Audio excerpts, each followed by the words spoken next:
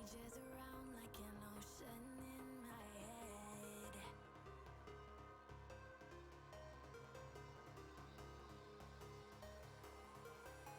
I can almost feel you walking in the distance, but I know that it's not reality.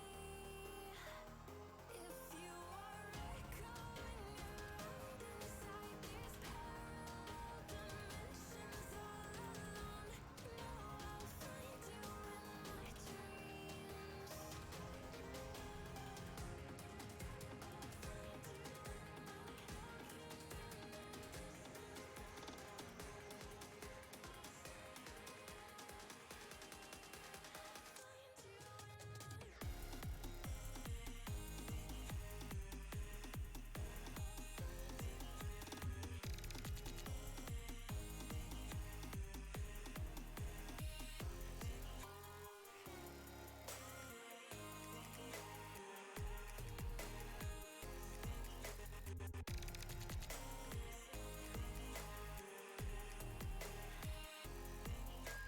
I can almost feel you walking in the distance, but I know that it's not reality.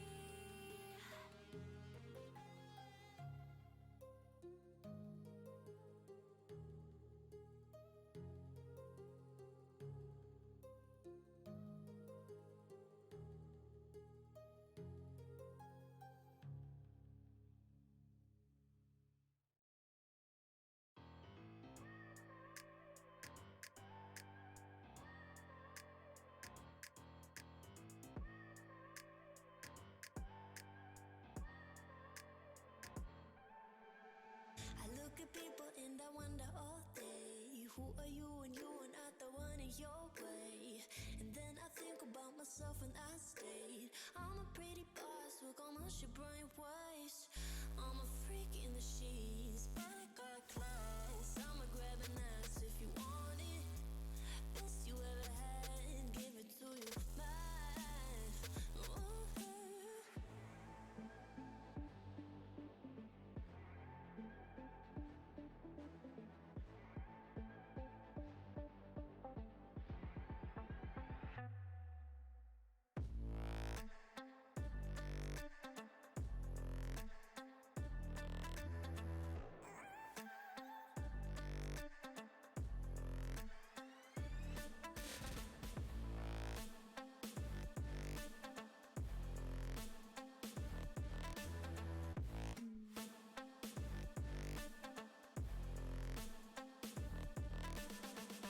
I'm the girl that they don't talk about, quiet with a big mouth. Listen for the doubt, then call it.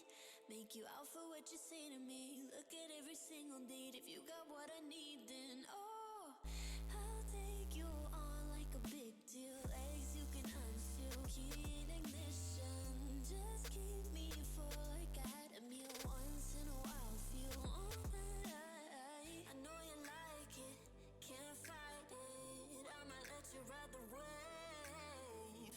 I'm New York and you're LA. Come together, feel the shock waves.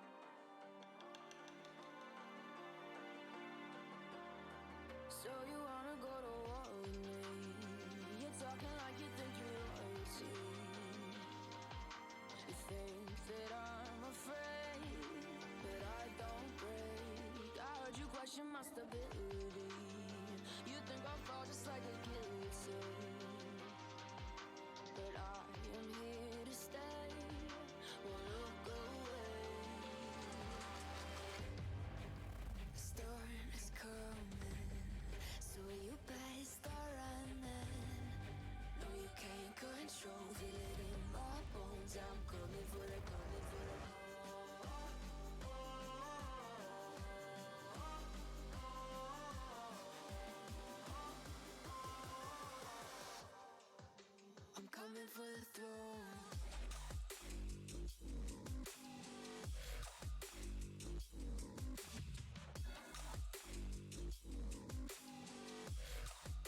I'm coming for the throne.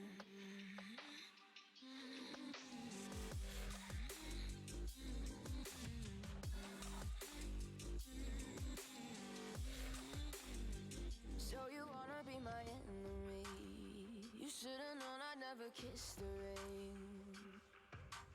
Ice runs in my veins, won't play it safe. I don't belong with your nobility. Who died and made you king of anything? You think that I'm insane? It's your mistake. Kingdoms rise and fall. I've come to take it all. I'll take it. I've come to take it. Kingdoms rise and fall. I've come to take it all. I'll take it all. The storm is coming, so you better start running. No, you can't control, feel it in my bones. I'm coming for the, coming for the.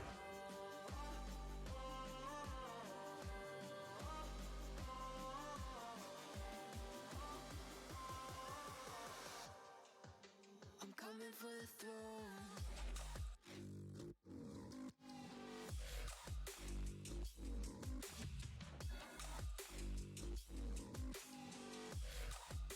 I'm coming for the throne.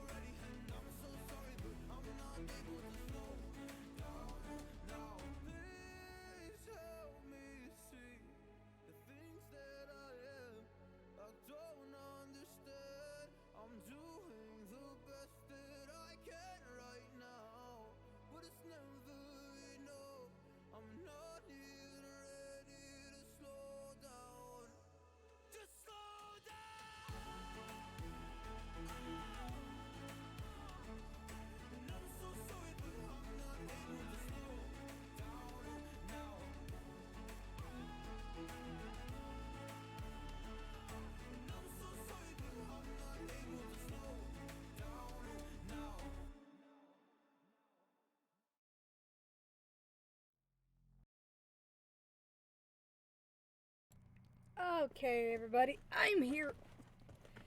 It's time to play some Genshin. One sec. I was doing some, like, grinding and stuff. I was seeing how long it would take me to do my grinding before 6 p.m. Because I woke up. And I was like, okay, I have homework that's due today. Let me go do that. I did that. And then I had, like, a few hours of, like, nothing to do. So I was like, okay, let me go do some video editing. Did that a little bit until I got bored. And then I tried out this new game I got, this, like, free game. Scared the shit out of me, so I was like, yeah, no, fuck that. And then what the fuck? Okay, and then,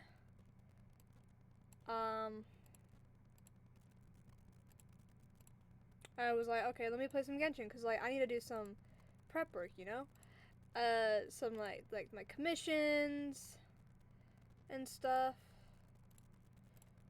All of those things. And then I was grinding a bit at, like, enemies and bosses and shit to, like, level up my characters and all that. And then I went to actually go redeem my commissions, and I started another fucking quest in the middle of Leeway. So I was like, okay, I guess we're streaming early today. Because I'm not waiting. So we're starting stream. What time is it right now? 5:20. We're starting stream 40 minutes earlier than I normally do, but that's fine. During, like, the days when I don't have work or, like, classes and stuff, I might start streams earlier in the day and then go till 10. Cause, like, 10 is gonna be, like, my ending time. That's for sure. 10 is ending time. But I might start earlier than that if I plan on streaming longer. Look, he really is over there. Hey, Zhongli. Oh, it's you two. We came to ask you about something.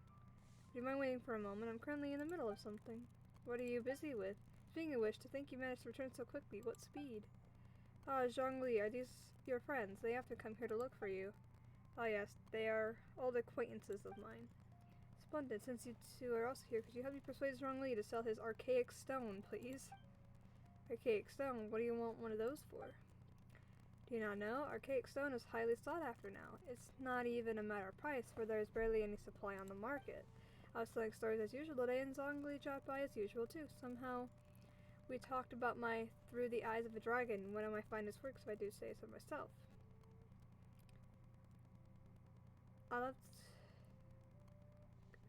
You mean that story? It's a good one, isn't it? Zhongli also says that my storytelling is superb. At first I thought he was just an erudite gentleman who knew a lot about folk culture, but as it turns out he's also well versed in history and mythology. So now I often trouble him with various questions I've got.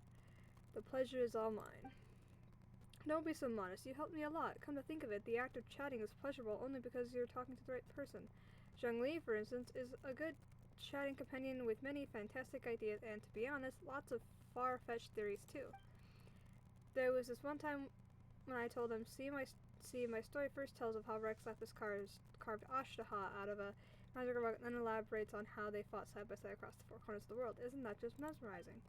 Yet he said the story is a true masterpiece save for some inaccurate details. According to some researchers, Rex Lapis may not have possessed the skills required to create such a work of craftsmanship. What a bummer. And there was also another time when I told him about the Serpent of Kinshig village. He didn't buy that story at all, saying it was too good to be true for the serpent to transform into a beautiful landscape. And I wonder if too much knowledge can stifle imagination. What a shame that someone as well cultured as Zhongli would fail to appreciate the aesthetics of artistic creation. I can hardly object to your criticism. I shall keep it in mind. But your stories are always marked by wild imaginations. I just point out what I notice as an ordinary listener and hope that it might be of use to you. Since storytelling requires a sharp mind, I'm sure a storyteller such as you can certainly understand where I'm coming from. Those are the heartfelt reactions from a devoted audience member. You're right, I know your good intentions. You want me to become the best storyteller in Liyue Harbor, right? Yes, me say that details in your stories aren't correct. Why are we talking about stories here? What has this got to do with the archaic stone? Ah yes, back on topic, back on top. So I told Through the Eyes of a Dragon again the other day. Aren't you ever worried that your audience will get bored if you always tell the same story? Some stories are worth being told time after time, forever and ever. His stories are meant to be told repeatedly. It takes time and creativity to come up with new plots, after all. Ah, see, Zhongli really gets me. Anyway, that day, a miner, the leader of a mining crew, was out for work and happened to pass by while I was telling the story. He told me, well, do you know about the chasm? There's a type of incredibly beautiful stone to be found in that place. Such stones have a faint, exquisite luster. You can find them somewhere in a long and winding tunnel in the chasm. What did he say? I think tunnel is the word he used, right? You could probably say that. The chasm must be quite the mysterious place, if even someone as well-traveled as Zhongli has ever been there. I guess that's got to be because no one was allowed to go in until recently, when mining operations resumed, and I only heard about it from the others. Heard about that from others. I hate fucking reading. Ah, yes, indeed. The miner said that the stone springs forth within a tunnel. No one knows who built it. All they know is that the tunnel meanders forward as if created by someone dragging something colossal down. The sheer view of it is awe-inspiring, apparently. Some say that the place might have perhaps been an ancient battlefield, but who fought there? We may never know. So I thought that Rex Lapis and Ajdaha could have fought there. Actually, I've been working on a new story lately. It'd be nice if I could put this plot into it, so I thought. So I invited Zhongli over to ask for his ideas, and the best part is he's in possession of an archaic stone. He said he bought it from a merchant at the market. He's got good taste, and he wouldn't miss a true treasure. I was thinking that the stone could make an ideal testament to my story, so if Zhongli doesn't object, I'd like to purchase the stone as a memento. Zhongli, are you really going to sell him the stone? Yes, Tian is an ingenious storyteller, and I enjoy his stories very much. It's my pleasure to be able to contribute to his creation. Eh? That said, if I sold him the stone, I would undermine the credibility of his story. As we have discussed before, Rex Lapis sealed Ajdaha underground. According to experts, there are many caves and mining tunnels in the chasm. It would be a constant disturbance to people there if Ajdaha really was sealed there. Would Rex Lapis not have considered that? That makes sense. You're right, Rex Lapis wouldn't have done something so careless. Yep, that's a good point. To be honest, I'd want to exchange my favorite folding fan for Zhongli's archaic stone. There's an illustration on it. I'd love to have this fan in hand while telling Through the Eyes of a Dragon. Upon it is drawn a dragon soaring to the skies, its body free to roam the world and its spirit unbound to aim high. It's an inspiring view. Well, this sort of fan's really rare, you know. Even Paimon wants it now. Alright, don't we have an archaic stone too? Really? Then would you mind giving it to me? You can have my folding fan. Might I have a word? The archaic stone is precious indeed, and your folding fan is also a work of art. I would advise against exchanging them as you would ordinary goods.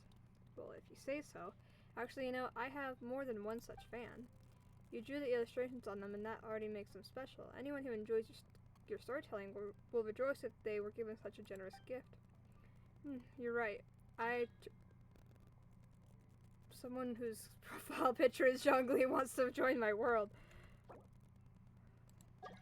That's a coincidence, I guess. I truly am fortunate to have devoted listeners who understand my stories, and I couldn't ask for more than that, could I? To be honest, I made these fans so that I could one day gift them to like-minded audiences. And you certainly are such audiences, so they were always meant to be yours. Please wait here for me to fetch them.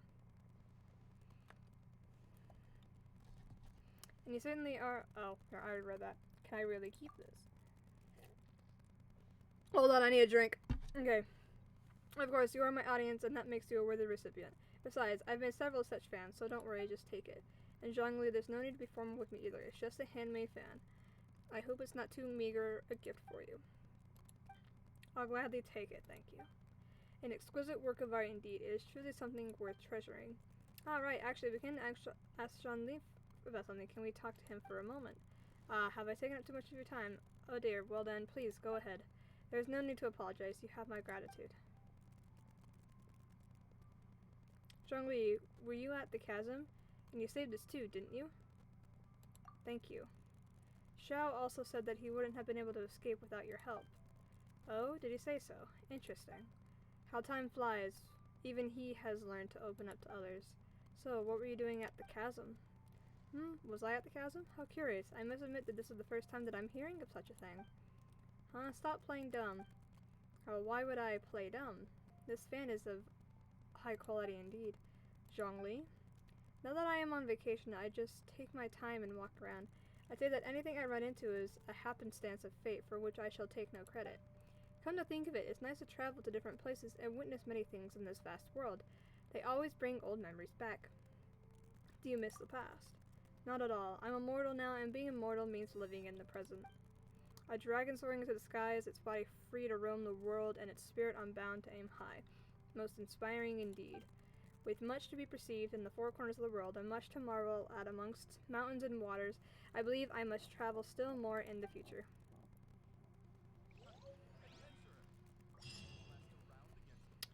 Alright then, that was a lot of fucking reading that I didn't really want to do. I was just trying to get my goddamn commissions!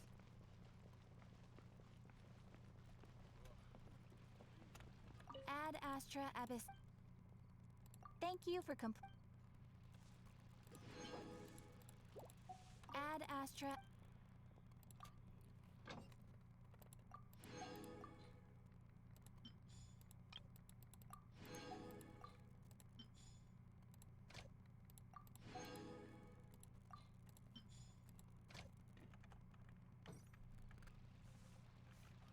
Okay. Oh, and I needed to do... I did a bounty.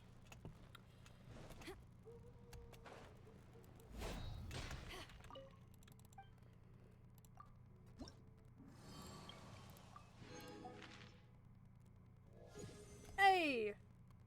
Reputation level up. What did I get? Oh, the Geo Treasure Compass. Hell yes, I kind of need that. Eventually, that's a recipe, and then we get the wings. What even? Can my... This blanket that I have is stuck in the wheels of my chair. God damn it.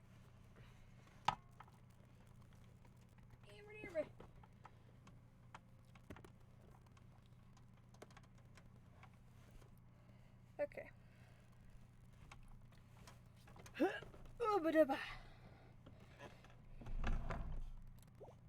What was this?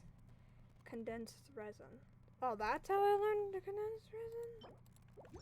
Okay.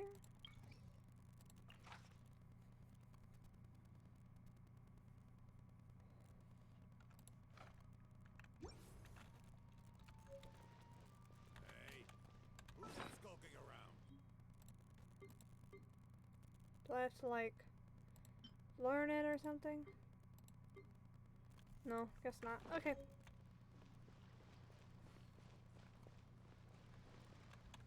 Okay. That's the wrong button. God damn it. I guess I could show you. Chi-Chi's level 90 now. So Chi-Chi is level 90, and her weapon is level 90. The refinement rank I'm still working on. I have to get, you know, the same fucking weapon to do that. And her artifacts are almost maxed out. I just have to max out this one. And then she will be complete, basically.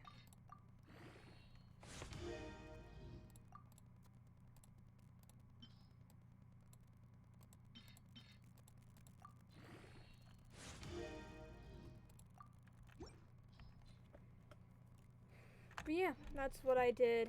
I did that last night after stream. And then, I'll show you guys. For Beidou and Yanfei, If you ever want to trade tactics, I'm always ready. since they have the same materials, I got enough Golden Raven insignias for them. So we have double the amount insignias, and we already had double the amount of jade. I just need to get more lightning prisms, these gemstones, the juvenile jade, and these gemstones. Actually, I wonder if I can make those gemstones now, or if I still am missing resource, because like I get gemstones, like the pieces, like not the full 5-tier one.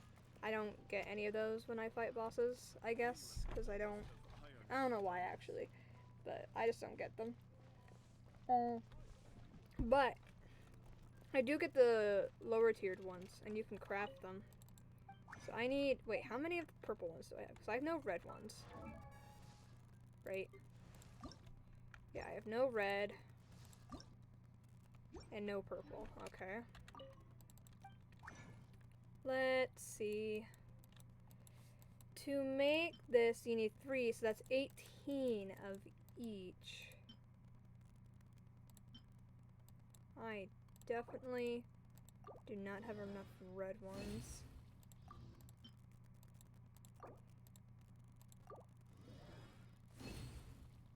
Oy. Okay. Purple. Oh, okay. How many of these do I have? I have 1.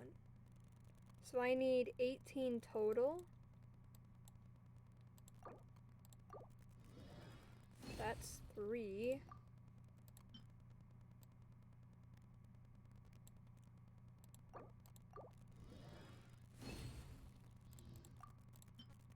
And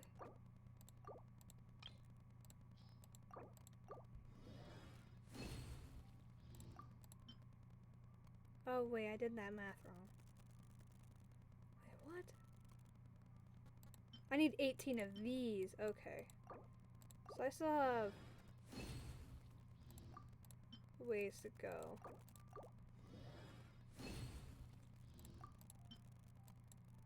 But I can make 3 of them.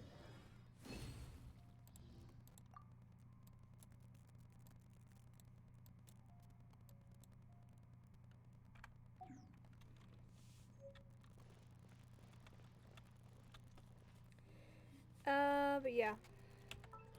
And then obviously there's Zhongli, who I haven't focused a lot on purely because Osmanthus wine tastes the same as I remember. Christ.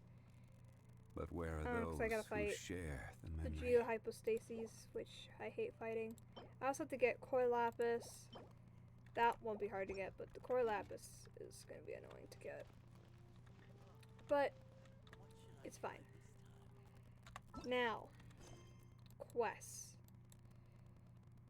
So, oh, this is the TCG stuff.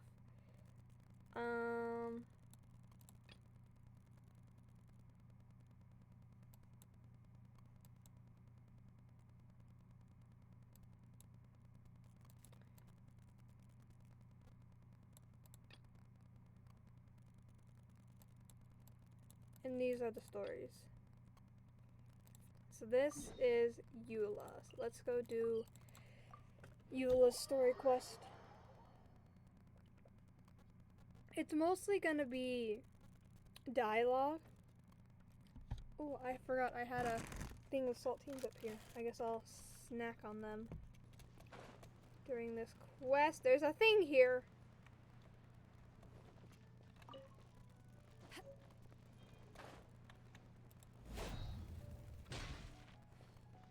Talk to Master Jean.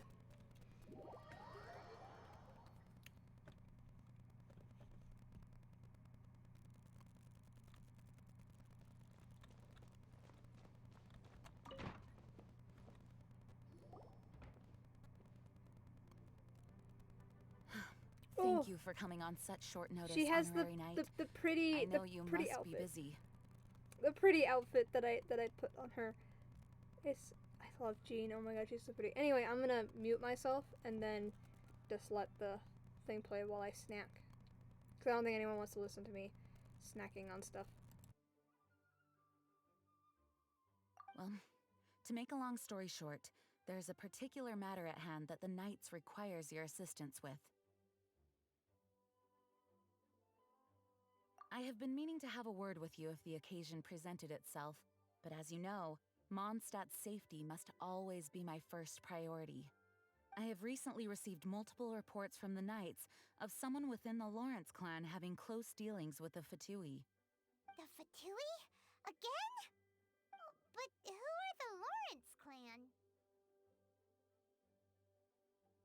There was a dark period in Mondstadt's history when the aristocracy ruled over the city.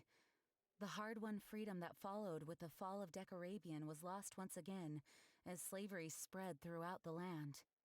The first Dandelion Knight, Vanessa, spearheaded the revolution that overthrew the old aristocratic system and established the Knights of Favonius, leading Mondstadt to become the city that you see today. The aristocrats that had oppressed the people of Mondstadt were none other than the Lawrence clan. Oh, Paimon gets it! So the clan's descendants are now scheming with the bad guys to carry out more dubious deeds. We suspect as much, though we have yet to obtain any solid evidence. The reason I summoned you here today is to ask you to help us further investigate this matter. Unfortunately, the Knights of Favonius and the aristocracy have been at odds with one another for as long as I can remember. We've already considered every possible way of resolving our differences, but it seems the descendants of the aristocracy remain antagonistic towards the Knights. No matter what stance we take when dealing with them, the outcome is always the same. Our efforts only result in adding more fuel to the flames. We could come knocking on their door on the grounds of a search warrant, but if the investigation were to come up empty, I'm afraid tensions and distrust would only increase. All of our past efforts would have been wasted. You are in fact the best candidate to represent the Knights of Favonius. But you need not emphasize your role as the honorary knight. You're a traveler from a distant land, and you can approach the aristocrats in this way. Once you come to friendly terms with the Lawrence clan, you should be in a good position to learn more of their possible connections with the Fatui. Whoa, leave it to Master Jean to come up with such a thorough plan. Perhaps such plans have become second nature after all the diplomatic issues I've dealt with. The name of the Lawrence clan member in question is Schubert.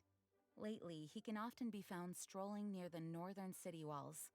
It is said that he is difficult to get along with due to his temperamental disposition, but if we approach him calmly, then things should go off without a hitch.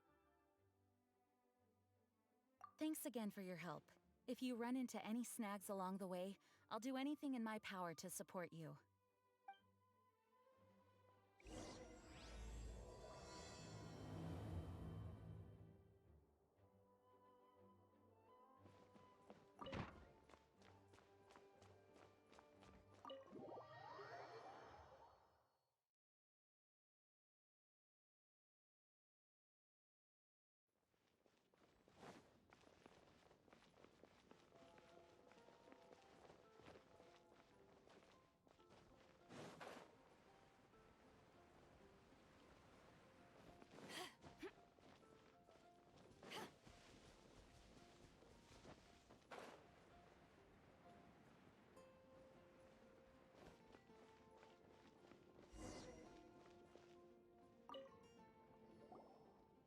Huh?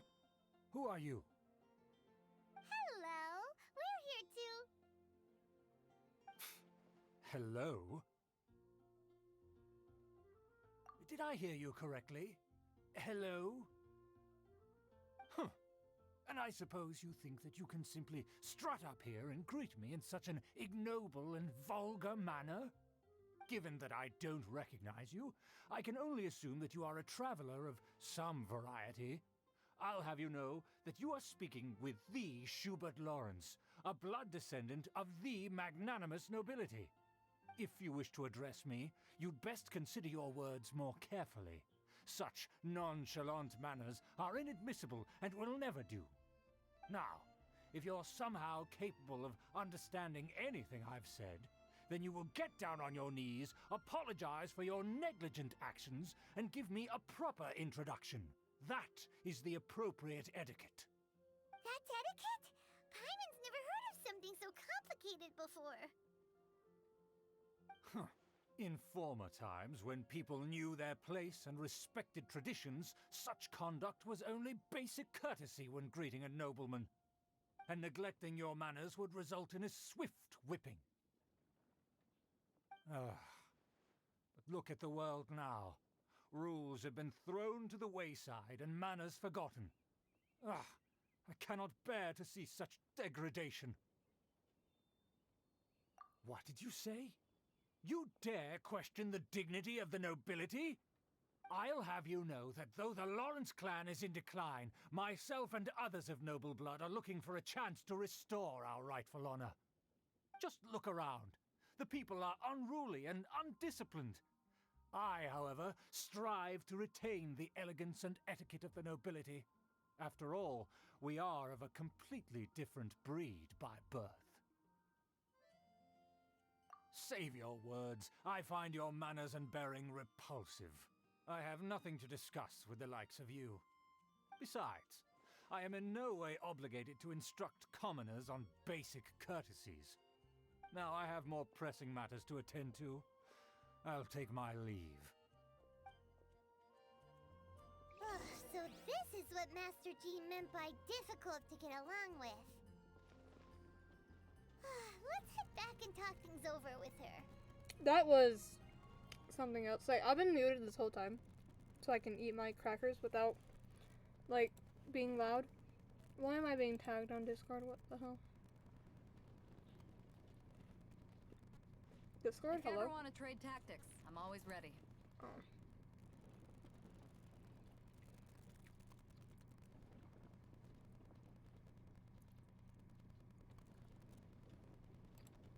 Okay. But that guy was something else. I was not really expecting that, to be honest.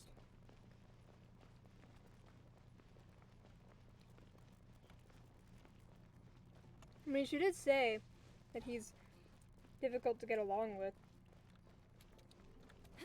So, makes sense, I guess. Oh. Okay, I'm back to muting myself. Well, if it isn't the honorary knight. I'm just on my way out to gather some intel. I didn't expect to run into you here. Huh? Judging by your expression, you must have run into some trouble. Master Jean tasked us with a special assignment, but things seem to have run aground for the moment. No need to get down on yourself. Sometimes things just don't turn out as planned. Even I can't guarantee useful intel every time I'm dispatched. You just have to keep at it and never give up. Hey, why don't you let me try to help? What's the problem? Master Jean asked us to build a connection with someone named Schubert Lawrence. But it turns out that he's a peculiar character that doesn't listen to anyone, especially Paimon. Aha, Schubert! I know him. Let me guess. He said you didn't have any manners.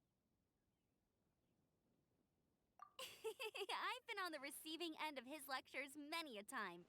The Lawrence clan can be very particular about such things. You mean everyone in the Lawrence clan is just a big headache? As aristocrats, they believe there should be a certain distance between themselves and common folk. I understand their thinking, but that's just not how things are anymore. However, there is one exception among the Lawrence clan, my good buddy, Eula. Buddy? That's right. Not only is she from the Lawrence clan, but she's also captain of the Knights of Favonia's 4th Company. Eula is special. She's not quite like the other members of her clan. She has her own beliefs and it shows. In other words, she doesn't really adhere to the strict rules and conventions of her family.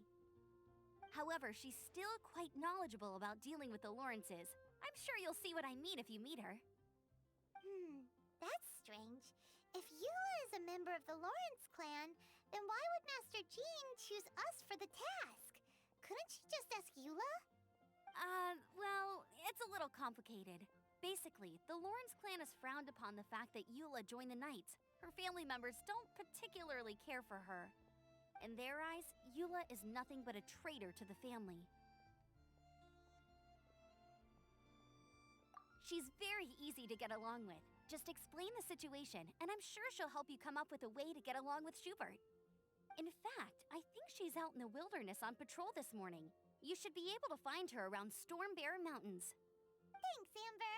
All right, you heard her. Let's go find Eula. Good luck, you two. I've got my own matters to investigate. Who would have guessed the Knights have a member of the Lawrence clan? Well, if you want to learn about the conduct of the Lawrence clan, who better to ask than one of their own family members?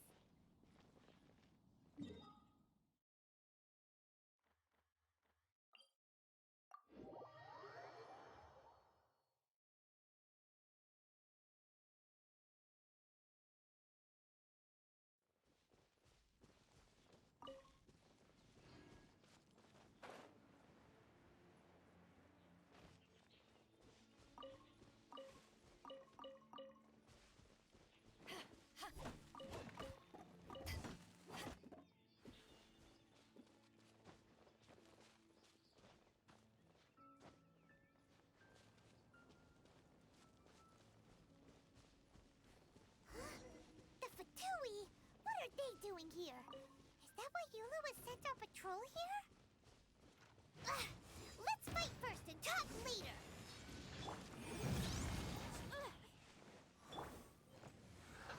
Solidify!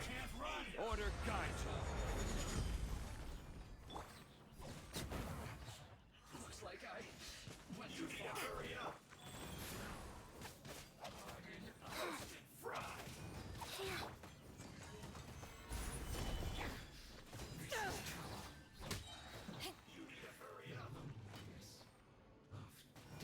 Eyes on me!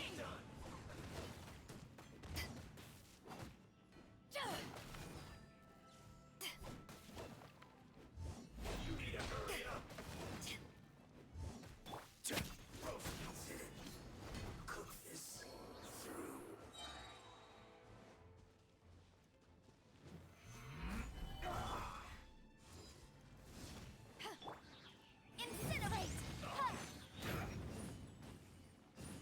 I will end you. Let's end this quickly. Boom! This isn't good.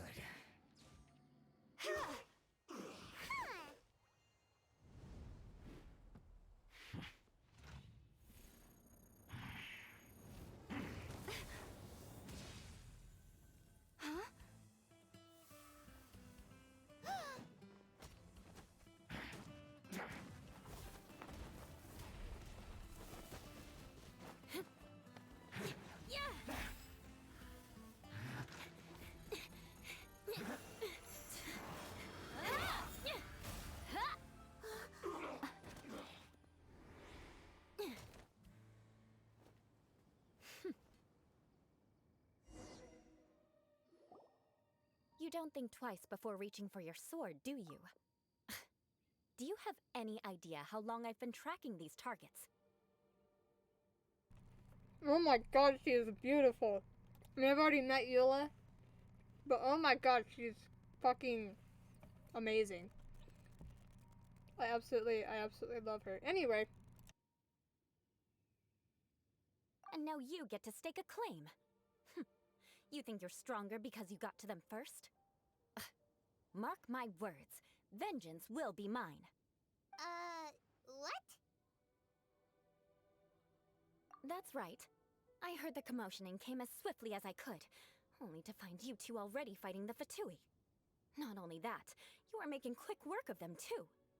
If I didn't make my move, you would have been able to take all the credit. Still, I'm glad you're unscathed. Confronting that number of Fatui at once can be dangerous. Sorry, Paimon doesn't understand what you mean, but thanks for your concern. Concern? Why would I be concerned for the safety of my arch-enemies? Arch-enemies? Wait a minute! You were saying how glad you were that we were unscathed a second ago! By which I meant, if you were injured, I'd have to escort two strangers guilty of stealing my targets all the way back to Mondstadt. Which would mean you'd cause me even more trouble. My vengeance would be swifter still. Huh? So that's how you see all this? Yes, that's me. Paimon thinks she's pretty strange. Although at least we can communicate with her. You dare to call someone you've just met strange? Forget the aristocracy. That's rude even by normal standards. Speaking of which, how do you know my name? This is the honorary knight of the Knights of Favonius. And speaking of rude, we're trying to investigate an aristocrat named Schubert Lawrence. He's so obsessed with etiquette that he's not even willing to speak with us. I understand now. That's my uncle, all right. But why do you mean to investigate him? I see. You have some nerve to faming a family member right in front of me. I will have vengeance for this too. No. This is an assignment from Master Jean. It's just an investigation, that's all. To the everyday citizens of Mondstadt, everyone in the Lawrence clan is scum. It's natural for rumors and unwarranted gossip to lead to such suspicion. Hard to avoid such a reputation when you're known as the ruthless rulers of Old Mondstadt. Oh, so that's what you think of me? Yet another transgression to avenge. But, didn't you see him first? Oh. Curious. We've only just met, and you've already given me 3 causes for vengeance. It's been a while since I've encountered anyone as interesting as you. I assume you need me to teach you the conduct of the Lawrence clan. Only then will you finally be able to communicate with my uncle, correct? That's right. Amber told us to come and talk to you. Well then, let's begin your training immediately. It'll be easier to train when we're back in Mondstadt. We'll require other people.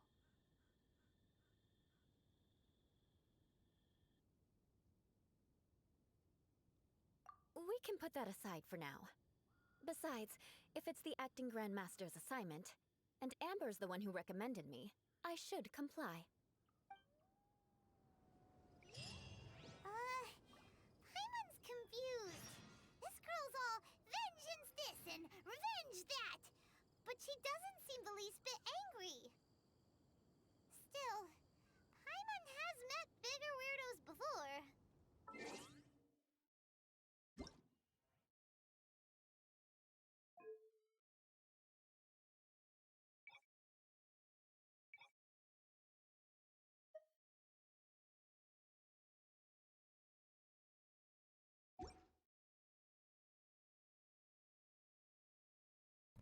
Okay.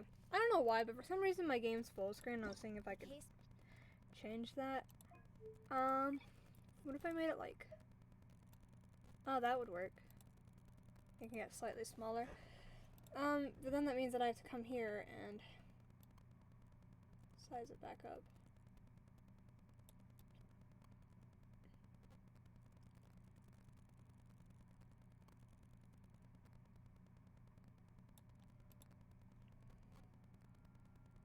Okay, there we go. Taurus is a strange and unprecedented one indeed. I like Eula. Eula's cool. Even though she's kind of interesting.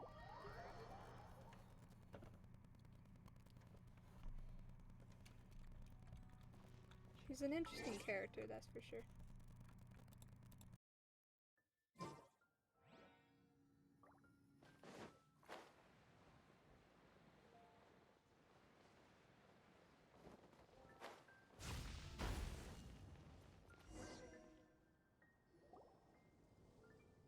You finally arrived. There's no time to spare, so we'll begin with our first lesson. Wait, hold on. There's something we need to clear up first. Otherwise it'll keep bugging us. So that's still on your mind, huh? Maybe you're the ones who can't let things go. Don't worry. There's a time and place for exacting vengeance. Besides, I'm not in the mood for any right now. Best save it for later. You need to be in the right mood for vengeance. I already have a long list of vengeance to exact. Even if I wanted to begin now, I'd have to start in the right order. Who knows how long it will be before I get to you? Well, if you have so much to take care of, wouldn't it just be easier to give us a clean slate? Absolutely not.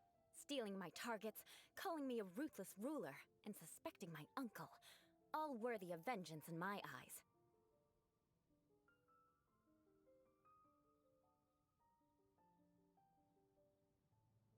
But you needn't worry, at least not whilst we're investigating this matter.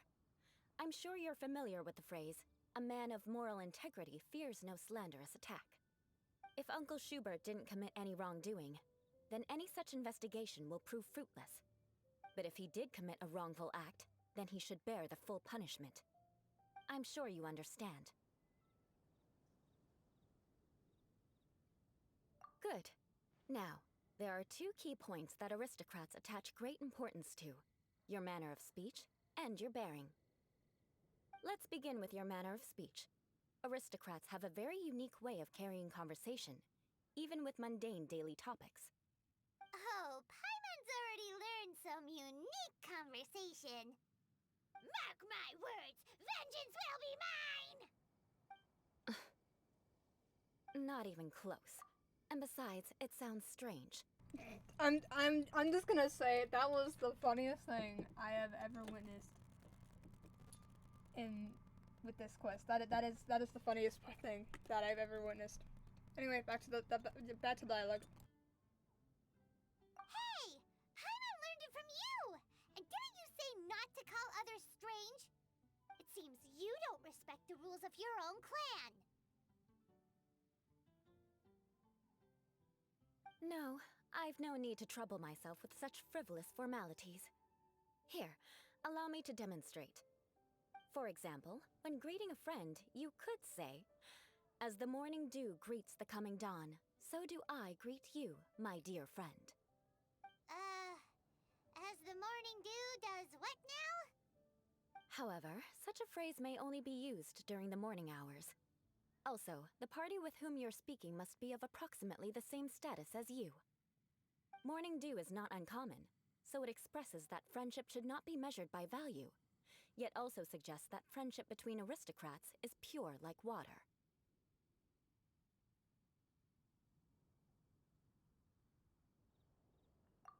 Oh, no. You must be prudent with your words. Calling someone a good friend could easily offend them.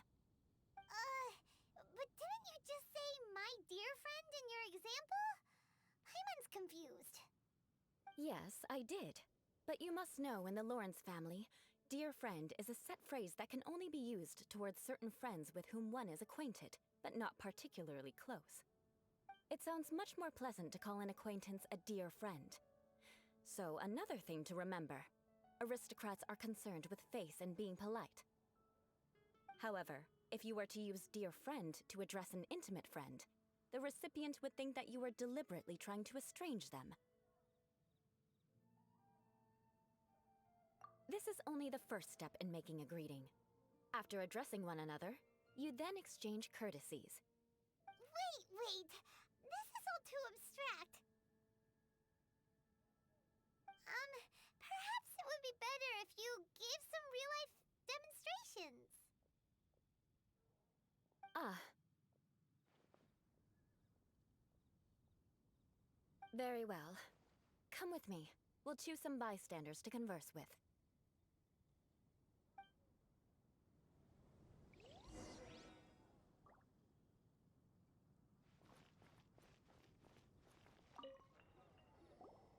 Oh, you're Eula of the Lawrence clan, right?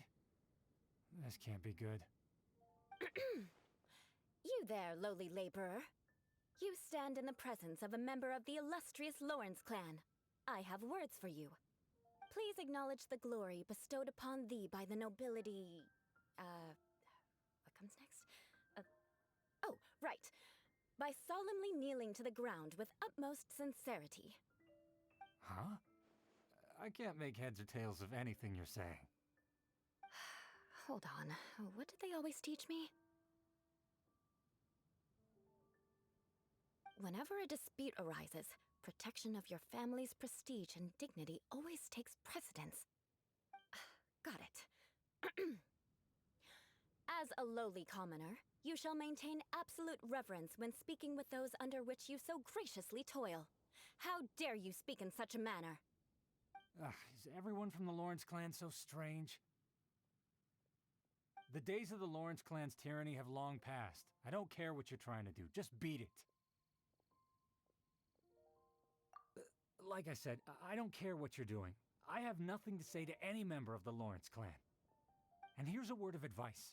I wouldn't be caught dead walking too closely with any one of their like in Mondstadt. If that's all, I'll be going. I'm afraid I won't be able to control myself if we talk any longer. Hey! Don't leave! Halt! Mark my words, vengeance will be mine! Wow, the Lawrence name really does carry a terrible reputation. Never mind him. I could have predicted as much. Let's find someone else.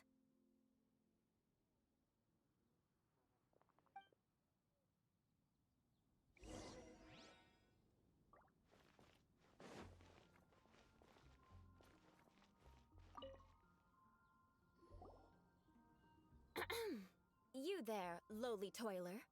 You stand in the presence of a member of the illustrious Lawrence clan. I have words for you. Please acknowledge the glory bestowed upon thee by the nobility, and solemnly kneel to the ground with utmost sincerity. Huh? Why don't you respond? According to the custom, I must wait until you kneel completely before I can say the next words. Right. I mustn't look at you too long, or I'll be drawing more attention to our difference in status. Oh dear, I've already stared at you for quite a while.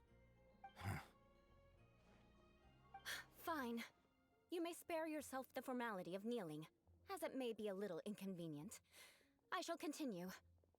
Oh, wait. I think there's a line for people with rude attitudes in this situation. Hey, stop bothering me or else I might say something you wouldn't like to hear. Then again, I've got no words for anyone from the Lawrence clan. Again? What's with this attitude?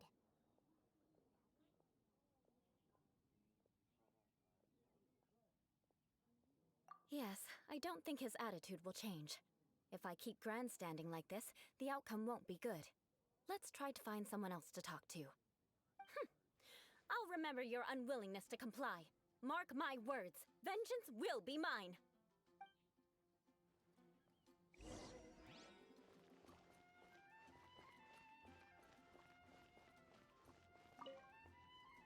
You there, lowly worker. Yeah, I've already heard it all before. Look, just spare me the time. Our answer's always the same. We've got nothing to say to the likes of you. I mean, seriously, can't you just take a hint? Please calm down. We don't want to cause any trouble. I know she's a Knight of Favonius, and that the Knights wouldn't misplace their trust, but the name Lawrence carries too much weight with it. Even to this very day, the descendants of the Lawrence clan are still scheming to reclaim Mondstadt and reinstate their aristocratic rule. And if that wasn't enough, here you are purposefully using their awkward way of speaking just to put on an act? Don't you care for the feelings of us ordinary folk? You have a point. But mark my words, this transgression will not go unnoticed. Huh? You want to fight? Listen here, I may be no match for you, but I'll be sure to lodge a complaint with the Knights of Favonius. I'm sorry, but I want her to understand that I'm serious. Listen here, if you don't want things to get more unpleasant, then you'd better just stop. Forget it. There's no point in quarreling any further. Let's go.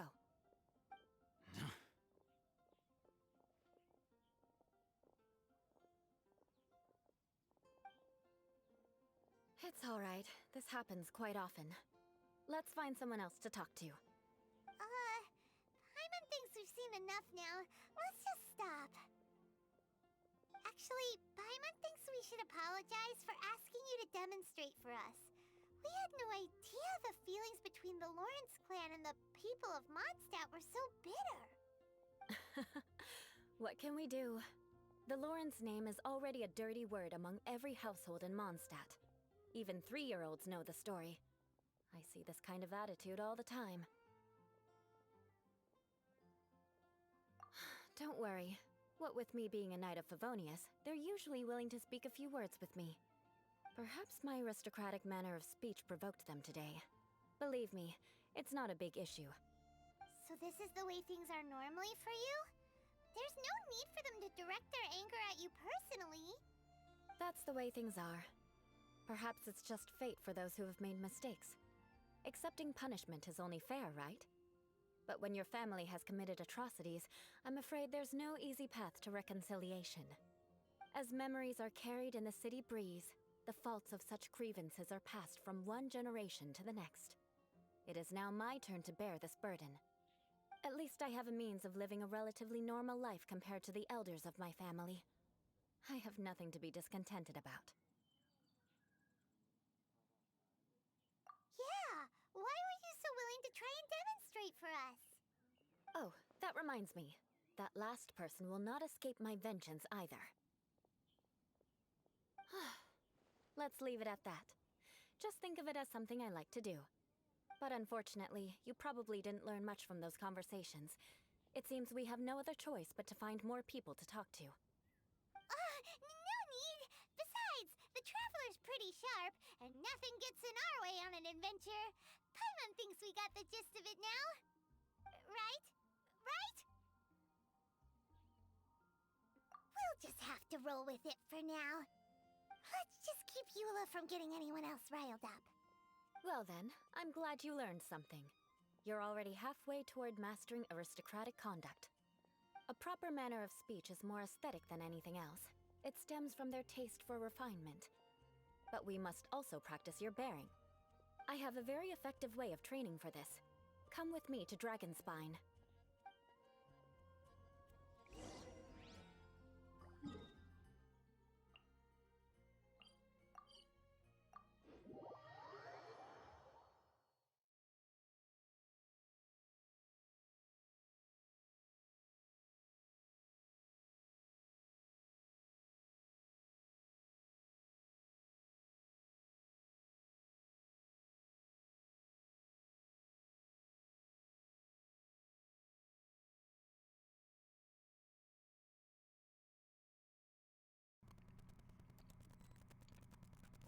Eula is an interesting What kind of injurious character. weather is this?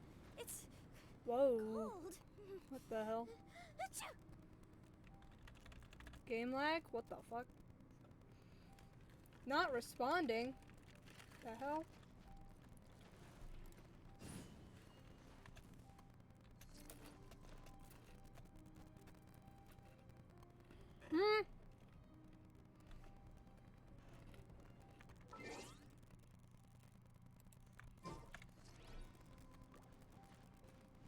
Okay. I don't know what that was about. It's so cold. Does aristocrat training really need to be done here? If you wish to truly achieve the dignified conduct of an aristocrat, you must learn to remain composed and elegant even amidst harsh conditions. For example, you can see that part of the path up ahead is quite difficult to traverse. But a well-trained aristocrat would not only effortlessly proceed forward, but do so without a stain on their garment and their elegance fully intact. Paimon thinks we've left the realm of aristocrats and entered the realm of adventuring. Compared to what we've already seen, this should be a piece of cake. Paimon thinks so too, but you've got this in the bag. You look pretty confident this time. All right, let's get started.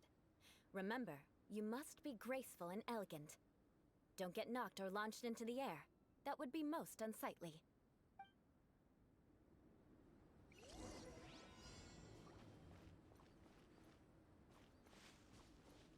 That won't do.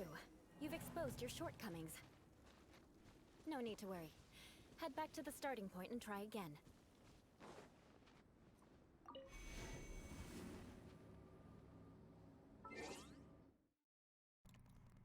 This is interesting. It'll be difficult at first, but the key is to remain patient. Let's try again. Remember, you must be elegant. Don't get knocked or launched into the air.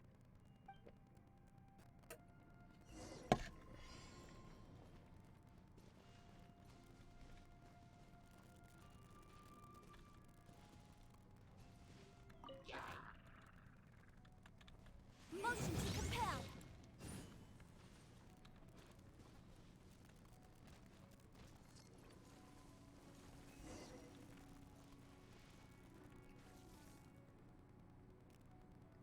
am I lagging?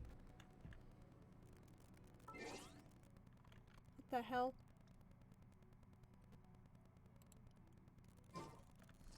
Incinerate! Why are my frames so high?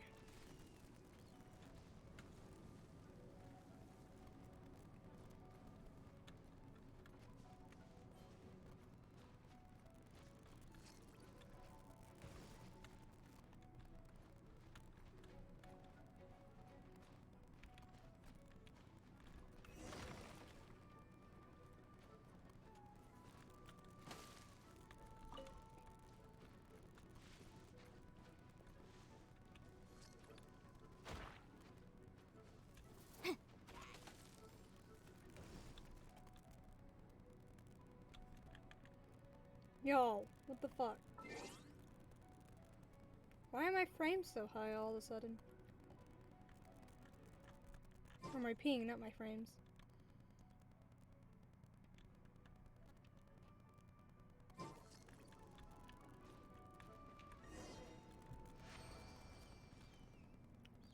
Not bad. A lot better than I had anticipated, at least. Hyman almost didn't make it through. Whew. Good thing we didn't get stuck. So, are we aristocrats now? Don't flatter yourselves. We've only just begun. This scenario was relatively simple. In the face of a real battle, one would seldom have a chance to stop and evaluate the situation. There's a ley line monolith just up ahead that will attract nearby monsters. True elegance is the ability to calmly yet swiftly make decisions in the heat of battle. My family set only the highest expectations for me, even as a child. Let's proceed, shall we?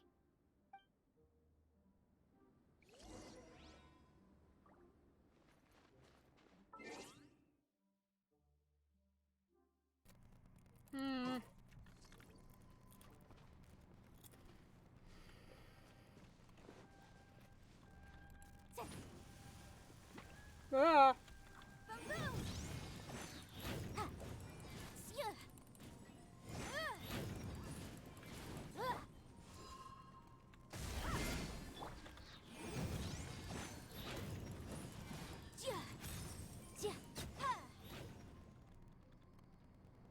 Why is my ping spiking out of nowhere?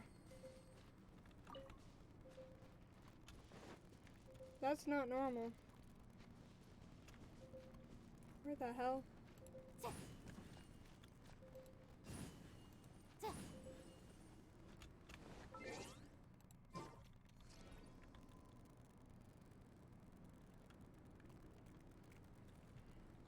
Y'all.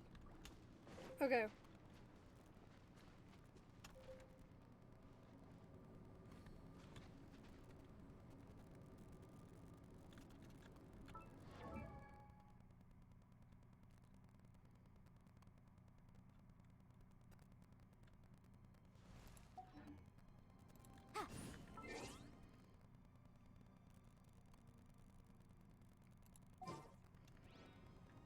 Here, let's try restarting Genshin really quick.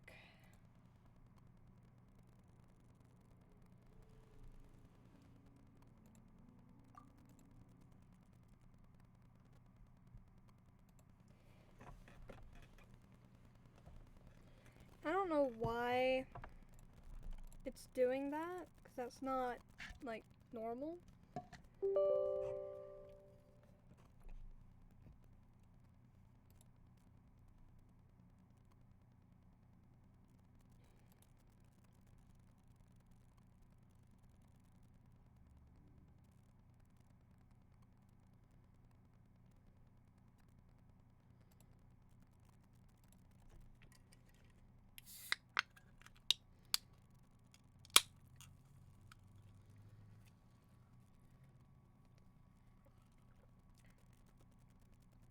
That's an interesting taste. Buzz buzz.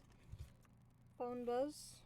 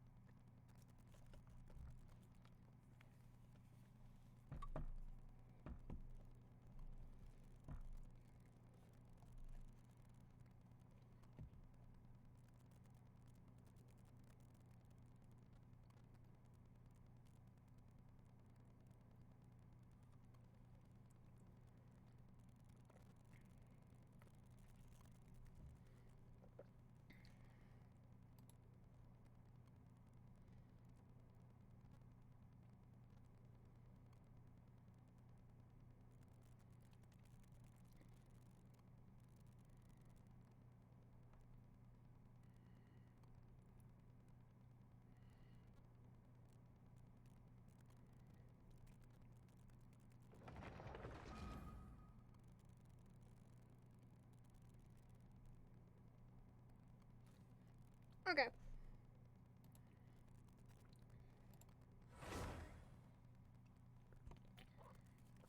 Back in we go. Hopefully restarting the game fixed it.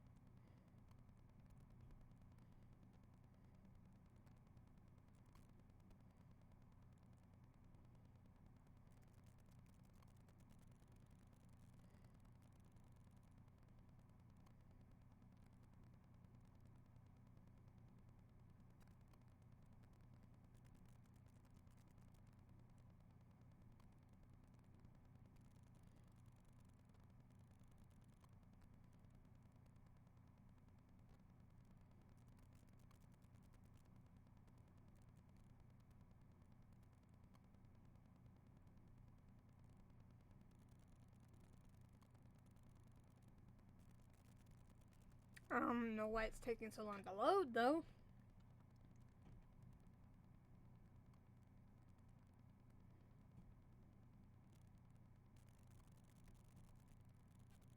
What kind of injurious weather is this?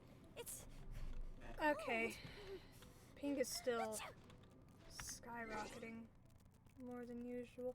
I think I might know what's going on, but there's not really anything I can do about it for the time being. Give it like a couple minutes and it should be fine.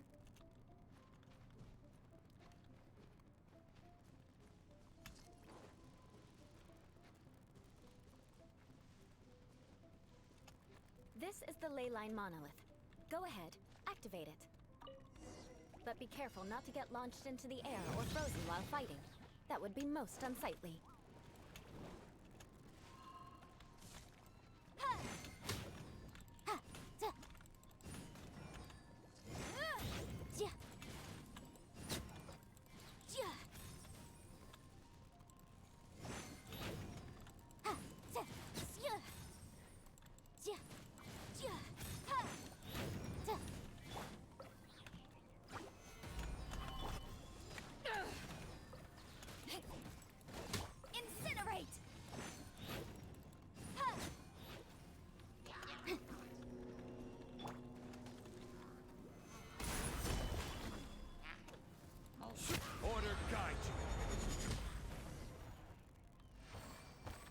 That was easy.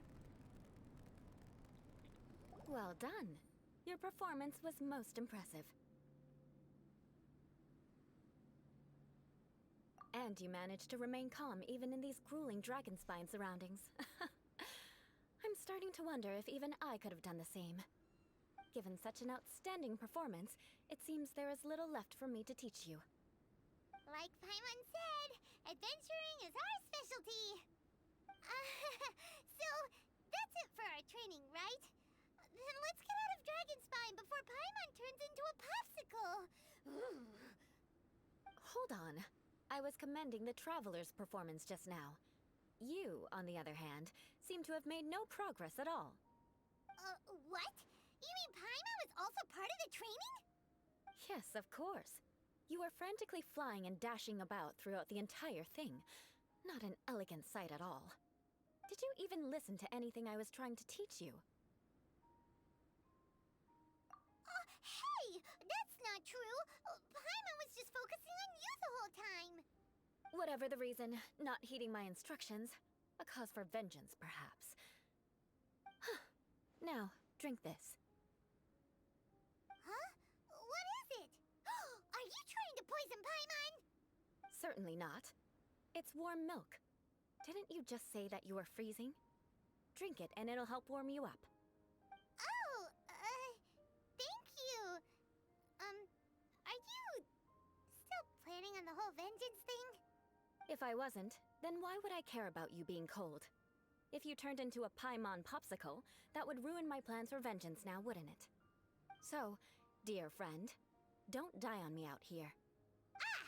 Paimon knew something was off! Ha! Oh my god, wait. Thank you for... Strange. Vengeance should know no bounds, you know. Now then, given that your training is complete, it's time we return to Mondstadt. Our last step will be preparing a cordial gift to present to my uncle when you meet him. I already have something in mind. Let's pay Sarah a visit at Good Hunter.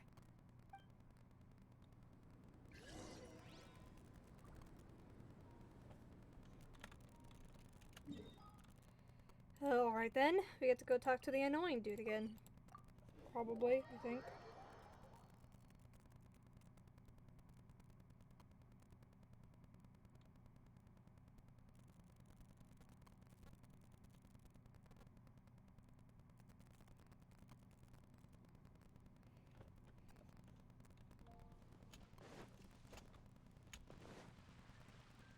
Oh, it's Amber. Okay.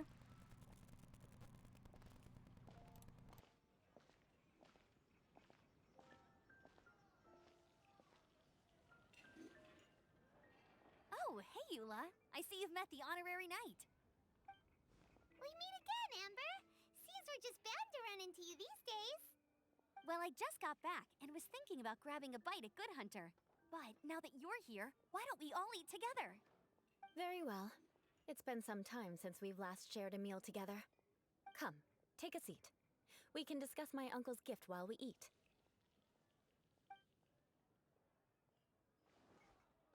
Yes? Is there something else you'd like to order? Could you please prepare a serving of my uncle's favorite, gebratenes Fleisch mit Sauerkraut? We'll take it as a gift to him later. Coming right up. It'll take some time to prepare. I'll have it here at the counter once it's ready. Hold on a moment. Is this satisfying salad also something that Amber ordered? No, she didn't order it. But because she didn't order any vegetables, I thought I'd throw in a salad on the house. You know, to contrast all the meat dishes. So, we clearly didn't order this, yet you prepared it without authorization. Mark my words, this transgression will not go unnoticed. You're gonna take revenge on her for giving us a free salad? You should know me by now. That's the kind of villainous character I am. Well then, please wait a moment while I get the dish for your uncle started. Delicious unauthorized delicacies. Sarah will pay for this. Why would you choose gebratenes Fleisch mit Sauerkraut as a gift for your uncle? Paimon's never even heard that dish before. This dish isn't actually on Good Hunter's menu. Only long-standing patrons such as my uncle would know about the dish. The old aristocrat seemed to take a liking to it. Because of the sour flavor of the sauerkraut, not too many people are fond of it these days. I guess it's become less popular over time. Eula treated me to the dish once, and I couldn't even finish a bite. I've nicknamed it gebratenes Fleisch mit Vengeance ever since. Ugh. I never expected us to have such completely different tastes in food. If I weren't in such a good mood, I'd say that constitutes grounds for transgression. Of course not. It's hard to find someone in Mondstadt that attracts contempt as much as she does. It's fine when you're just joking between us, but I'm afraid our honorary knight might misunderstand you. Eula's always talking about vengeance, but that's just how she is. It's nothing you should take too seriously. But I am serious, and I'll remember every transgression committed against me. Ugh, it's no wonder so many people dislike you. Paimon's starting to realize that Eula is actually a very good person. There's no need to be so awkward when you want to say something nice. Listen, you've never been labeled as a social pariah, have you? Well, no? So that's why you wouldn't understand how hard it is for a bad person to try to be good. It's impossible for me, and I have no intention of acting like a good person. All right, no need to look so sullen. I'm just kidding. Come on, let's eat. The food is getting cold.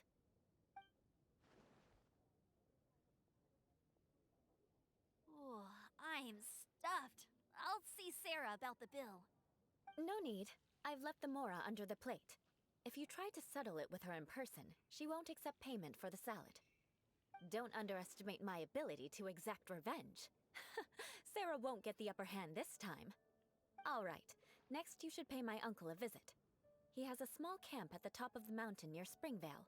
He usually whiles his time away there when there's nothing else to do. Aren't you coming with us, Eula? I'm afraid that wouldn't be very convenient for me. It'd be better if you two went alone. Ah, yes. Please do remember to pick up the dish from Sarah. I still have more recon to do in the wilderness. Well, until next time! Let's meet again. What an interesting bunch you are.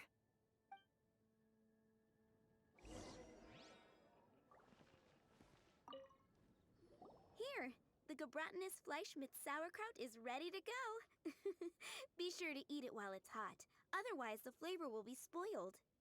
And by the way, don't worry too much when Eula says strange things. She's actually a very good person. Paimon's been meaning to ask. No one could stand the sight of Eula when she was trying to speak with the others in Mondstadt earlier. But she seemed to get along fine with you and Amber just now. What's up with that? The people of Mondstadt don't take kindly to anyone bearing the Lawrence name. They are unable to see past her family, therefore they don't actually see Eula for herself.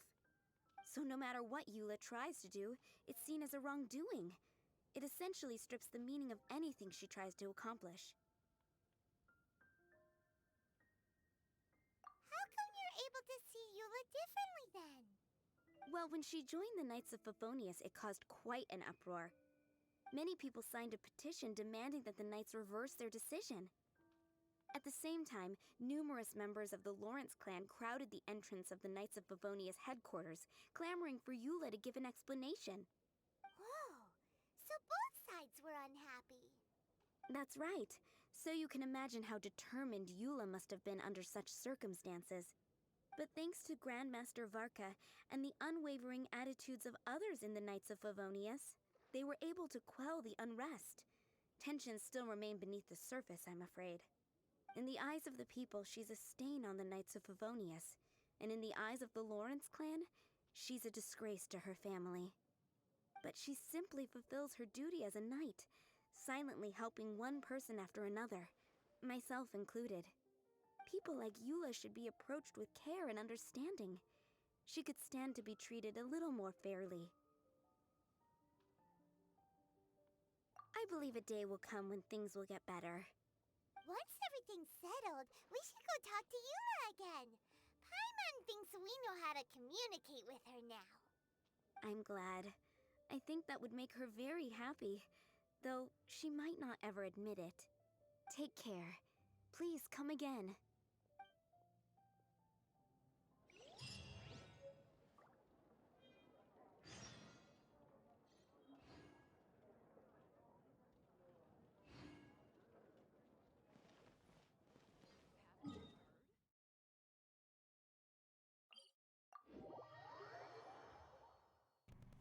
So I'm in love with Eula. Eula is amazing. She is a beautiful human.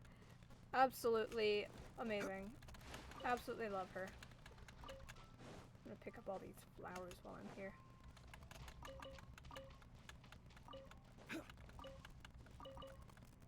There's so many flowers around here.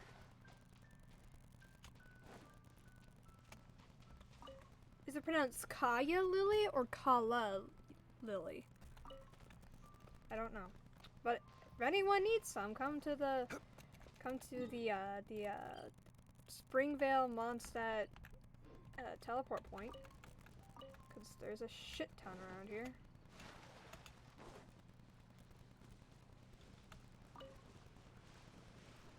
You know what I need? I need a character, because Yenfei, when you're in Liyue, you see like a little hand on the mini-map for Liyue exclusive plants. And I need to find a character who has the same thing but for Mondstadt. For Mondstadt exclusive plants. And then eventually one for Inazuma as well. I also noticed that Yenfei's plant seeking ability also works on Core Lapis for some reason. So, what the hell?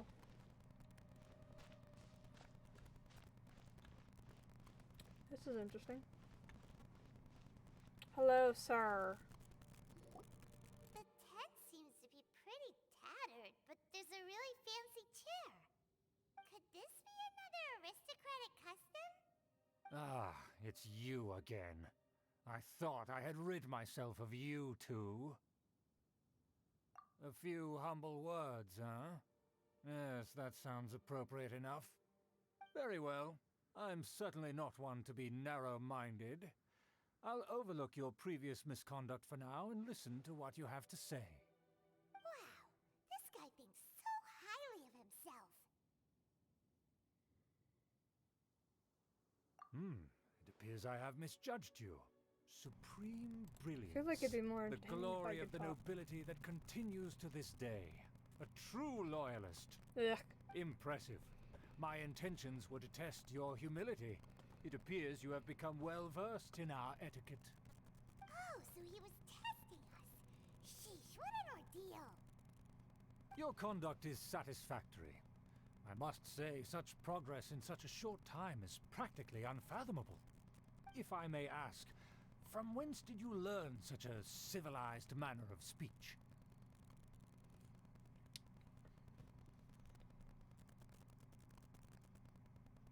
Courtesy of a...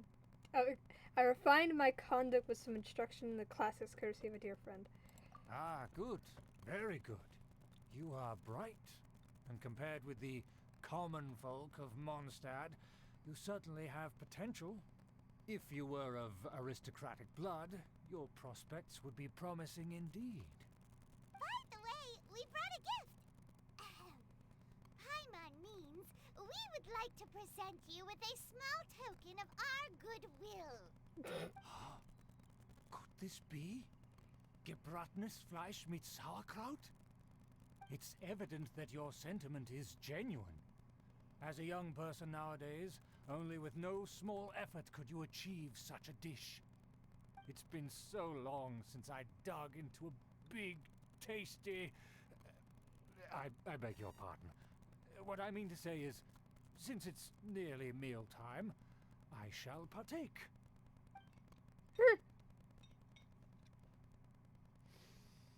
Ah, yes. This aroma, just as I remember it. And this exquisite sour flavor. Oh my god. A delicacy that only us noblemen and women could appreciate. Now even Paimon's starting to wonder what it tastes like. I acknowledge your genuine goodwill. Such sincerity must certainly imply that you come bearing a request. Seems there's word the Lawrence family has a grand scheme of sorts. Wait, so you've come to know of this, too? It was meant to be a family secret. I'd like to do what I can for the nobility. Oh my god, he's doing something. Well, considering your meticulous etiquette, you must be a talent of unusual fortitude. I'm willing to place my full trust in you.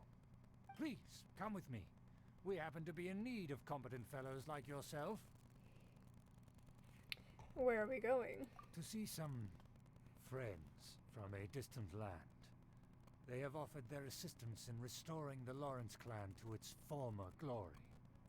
So he trusts us solely based on your etiquette. This process is what the older aristocrats see as most important. Well then, let's get going, shall we? You'll understand everything in due course. Oh god. Do you think his friends are the Fatui? Maybe. This will get sticky if the Fatui happen to recognize you. What should we do?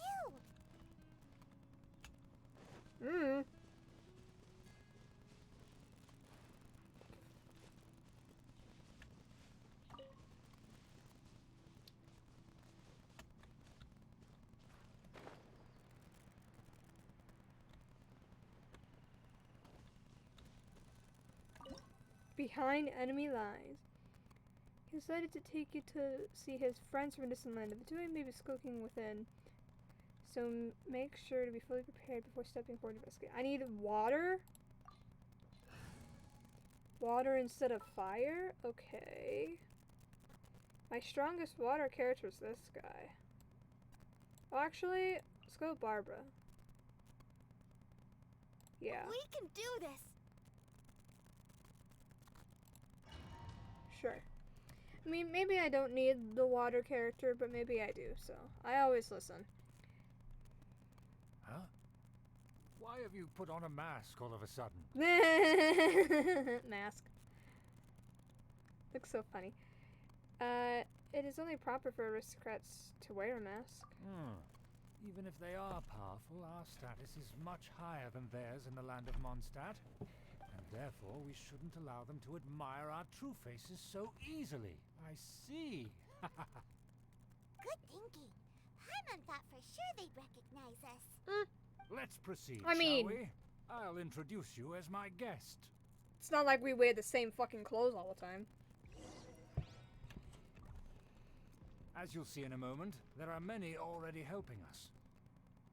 I heard that this area had already been purged once by the Knights of Favonius, but it's the only place around Mondstadt that is well concealed and spacious enough.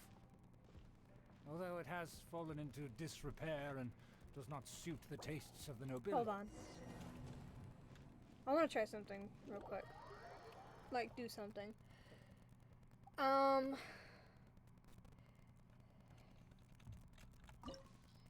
Let's switch over There's still a long road ahead. to Lumine for this part. Why have you put on a and therefore... Good thinking. Paimon We'll thought for just Let's skip proceed, shall past we? this part because we already witnessed this. But now, oh, so and I have the As mask you'll see on. in a moment, there are many already helping us. I heard that this area had already been purged once by the Knights of Favonius, but it's the only place around Mondstadt that is well concealed and spacious enough. Although it has fallen into disrepair and does not suit the tastes of the nobility, we simply have to make do for now. Sorry. Can we walk any faster? Of course not. An aristocrat always moves with grace in his steps. Moving hurriedly is unacceptable. As expected, it's the Fatui! As expected.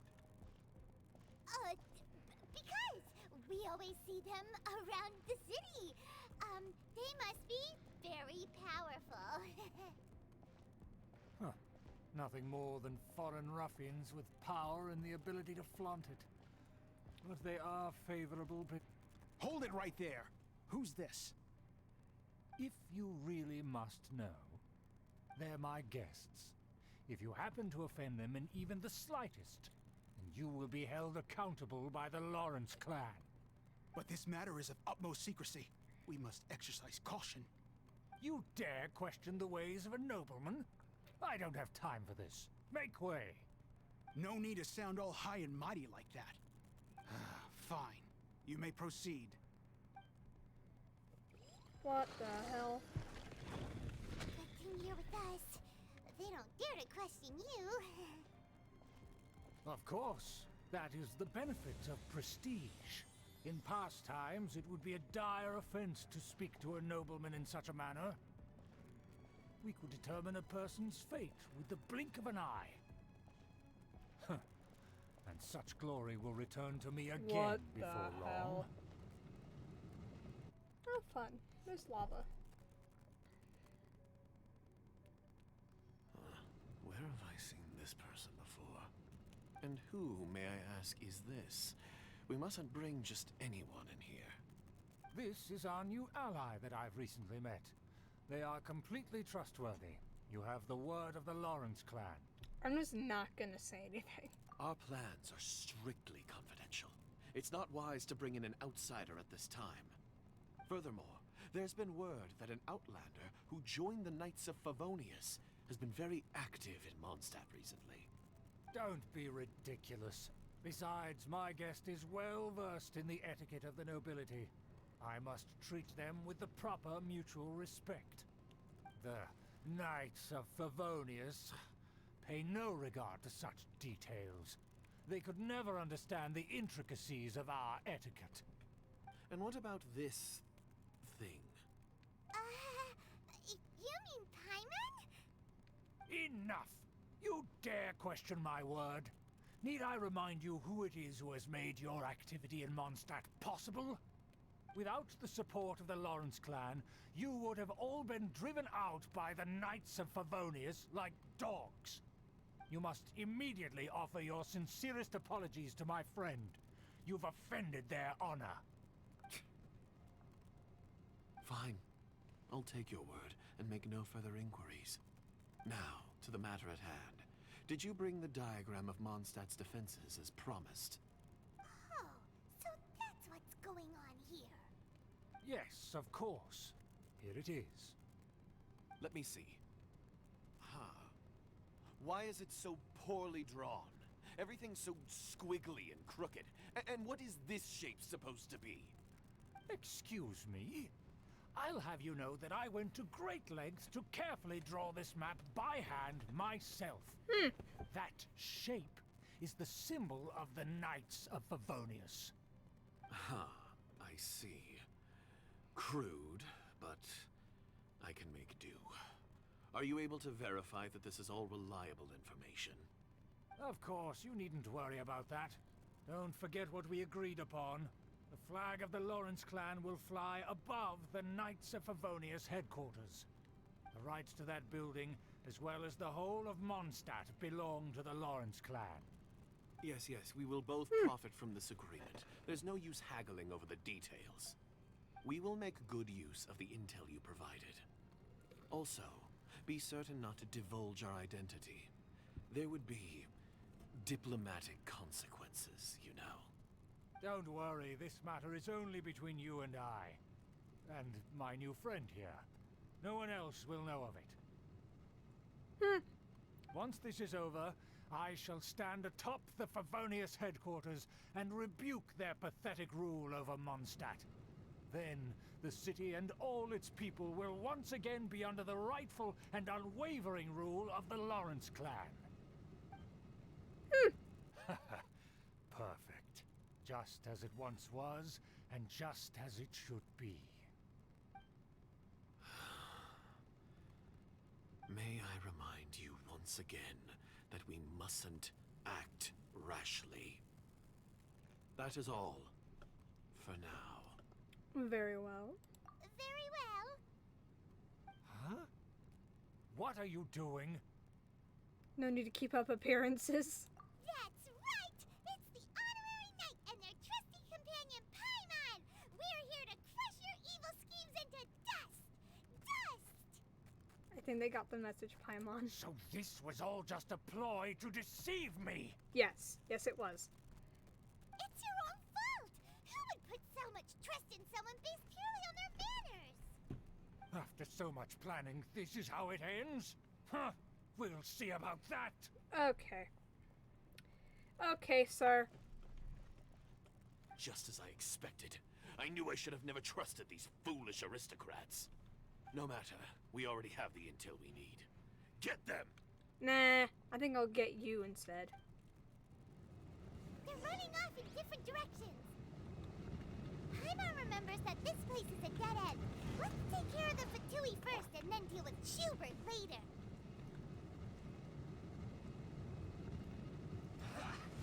Oh, you got it. I'll protect You can't run. Life goes on. Joy, we've only just begun. You can't run. Hi? Oh. I see through you. Orders given. Orders received. Don't be a killjoy. We've only just begun. Windblade. Ready, steady, go! Hi. Eyes on me! Get it together. Looks like I went too far. Hi. Go.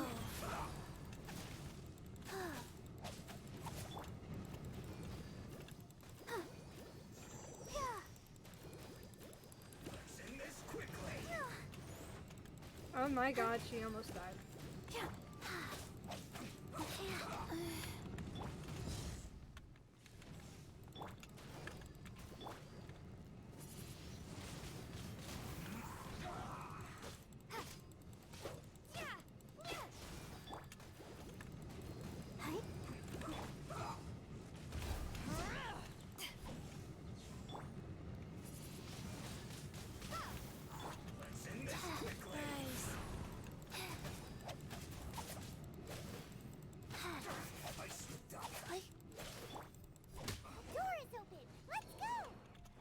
Wait, what is this though?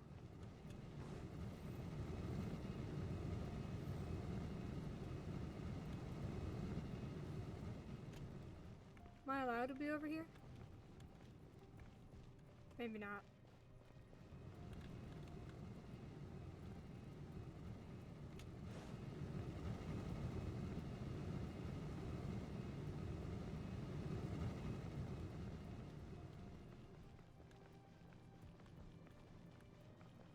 Oh, Eula!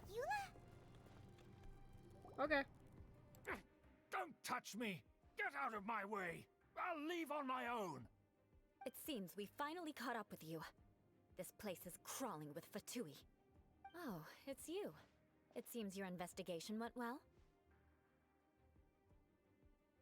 Aha! I see now. So you're the one that taught them our etiquette. And I thought you despised such pleasantries. Furthermore, there is a rule in our family. Such traditions are never to be taught to outsiders. Ah yes, rings a bell. So what? I had no reason not to teach them.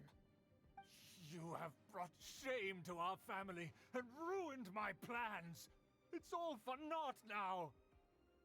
I know that you poured great efforts into these plans, Uncle. But you were well aware that it was not the right thing to do. As a Knight of Favonius, I could not overlook your actions. Knight of Favonius? Let's get one thing straight. I am your uncle, and you are a member of the Lawrence clan. You should strive to restore your family's glory. You still have a chance. Defeat every Knight of Favonius here, and leave with me. Then I shall plead with the family to spare you, and give you a new beginning. So just to be clear, you want a Knight of Favonius to attack the Knights of Favonius? I shall say this one last time. You are not a Knight of Favonius. You are a descendant of the Lawrence clan. The blood of the Lawrence clan flows in your veins. You must comply with the will of the family. Since when have I ever complied with the will of the family? Why, you unruly maid! If anyone should be angry, it should be me. As a member of the Lawrence clan, you knowingly plotted against the city of Mondstadt and threatened its safety. Had you ever stopped to consider the trouble it would bring to so many people?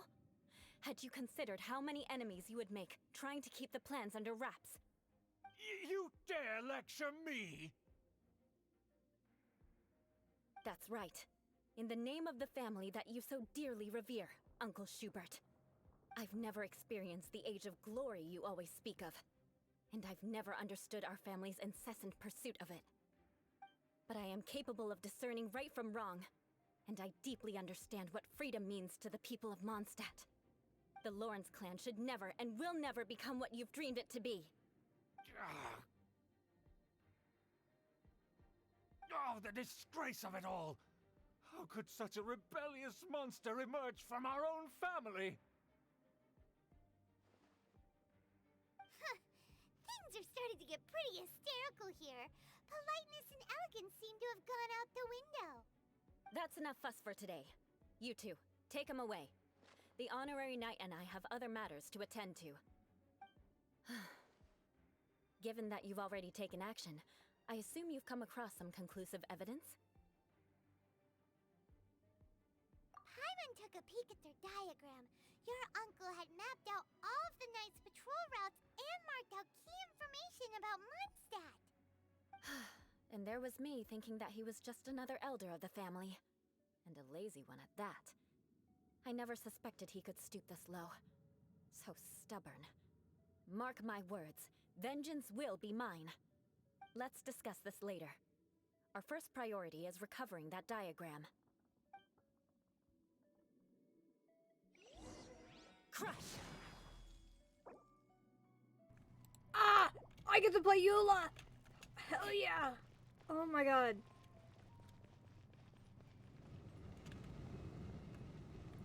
So now I get to go over here.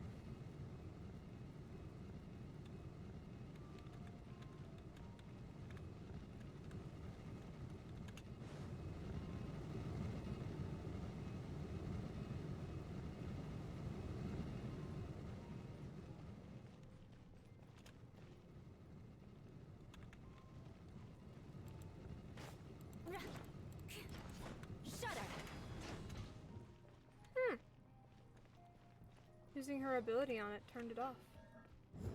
For a moment. They're here! Stop them! Nah. Windblade! Life goes on.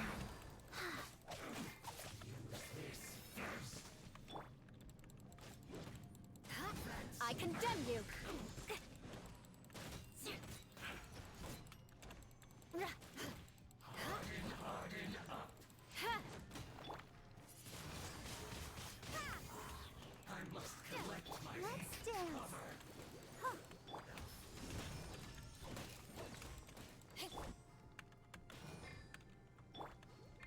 Rack and ruin! More speed. Eye for an eye!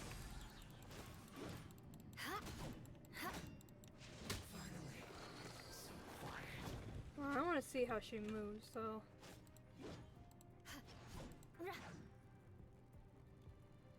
She moves so elegantly, which I guess would make sense.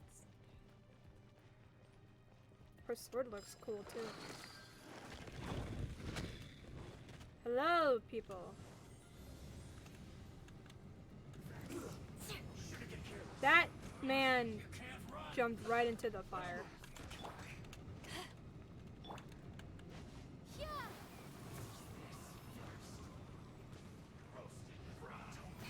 Oh my god.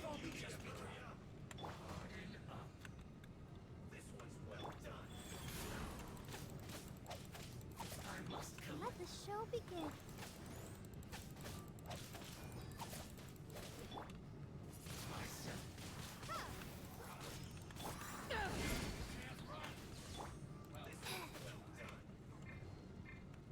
Five, oh my god. Rack and ruin! Through you! Counterattack! This isn't over! To ashes! I condemn you! Miscalculated! Rack and ruin!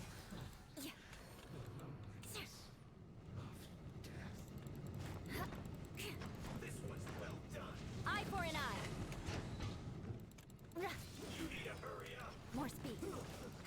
Beg for mercy.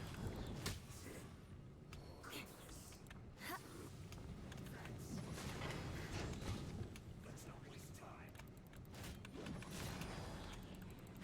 Send this quickly! I will end you. Rise. Freeze to the core. I think I missed both of them with that. Oh god. I condemn you. Oh my god, there's a healer.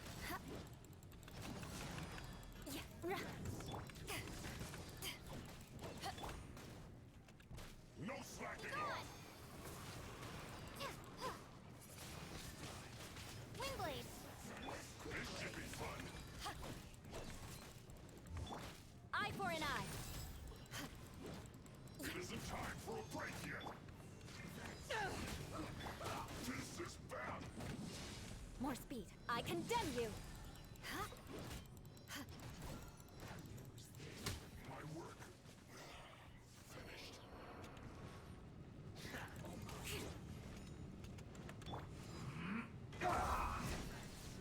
Let's dance. Stay right there.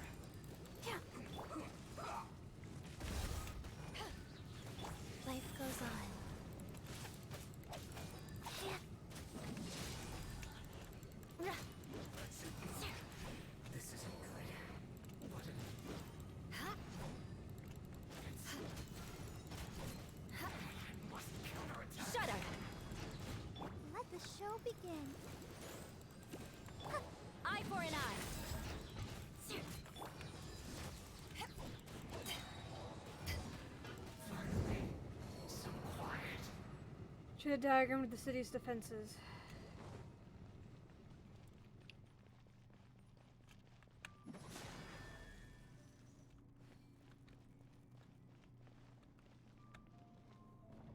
So in reality, I didn't need to have a ice character because we get Eula.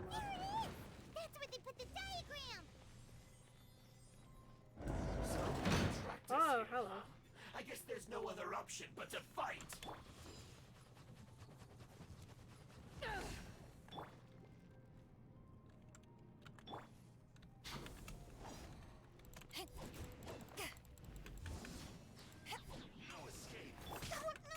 Oh, Let's Jesus. dance.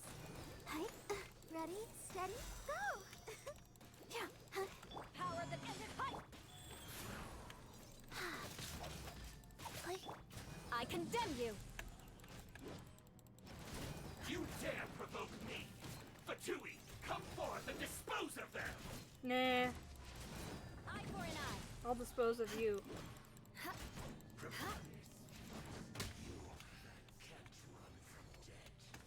I'll protect us. Sacred name, fortune preserver. Beg for mercy. I must collect myself.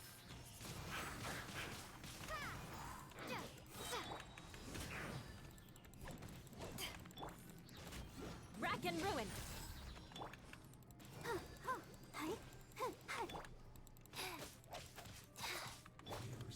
I condemn you! Flood of frost!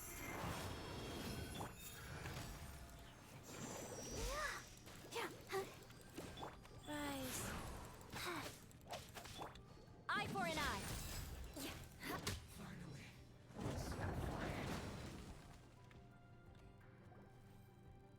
This must be it. They may very well have already made a copy of it.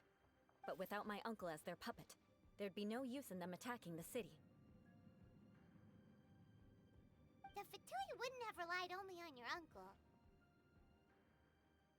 True. But if their plan had hinged purely on taking Mondstadt by force, as opposed to with the help of a puppet, they could have spared themselves the trouble. The Fatui are dishonest, but they wouldn't go as far as to start an open war. Their opposition wouldn't just be Mondstadt alone.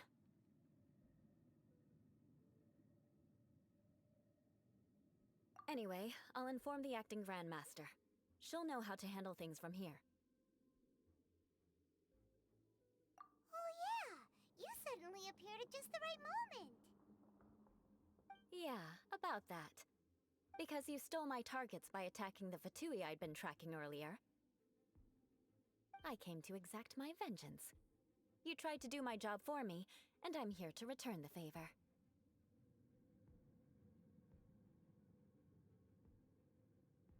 Finally, after all this time, Paimon understands what you're saying.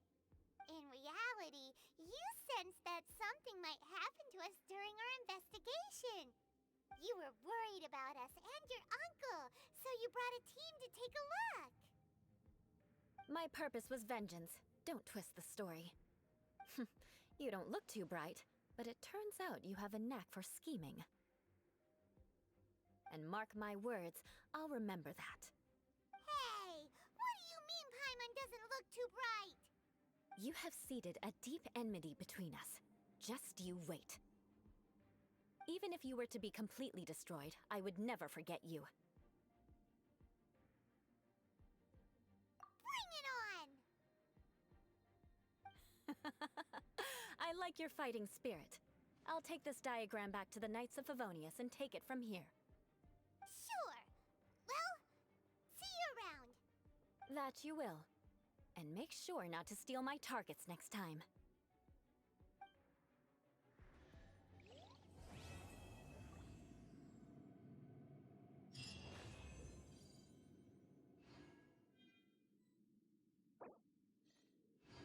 Ha! I love Eula. I love her so much. Anyway, oh, I missed something.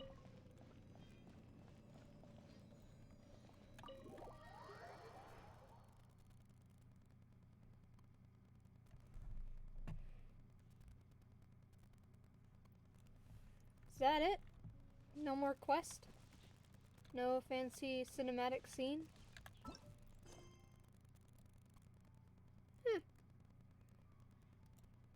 Okay.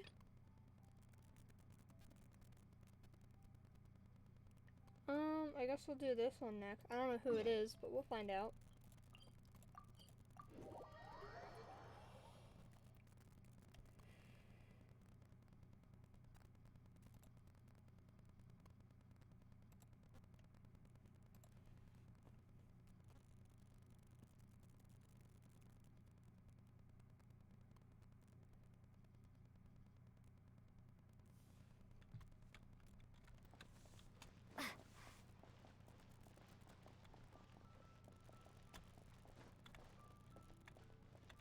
Oh, I should probably put my characters back into my party.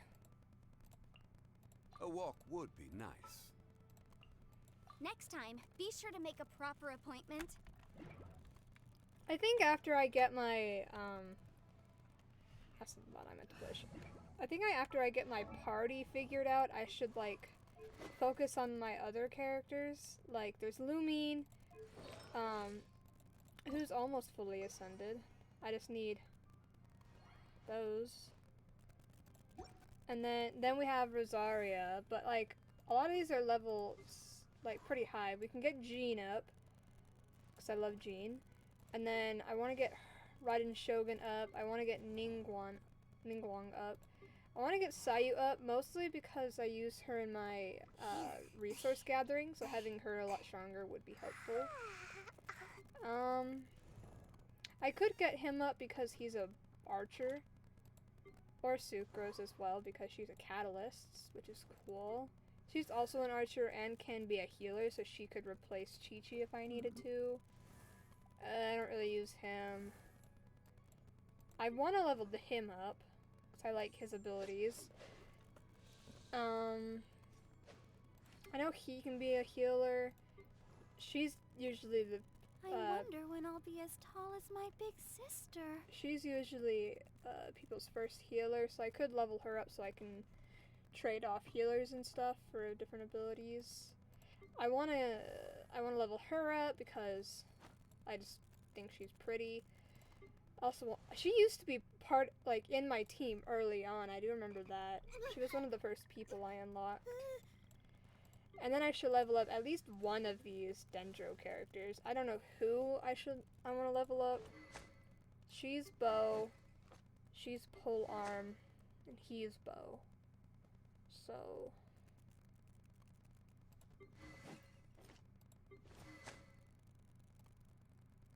yeah, I have to choose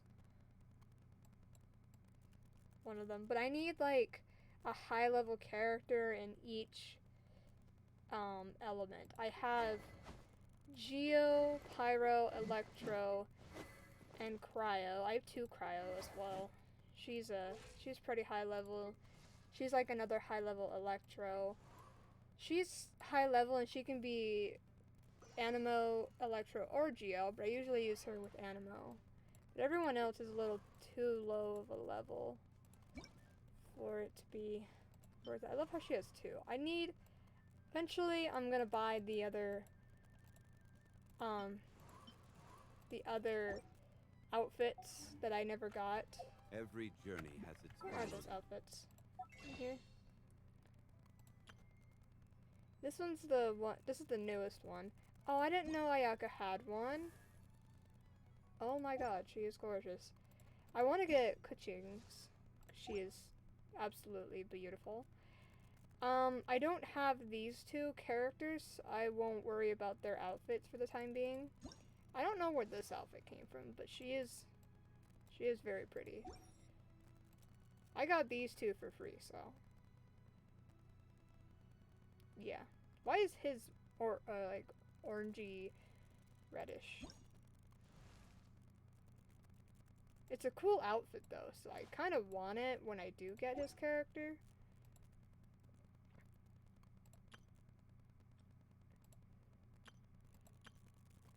I guess while I'm here,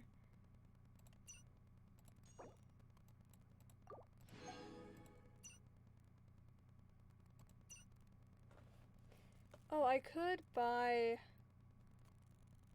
these weapons, one of them, or I could get 2 more and get official, but I feel like it'd be better to get the weapons, because you can get the characters from wishing, but you can't get these weapons from wishing. I just need to see which one I need more.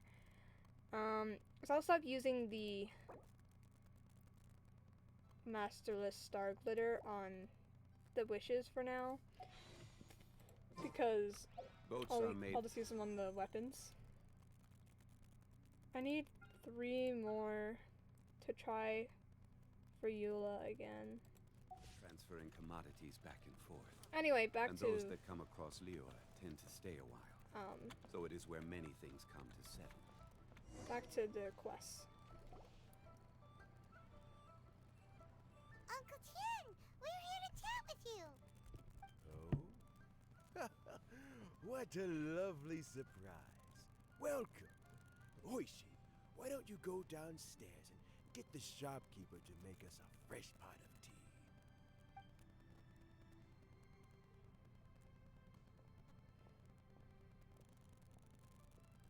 I heard that you've been traveling all over the place recently.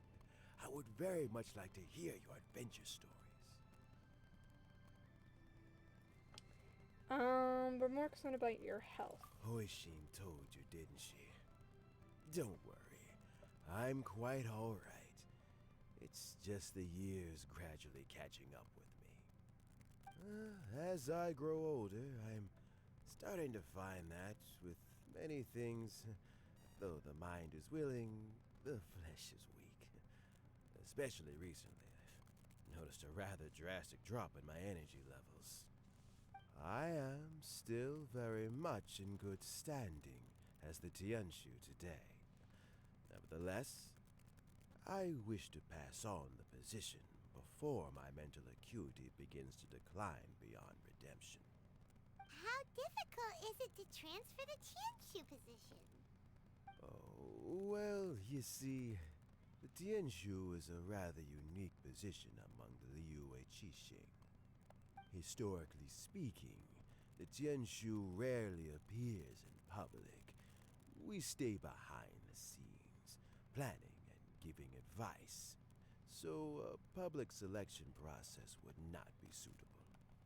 We also want to keep any prospective Tianshu candidates free from influence by outside forces, so we tend to be as discreet as possible in their assessment and appointment.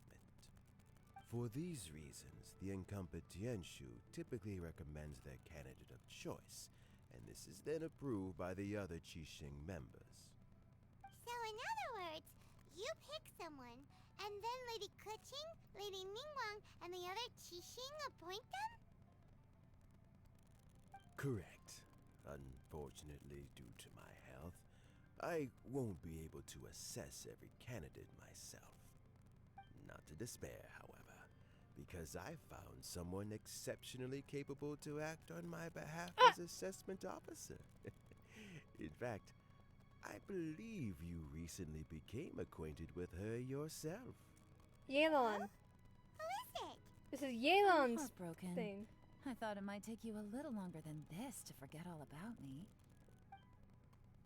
I did not forget about you. You stole my fucking kill. Jackpot. Uncle Tien here asked me to assess 3 candidates for him. Fancy joining me?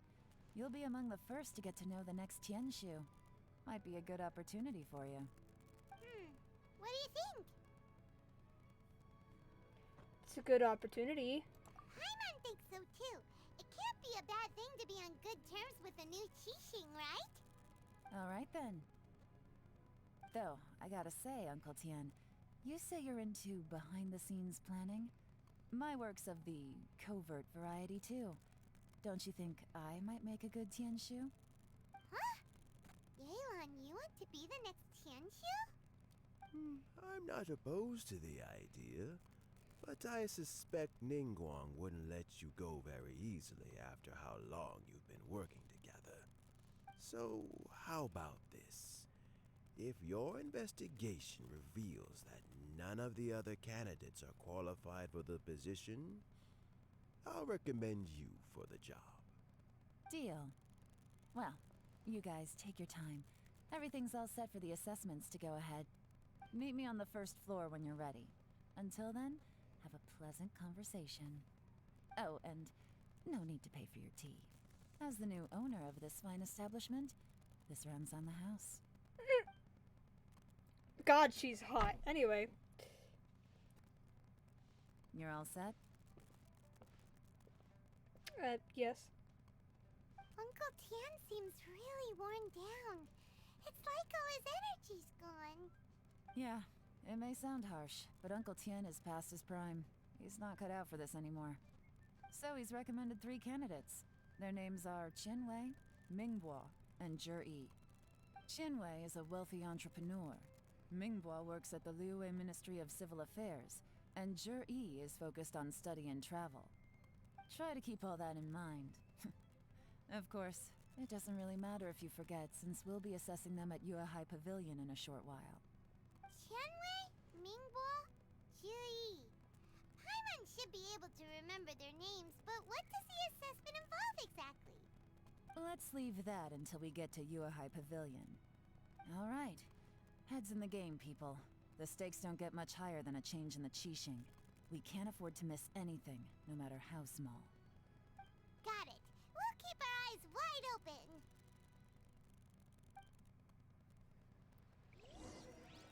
Alright then.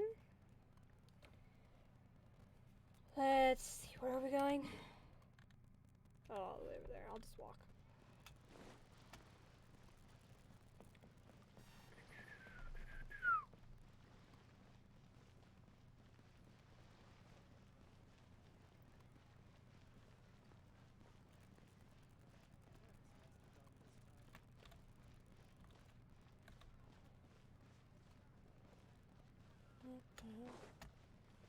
Oh, do I go around?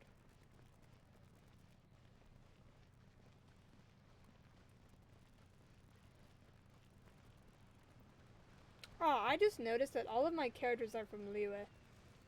Like in my entire party, they're all from Liyue.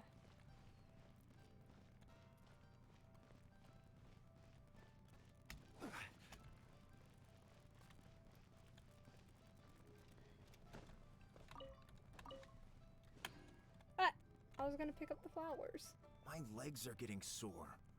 What is wrong with this assessment officer? This is a huge occasion and I don't even get a chair. I don't like him. I've dealt with all kinds of people in my time, but never have I been made to stand while I'm waiting for an appointment. Oh, I mean, I think it's fine. That's called being complacent. If you're happy to just accept the way things are, you'll never be able to change anything in the future. Oh, come on. That's just... Now you're just... being unreasonable. All right, you two. Let's not get into a big argument over this. It's not worth it. Qianwei, that was a bit uncalled for. And Mingbo, cut him some slack. We've all been standing around for a while. It's natural to be getting irritable. Look, how about this? There's no rule saying we're obliged to stand up while we wait, so why don't we borrow some chairs from the guild nearby? Fine. I like him. They're not the best quality chairs, to be sure. But under the circumstances, it would be better than nothing. It looks like all 3 candidates have arrived. It was those 3. Mm-hmm. We'll meet them formally soon. Before that, let me run you through the assessment process. I've split it into 2 stages: current affairs and planning, and face-to-face interview. In the first stage, candidates are required to submit a manifesto for Liyue's development. In the second stage, we will ask them some questions in person. Writing a manifesto takes time, so I informed them of this requirement in advance. These are the reports they submitted. Who's the taller one? One of them is really thick. Please be the one I like. It's also worth mentioning a stipulation I gave them. Whoever is appointed as the new Tianshu will be expected to implement their plan as put forward in their manifesto. Failing the occurrence of some cataclysmic event, they will not be permitted to change their plan. Therefore, these 3 piles of documents in front of us represent where each candidate stands on key policy issues. There's still some time. Have a skim through, get a first impression of what each person's proposing. I'll be waiting off to the side. Just let me know when you're done. Okay. Do I actually have to read them?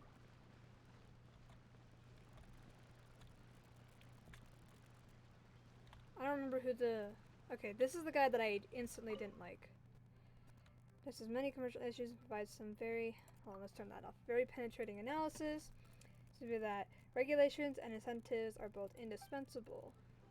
Okay, that was kind of boring. This is the guy that I liked. Oh, he's the one that has the tall one. Domestic affairs, foreign affairs, and checks and balances, all in great detail. The focus seems to be problem solving. It provides concise and clear solutions to various problems. It's so thick that you only have time to skim through it roughly. I like him already. Mingbo's manifesto covers domestic affairs quite comprehensively, focusing on people's livelihoods. The core principles seem to be the greater good means a world that works for everyone. He's pretty chill. I just don't like that one guy. The other two are pretty chill. Finished, huh? What did you think? I liked... what's his name? Everyone took it very seriously. Of course they did. They have the chance to be picked as the new Tianshu, so you can bet they're putting their best foot forward. And keep in mind, whoever gets in has to execute their plan as written. Nobody wants to have any regrets. What do you think? That's for me to know and you to find out. We can talk more after the interviews. We'll see the candidates now. Let's do one at a time. Start with Chenwei. Yes, ma'am. The guy that I don't like.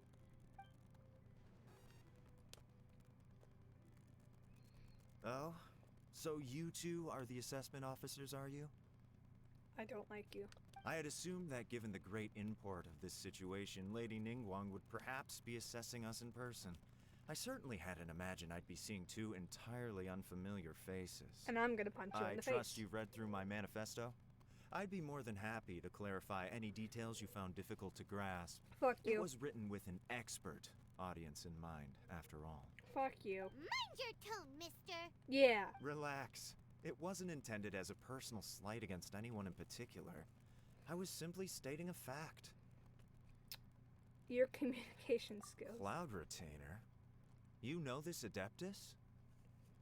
Oh, yes, I remember now. You must be the traveler that people are constantly talking about. Yes, that's me. With your sterling reputation, you must have a respectable level of erudition. Perhaps you will be able to understand the concepts I have put forward. Yeah, although I shouldn't get my hopes up. Fuck you, I don't like you, no. Oh, is it my turn? Yes.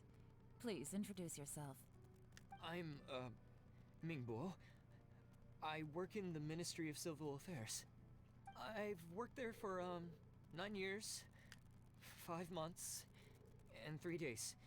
In that time, I've handled, 2,347 cases. That's a lot. I have 12 active cases at the moment. They should be concluded in, 16 days? My current work is related to urban planning, and I'm also responsible for, auditing the accounts. To be more precise, there are 3 parts to the accounts, namely... Is it just Paimon, or is he not very good at public speaking? He's very nervous. You know what? Let's leave the self-introduction there and move on to some questions. Oh, okay. Sorry.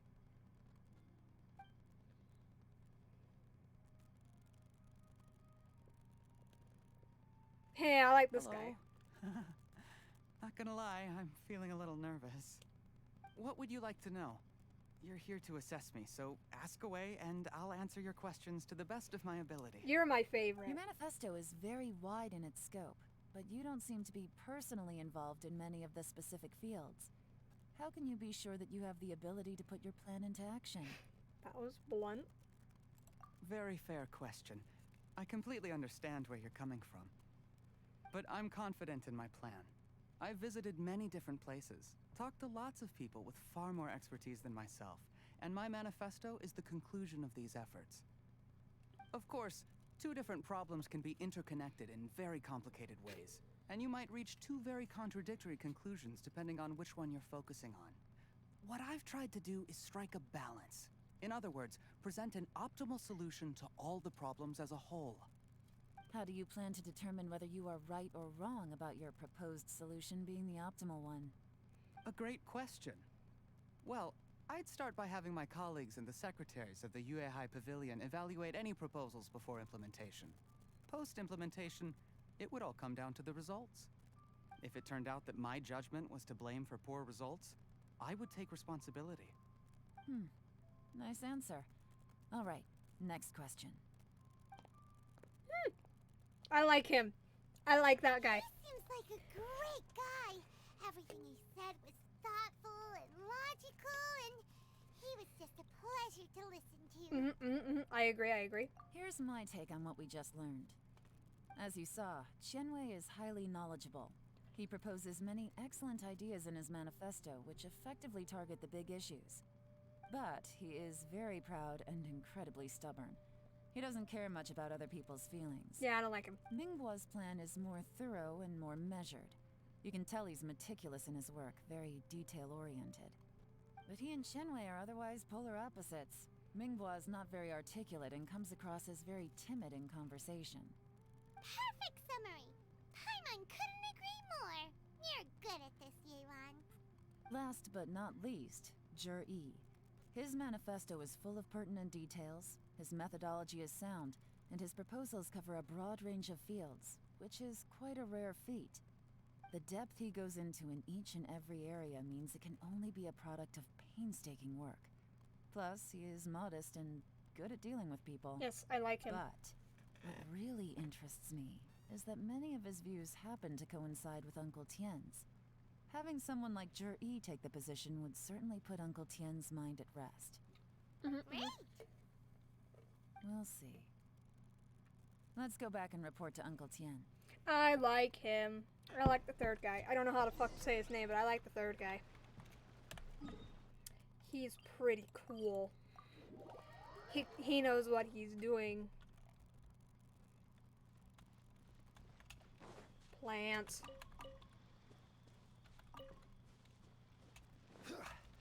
Notice. You break it, you buy it. Okay.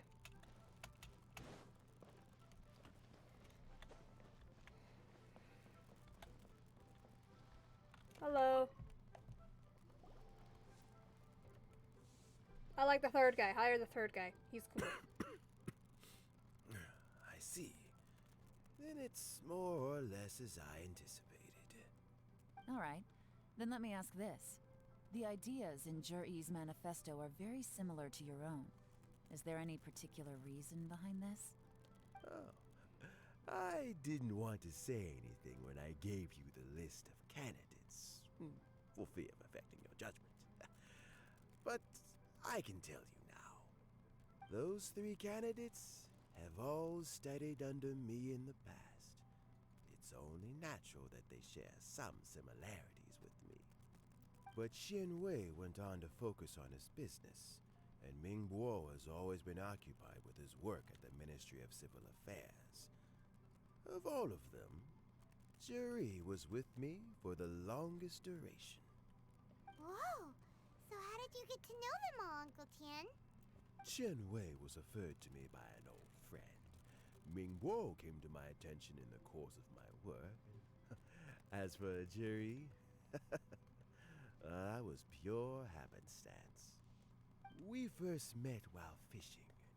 Gradually, as we got to know each other, we started discussing all sorts of topics. Yi came from a poor family, and his parents died when he was very young. But he was a gifted student and a fast learner. He reminded me of a younger version of myself, so I started out giving him a few words of advice when we were out fishing and noticed how quickly he got on. Sounds like he's family to you. And now, all of a sudden, he's grown into a mature young man. It's a joy to see, but it also gets one thinking. The young are growing up, and I am growing old. how time flies. No one can escape the cycle of life. I don't know, Uncle Tien. You still seem in pretty good shape to me. You might have another few years of work left in you, don't you think? Oh, you. There's really no need to console me. Having less energy than I used to isn't such a bad thing. It just means I finally have a good reason to retire and spend my days doing what old men like me should be doing. Going fishing whenever I feel like it. Sounds like you sure love fishing, Uncle Tien. Ooh, there's nothing quite like fishing to pass the time. Ooh, and freshly caught fish, they make the most beautiful fish soup with barely any preparation required. Fresh fish soup. Sounds tasty. Doesn't it? Also, some time ago, Juri purchased a very special recipe from an old fisherman. When we've been fishing recently, Juri always brings some extra ingredients he prepared in advance. The addition of these makes the soup taste even more wonderful.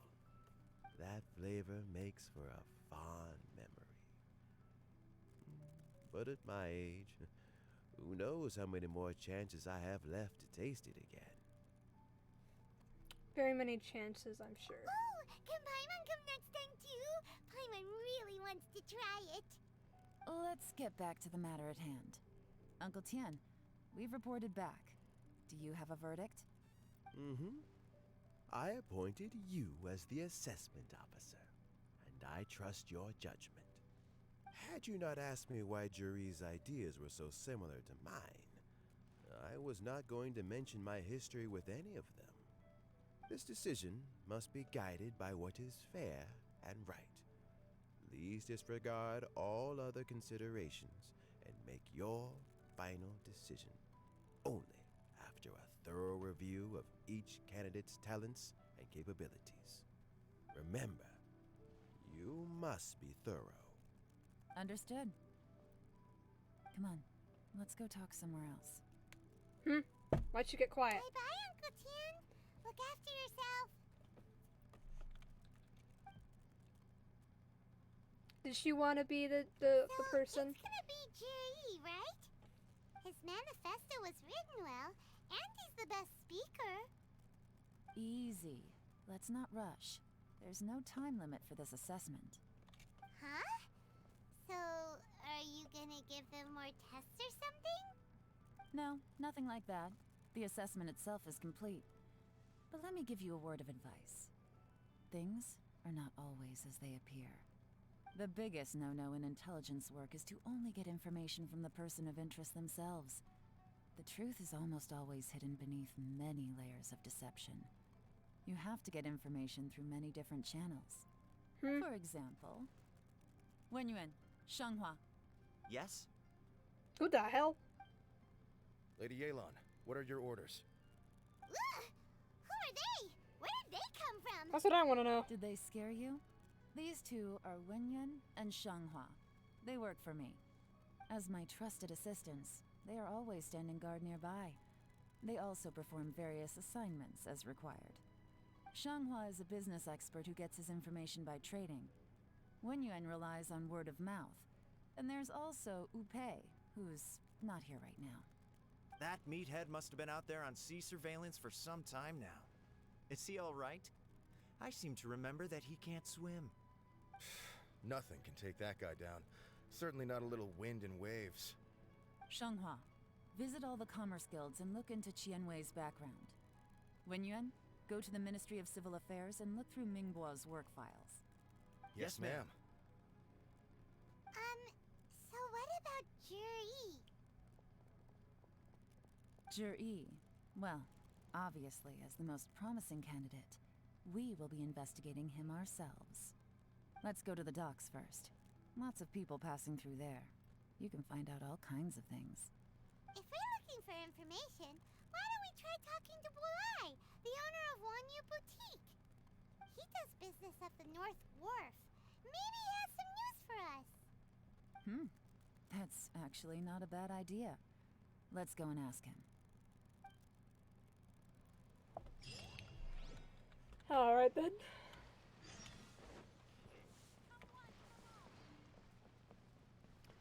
I'm drinking a Monster right now, and then have you ever burped while drinking something soda-like or soda in general and just like, yeah, it's not the best.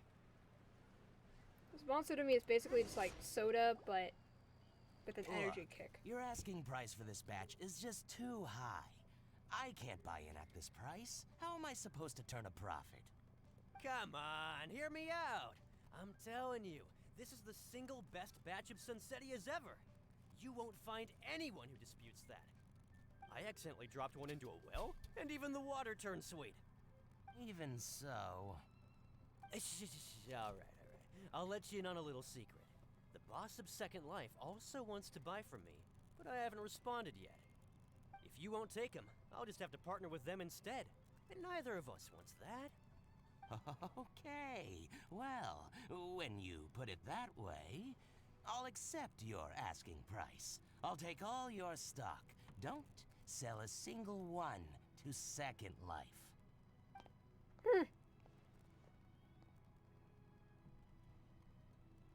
Oh, what are you doing here? And to be clear, these Sunsettias are mine. I got to them first. Don't get any ideas. Got more than enough in my bag, I do. Actually, we want to ask you about a guy called Juri. Have you heard of him before? Juri? Yes, he's quite well known. I've heard a story about him. They say he was born into poverty. His parents died when he was young, and he was treated cruelly by the local community. One of his neighbors was terribly rude to him all the time, but Juri never retaliated. And when his neighbor went bankrupt, he even helped support the family. He returned cruelty with kindness, injustice with peace offerings. A gentleman of talent and character, and... how did I not notice him sooner? In fact, maybe I'm not too late. If I could hire him to be the brand ambassador for Wanyo Boutique. He sounds like a decent man. We can finally breathe a sigh of relief. Why are you asking about him anyway? You aren't looking for a brand ambassador too, are you? Well then, in that case, the higher bidder takes the... that's Juri right over there. Why don't we go and talk to him? Where? It's him, all right. Looks like he's chatting with Linlong.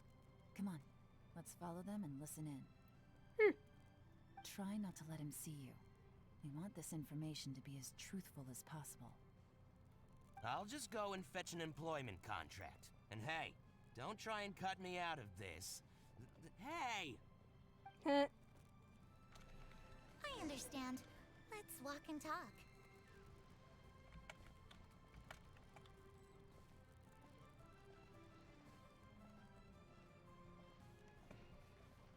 So, you were looking to buy a wineware set? Oh, now I can see that you're a connoisseur, so I won't bother trying to con you. I trust you understand our shop quite well?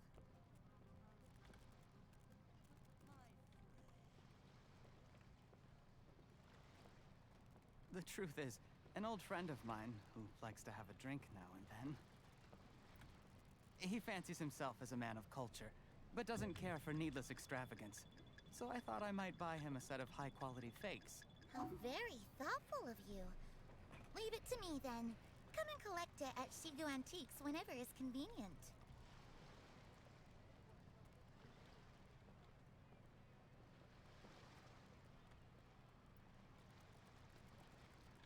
Thank you very much, Miss Linlong.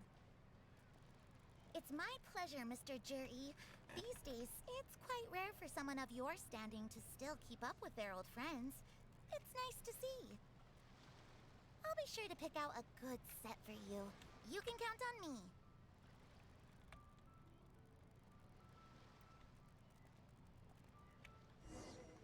Alright then.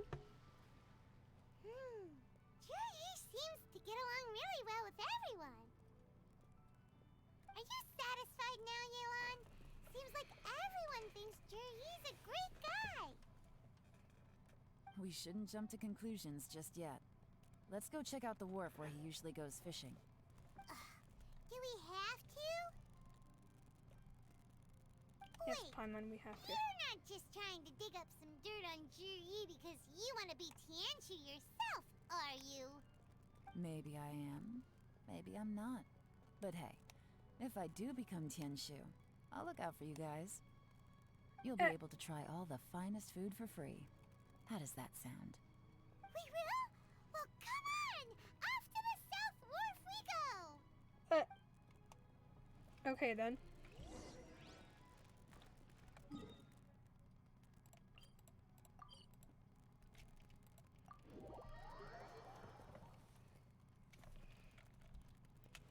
Okay, before we do that, I have some Adventurers Guild things to look at. Add asterisk.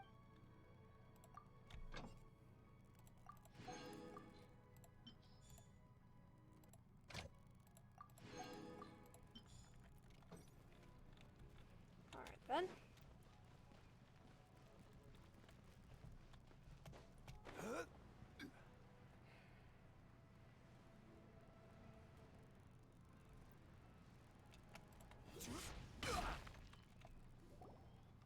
The wharf is as busy as ever. I hear the anglers here sometimes sell their fish to the nearby fishmongers. Let's see what Uncle Soon has to say. Okay then.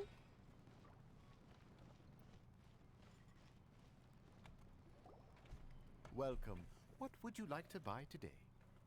Here to ask you about someone. Sorry to interrupt. We're actually members of the, Liyue Anglers Association, and we just wanted to ask a few questions about someone. We've heard about this young man called Juri, who's supposed to be a fantastic fisherman. Just wondering if you happen to have heard of him? Whoa! Yelan made up a whole fake identity without batting an eyelid! Ah, yes, Juri. He's been making quite a name for himself recently. I've got some friends who travel all over the place, and they tell me everywhere they go they meet someone who's heard of him. Apparently, he had a rather tough time growing up. Had to work several jobs alongside his studies to make ends meet. How does that saying go? What doesn't kill you makes you stronger. Well, if there's anything to that logic, he's sure to be phenomenally successful one day. Yeah, we think so too! But I'm afraid your Anglers Association might be in for a disappointment. Why? Why is that? He's good at a lot of things, but fishing isn't one of them. He fishes at the wharf and sells what he catches to me on occasion. His catches are always mediocre. Not terrible, but equally nothing to write home about. If you're looking to recruit some new members, though, I do know a few top anglers I could put you in touch with. That sounds fantastic. I've got a couple of other things to attend to right now, though, so why don't I come back some other time and we can chat over a drink? Sure thing. See you. Everywhere they go, they meet someone who's heard of him. Come on, let's keep asking around. That's interesting, I think. Maybe, I don't know, why'd she say that?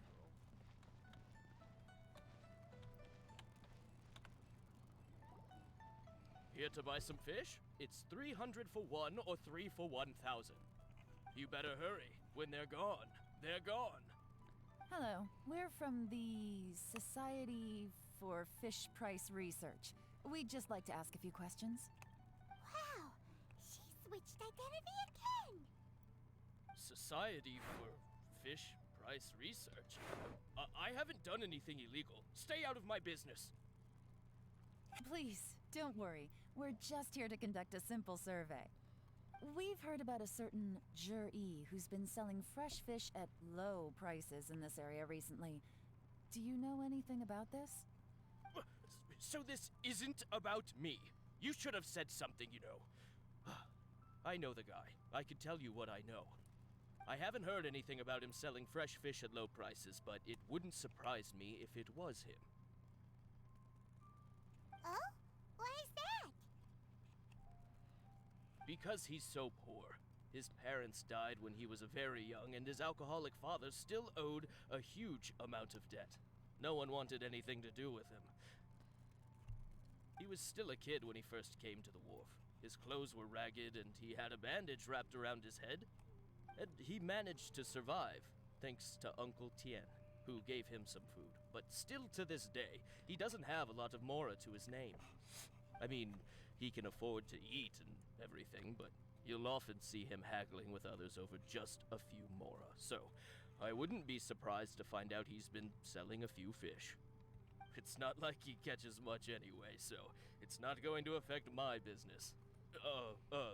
Don't tell him I said that. You'd rather he didn't know? Well, I spoke to him once, briefly, and I just had a feeling that he really cares what other people think of him. I think he has pretty low self-esteem, but hey, it's hardly my place to say anything. What he's achieved already puts most people to shame. And nobody's perfect. I just wouldn't want to upset him, that's all. I see. Well, thank you for sharing that with us. Not a problem. And just for the record, there's absolutely nothing wrong with the price of my fish. The more times you say it, the less convincing it becomes. Doesn't have a lot of mora to his name. Okay, let's keep going. Alright then.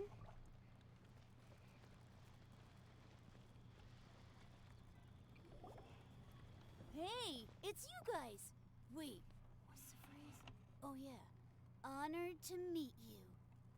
What brings you to me? The truth is, we are but newcomers to this territory. We heard tell of a great martial artist, Master Dugu, who knows everything there is to know. Hence, we sought you out to ask for your guidance. Really? People said I know everything there is to know? But of course. We also heard that Master Dugu is a kind and virtuous swordsman who never turns away anyone who comes with questions. Great! So what do you wish to know?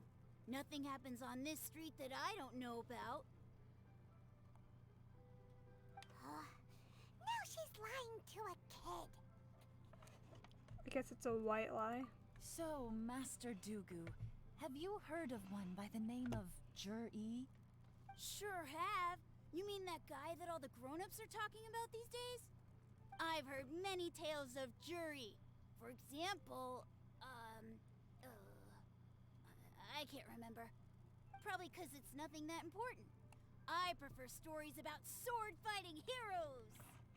Oh, I can completely understand that. Then let me ask you this. Do you remember roughly when the grown-ups started talking about Jur-E? Oh yeah, I know that. It was about 2 or 3 months ago. Before that, people always used to talk about Juri in a kind of nasty tone of voice. But 2 or 3 months ago, suddenly everyone started to like him. Sometimes he gives me candies, so I'm glad that people are starting to like him now. Just as I thought. Huh? What do you mean? I mean, just as I thought, Master Dugu is indeed as kind and virtuous as the legends claim. I'm not that great. Oh yeah, one other thing. These days, there's a lot of people I've never seen before talking about Juri stories in the street. They seem like nice people. Oh, definitely. Great! So next time I see them, I'll say hi. And I guess I can share some of my candies with them too. Certainly. You can also tell my friend in Yenshang Tea House about what they're up to. I'm sure my friend would also like to say hi to them. Thank you, ma'am. You're welcome. Well then, fare thee well, Master Dugu. Until we meet again. Any of that sound strange to you? People, didn't like him at first? Heard it. Strange? What was strange about it? Juri seems to have a great reputation. Uncle Soon and Uncle Gao spoke highly of him, and Dugu Shuo seems to like him too. True. But the issue is, where did his sudden celebrity come from? It almost seems too good to be true. Sudden? Too good to be true? What do you mean? So he returns cruelty with kindness, and had to work to support his studies. These are the kinds of things that make someone well known in their hometown. But Uncle Soon said even his friends who travel far and wide hear about him wherever they go. That's a little over the top, if you ask me. Do you remember what Dugu Shuo said about Jur-E's stories? Clearly they left him with a good impression of the guy. But beyond that, he wasn't interested in the details. That's the reaction I would expect from any normal person. Plus, there's the fact that all this praise of Jur-E has only been happening within the last 2 or 3 months. His childhood, his studies, the thing with his neighbor. None of these are recent events. So why are these stories only going around now? When you put it like that, it is kinda strange. Of course, if that's all there was to it, I wouldn't look into it any further. Jur-E was born into a poor family. Paying people to get his stories out there is within the rules of the game as far as I'm concerned. The problem is, do you remember what Uncle Gao said about him? He's stayed poor his whole life. Everything he's earned he's either spent on studying, traveling, or paying off debts. I don't think he has the mora to pay for a publicity campaign. Someone's helping him. Right. And that changes everything. It can mean a powerful faction is trying to gain influence over the Liu at Xixing. That's the worst-case scenario. But all too often, the most pessimistic speculation turns out to be closest to the truth. Someone's trying to gain influence over the Qixing? That sounds serious. What should we do? Even if we asked Juri about it, surely there's no way he'd admit it. First, we need to find out who's supporting him. Don't worry, I've got a plan. Remember the current affairs and planning stage of the assessment? Since the successful candidate is duty-bound to implement their plan after taking office, their manifesto tells us their stance on key issues. Whoever is secretly helping Jur-E must be seeking to benefit from his actions after his appointment. So, we should be able to find some hints in Jur-E's manifesto on who we're dealing with. Come on, let's get back to Yenshang Tea House. Alright, then what, is the Fatui working with him or something?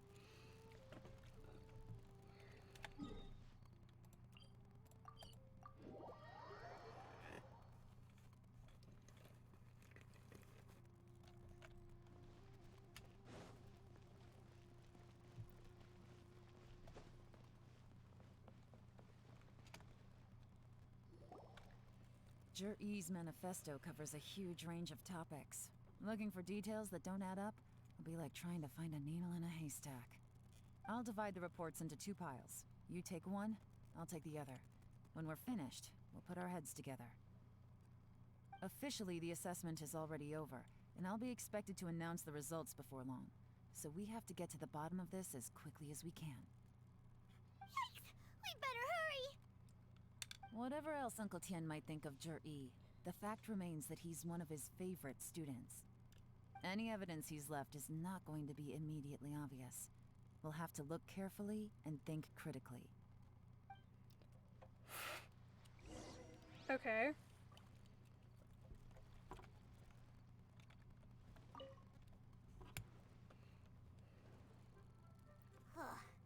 Even though Yelan took half, this is still a lot to get through.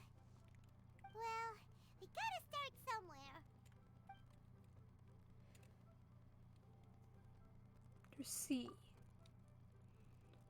Due to a variety of factors, hold on, I didn't get to read this. I suggest we set up a special patrol unit to deal with sea monsters. The fleet should consist of the following: pose various issues related to coastal defense. Rock. Much of Liyue's folklore suggests that Rex Libel had a great deal of wealth in the mountains of Liyue. However, due to obstacles hindering the excavation operation at the chasm, many projects have been called off. The workers of the Black Cliff Forge have been idle near the Golden House for a long time now.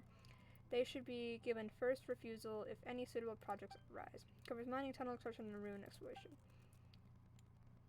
Roads. The treacherous terrain around Huaguang, I don't know how to say that, Stone Forest, and Qingyun Peak means the area has weak transport links. The sheer mountain peaks are connected only by rope bridges. They are dangerous to walk on and wholly unsuited to the transportation of goods. These areas are rich in medicinal herbs and ore deposits. Building a road network around the mountains would be beneficial for everyone. Covers plans to build roads and bridges. Stop reading. Oh, this reading is giving Paimon a headache.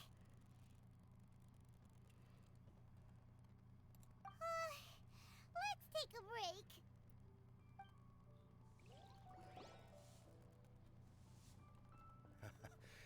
Looks like I'm the first one back, as usual.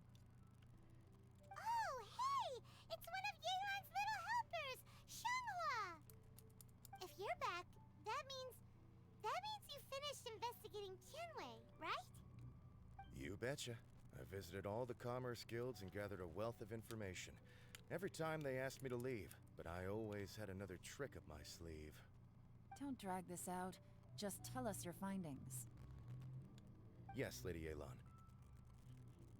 To summarize my findings, most people who've had interactions with Tianwei will start out complaining about how proud and arrogant he is, but then go on to give a generally positive appraisal of him. The young master of the Feiyun Commerce Guild said that Tianwei appears arrogant, but he's very scrupulous in the way he works. Once he signs a contract with somebody, he treats them fairly regardless of their background. Who'd have thought? Is it possible that his reputation is fake? Is there any way you can check the accounts of the businesses under his name? In theory, that should be very difficult. But here's the thing. I asked around and found out that almost all of Tianwei's accounts are open to the public. Where he buys from and sells to should be confidential business information, but he doesn't seem interested in protecting it at all. Tianwei often sees business opportunities that others don't, but once he's made enough mora off of it, it's like he gets sick of it and releases all of his trade secrets. It's like he wants people to know that they still can't beat him, even if he shares all of his secrets. The fact that someone like that can still make mora is pretty infuriating when you think about it. What a strange guy. It's like he's not doing business to make mora, but instead... To validate his theories. No wonder his manifesto contains so many insights. It's all the result of his first-hand experimentation. I'm back! Huh? How come you're here? Why do you think? Obviously, because I possess superior skills, and am always one step ahead of the competition. Well, when you're the competition, at least. You... Ugh, whatever. I'm not getting into an argument with you. If I hadn't had something else to take care of on the way, I would have been back long before you. Lady Yelan, I have finished investigating Minghua. Well, we're all ears. The Ministry of Civil Affairs says that Minghua struggles to get his words out when he gets nervous, especially when he's chatting with strangers. But after a few days of getting to know him, you can pretty much have a normal conversation with him. On the whole, the feedback from the Ministry of Civil Affairs was very positive. He always considers the things that everyone else overlooks. In your opinion, was the Ministry of Civil Affairs' appraisal of Minghua at all exaggerated? I don't believe so. Minghua is someone who has slowly but surely earned the reputation he has today. According to Miss Yu, the Ministry often gets Minghua to take a final look at projects before they're implemented. People feel much more confident in something if it has his stamp of approval. Oh, and also, there was once someone in the Ministry who was lying and cheating to try to advance their career. Minghua gave them the scolding of a lifetime. Apparently, he can be terrifying when he loses his temper. I haven't seen it for myself, though. Whoa, that's hard to imagine. Like I said before, things are not always as they appear. Ah, so that's what you meant by that. I'm starting to get it now. Thank you both. You're free to go now. Lovely. So, have you finished reading the manifesto? We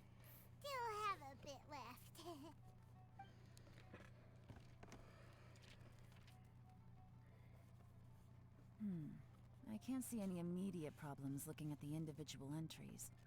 The only one that strikes me as a little unusual is the Cheongshu Pool redevelopment plan. What is that? Cheongshu Pool has always been home to many secrets. Plus, Ajdaha once wrought havoc there, so there are even more secrets buried deep underground. At some point, a rumor began to go around that there is great treasure buried beneath Cheongshu Pool. A long time ago, with the approval of the Qixing, a mining team conducted an exploratory excavation there. So, did they find any treasure? None. The ruin was completely impenetrable. The only way they could have gotten through the solid rock would have been by blowing it open with a special kind of explosive. The technology wasn't mature enough at that time, so the excavation project was shut down and the treasure became a mere legend. Zhi-Yi's manifesto focuses on solving problems, and this treasure hunt seems extremely risky. It seems out of step with the rest of his plans. Still, this one fact alone doesn't tell us much. Everyone wants to get their hands on this treasure. The treasure hoarders, the Fatui, even local Liyue factions. Did you find anything? Excavation? Project? Treasure? Did we read anything similar in our half of the manifesto? The Blackcliff Forge. Oh yeah! Zhi-Yi said the Blackcliff Forge workers should get right of first refusal if any suitable projects come up. Did he now? Well, that makes everything much clearer. So Zhi-Yi wants the Blackcliff Forge to excavate the treasure of Cheongshu Pool. Does that mean the Blackcliff Forge is Zhi-Yi's secret supporter? No, not likely. I've looked into the Blackcliff Forge before. They aren't involved with any powerful factions at present. They do possess some specialized explosives, but it would seem more trouble than it's worth to put so many resources into a risky project like this. Still, since the clues are pointing toward the Blackcliff Forge, we should see where they lead. We may well find something new. Shenwei and Mingbo both turned out to be completely different than what we thought. What about... I cut her off. Okay.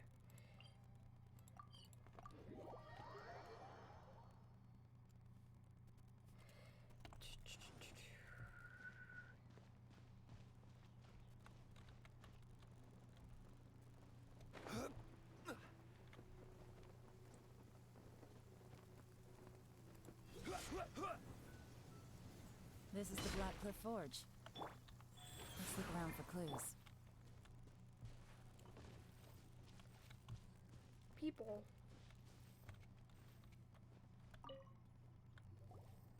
So, anything strange been going on recently? Excuse me? What's that supposed to mean? Strange how? Just, you know, stuff that when it happens, you think to yourself, huh, that was weird. Huh? I don't think we're going to get anywhere asking questions like that. Let's just take a look around.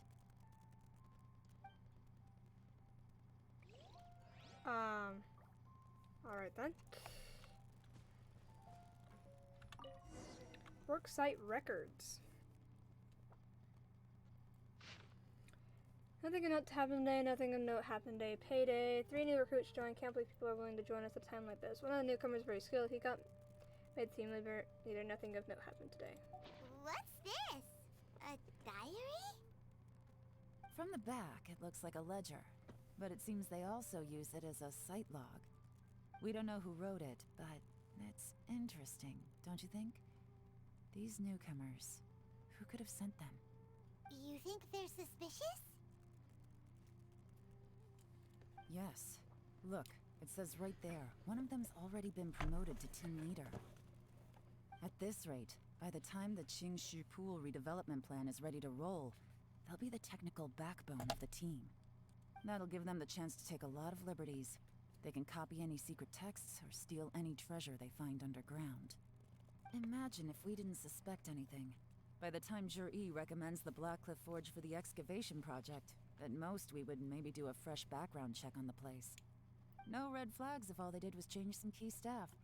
And even if we decided to vet the staff individually, they'd have had more than enough time by then to come up with fake identities. That's the advantage of planning this far in advance. It was a clever move. When you put it like that, it all makes sense. If we hadn't found this out, someone else would have stolen the treasure. So, who's really behind all this? Fatui? That's a question for the newcomers. But let's start with that worker over there for now. My guess is Fatui.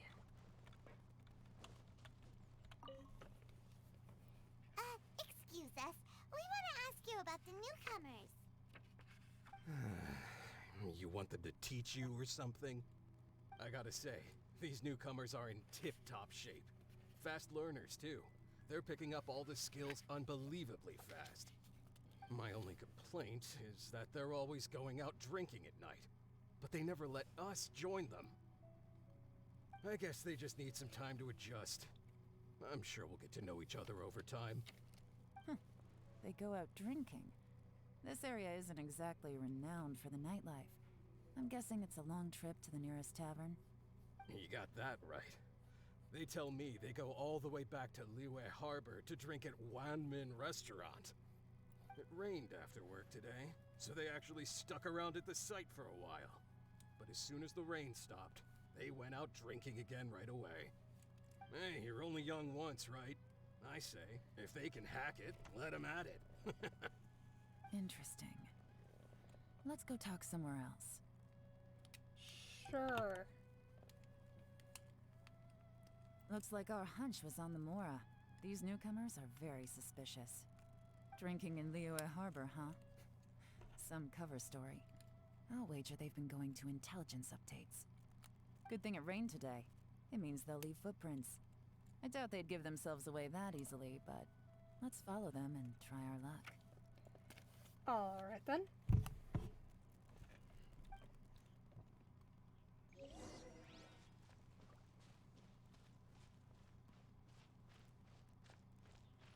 They went that way! Hurry, we gotta catch up!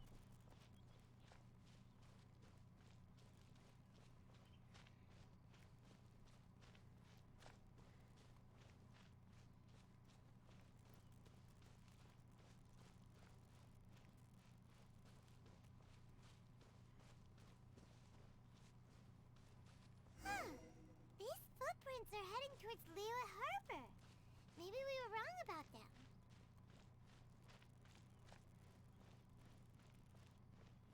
Just as I thought. They didn't go to Liyue Harbor. They went that way.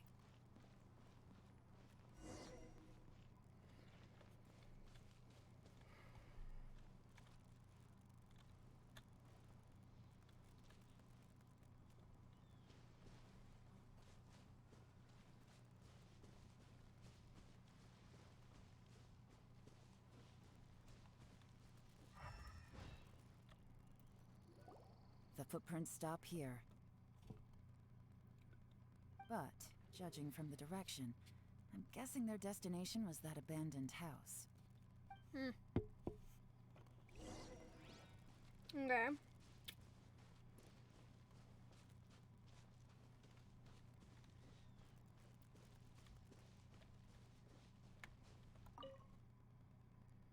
Also, may have been a fight here, but it's hard to say for certain. This was the work of a professional, but who?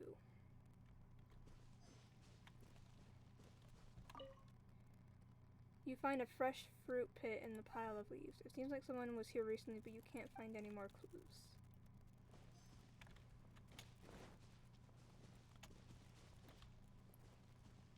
Zhongli could barely fit in that compacted mud. These stripes in the dirt were likely made by a bamboo mat. That means someone slept here. But the bamboo mat is nowhere to be seen now. That fire. A fire that burned out. Something was burned here not long ago. Looks like we were too late. This has gotta be where the newcomers rendezvous with whoever they're working for. But all the evidence has been destroyed. Look at these ashes. Someone was burning documents not long before we arrived. Could there be anything left? Maybe the wind could have blown the fire out before everything was finished burning. The odds of that are very slim. It's practically impossible. I've checked. All the paper's been burned. There's only ash left now. Why don't we wait for them back at the Black Cliff Forge? They've got to go back there sooner or later. We can't count on that. Clearly they were based here at one point, but it's mysteriously abandoned now. To me, that says that whoever's behind this has moved them somewhere else, to throw our investigation off course. Darn! Guess this is where our trail runs cold. Make no mistake, the purpose of our trip wasn't to find any solid evidence. We just need to figure out who's behind Jur-E. I smelled something peculiar the moment I came in. Those newcomers probably thought they'd be safe as long as they burned the letters. But what they failed to consider is that paper and ink from different regions produce different odors when they're burned. Really? Paimon can't smell anything. Do you smell anything? Smell a very gentle fragrance. There is a certain place with a freezing cold climate where there's nothing but ice as far as the eye can see. Some wealthy people there put floral fragrance in their ink as a way of injecting a little romance into their writing. When that fragrant ink is burned, this is the exact odor that it leaves behind. Shesnaya. Exactly.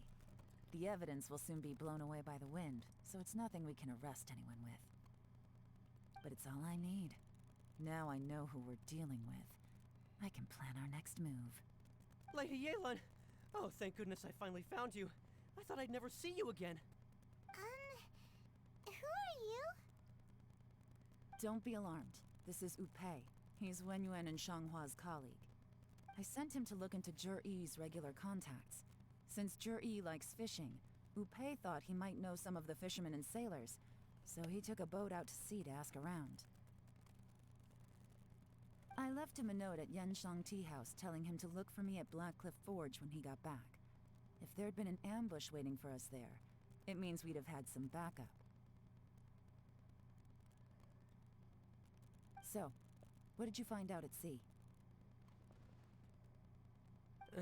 Forgive my incompetence. I'm afraid I've come up empty-handed. I asked all the fishermen multiple times, but none of them had any interactions with Jur-E before. Then the waves got so choppy I ended up falling overboard. Fortunately, someone managed to drag me out.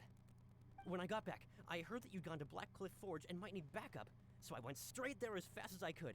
Didn't even stop to change my clothes. Well, Uncle Tien said that Jur-E once bought a recipe from one of the fishermen. Did you hear anything about that at all? What? That's news to me. No, that's not possible. It's absolutely not possible. Lady Yelan, I'm telling you, I spoke to every single fisherman out there, and none of them mentioned anything about a recipe. Interesting. Then I wonder how that even more wonderful fish soup came about. Shesnaya recipe? Fish soup? What fish soup? Nothing. Our priority right now is to find a way to get our hands on some solid evidence. Well, any suggestions? Catch them red-handed when they meet? Not a bad idea. Upei, what do you think? Honestly, I've already tried following Jur-E, but the guy's too cautious. Never meets with anyone suspicious. Okay, so tailing's out. No, we'll still need to tail him. But first, we need to do some groundwork. Groundwork? When you've worked in intelligence for a long time, you'll understand that no one can stay on high alert forever. Especially when he thinks he's about to win. Tomorrow morning, I'll announce his victory at Yuehai Pavilion. Take a guess what you think he'll do next. Celebrate? Be sure to arrive on time. You won't want to miss the show.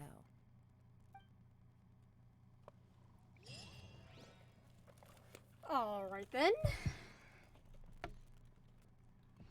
Wait here?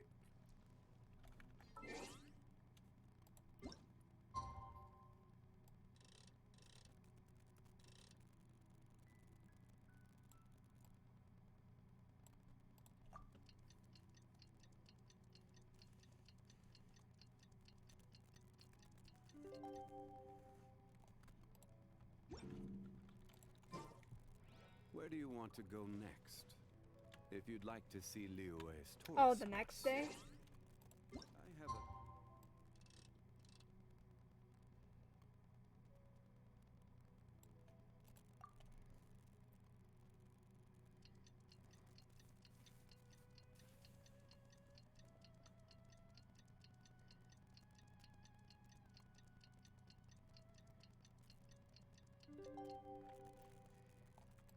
New references. Osmanthus what?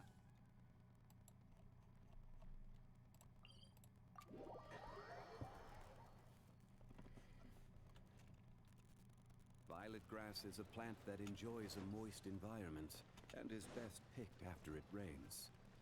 If you should choose to pick any, be sure to store them appropriately.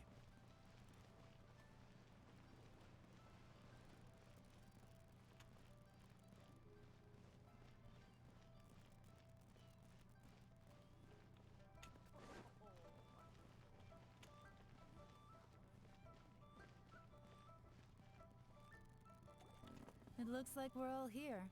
Well then, time for me to announce the results of the assessment process. I won't drone on about the importance of the Tianshu role. Suffice to say that Uncle Tian entrusted me with the monumentally important task of assessing the candidates. And now, it falls to me to give him a satisfactory answer. All of us here know the score. Don't beat around the bush, just get on with it. Qianwei has many pioneering ideas, but some of his plans are lacking in detail, and he easily gets into testy exchanges with other people. Mingbo is reliable, but not quite ambitious enough, and because of his personality, he struggles to win people over. In contrast, Zhi is evenly balanced across the board, and enjoys an excellent reputation in Liyue. After much consideration, I have decided to recommend Zhi to the Liyue Qixing. What? Oh, congratulations. Thank you. Honestly, I'm a little surprised to hear my name being announced. In my estimation, all three of us are worthy candidates for the Tianshu position. As your competitor, I've become keenly aware of your great talents. Okay, Would then. either of you entertain the possibility of working with me in the future and taking on some of my workload? I'll have to see. I'm in a bad mood. This is the last thing I want to be thinking about right now. I don't mind, as long as I can help. Okay, well, that's all from me. Zhi, you'll have some preparation to do. It won't be long before you're informed of your official appointment. I hope you will work hard and make Uncle Tian proud. I will live up to the Tianshu name. On this, you have my word. I should go. I need to pack my things, and then I think a celebratory meal is in order. Would anyone like to join me? Count me out. I'm not in the mood for a celebration. Zhi seems pretty relaxed now. This would be a good time to follow him. Hey, Traveler, tell me something.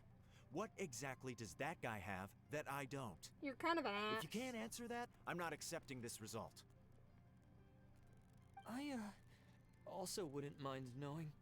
Oh no, if we get stuck here, we won't be able to leave. Follow him. Yes, ma'am. Yelan's on top of it. We finally got rid of them. Lady Yelan, Zhi has gone towards Feiyun Slope. Follow him, quickly. So Zhi really sided with the Fatui? But Uncle Tian thinks so highly of him. Why would he do this? Difficult to say, but everything should become a lot clearer when we find him. Plants.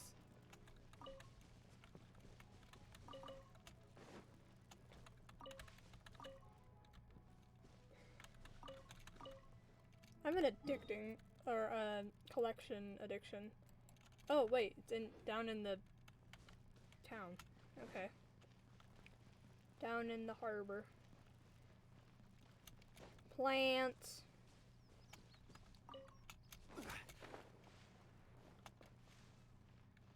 Ooh, a chest. Certainly worth the extra mile.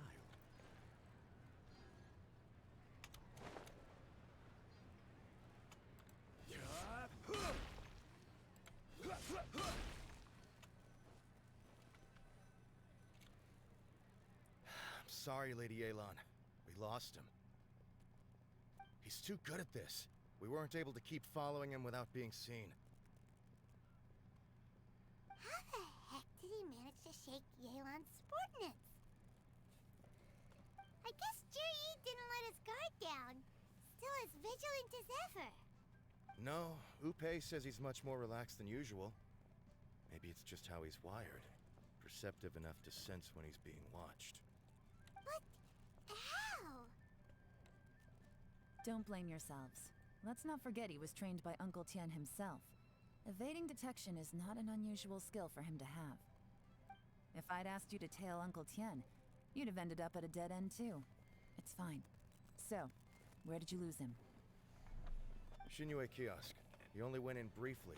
Upe and I were watching outside the whole time. A few moments later, a man dressed in a completely different outfit came out. Upe had a feeling that it was him, but we couldn't get close enough to check without blowing our cover. I figured that if we spooked him, it would undo what we've accomplished today so far. Another option would have been to arrest him there and then, but without any evidence, that would have been meaningless. So I stopped Upe, and I stayed here to wait for you while that meathead went to ask around in Shinue kiosk. Good work. The fish didn't take the bait, but that's okay. As long as he's still swimming around, we'll find a way to catch him eventually. The key is figuring out what he's trying to achieve. Let's go to Shinue kiosk.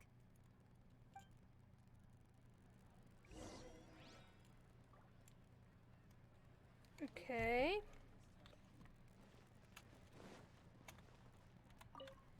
Oh. Oh, food. I'll buy something real quick. Sure.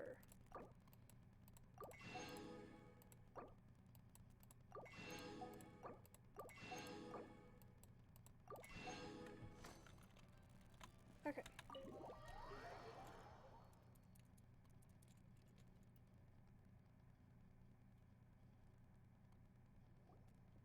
Could you explain to me how that works? A guy like him comes in, changes his whole outfit right under your nose, and you don't even ask him about it? Our customers are free to dress however they please. What grounds would I have to question him?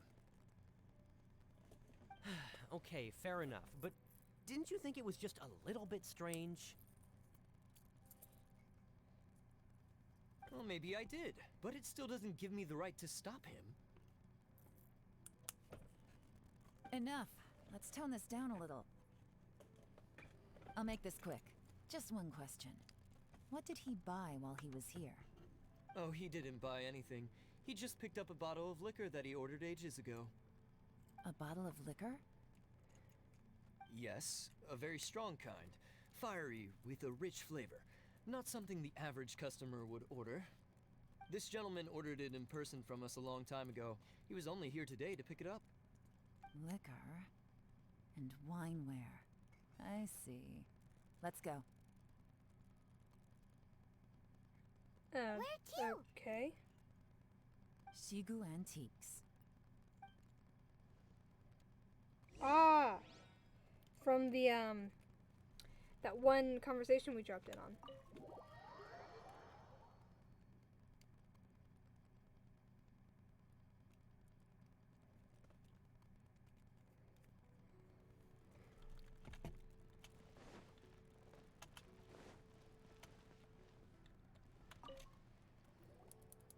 Hey, Miss Linlong. Sorry to bother you. Zhi ordered a wanware set from you not long ago, right? We're friends of his. He's been telling us how impressed he is with the quality, considering how affordable it was. So we just had to come and take a look for ourselves. Sure. Which model are you looking for? We don't really know a whole lot about wineware. Let's just go with Jur-E's choice. Would you be able to show us the one he bought? Jur-E picked up his set not long ago. As a quality imitation of an antique wineware set, it has the look and feel of a luxury item. Just so you're aware, we don't have many of this model left in stock. And now that Mr. Jur-E has taken one, I'm afraid it may encourage the price to go up a little. Don't worry, price shouldn't be an issue. I'm sure we can work something out. But I'm just a little hazy on one thing. Did Jur-E's wineware set include wine glasses, or...? For this set, the wine glasses are sold separately. Minimum purchase is 1 glass, maximum is 4. Mr. Jur-E bought 2. Okay. Thanks, Lin Long. Seems there's a little more to buying wineware than I first thought. We'll have to mull it over. Well, don't take too long. We could sell out any day now. All right, see you next time.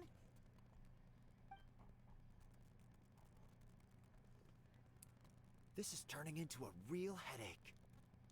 I'd just like to point out that we have the self-professed Grand Master of Fieldwork here to thank for being wholly incapable of tailing an ordinary civilian without being seen. It's not like you did any better. My specialty is information trading, okay? I don't have the physical agility. What's your excuse? Fair point. Yelan, so has the plan failed? Oh, if we can't figure out where Jur-E went, there's not much we can do. But why was he buying liquor at Shinue Kiosk anyway? To celebrate? If so, it's no ordinary celebration. What do you mean? First of all, Jur-E isn't much of a drinker.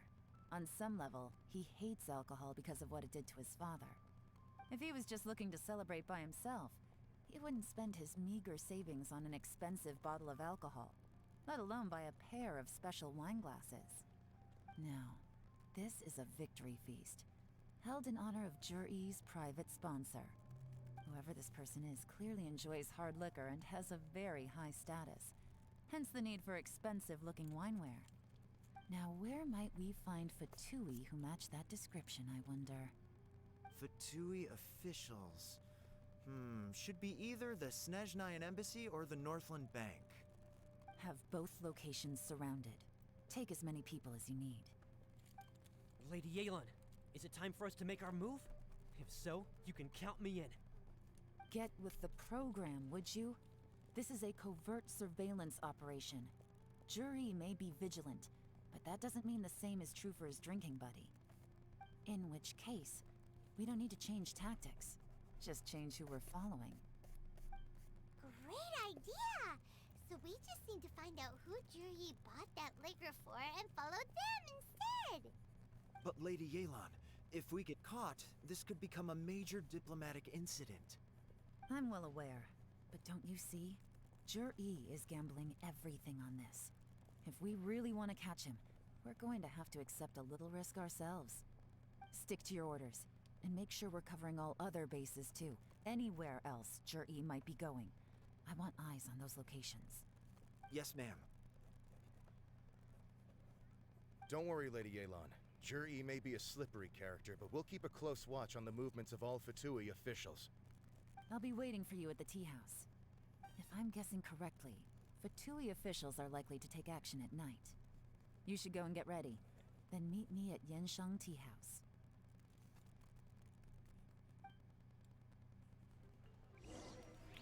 Okay.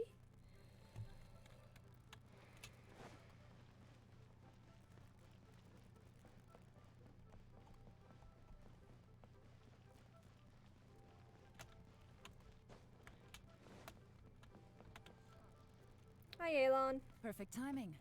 Wenyuan just sent word that the Fatui ambassador, Yusupov, just left the embassy alone. He's heading in the direction of Qingshu Pool.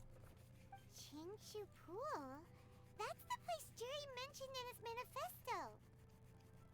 It looks like that's where they've arranged to meet. Sensible choice, I'll give them that. Qingshu Pool is always crawling with monsters. Most people wouldn't dream of going there. It's one place they won't need to worry about being seen. Oh no, we gotta go get them! Let's go. If my hunch is correct, we just might hit the jackpot this time. Meow. Random cat. Alright then.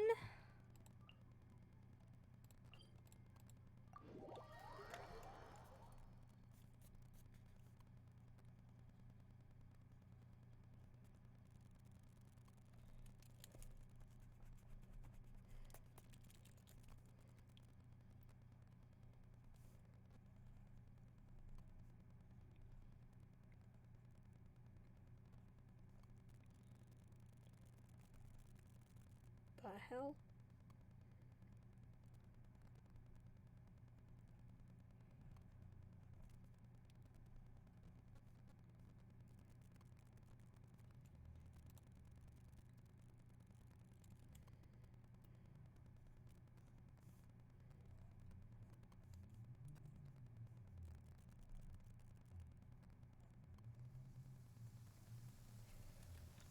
Alright then.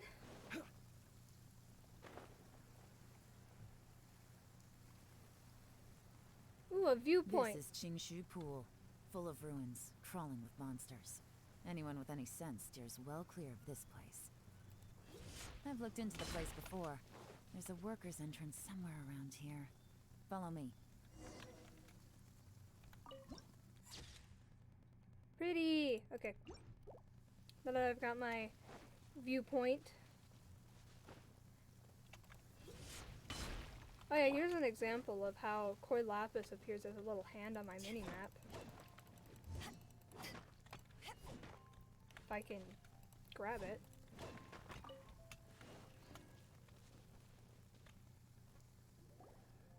There's been some work done on this place in the past, but it's a bit of a labyrinth inside. I can't guarantee we'll be safe once we're underground. The workers left an emergency access route. If we can find it, this will be a much easier journey. Still, be ready to fight at any moment. Any resistance needs to be taken out quickly and quietly. We don't want to attract too much attention. Don't worry, we're all professionals here.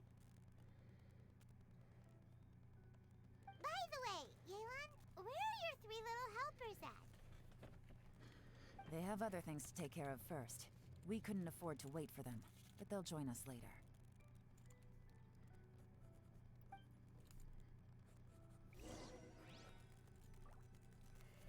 Alright then. Okay. I think I say that a little too much. I'm not gonna worry about the Hydro because I'm assuming Yelan's gonna be with us.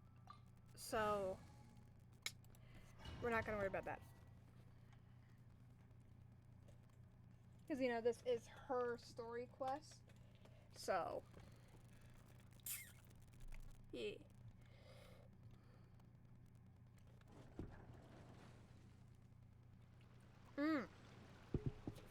Heliotros. See? She's with us. Do I remember how to use her? Absolutely not.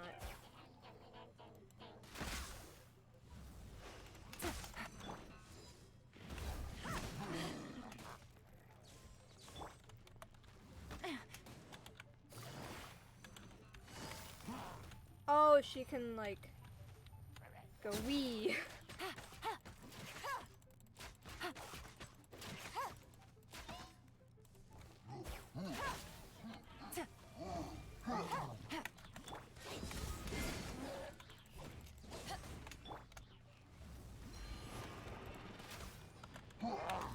Oh my god. I just ducked under his thing.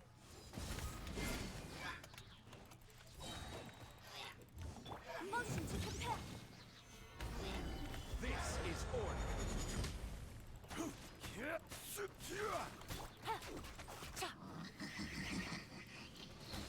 As I expected, but this shouldn't be too much trouble. Ooh, a chest.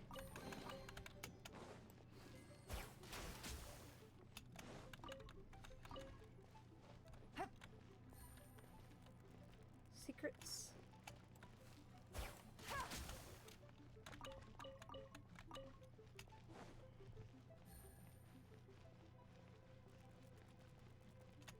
Oh.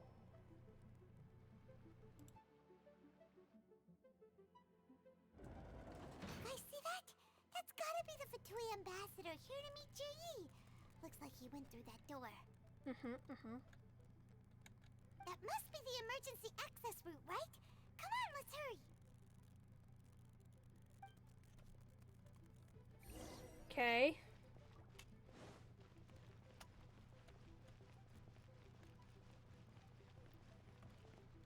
This is the construction workers' emergency access route, but it's closed tight.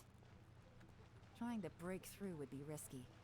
Let's see if we can find another way.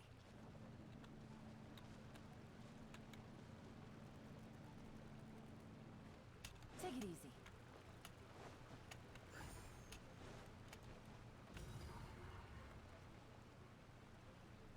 Oh. Let's see.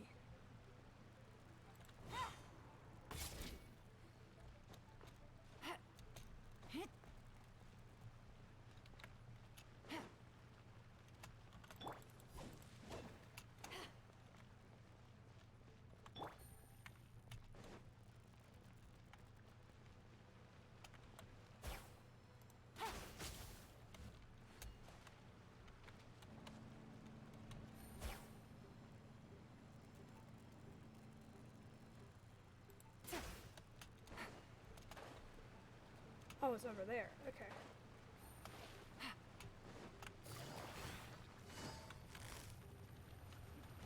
Gotcha. Ooh, those are all damage just barely. Boom, boom! Stabilize. Take it damn easy.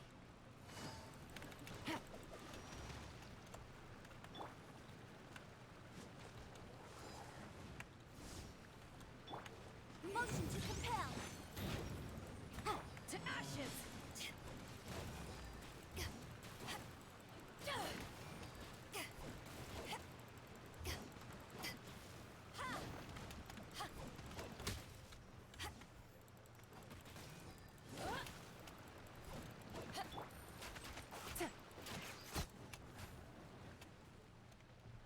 Take it easy.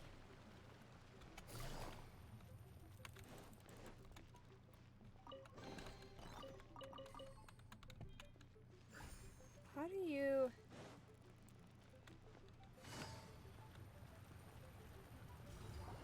Oops.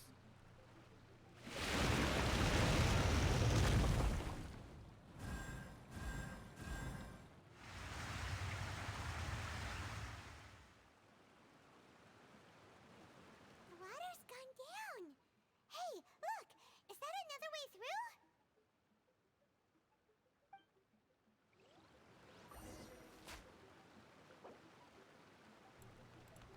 Thought there was gonna be like a cutscene or something.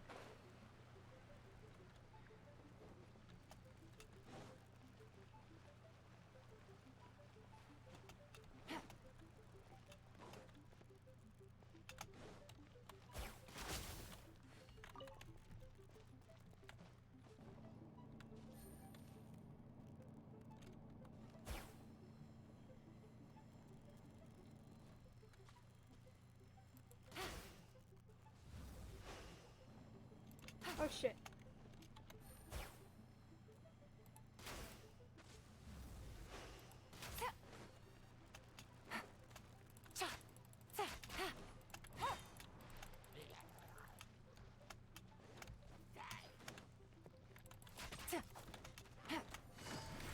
Take it easy. Wheel of life. Yeah. I'm trying to learn how to play Yelan right now. Where's the other guy? Oh, maybe he died.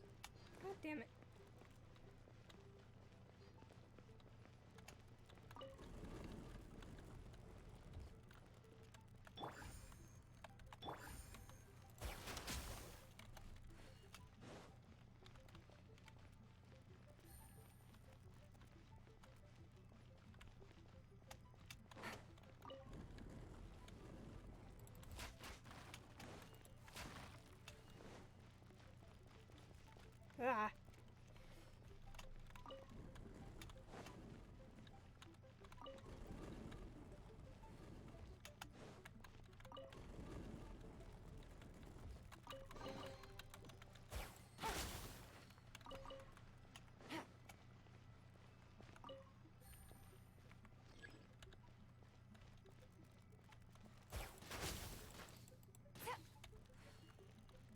Okay then.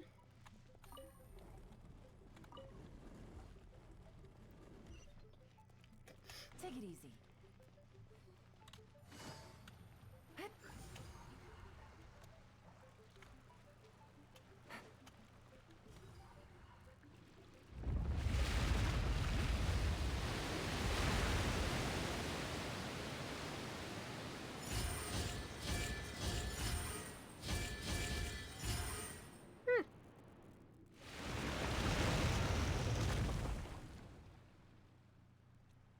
The water flowed into the groove, and now the statues have lit up.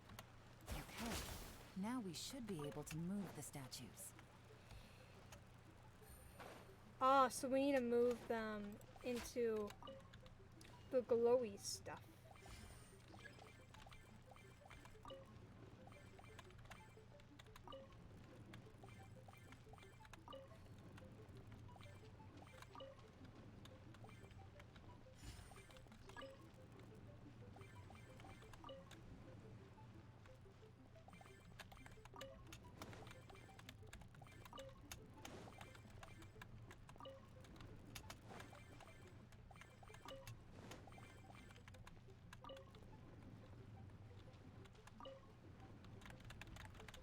The door is open. Let's go. We should be nearly at the bottom now. Let's wrap this up. Oh, Jesus.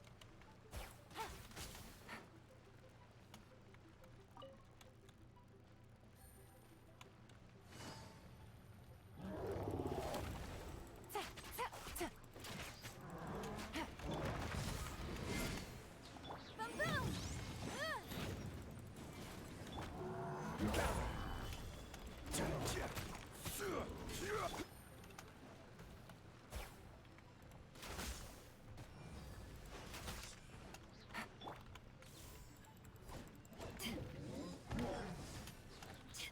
Motion to compel.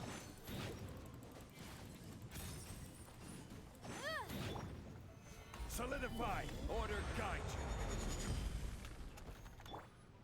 Incinerate. Power that ended Hydra. Time for your arraignment.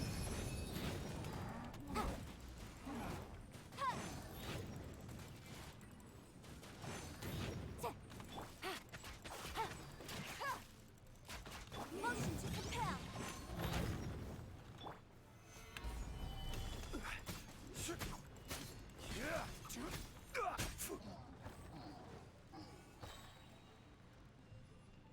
Okay then. Take it easy.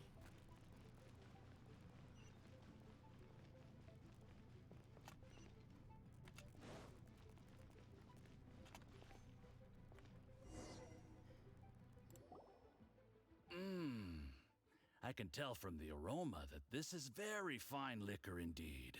I'm impressed. Come on, bottoms up. After you, of course.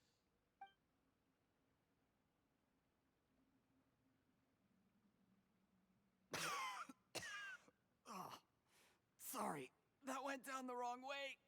I've never drunk anything this strong before. It'll take me some getting used to. You'll get there. If you want to stay friends with us, you have to drink with us. I'll do my best. You're more of a lightweight than I thought. Already struggling after one glass? I thought you were made of sterner stuff. You certainly kept it together when you were poisoning your teacher's soup. Come on, another round. Less talking, more drinking. Sure. You didn't leave me much of a choice, though, did you? Just the mention of poisoning sends shivers down my spine. I'm more timid than you realize. Every time I poisoned him, I had to hide away at home for a few days because I was so scared of getting caught. Look, I know it has not been easy for you, my friend. We appreciate all your hard work. But I have to say, you really are quite a genius at poisoning people. I mean, the poison we brought from Snezhnaya is as strong as this wine, but you found a way to turn it into an imperceptible, slow-acting poison and came up with the idea of delivering it through fish soup. What was it you said? Oh, yeah. You said the soup's fishy flavor neutralizes the pungency of the poison, and this process even makes the soup tastier as a result. How did you think of that? It struck me one day when I was fishing. I'm lucky it did. Otherwise, I'm not sure I would have been able to fool Uncle Tien. You have performed excellently. The Fatui will continue to provide the support you need to consolidate your position as Tien Shu. Of course, this is as long as you continue to do as we instruct. Aside from Qing Shu Pool, we also have some other requests for you, which we will inform you of in due course. Don't worry. Whatever tasks you have for me, I will perform them diligently. Did you hear that? It was poison! That's why Uncle Tien hasn't been feeling well recently. It's all Jurye's doing. What a nasty guy! Seize him! Hold on. Did you bring a camera? If not, you can use mine. This is quite a scene. We have to capture it for posterity.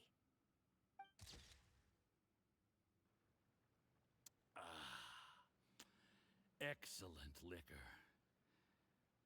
We've, seen no progress on the diplomatic front, and everyone has been eyeing up the treasure of Qingshu Pool.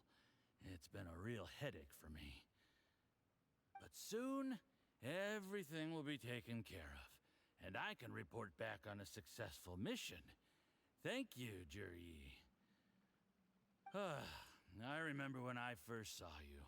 I knew right away that you would make a good partner for us. Hey, do you still remember what I said to you? How could I forget? You said a lowly commoner like me could never be seen as a serious candidate for the Tianshu, no matter how hard I work.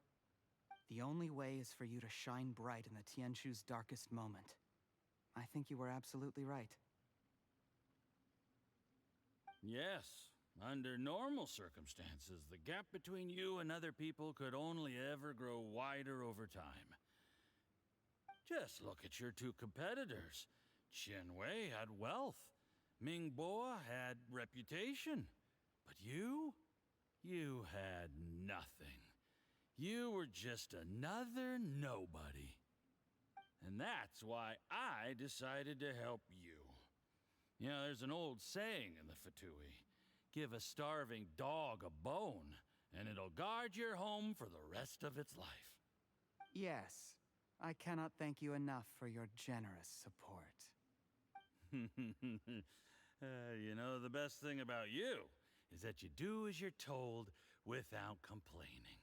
Hey, keep up the good work, and I can assure you, you'll never have to worry about Mora again. Heck, when you're not in the company of the Fatui, you'll be able to throw your weight around as much as you want. How about that?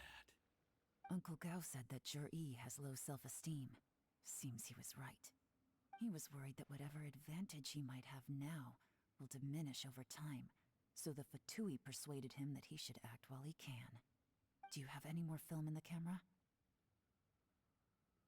Then get ready to use it. Tonight's grand finale should be coming up any minute now.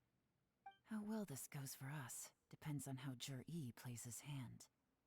Ooh, is there any more alcohol? Go on. Fill me up. I'm in a good mood today, and I'm gonna drink my fill. Make sure to get me home safely afterward. There's only a little left. Here, I'll fill your glass. If you like it, I can bring you some more next time. Whoa, this is the good stuff. It is great. Huh? What the?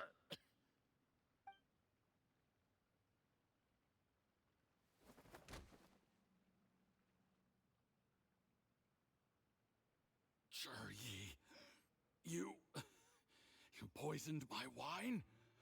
But when? You seem surprised, Mr. Yusupov. How could you? How could I not? I've sacrificed years of my life studying and reflecting to prepare myself for this position. And in the end, I even had to poison my own teacher. You really think I'd put myself through all that just to become your little puppet? I don't want to bow down to anyone ever again. And that includes you. You imbecile. It's the Fatui who got you to where you are. Do you understand? If I disappear with no explanation, the embassy will come after you. They'll get to the bottom of this. Mark my words. Do you see the haystack in the corner? Underneath it is a pile of explosives. And next door in the dark room are the 3 undercover agents you sent to infiltrate the Black Cliff Forge. I'm gonna stay here till I see you slip into unconsciousness. Then I'm gonna set this on fire. Once the flames burn through the hay, they'll ignite the explosives, the ruins will collapse, and everything will be buried. What do you hope to? I took the liberty of leaving some evidence of your contact with the undercover agents at the Black Cliff Forge. It won't take long for people to join the dots. 2 missing person cases will become one as the truth gradually reveals itself. The Fatui planted undercover agents in the Black Cliff Forge to steal their signature ruin-grade explosives. Their plan was to blow through the solid floor tiles in the dead of night and seize the treasure of Qingshu Pool. But things didn't quite go to plan. Mistakes were made that led to the accidental deaths of the entire crew. Faced with the overwhelming evidence, the embassy won't investigate this any further. In fact, they'll be only too happy to blame it all on a rogue operation by you. It explains why you acted alone, while exonerating the rest of the embassy of any liability. Of course, none of that will have anything to do with me. When all of this comes to my attention, I'm afraid I'll have no choice but to cancel the Qingshu Pool redevelopment plan immediately. I guess then, I'll be Tianshu in my own right, with a clean record and well out of the Fatui's reach.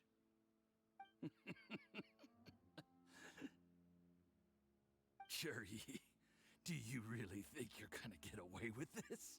The Fatui has a record of everything. That includes the poison, all interactions between us, even my trip here tonight. After I die, they'll come looking, and they'll get to the bottom of this. A record? Oh, you must mean the one in the hands of your second-in-command, Theophan? What? How do you know about that? Because when you contacted me, I also made contact with your associates. I have Theophan to thank for providing me with the poison I used on you today. He'll help me tie up all the loose ends. After all, your untimely demise comes with a few perks for him. He has been eyeing your position for a long time now. That traitor! Yi, you... Shh. Relax. It's over. After tonight, everyone gets what they want. And anyone else in the know is either my accomplice or about to be taken out of the picture. Sweet dreams, Mr. Yusupov.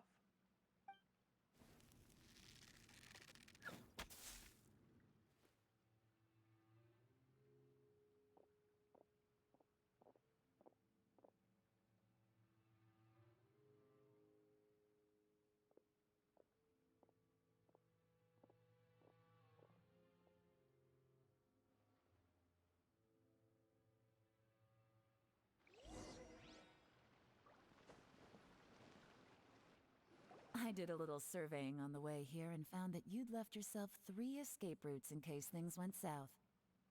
I have them all surrounded. If you're thinking of trying anything, save yourself the effort. The game's up. We were here the whole time and have pictures of everything. They came out pretty nicely. Want to see them? The game's up? Forgive me, I'm not quite sure what you're referring to, Miss Yelan. I happened to discover a Fatui operation here, so I approached them on the pretext of joining forces and eventually brought them down from within. If it pleases you, Miss Yelan, I'd be only too happy to have you join me in investigating this matter. This is how you want to play it, huh? Fine. You do you. All we need to do to convict you is establish that the poison in his system is the same as in Uncle Tien's. Nothing else you wanted to add? Let's leave it there then. Time to go. One wrong move and it all comes crashing down. I should have been more careful. You followed him here, didn't you? I was so focused on keeping myself out of sight, I forgot he was a potential liability. Let's talk about this, Yelan. I gave you my word that I would live up to the Tianshu name, and that much I can still guarantee. Your point being? When I take office, I can guarantee that I will act in your best interests. In fact, all of you here tonight can expect very generous treatment in the future. I don't deny that I used underhanded methods to get here. But given my lowly origins, what other choice did I have? You still don't get it, do you? Even now. What do you think?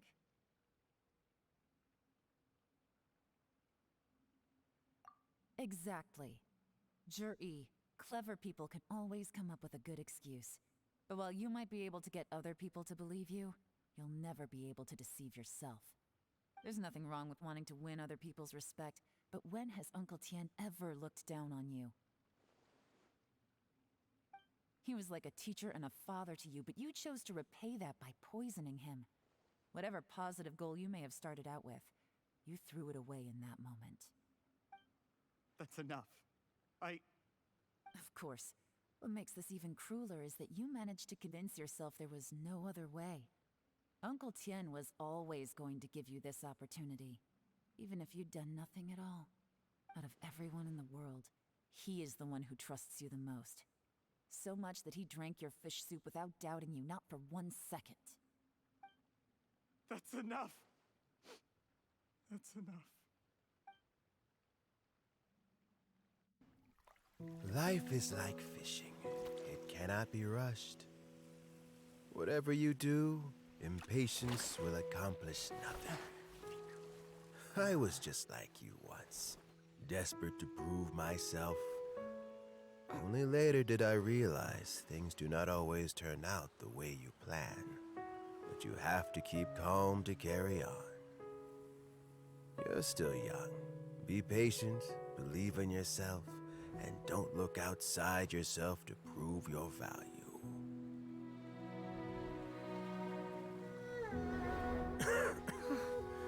Where's Jury these days?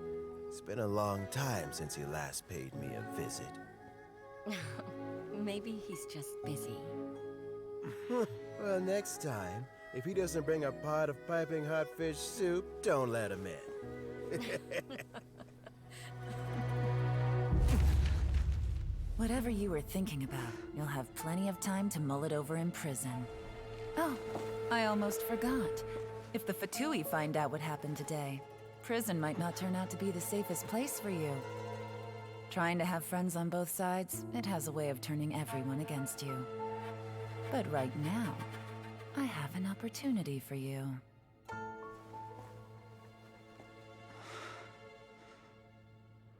Huh?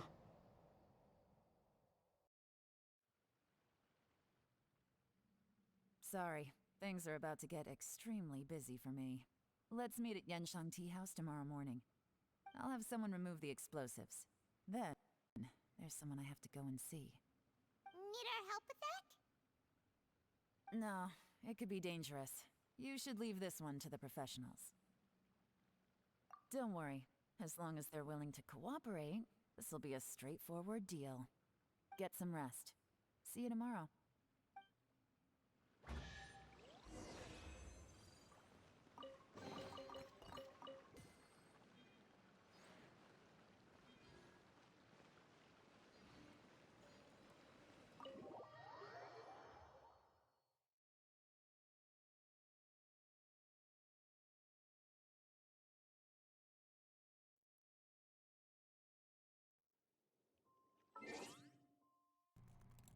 Okay.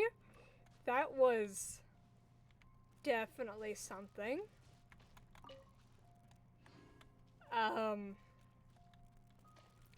That story took quite the turn there. I was not expecting him to get ready to kill somebody. Also, while listening to him during that whole, like, him poisoning the one guy scene, I was like, his voice sounds familiar. So that time I was, like, looking him up on my phone. He has the same voice actor as Night Eye from My Hero Academia. I don't know how to say this name. Gyutaro from Demon Slayer. I haven't watched that part of Demon Slayer, so I wouldn't Osmanthus know. wine tastes the same as And I remember. haven't watched this show either, but where are Finrail from those Black who Clover. share the memory? They share the same voice actor as that dude whose name I can't pronounce, the guy that we just arrested. And there's probably more, but when I looked up the voice actor, it said that these were his 3 most popular roles. He has over 130 video game and animation credits, with several airing on Crunchyroll's streaming platform and Cartoon Network.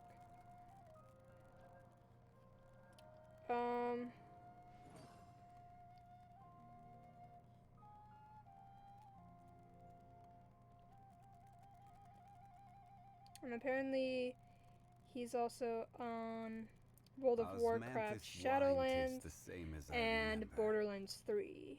But where are But it those doesn't tell who me share like the memory? who he voices. Anyway, now that I've got distracted by that, after 8 o'clock the following day, after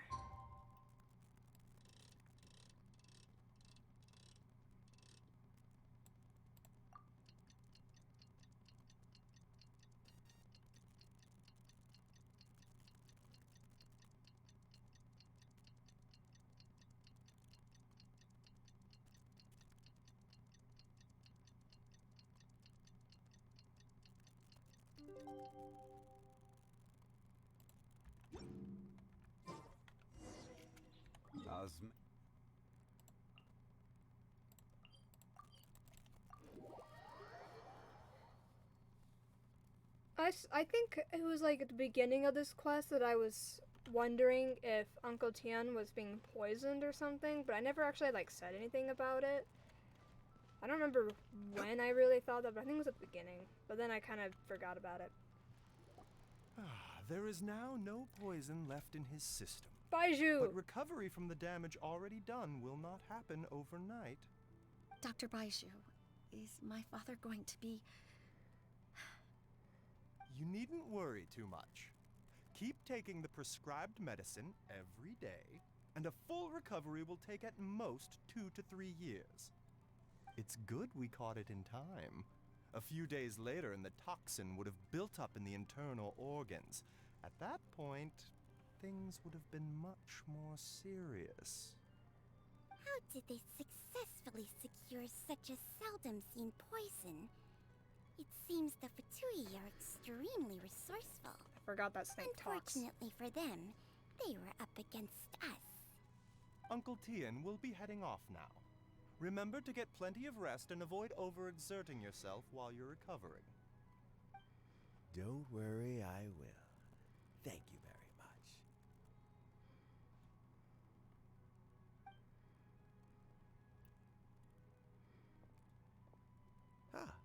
You're here too? Thank you for all you've done to resolve this situation. I'll have to make some tea in a moment. You simply have to try it. Feeling any better? Yes, the exhaustion seems to have gone. My mind is steadily getting clearer again. Luckily, it looks like choosing the Tianshu's successor is suddenly not such a pressing issue after all.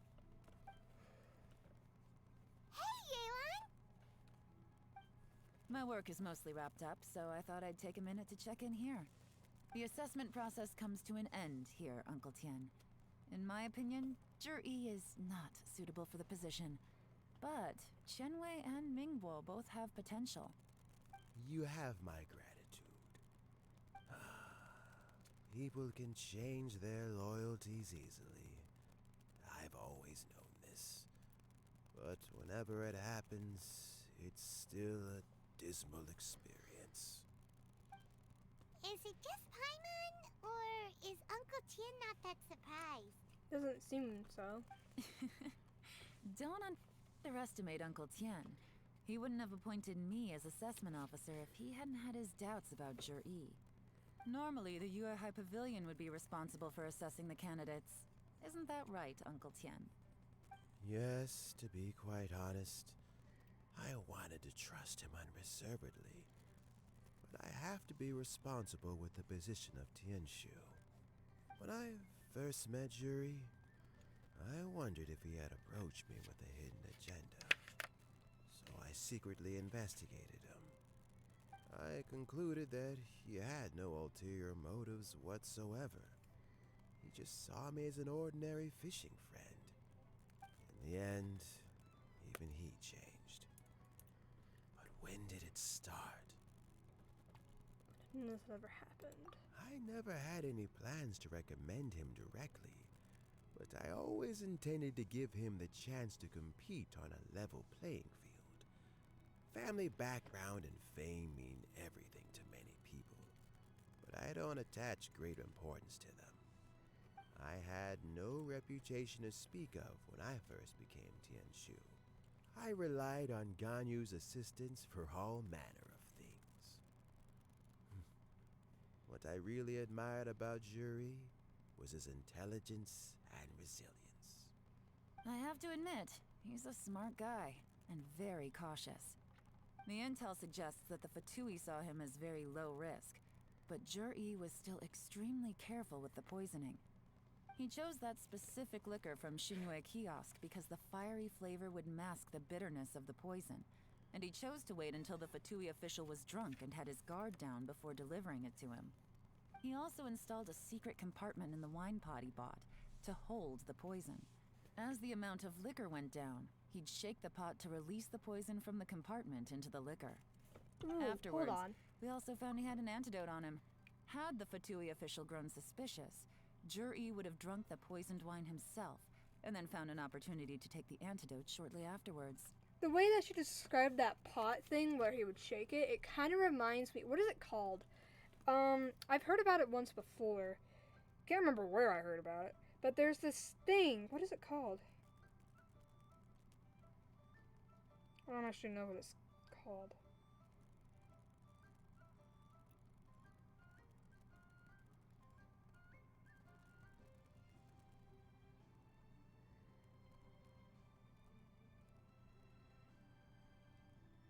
Okay, it's called an assassin's teapot. Basically, with an assassin's teapot, from my understanding, is that there's a secret compartment in the teapot so that you have to tip the pot at a certain angle so that the liquid from the other compartment gets mixed in with the tea. So then you could pour yourself a normal cup of tea while pouring a poison cup of tea for the person you're trying to kill. So that's what that just sounded like. That's like that is really random information for me to talk about just now, but I had that thought in mind. Literally, okay. During that whole scene with him talking to the Fatui dude, I was like, he's gonna poison him or something, because the way he was talking had completely shifted from when he talks with like us and stuff, and he sounded angry and annoyed, and so I was like, he's gonna poison him somehow with that tea. And my first thought was the assassin's teapot. He's gonna like kill him in a way similar to that, or at least poison him. Anyway, back to the dialogue. But that's still really dangerous. Yes. Had he drunk the poisonous wine, he still would have faced serious health consequences despite taking the antidote. He didn't hesitate to put himself in harm's way to achieve his goal. How is Juri now? Well, I mean, he is sitting in a jail cell. Like Yanfei says, everyone who breaks the law has to pay the price. Still, he's cooperating. He didn't turn down my offer to strike a deal. I'll make sure there are plenty of guards around to keep him safe from anything the Fatui might be planning. That was the offer? Does this have to do with what you said to him when you arrested him? Yes, Jury's not the one I'm interested in. If he was as far as this went, I'd have handed the case off to my subordinates as soon as I realized. But once the Fatui became involved, things got a whole lot more interesting. I thought I might have the chance to catch a big fish. Well, did you? Almost. Unfortunately, it slipped off the hook at the last second. Uncle Tien? Yelan? What are you talking about? Paimon doesn't understand. Jur-E colluded with the Fatui to try and secure the position of Tianshu.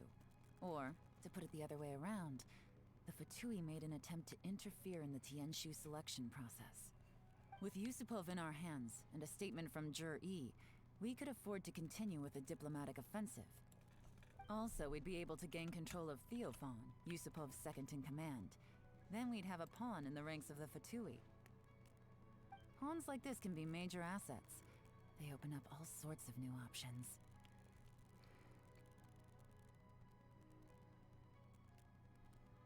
So this was your real plan. Why else did you think I was investing so much time and effort into this case? So, okay, well, did your plan succeed? We got halfway. The first part went off without a hitch, and we passed all the information on to Lady Ningguang. But when we tried to make contact with Theophan, he was gone, along with all the evidence. The Fatui must be spying on us. Otherwise, they'd never been able to respond so quickly. I found out from other sources that the Harbinger Regrator got involved. Who the hell? The Fatui's main forces aren't concentrated here. Regrator was only treating this as a peripheral concern. It's a pity that Theophan got away. But knowing which Harbingers are still looking at Liyue is something. It gives me a starting point for my next mission. I have to ask, Yelan, do you have any desire to take over the position of Tianshu yourself? I remember you showed some interest a few days ago at Yenshang Tea House. In my estimation, you are more than competent. Oh, that. I was obviously joking. I prefer my current life. There's danger and there's excitement. Although it'd still be a behind-the-scenes role. As Tianshu, I wouldn't have the chance to get involved in anything truly clandestine or face any real danger. All right. Danger's fun. I'm done here. Time for me to go. I'm heading off again in a few days, and I still have to prepare. Where are you off to this time? As you might have guessed, it's for me to know and you to find out. But I'm sure if you keep going as you are, getting yourselves involved in other people's business all the time, you're sure to get caught up in another misadventure before too long. Maybe I'll see you the next time danger beckons. Until then, keep your wits about you. A lot of people are watching you for a lot of reasons. If you have any more questions, just ask Uncle Tien. After the recent turn of events, I'd say he owes you one, wouldn't you? Maybe. Although we barely did anything. It was mostly Yelan who did that. Alright then. Do I have enough for another one? No. Okay.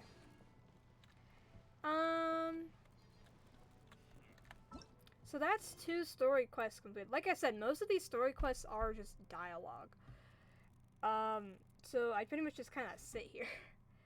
The other ones, I'm like the actual like main storyline quests, and sometimes the ones that don't have like the voice dialogue, sometimes those ones are a majority of dialogue, but I don't know. It really just depends on the quest. But we still have, I did unlock this, guys, today after I did my commissions. But I still have 3. We have Yaimiko, Ayato, and Kaza, which are all in Inazuma. Then there's all of these guys who I don't have unlocked. Are all of these? Oh yeah, 2 of them are not in Inazuma. Not Inazuma. Sumeru. This guy's from Liyue, and this guy's from Inazuma. The rest of them are from Sumeru, as far as I'm aware. So, can't do those. He's the only other one that I can unlock. The rest have prerequisite quests. And then I have some of the hangout events that I've unlocked that I've never done. We have Chongyun, Barbara, Noelle, Sayu, Beidou, Ningguang, Farzan, Layla, Kave. I don't know if I said any of those right. I never unlocked these 3, but they're there. I've also noticed that a lot of Inazuma's character names have 2 names, like Yaimiko, Kamisato, Ayato, Kadahara, Kazuha. Like there's 2, they have like a first and last name.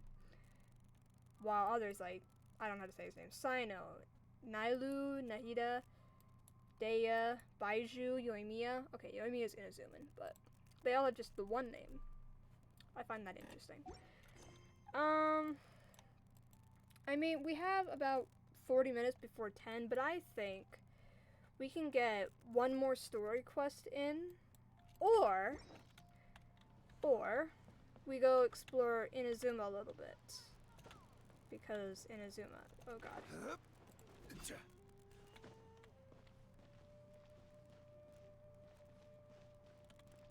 I don't know. I don't really have anyone to tell me what I should do. I'm leaning more towards doing another story quest because as far as I'm aware, all I have to do tomorrow is actually, I don't really have anything to do tomorrow unless I get called into work, because that does happen sometimes, especially close to the weekends, and since tomorrow is Friday, it may happen. I did get called into work Monday, but I was actually busy Monday with some other things, so I couldn't work Monday. But I'm always willing to work when I get called in if I'm available, because I only work weekends, so Saturday and Sunday, and that's not a lot of hours for me to work. So any extra work I can get in, I take advantage of if I can. Monday was just like the one exception because I was busy that day. So I couldn't. I just heard my cats running around.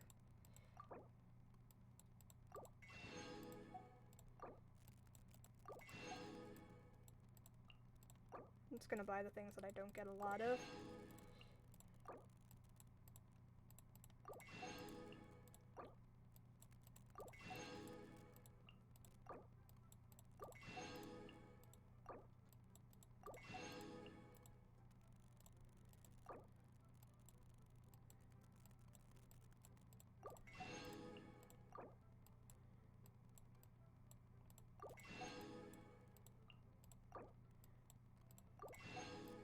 And I don't want to buy those.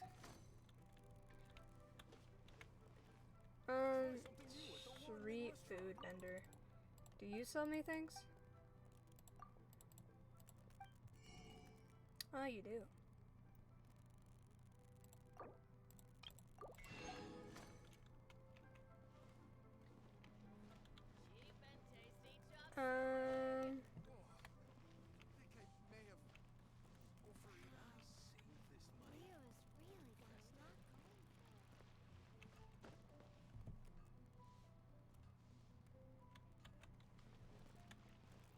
Let's say I could probably stream longer than anticipated today. I mean, I did start like earlier today because I had nothing else to do. We could, honestly, I could probably finish the 2 story quests.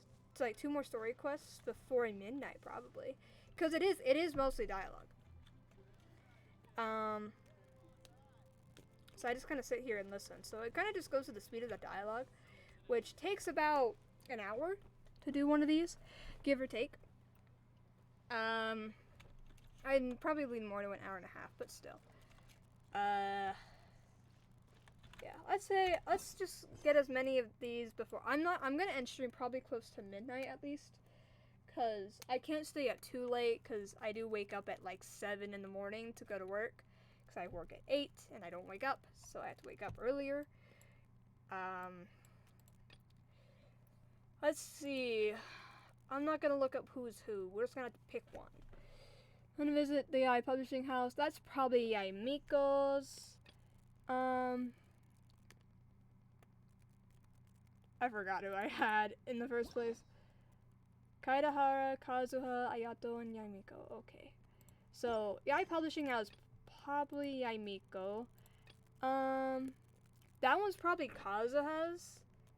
And this one's probably Ayato's. I don't know who Ayato is. I might do that one last if I do the third one tonight. Because I know nothing about Ayato besides the fact that he's the older brother of Ayaka. So, Kazuha or Yaimiko? Let's do Kazuha. Or what I assume is Kazuha's. Time to hang out in Inazuma. Since I've been hanging out with Lilith for so long. I don't think I planned to stream tomorrow. But I might anyway. I might stream Subnautica though. If I do. Because I want to get... I don't want to lose my place in Subnautica. Like, I don't want to forget what I was doing and what I planned on doing and stuff. It just... Subnautica scares me. Because it's kind of horrifying. But I may stream Subnautica, or if I do Genshin, I might do some exploration stuff, like getting, is it in the air? What the fuck? Where is it? Oh, it's right there. Those things, in Inazuma, because I haven't gotten all of them, and usually I do that in one full, like, just swift stream, even though it's kind of annoying to do them, but it also allows me to explore places. It's been a while since we first set foot on Inazuma. Mm-hmm. So many things have happened since then. Well, there were many memorable events. Yeah, like fucking Yelan. Yeah, we've definitely made some progress on our journey. Mm-hmm. So, where should we go today? I don't know. Oh, her face. Wait a moment. Huh? What's up? We're being spotted. Oh. Someone's coming. That is not Kazuha. I was thinking maybe it was Kazuha. What the heck was that for? Oh, there he is. Defeat the Doesn't attacker. want to talk, huh? Alright, let's convince him to calm down a Here's little. a fancy sword.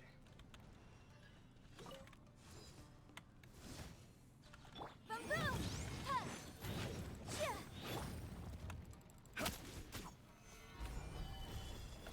Life goes on. This is order.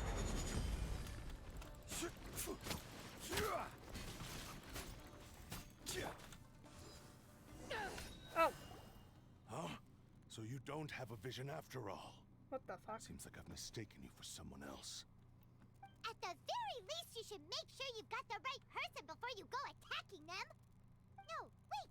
Even when you've got the right person, you shouldn't go attacking them out of the blue. It's dangerous.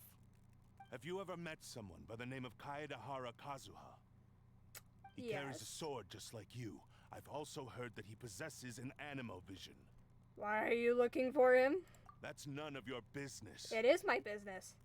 You made it my business when you attacked me. Never mind.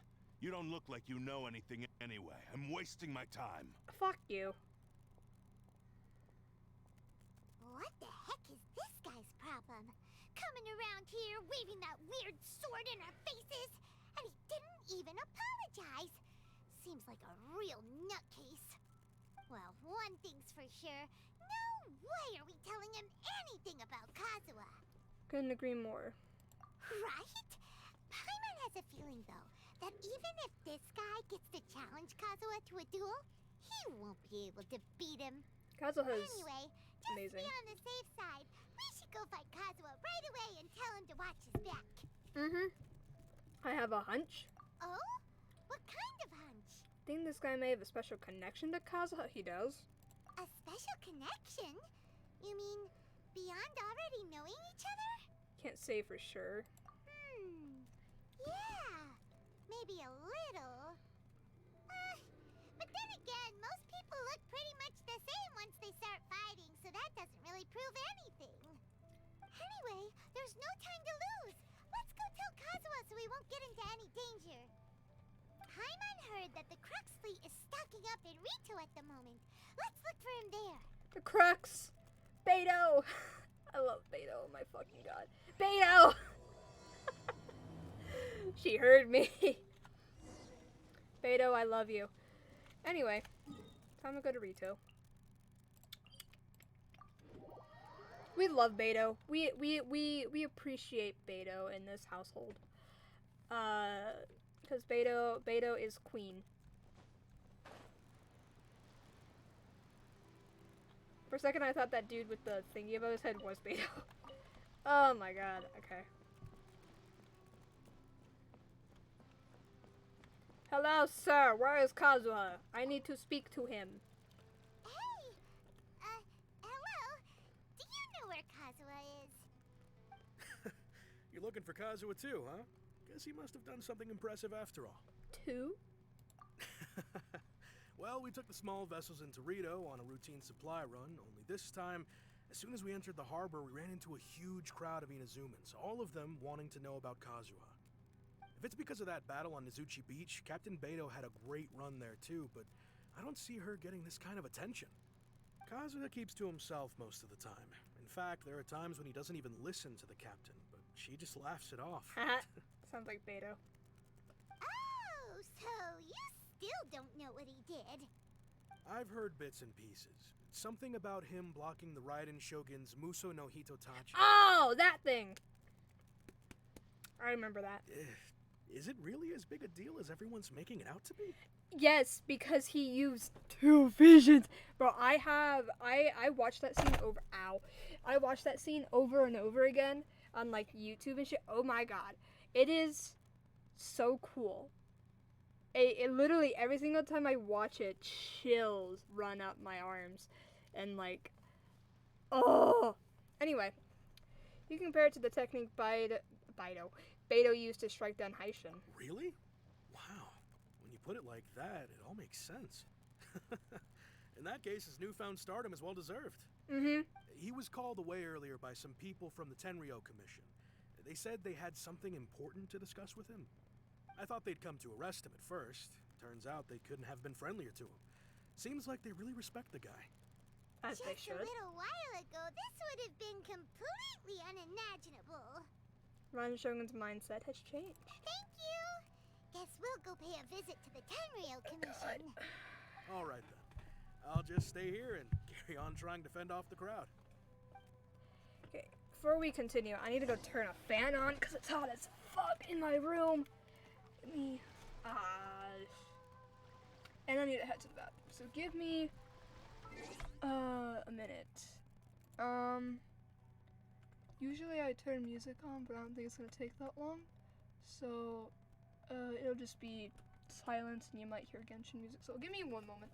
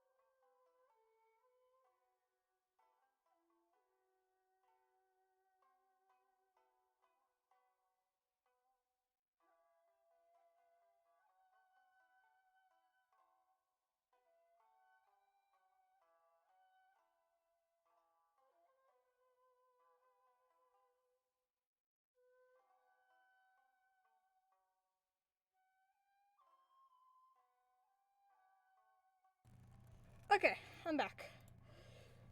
Didn't take that long. Fan is on. I went to the bathroom, so we're good.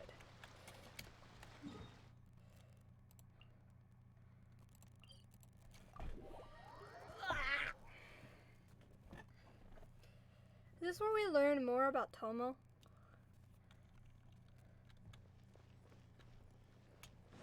Or something?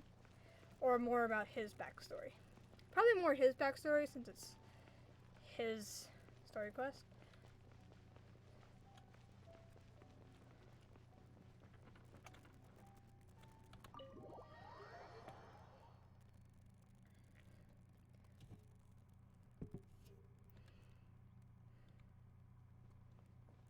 Kazuha!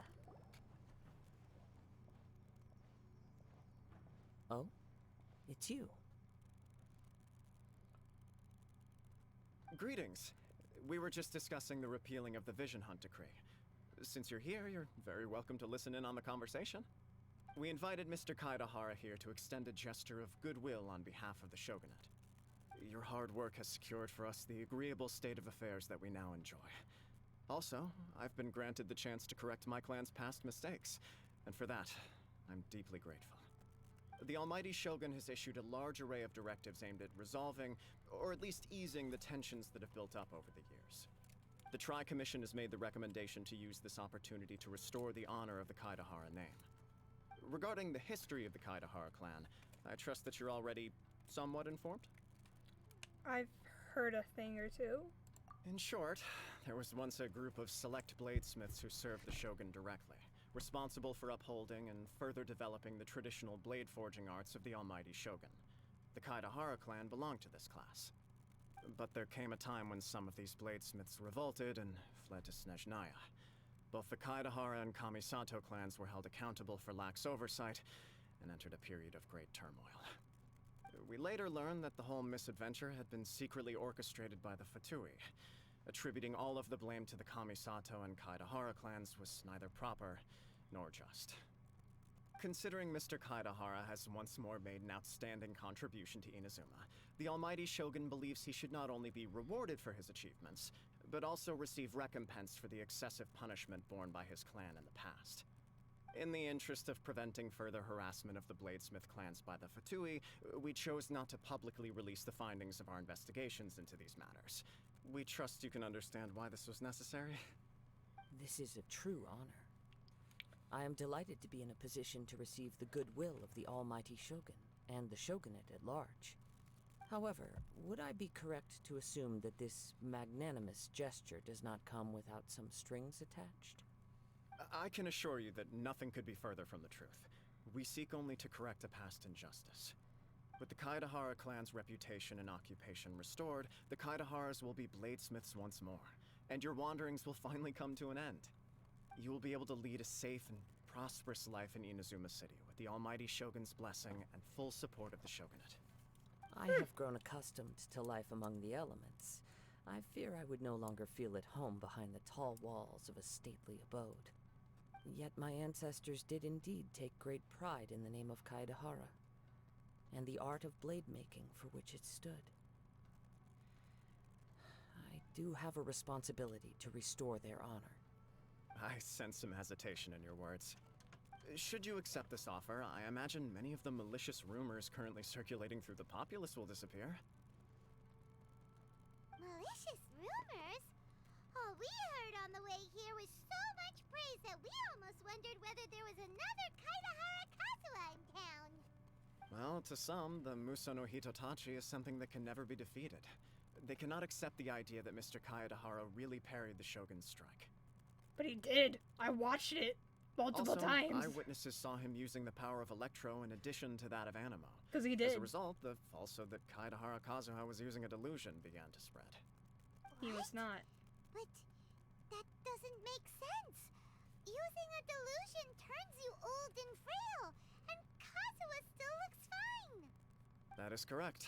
However, to some people, the idea of a single person wielding two elements at once is a more inconceivable notion. I have three. This is just one of many similar rumors. I am very uncomfortable with being the subject of public discussion. no matter whether it brings suspicion or stardom my way. But perhaps if the Shogunate is willing to publicly support me, this situation will blow over more quickly. This is precisely why I encourage you to give our offer some serious thought. It stands to benefit all of us. Please allow me some time to consider. In fact, let us put this discussion on hold for the moment. Well then, what brings the two of you here? Yikes! We nearly forgot about the most important thing! Someone's looking for you? Why would such a dangerous individual be looking for me? Trained under the same master. No. This puzzles me as much as it does you. My fighting forms were taught to me by my family, based on techniques originally developed for blade testing. We undergo rigorous training to standardize every motion the blade is put through, so that each can be fairly assessed for quality. Over time, these techniques came to form something of a Kaedahara sword art, focused on blade testing, but with a full repertoire of combat forms. Those forms are quite different from the more practical ones typically used by samurai in battle. So it's hard to imagine that the similarity you speak of was coincidence alone. All the more reason to watch your back! This guy was a serious nutcase. Indeed. He sounds highly aggressive. Anyone he targets is at risk of serious injury, or worse. In that case, I will send some men out immediately to search for him. Thank you. I must say I am now very curious about this matter, and I will also need some time to consider your offer. I will first join the Traveler in investigating the one who attacked her, then give you a conclusive answer upon my return. Very well. Please stay safe. Come on.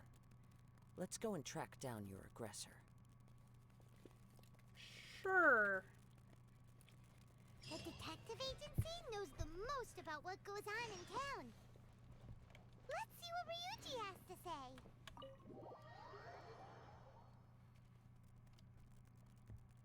Crazy man that fights just like Kazuha. It's even more interesting how it's a family taught style, like it's passed on through a family.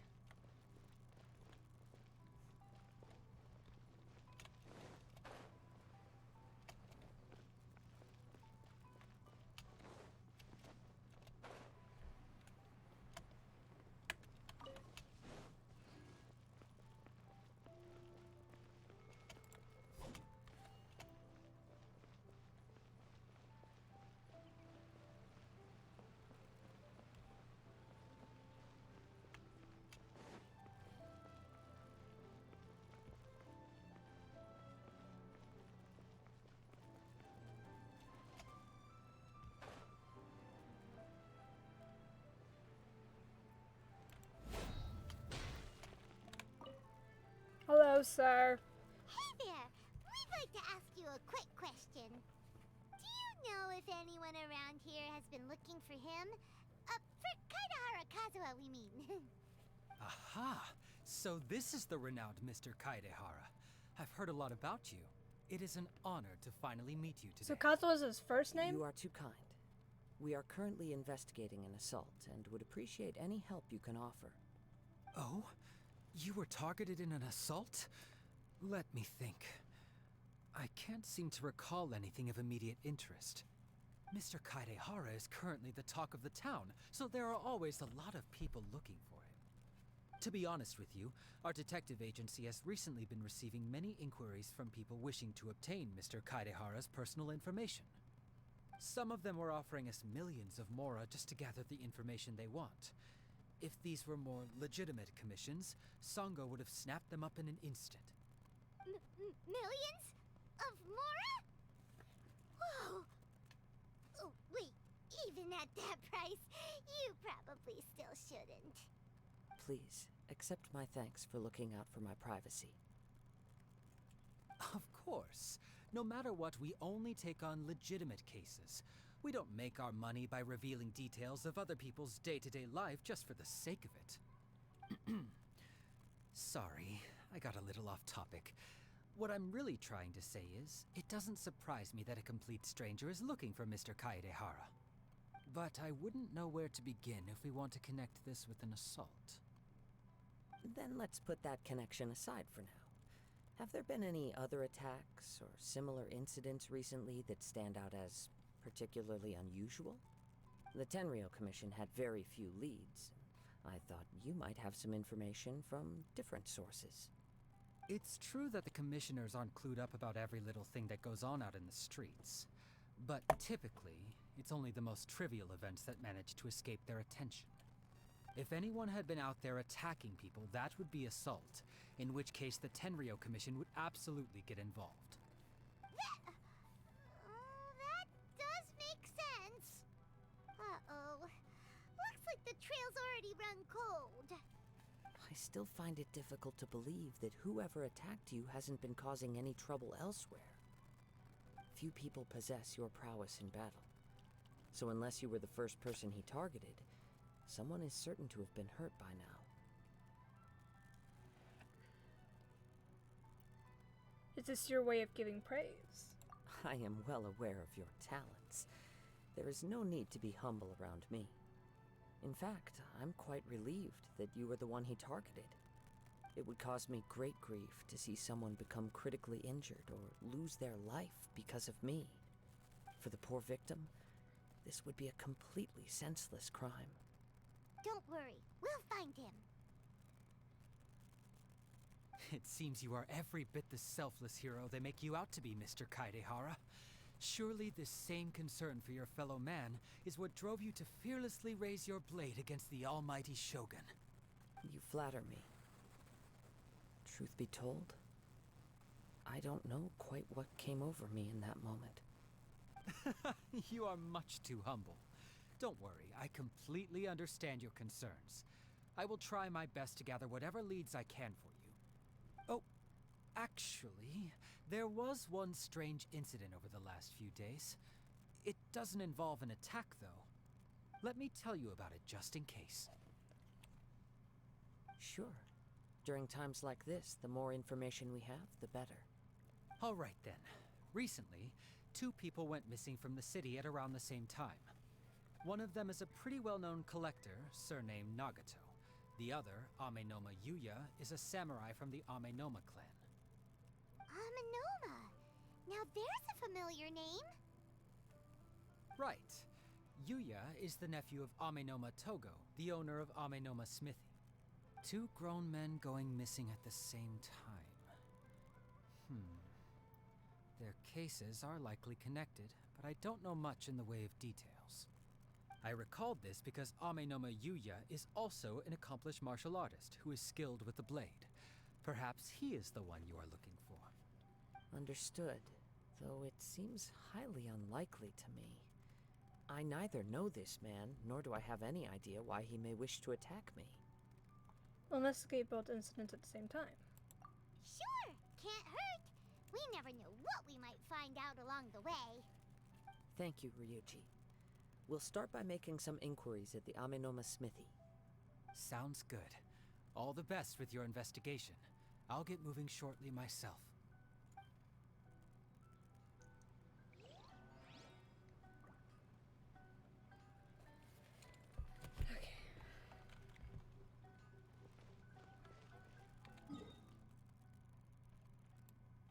Hello? Where? What?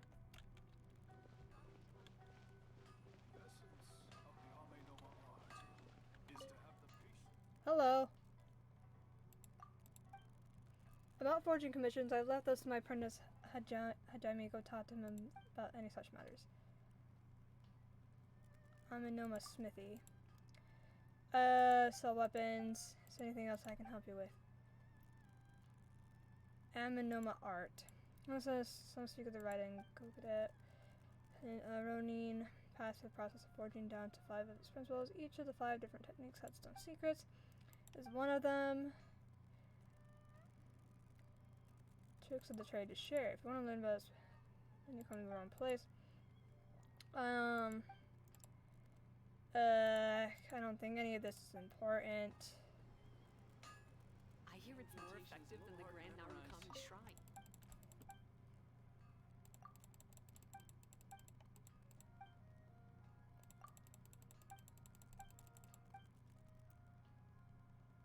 Swords and blades in Inazuma.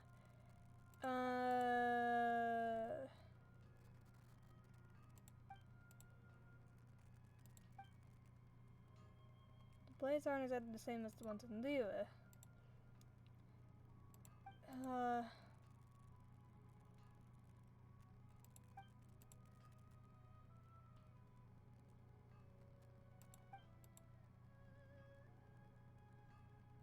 Let's give this weapon to you. What did you just give me? A fillet blade. Hold on. Okay, off topic stuff.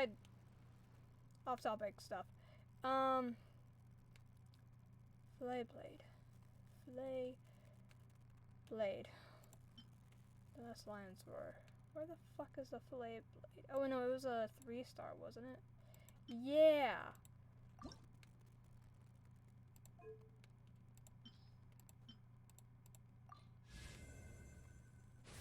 There we go.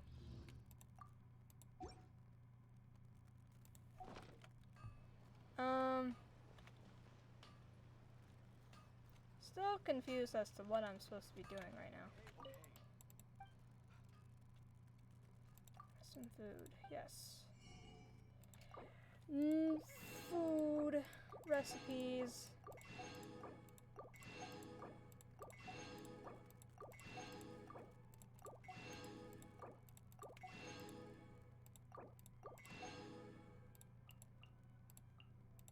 Purchase the healing ones.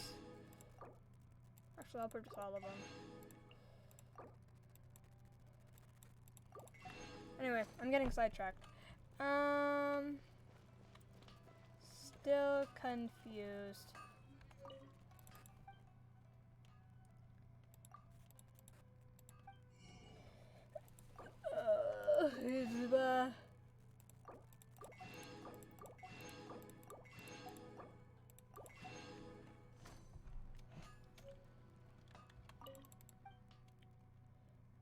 About Inazuman ores.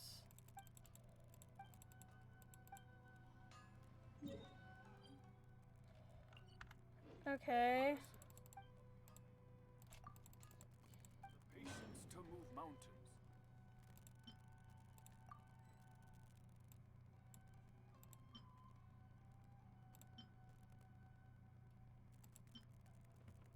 How the fuck do I get this? Okay, anyway. I'm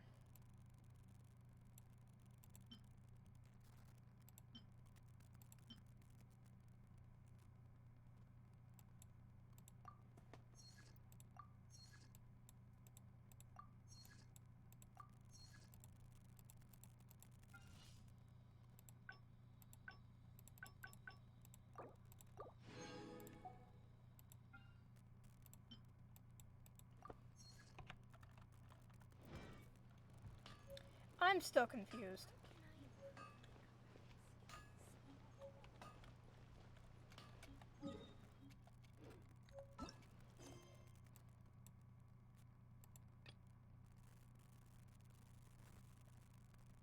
Involved in another quest?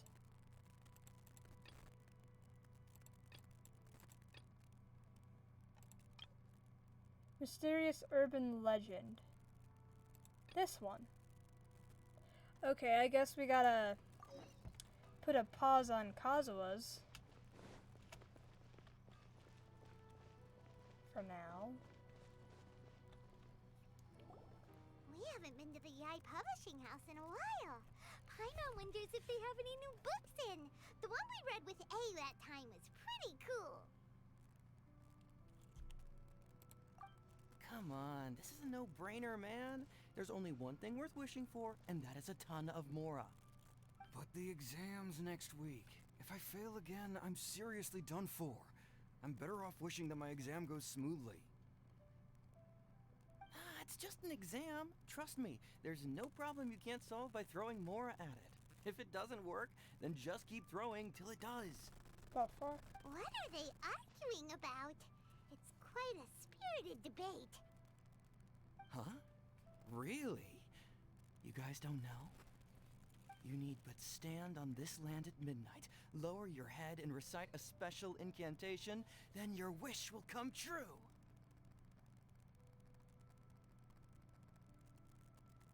Okay.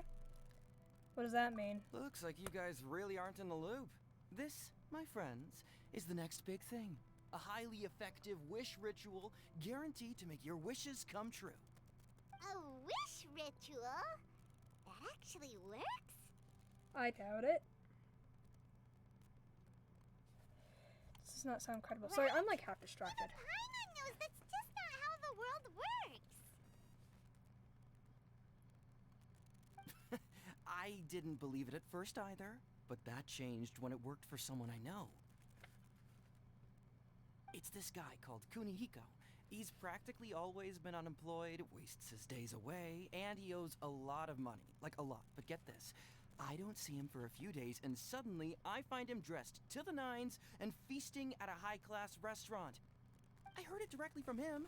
He used this wishing ritual, and the next day he woke up to find his whole bed filled high with mora. His whole bed was filled with... Wow! Paimon, calm down. Of course, I'm sure the part about waking up lying on a bed of mora is a bit of an exaggeration. Whether you believe it or not, it's not exactly a difficult ritual. It can't hurt to give it a try, right? If you're still feeling skeptical, just ask around. There are a lot of very compelling stories going around these days. Really? Well, come on! Let's go ask around right now, shall we? Why the sudden urgency? Well, if it really is true, then just think of all the mora Paimon could... Oh, and you'd finally be reunited with your twin too. Let's go! Okay. The Great Narukami Offering. Sick. That's why we can't, like, or no. Hold on, wait, what? Huh?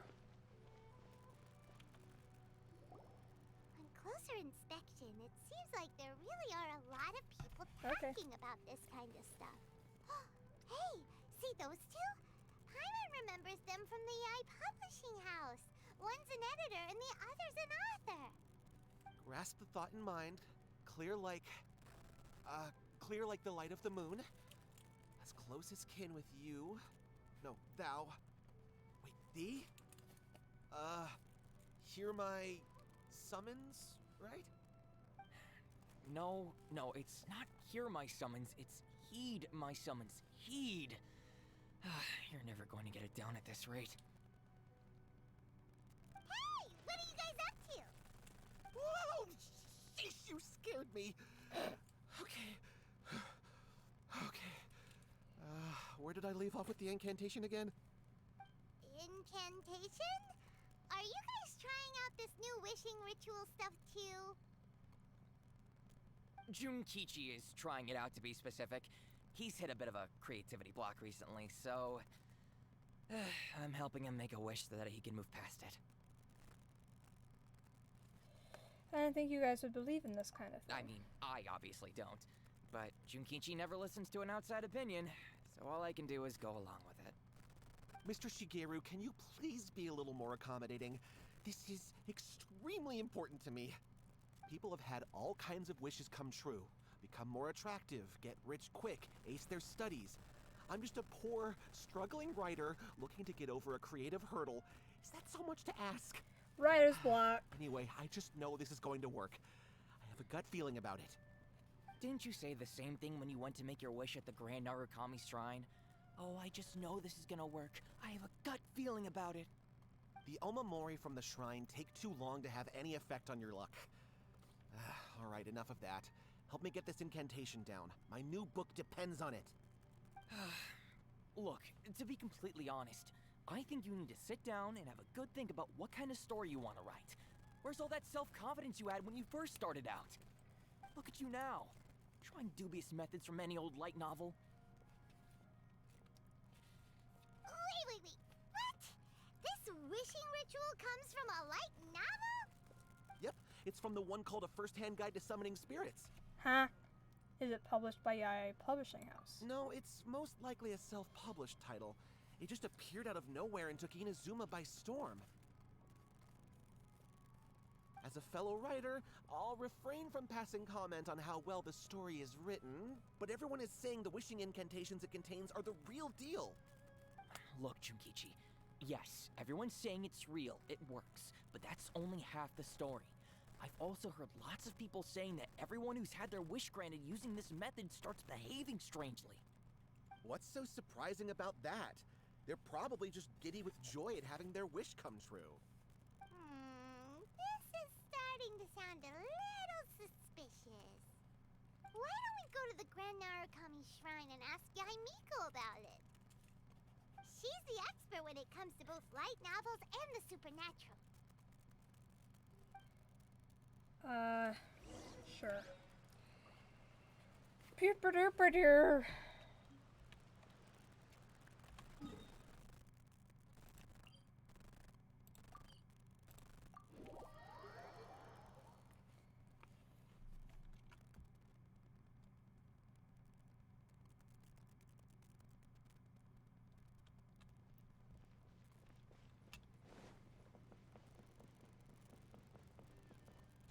What the hell?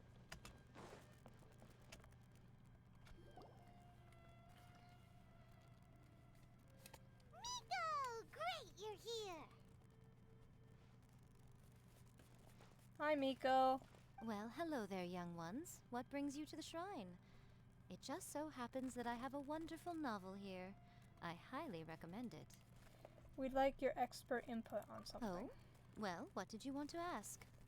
Well, we were just... actually, you look kind of busy. Is this a bad time? No, not at all. It's nothing major. Lady Guji, what do you mean, nothing major? I'm begging you, you've got to help me save my brother. What happened? It really is nothing major. I stand by that. Oh, but since you're so curious, let's have him relate the story one more time, just for you. You two seem to have a good relationship with Guji Ai. Please, put in a good word for me. You have to convince her to help my brother. Here's what happened. My name is Kato Yohei, and my brother is Kato Shingo. All he's ever wanted is to become a swordmaster, so he once asked Sensei Domon of the Meikyo Shisui art to take him on as a disciple. Domon turned him away, took one look at him and said he didn't have what it takes to train in the art of the sword. But my brother wasn't about to resign himself to defeat. He trained every day as hard as he could, and finally proved himself by defeating one of Domon's best disciples in a duel recently. But since his victory, he's been acting extremely strange. It's like he's become a completely different person. The doctors can't find anything wrong with him, so I'm betting it must be the work of an evil spirit. That's why I'm here, begging for Guji Ai's help. You know, there really aren't as many evil spirits lurking around as you seem to think. Your brother achieved the goal he'd been striving toward for as long as he can remember, and now it's gone. It's only natural that he feels a little empty and lost while he's trying to find a new direction. If it were me, I'd just leave him be for a couple of days. He'll recover on his own soon enough. No, Lady Guji. If you saw him for yourself, you'd know. I guarantee you, he's not acting like someone who feels empty and lost.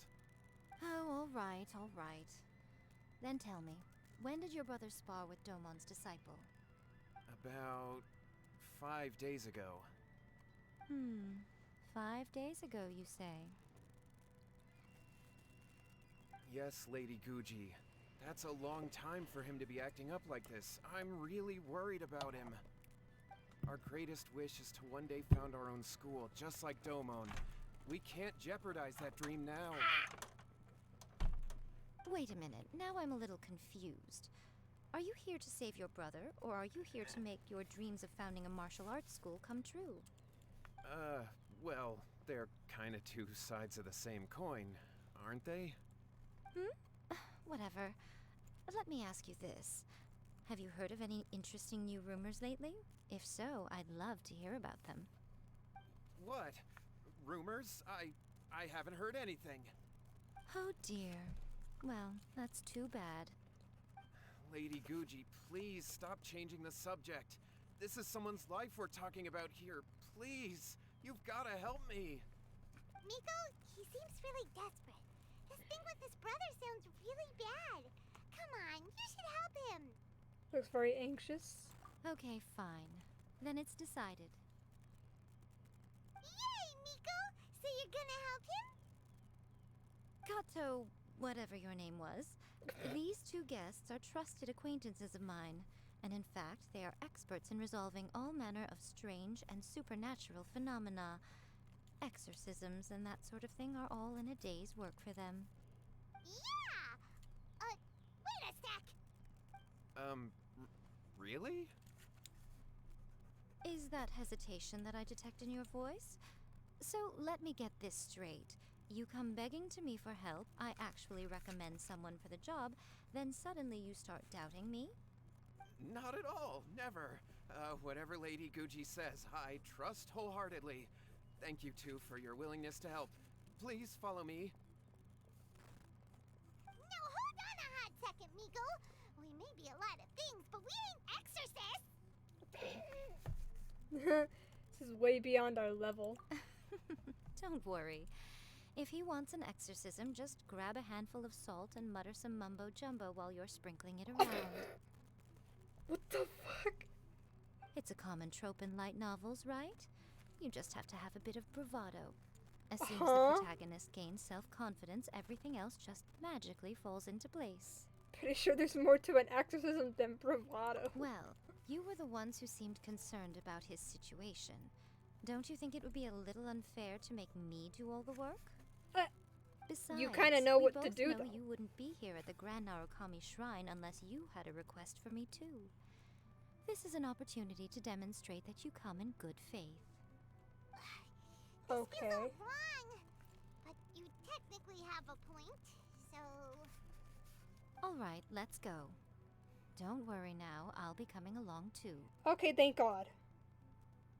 Okay, let's follow Yohei and go visit his brother. What are the chances that this... What is going on here? Granted, you can never be quite sure what's going on in Miko's mind, but she seems even more disinterested than usual in Yohei's situation. Well, a life's at stake here, so it looks like we'll have to deal with that first before we'll get the chance to ask her about the incantations. Seems that, my guess is this brother did the ritual thing, and then he got his wish, and now he's acting weird because of it, because they did mention that people start acting weird after they do this incantation stuff. Search for his brother. Do we find his brother? How strange. My brother's been meditating here pretty much constantly over the past few days, but now he's gone. Meditating? Yeah, it's something that he suddenly started doing after defeating Domon's disciple. He just sits there alone, talking to himself. It's pretty disturbing, actually. But that's not important right now. Where the heck could he have gone in his current state? This does pose a bit of a problem. If we can't find your brother, well, we can't perform an exorcism with nothing to exorcise, can we? Kato, whatever your name was, given the circumstances, why don't you start by going to find your brother, and also picking up a handful of salt on your way? We'll need to use it during the exorcism. Okay. Okay. Okay, got it. I'm on it. Miko, what the fuck? Miko, what about us? Shouldn't we help look for his brother too? No need. While What's-His-Face is handling that, we'll take a walk around and ask people what they know about the two brothers. Maybe we'll find out some amusing details. Okay. Sorry, I'm like drawing in my little sketchbook as I'm doing this.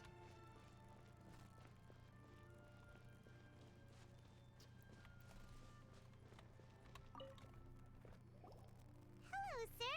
We'd like to ask you about the Kato brothers. Oh, are you debt collectors? Yohei said to tell you not to worry. He'll be able to pay you back as soon as he has enrolled a few disciples. Huh? Debt collectors? No, we're not here for anything like that. But, it sounds like Yohei and Shingo have gotten themselves into a bit of a pickle. Well, yes. I don't think there's any disputing that. Those two don't have an ounce of dedication between them.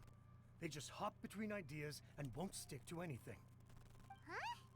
But Yohei said his brother has always wanted to become a sword master, and even asked Domon to be his sensei. That's true, yes. Shingo begged Domon to take him on, and eventually, he finally relented. But even after convincing a renowned sensei to give him a chance, he was the same as ever, bumming around in class instead of focusing on his training. In the end, Domon had had enough and kicked him out. But Shingo was resentful about it. He blamed Domon for not seeing his potential, and even declared that he would challenge a disciple of Domon to a duel. Wait, that's not how I heard it. That's not what we heard. Oh, how interesting. We heard a slightly different version. My brother wasn't about to resign himself to defeat. He trained every day as hard as he could and finally proved himself by defeating one of Domon's best disciples in a duel recently. Yohei said that? That Shingo trained hard. That's ridiculous. He just lay there cussing to high heaven all day every day. Some training regimen that is. Yohei did tell me about Shingo winning the fight, but I took it with a grain of salt. You can ask Kenji at the village entrance more about that. He always has reliable information. Okay, that's a different story than what we originally heard. So something's up, basically.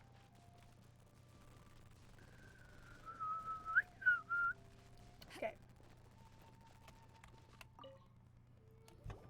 Hey there, we've come to ask you about the Kato brothers. Oh, you mean Shingo and Yohei? Yep. Yeah, we heard that Shingo defeated an apprentice of Domon's recently. Is that true? Yes, it's true. Wait, so are you here because you heard they're starting their own school and you're looking to sign up? We're not here to sign up, but we would like to hear more details about the fight. Well, you've come to the right person. I actually went to watch it. That's... I thought it was a joke when I first heard that Shingo was going to challenge a disciple of the Meikyo Shisui art. But when he drew his sword, he became a whole different person. The way he handled his blade, it was like flowing water, mesmerizing to watch. Domon's disciple is no pushover, but he was absolutely no match for Shingo. Is Shingo really that strong? Yep, he seemed pretty euphoric after winning the duel too. He was celebrating very vocally, saying something like, "What a duel. I haven't felt this good in a long time." Any other details to share? We've heard that Shingo has been behaving rather out of character since then. I'd definitely say that he has more energy than he used to. In the past, he never used to do much except lie around sunbathing all day. But just yesterday, for example, I saw him cutting down trees for the village head. In the space of one afternoon, he did what most people couldn't finish in 3 days. Not only that, but he managed to fell a lavender melon tree with just one kick. Oh. That doesn't seem normal.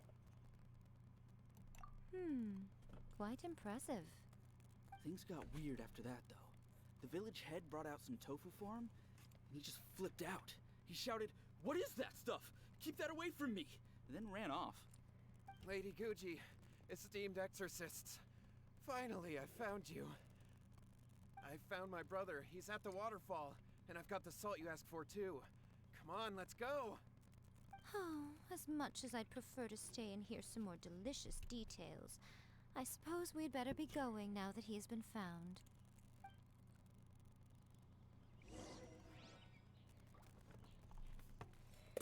Okay.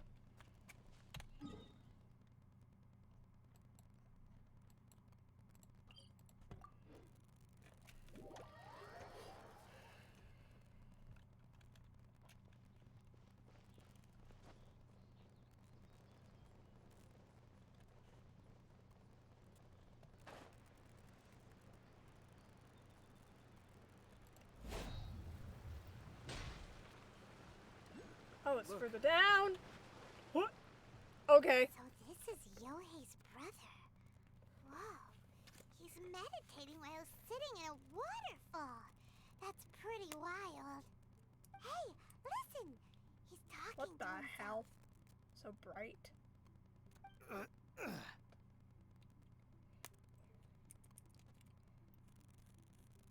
Woo! How's that? Can you feel it? Can you feel the feeling of manliness? The fuck? Found your own school. Ha! So shallow. How can a manly man aspire to something so lame? Please, spare me. Spare me. I can't feel the manliness. I can't even feel the cold anymore. I can't take any more. I'm gonna die. Yohei. Yohei! Save me! Save me! Did you hear that? All the nonsense aside, he's going for help! Huh? Who goes there? He stood up! And now he's coming this way! No, don't come any closer. Help! What do we do? Miko, think of something! Oh, poor thing. Yohei, your brother's life is hanging in the balance, and he's using his final breaths to call on you for help. Whatever shall we do? Well, how should I know? The way it looks to me is that Shingo feels terribly resentful to you about something. Would you mind telling me what that's all about? I don't know what to tell you. I don't know. You don't know? But surely you should have more insight than anyone else into how your brother came to be this way? Yohei, I suggest you think very carefully before you open your mouth again. This is a life or death situation.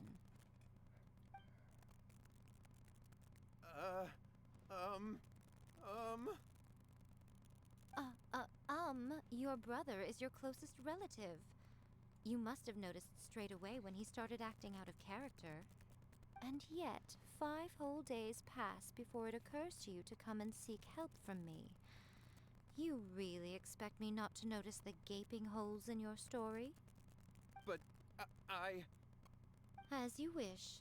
It's fine by me if you don't want to tell the truth. But after Shingo dies, you'll be next. It's Excuse futile me? trying to escape. Anywhere in the world you run to, it will be right behind your back. After all, you did summon it together. All right, I'll talk. I'll tell you everything. My brother and I used a wishing incantation. We made a wish. From a first head guide to summoning spirits. Yes, that's it. The one that's all the rage right now. You just have to recite an incantation at midnight and your wish will be granted. Just like the book described, we drew the magic symbol, stepped inside it barefoot at midnight, said the incantation, and lo and behold, spheres of light appeared all around us. After my brother wished to become a swordmaster, it really worked. Out of nowhere, he suddenly had these amazing sword skills, but his whole personality changed too. Probably because he was possessed? Why did you wait till now to get him some help? Because I was worried that if he goes back to normal, he'll lose his skills with the sword. If that happens, it'd ruin our plans to start a martial arts school, and we'd be back to being poor. I just wanted to keep this under wraps until we'd managed to get the dojo set up and paid off our debts. So then, why'd you go to the Grand Narukami Shrine? Well, because with the way he's acting now, I was worried that rumors might start spreading that he's gotten involved in the occult arts or something, and then no one would want to sign up as his disciple.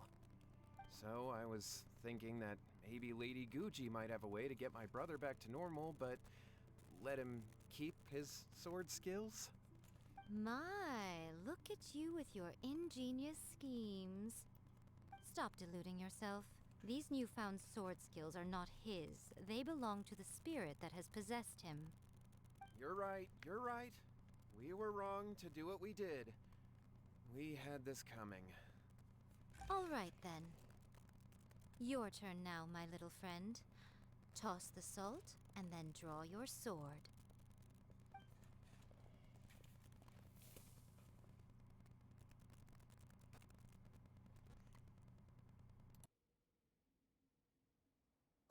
What is that?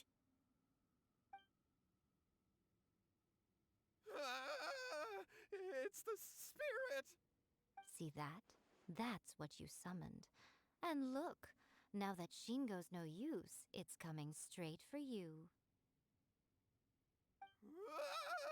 Save me! Save me! Miko! He fainted! What do we do now? We do nothing. But you, little one, just a quick fight and this will all be over. Okay. Who's this? Ah, a fellow swordmaster. Come on, fight me! Sure. I'm gonna He's coming! Be careful! beat the shit out of you. Excuse me? Oh. Did Beto die from that fall? Give me a moment, sir.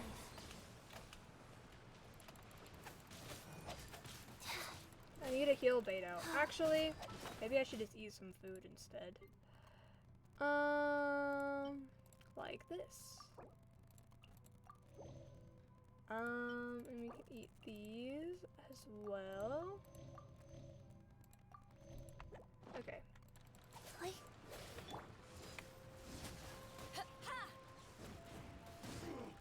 Incinerate! Stabilize!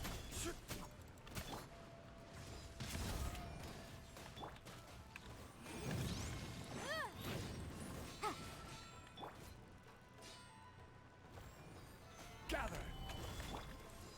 Eat this! Motion to compel!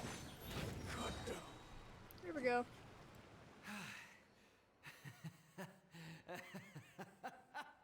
That was great! Excellent! Woo! What a rush! I haven't felt this great in a long, long time. He disappeared! But he looked pretty content at the end there. Huh. Well, Paimon sure is confused. Do you know what that was all about?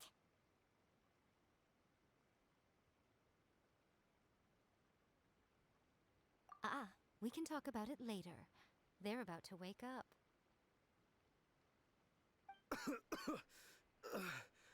What am I doing here? Yohei? Yohei, is that you? Shingo, are you alright? Yohei, I had the weirdest dream. I dreamed that I wasn't a useless loser with a sword anymore. I even beat one of Domon's disciples. I thought we could finally open a dojo of our own now. But then I realized I couldn't control my own body. And there was this voice in my ear talking to me constantly. I was terrified and I wanted to take control of my body back, but I couldn't. And the voice kept talking about manliness. Shingo, we shouldn't have made that wish. We summoned a spirit and it possessed you. Yes, and had we not come to your rescue, your life would have been over before too much longer. Then the spirit would have haunted your brother until he died of fatigue too. Thank you, Lady Guji, and thank you for your assistance, exorcism experts. All right, take him to get some rest. He's very weak right now, having been possessed for quite a few days. He will experience a high fever, but it won't be fatal. Remember, this is the price you pay. At this point, I would normally lecture you on the dire consequences of using occult methods to obtain power that does not belong to you. But I think you get the picture now, don't you? Yes, we understand now. We won't do it ever again. Thank you, Lady Guji. Thank you, exorcists. We'll be on our way then. Come on, Shingo.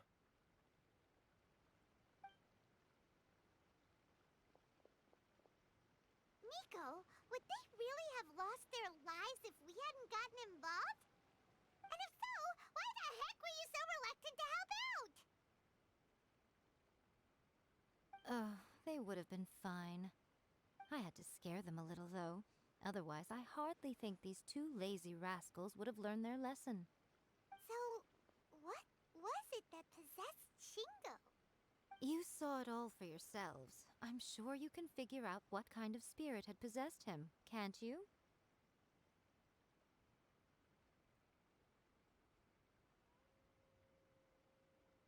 Ah! Paimon's got it. It was an Oni. Correct. Although it possessed Shingo, it didn't have any ill intentions. As a matter of fact, it actually seemed like it was trying to train Shingo to become bolder. Huh. Fair enough. But it seemed like it had the opposite effect. Tossing salt caused it to temporarily leave Shingo's body. Then, you exhausted its strength by fighting it, so it disappeared. Even if we'd done nothing at all, Shingo would have eventually become too weak for his body to host the spirit, and it would have left of its own accord. Of course, it would have been more stressful for Shingo and Yohei that way. Still, the experience may ultimately have been more effective than me scaring them into submission with a little exaggeration. Whew. Well, the main thing is that nobody got hurt. All right, seems like we've wrapped up everything here. Come on, off we go. Hold on, Miko. You say everything's wrapped up, but are you sure about that? You mean you disagree? Oh, you mean that they got the incantation from that book. Yes, I know the one. Actually, that book's the whole reason we came looking for you at the shrine today. Incantations seem really popular right now. Human beings don't have powers like us yokai. It's quite understandable for them to be interested in incantations to summon the supernatural. That's not the point. The problem is that the incantations in the book are actually capable of summoning spirits and stuff, and loads of people are trying it. Even then, humans only have so much strength. Even if they do successfully summon a spirit with the incantation, it won't stay with them for very long. I really wouldn't fret about it. But who wrote this book, and why? Don't we think there might be a bigger safety risk here? What do you think, Traveler? You're right. Big events in the light novel market should be at the center of her attention, surely. But she doesn't seem to care about this book at all. Lady Yai, I finally found you. Kuroda, what are you doing here? I'm here to report on Yai Publishing House's sales for the last month. All the numbers are here. Please, take a look. Let me see. What? We're losing market share? Yes. Overall bestseller, reader's favorite, and trending ranking. We're being beaten in all categories. One book is topping the charts. It's called A First-Hand Guide to Summoning Spirits. Both of you, back here now! Miko? What is it? You have a really scary look on your face right now. Things just got serious. A First-Hand Guide to Summoning Spirits is an all-round hit, summarily beating the novels of the Yai Publishing House by every analysis. Just what is that supposed to mean? I worked extremely hard to promote our latest featured work, and now a rival book comes out of nowhere and steals our thunder. If this isn't the very definition of intolerable, I don't know what is. I have to come up with a counterplan, and you are going to help me. Huh? How is this our problem all of a sudden? Paimon, please. who wrote this book and why. Don't we think there might be a bigger safety risk here? Oh, am I to take it that the safety of the people of Inazuma isn't so important in your eyes after all? Wait, what just happened? Again, you technically have a point, but this feels all wrong. Nothing's wrong, okay? Come on. We're going to war. I'm going to head back and make some preparations. Meet me outside the Yai Publishing House.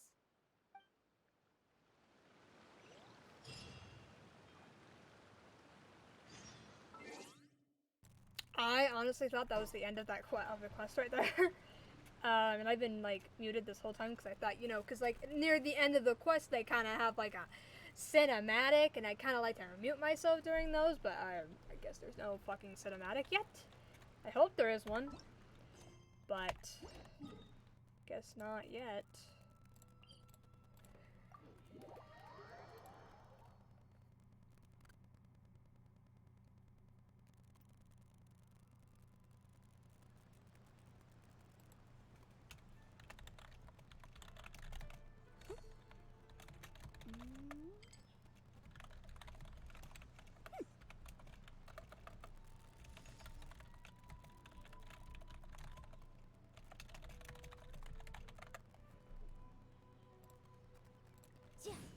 Okay, sorry.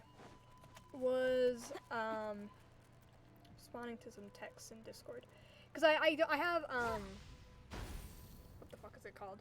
I have streamer mode turned on when I, you know, stream on Discord, so the sound of the notifications don't go off during stream. Because I also get really annoyed when I'm like watching something and I hear Discord notifications going off, and the person that I'm watching doesn't acknowledge it, and even when they do acknowledge it, I still like, I'm like, oh, someone's texting me, but strange and it's aggravating. So, and the streamer mode turns on automatically when I open Streamlabs, so I just don't disable it until after I close Streamlabs, which is, I think it actually turns off automatically, but still.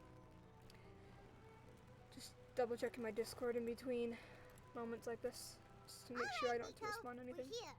So what's your plan of action to deal with this rival book?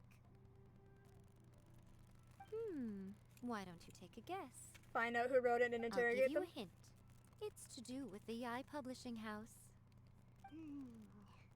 Oh, Paimon knows! Combine the reputation of the Yai Publishing House with the status of Guji Yai and tell everyone that the incantations in that book are dangerous! Sure. I don't think she's gonna agree to that. Wow.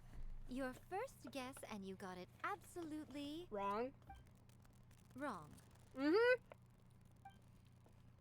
That means face. Yeah! Wait! Seriously? That wasn't it? A first-hand guide to summoning spirits is the hottest light novel right now. If we did as you suggested, we would effectively be advertising to everyone that the incantations are real. In bending over backwards trying to warn everyone about the dangers, all we would accomplish is to create more curious readers ready to try them out. Also, sales for the book would only increase dude in the background's kind of funny. Okay, yeah, that would be pretty catastrophic. Oh, how about we confiscate all the copies? Not possible. Leaving aside the issue of the enormous manpower and resources such an operation would require, going to such lengths over a light novel would be extremely disruptive to the lives of Inazumans. But that means there's nothing we can do. Well, I've been thinking. I've read a first-hand guide to summoning spirits. It has many other good qualities besides the incantations alone.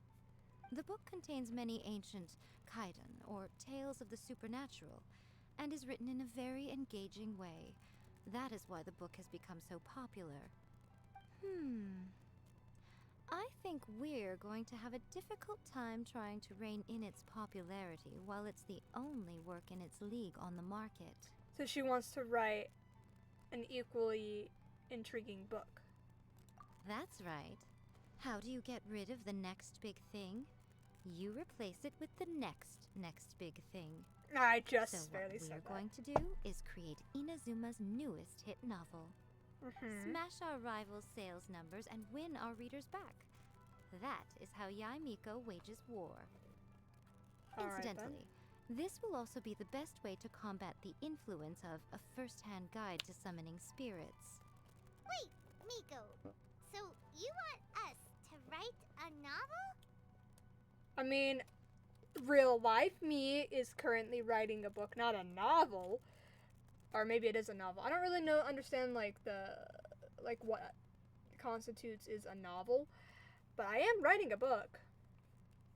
I'm actually the thing that I'm drawing right now during these dialogue scenes is stuff for my book, like concept art for it.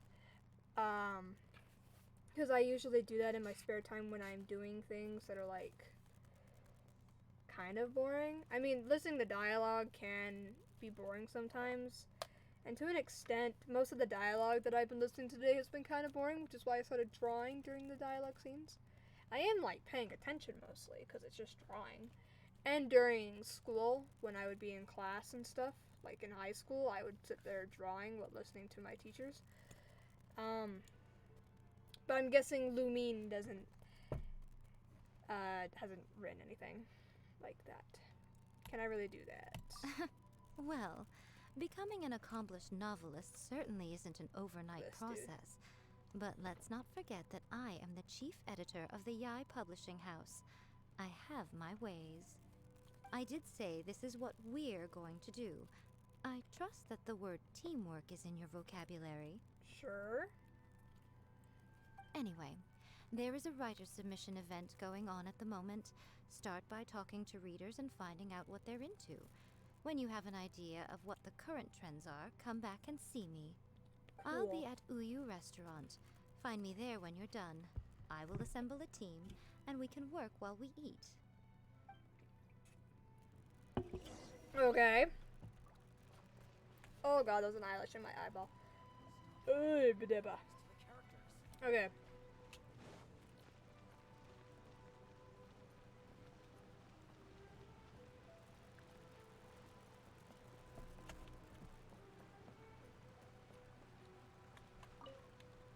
The key to a successful light novel is having good illustrations.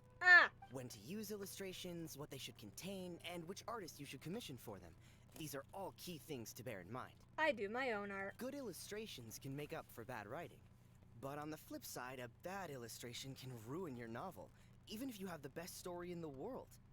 There's a saying that light novels are essentially a case of buy art, get words free. I'd agree with that. Too bad most of the top artists have jam-packed schedules, so it's extremely difficult to commission them. The illustrations in A First-Hand Guide to Summoning Spirits are incredible, but it's unlike any art style I've ever seen before. Okay. Next person. I've been reading light novels for a long time now. I'm mainly into big, ambitious fantasy works with an original core concept and good storytelling. These days, though, everyone seems to be imitating each other. Most of the time, I can guess what the story is about just from the title. The only recent book worth mentioning is A First-Hand Guide to Summoning Spirits. Not only is it a good story, but the descriptions are really true to life. So much so that I'm almost wondering if maybe the author really has met all those yokai before. That's lovely. I want to know who the fucking writer is of that one thing. I'll be honest, I read light novels for the cheap thrills. In most traditional stories, the protagonist usually has this long and drawn-out character arc, usually involving a process of separation, loss, and ultimately growth and renewed strength. It reads well and everything, it's just a little slow-paced for me. By contrast, there's this popular light novel at the moment called A First-Hand Guide to Summoning Spirits, where the protagonist is super strong right from the get-go. That's what I mean by cheap thrills. Action-packed right from page one. The protagonist is a kitsune who has not only mastered the secret art of incantations, but also tea ceremony, painting, and calligraphy. Sounds like Yaimiko, to be honest. Because isn't she a kitsune? More light novels than Paimon realized. Wait, is she a kitsune? Let's go tell our findings to Yaimiko. What is a kitsune? Kitsune is like a cat person, isn't it? What's a kitsune? Oh, it's a fox person. Trickster foxes from traditional Japanese folklore. They are a type of yokai, a class of supernatural creatures with godlike powers, often equated to the English ghoul or demon. Kitsune are noted for their paranormal abilities, particularly metamorphosis. When I looked that up, there's a picture of Ninetales, or Vulpix. Vulpix, and it's not called Ninetales. Or maybe he is, the final. The Vulpix pops up in here. So I guess Vulpix is a kitsune? Is Yaimiko a kitsune? Is Yaimiko a kitsune Genshin Impact? Sometimes the law is compatible with human nature, God but damn it. sometimes the two conflict.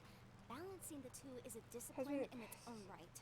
To be a kitsune. Okay, yeah. And seeing her power enter a position as familiar of A, it's likely she's the most powerful version of QB. I don't know what the fuck that is. Very mischievous, including in her roles as Guji and on VOD Publishing House. She couples the mischievous streak with impressive skills in manipulation and reading people. What the fuck is a yokai? Because that's what she is. Yokai, Genshin.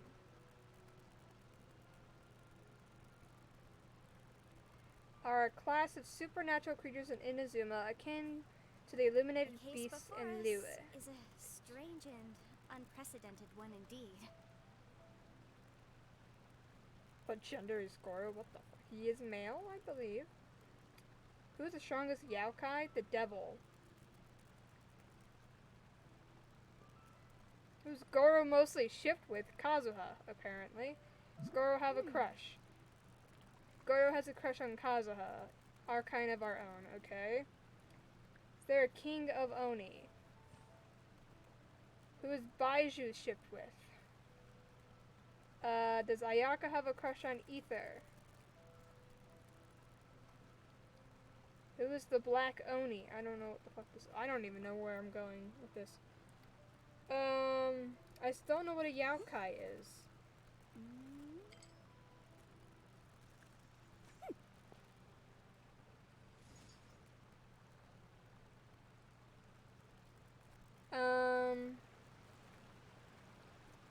Tofu boys. The Oni apparently are a yokai. Or yokai.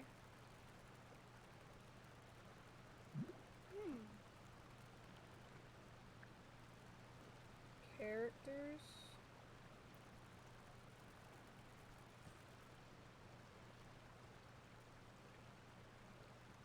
There is so much stuff on my screen right now.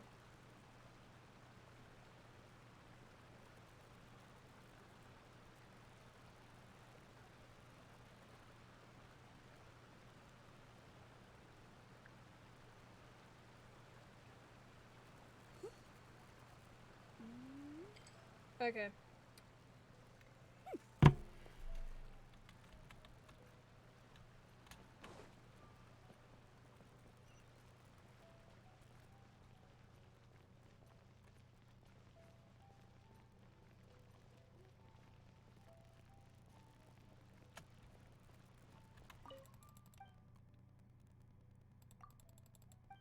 Can I buy things from you?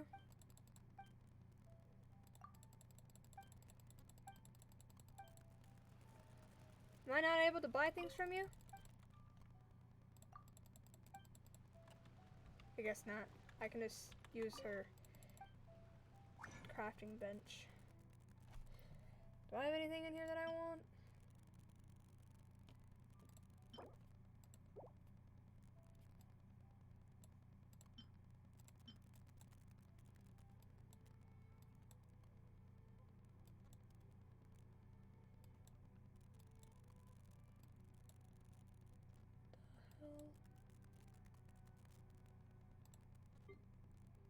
The hell? Sword billets. These are new. I haven't seen these before. Convert. Oh, I can. The fuck is this? You can convert some of these things? Bruh. hell? Mystic Offering. Ooh.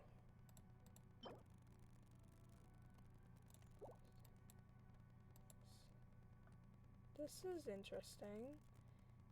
I have never noticed this before. Did I just hit the X on my fucking Genshin? I did. Oh my god. I did not mean to hit the X. I meant to click the X in the game, not the actual window. God damn it.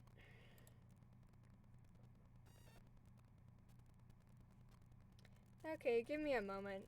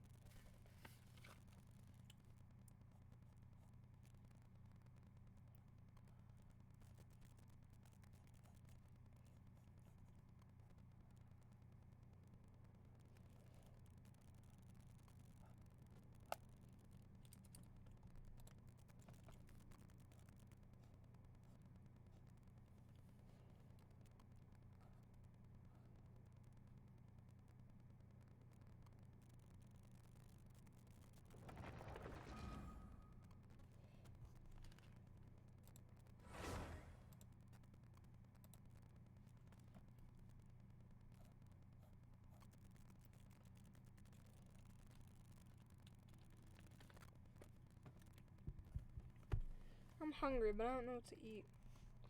I have plenty of, like, freezer food I could cook, but, like, none of it sounds good right now. Maybe... Because, like, it's almost 11 o'clock at night for me.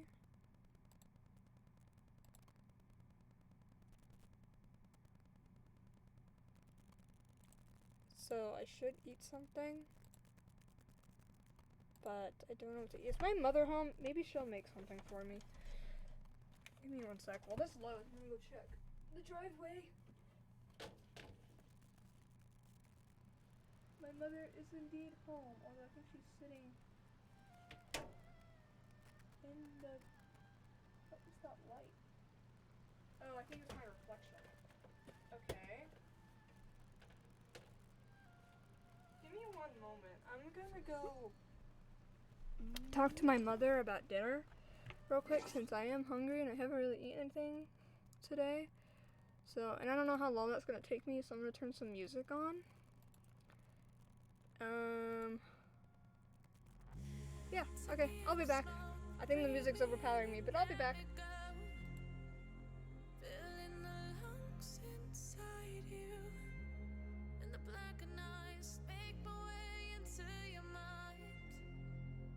Just to know what you knew. Restless every time we start locking eyes.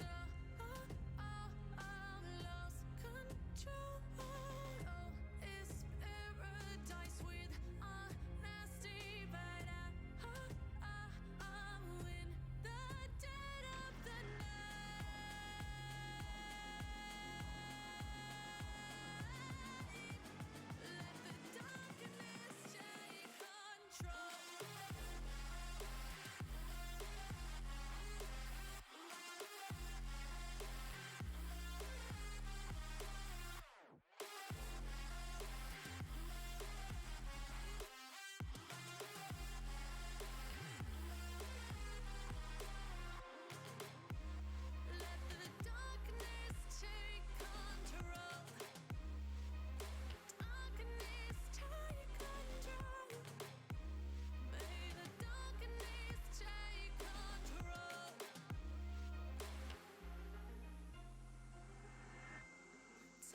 smoke, breathe me in and let me go. Sink to your heart to find you. Open up your eyes till you're blinded by the lies, so you can see what you do. Restless every time we start locking eyes. Lost control. Oh, it's paradise with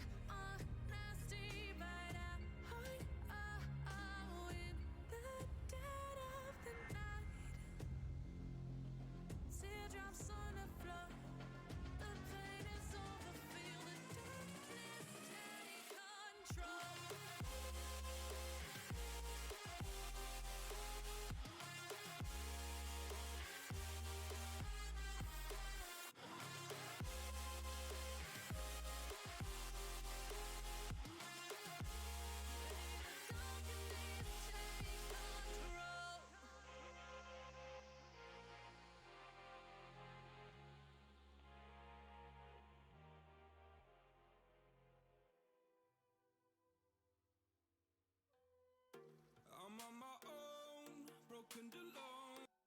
I feel the rain crashing down all around this empty town. I'm searching for the lost and found, but you don't care, you're unaware. Keep moving like the scars aren't even there. It's in the air like a blazing flare. Don't stare 'cause the flames will burn us. I thought you were the one for me. That's why I gave you everything. Held you close by the stormy seas. Oh, you meant the world to me. I used to kiss your head when you cried for me. Hold your hand while the pain was over. Keep you warm by the roaring sea. Oh, you meant the world to me.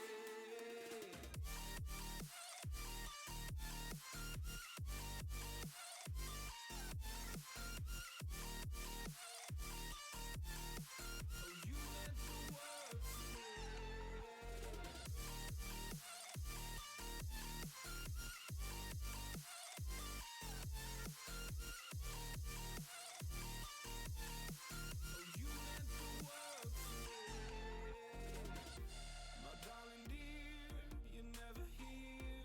When I'm in pain, you hide and disappear. Like shadows in the atmosphere, charting the stratosphere. Yeah. I prayed for you and kept you near, in hopes you'd chase away my fears. I'm on my own, you made it so, and now I'm chasing nightmares through. I used to run with you through the great big leaves, laugh at you when you laugh at me. Hope for us because I believe the home was just you and me. I thought you were the one for me. That's why I gave you everything. Held you close by the stormy seas. Oh, you meant the world to me.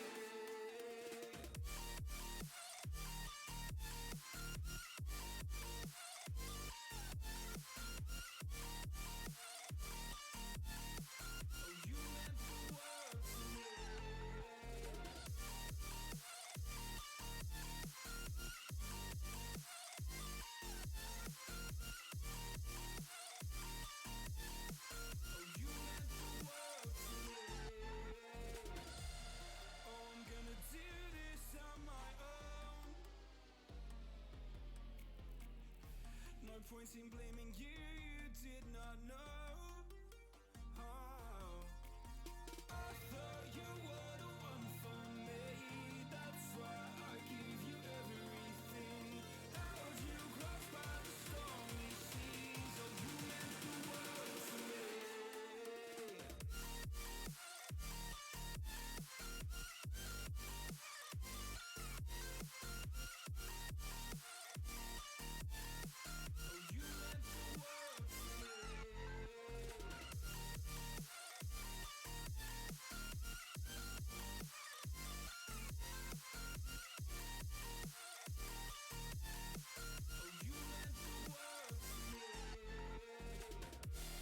Oh, I'm gonna do this on my own. No point in blaming you, you did not know. Oh, I'm gonna do this on my own. No point in blaming you, you did not know. I thought you were the one for me. That's why I gave you everything. Held you close by the stormy seas. Oh, you meant the world to me.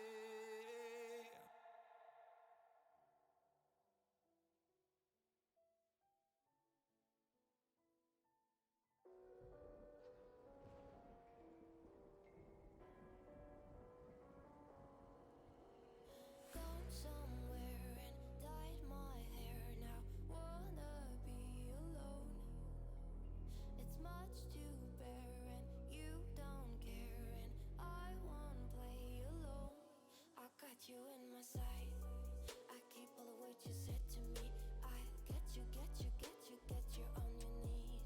Rewrite all the things you said that I should be. I'll get you, get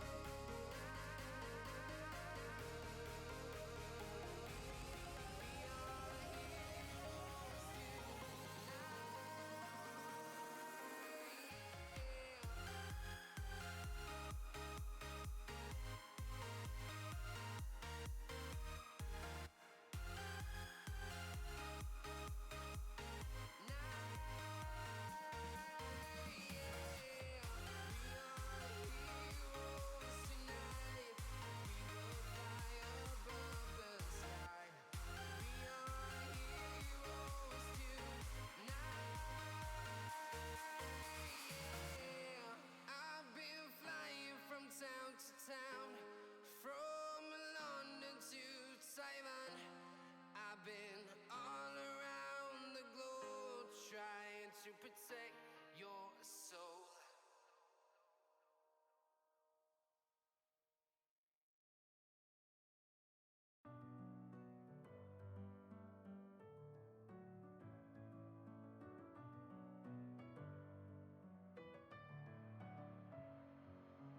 Messing with my head again. You had your heart set on me, but these feels, they come and go, and they come so easily. Tell me what it is about you that I can't forget, but you're breaking down my walls again just to set me free. Why do I, baby, why do I love the way you always leave me? Why do I, baby, why do I love the touch but never love the feeling? Why do I, baby, why do I love the way you always leave me? Why do I, baby, why do I love the touch but never love the feeling?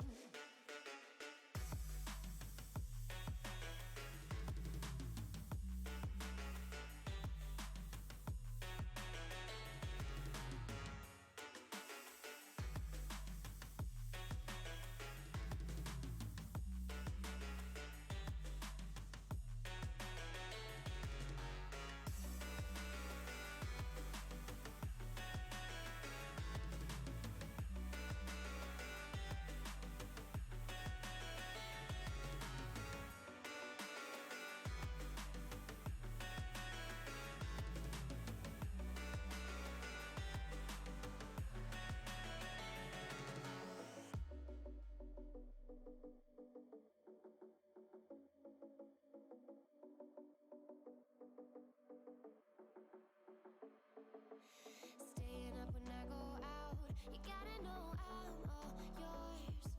But when I say what's that about, you start slurring your words. Tell me why you have to seem so distant when I'm holding you. Your fingertips are drifting away, and I fucking love how it hurts. Why do I, baby, why do I love the way you always leave me? Why do I, baby, why do I love the touch but never love the feeling? Why do I, baby, why do I love the way you always leave me? Why do I, baby, why do I love the touch but never love the feeling? Why do I, baby, why do I? Why do I, baby, why do I? Why do I, baby, why do I love the touch but never love the feeling?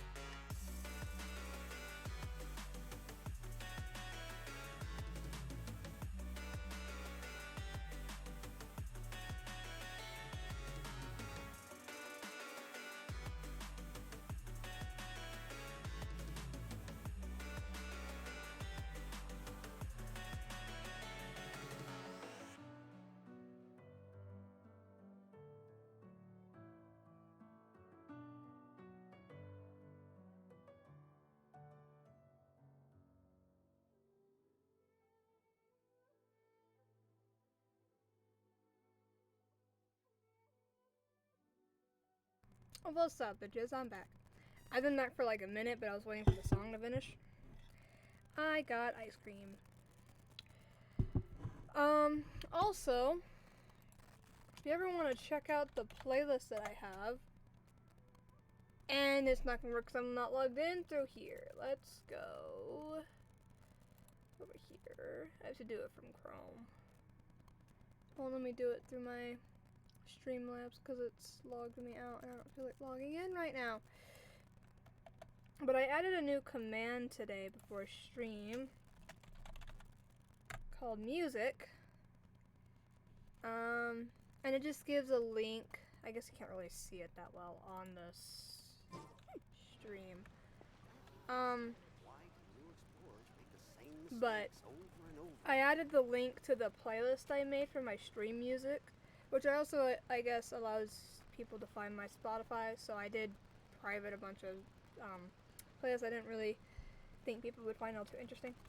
But that is the playlist that I use now for stream music. Like if I ever stream Ark when I'm not with Sanjin or Pepper and Phoenix, I would probably have that music playing in the background the whole time because Ark's kind of boring that way. Or when I have my startup screen and my BRB screen, I have music playing. So that's the music that I play during that. I just have it on shuffle. And then when I go to switch back, I just wait for the song to end, then I pause it, and then I turn the mic on. So, yeah. This is in my way.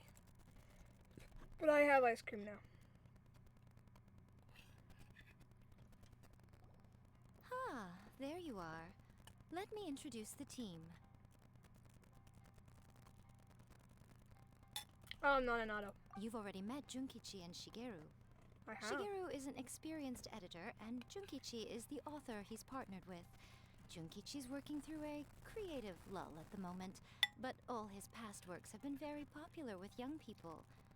He's developed a distinct and enduringly popular style. Satomi is Yai Publishing House's ace in the hole. Her specialty is that she can write all kinds of completely different stories and all under different pen names. As for what those names are, well, that's a trade secret. They will be teaming up with us to collectively create the novel that knocks a first-hand guide to summoning spirits off its perch. So, feeling better about my plan now? Uh-huh. It definitely makes sense. Now then, tell me what you found out about readers' preferences. All very true. An original core concept, a fast pace, quality illustrations, and lots of action. This is the formula that will guarantee good sales numbers. More importantly than that, even though it's a work of fiction, we have to deliver a sense of realism. Paimon followed pretty much all of that, but there's still one question. What are we actually gonna write about? For example, we know we need an original core concept. But how do we come up with one? Before you can answer that question, you have to understand your target audience. Take a first-hand guide to summoning spirits, for example. When I read it, all I find is common knowledge to the kitsune. But to the general public, it's bursting with new and interesting ideas. It all comes down to the size of the information gap between author and reader. As a traveler, there must be a great many things you know that are complete unknowns to the people of Inazuma. What is commonplace to you may be fresh and original to them. Oh, right! So maybe we can take inspiration from our time in Mondstadt and Lilith. But that would make it a completely different genre than a first-hand guide to summoning spirits. I want more ice cream. Is that gonna be a problem? Not at all. You don't have to worry so much about how to compete with that book. All you have to do is provide some interesting ideas based on your travel experiences. As long as the core content is interesting, my expert team here will be able to flesh out the details. Alright, let's start with chapter 1 then. What are you thinking? Give me a second. I need more ice cream. I'm not gonna worry about the BRB screen. I'm getting more ice cream. So give me a moment.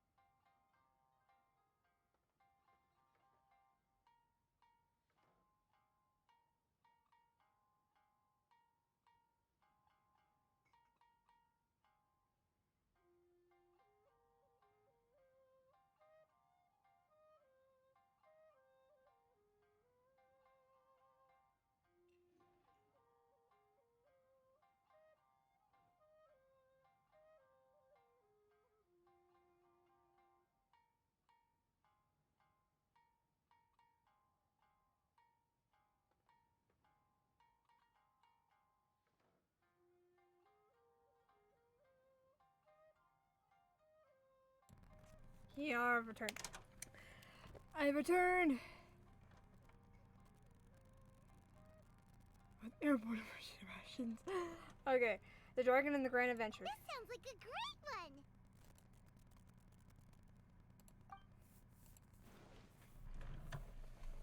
Let's see here. The protagonist arrives in Mondstadt for the first time to the sight of a dragon flying around and wreaking havoc on the city. With the help of some trusty companions, the protagonist successfully defeats the dragon. But then, the dragon suddenly turns into a beautiful young woman. Huh? Human, let us work together to build a better future. The love story between human and dragon begins today? Well, that was an unexpected development. What happened to the Grand Adventure? Why is her tongue sticking out like that? Oh my god, I love it. Moomin, you are amazing. I love you. Grand Adventure is just the protagonist's name. Okay. What? But that's so misleading. Out of a maximum of 10 points, I'd give that a 9. Ah. The story certainly goes in an unorthodox direction, and the Dragon Girl sounds destined to be a hit character. Approved. What the heck? Good job, little one. You're not only drawing on your own experiences, but it seems you're filtering them through the lens of the kinds of light novels you've read in the past. I think you really understand what we're trying to do here. Thoughts from the experts? Are we able to work with this general framework to make an interesting story? Yeah, we think it works. I tend to overcomplicate the core concept if I'm not careful, so this deals with that problem. That's good. Okay, we're done with Chapter 1. Let's move on to Chapter 2. Huh? Won't that do for now? Readers will devour your content a lot more quickly than you'd think. If we don't keep delivering the goods now we've caught their attention, all our hard work so far is in vain. Hurry, Chapter 2, let's go. Can't you see that Satomi is waiting? Nod. What's wrong with you? You don't look so good. Mine's gone blank. What a pity. I thought your beginner's luck would carry you a little further before it came to this. But alas, the time has come prematurely. Before it came to what? What's happened? The bane of our existence. Writer's block. It's your arch nemesis for life, appearing without warning and inflicting a pain worse than death upon the writer. They sell their souls just to get their muse back.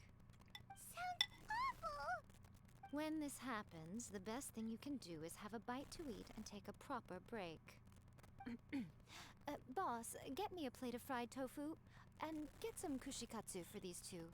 Just the basic kind will do. Don't worry, this is my treat. Your treat? Oh, wait a minute. Miko, we'll be getting paid for all the hard work we're doing, right? Of course, everyone that takes part in the creative process will be paid. Alright, cool. Then let's press on, shall we? Don't give up now. For the sake of our paycheck, get your brain going! Mora. Ooh, does this mean your inspirations come back? Turn out. Geovish. Which one is the most interesting? I mean, this one's kind of true. This one's kind of funny.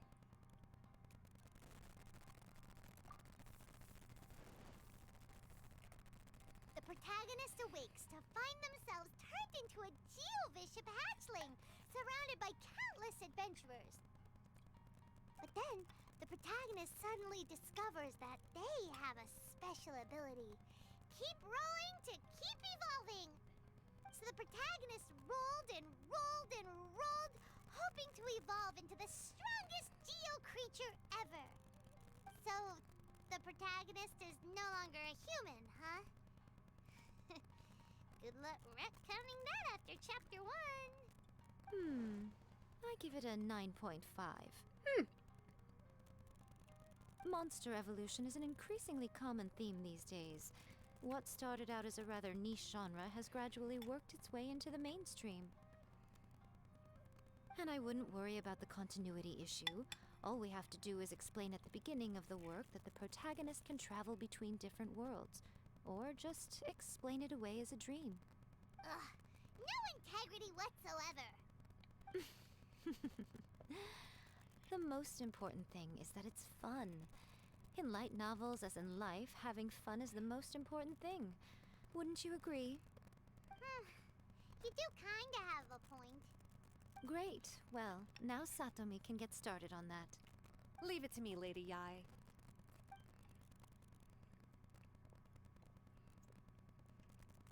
Let's write about Inazuma in the 3rd chapter, shall we? I can help with this one. We can use the Vision Hunt Decree or your experience in the Resistance. Any ideas? Starting as a resistance soldier.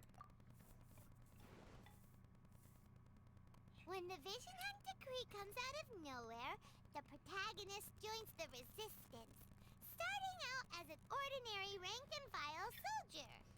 Find out how the protagonist goes on to make great contributions to the war effort, become best friends with the Resistance General, and get to know the Guji of the Grand Narukami Shrine, working together with everyone to finally secure a grand victory for the Resistance. Huh. It's surprisingly normal. I think it's rather good.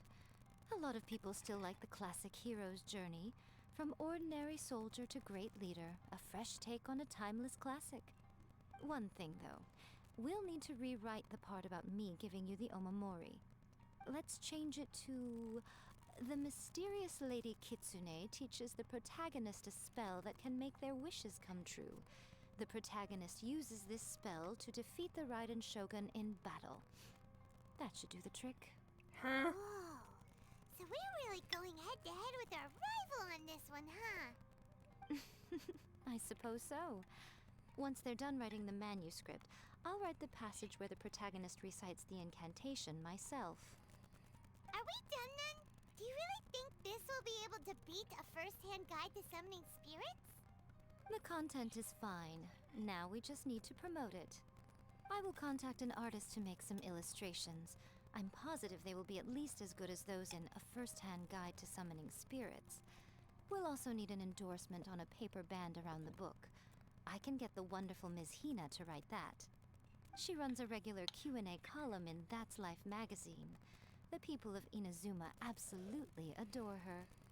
You're free to take a break while the creative team is doing their work, but please go by the Yai Publishing House at some point to commission Ms. Hina for that recommendation. Once our light novel is complete, let's meet at the writer's submission event. Okay.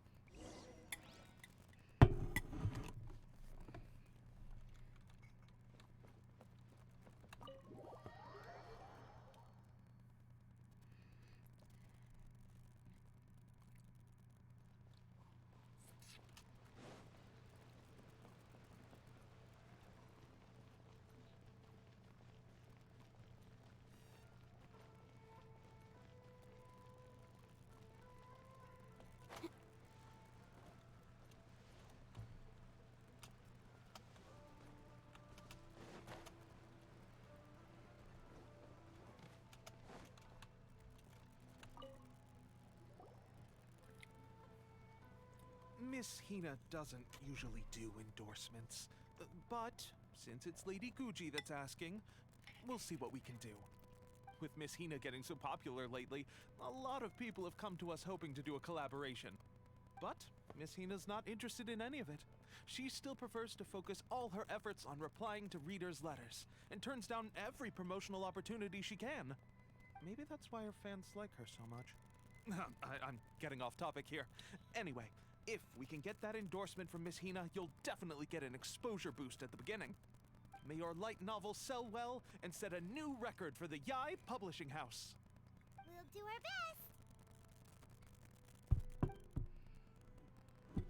best. Okay.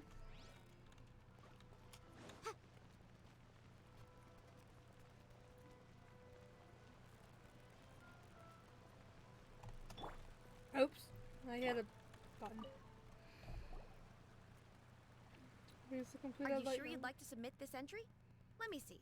The Miraculous Adventures of the Traveler by Thousand Hands. What a strange pen name. Definitely your doing. Having been around you so much recently, Paimon's slowly starting to understand your unique tastes. What do you mean, strange? It took a lot of work by a lot of different people to get this thing finished. Don't you think it's a very descriptive pen name? We'll get this printed as a matter of priority and conduct trial sales in pilot locations throughout Inazuma. I'll announce the sales numbers in 3 days. Uh-oh. Paimon's getting a little nervous now. Do you really think this is gonna work? We had a top-notch team. That's right. Be confident in your work. That's exactly how a light novelist should be. Okay, then I'll sign you up. Please come back in 3 days for the results. Thank you all for your submission. I wish you the very best of luck. Oof. Wait for 3 days.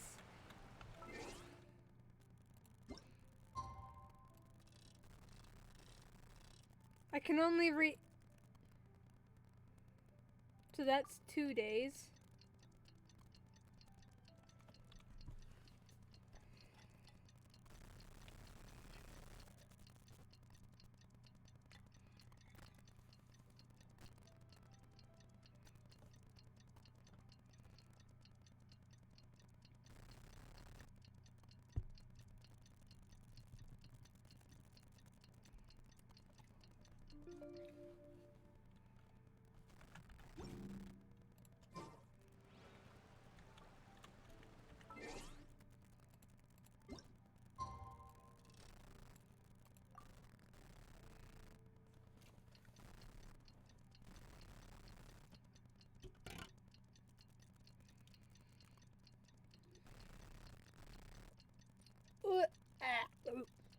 No, that's gross.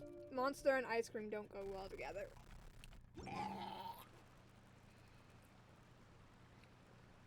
You've all finally made it.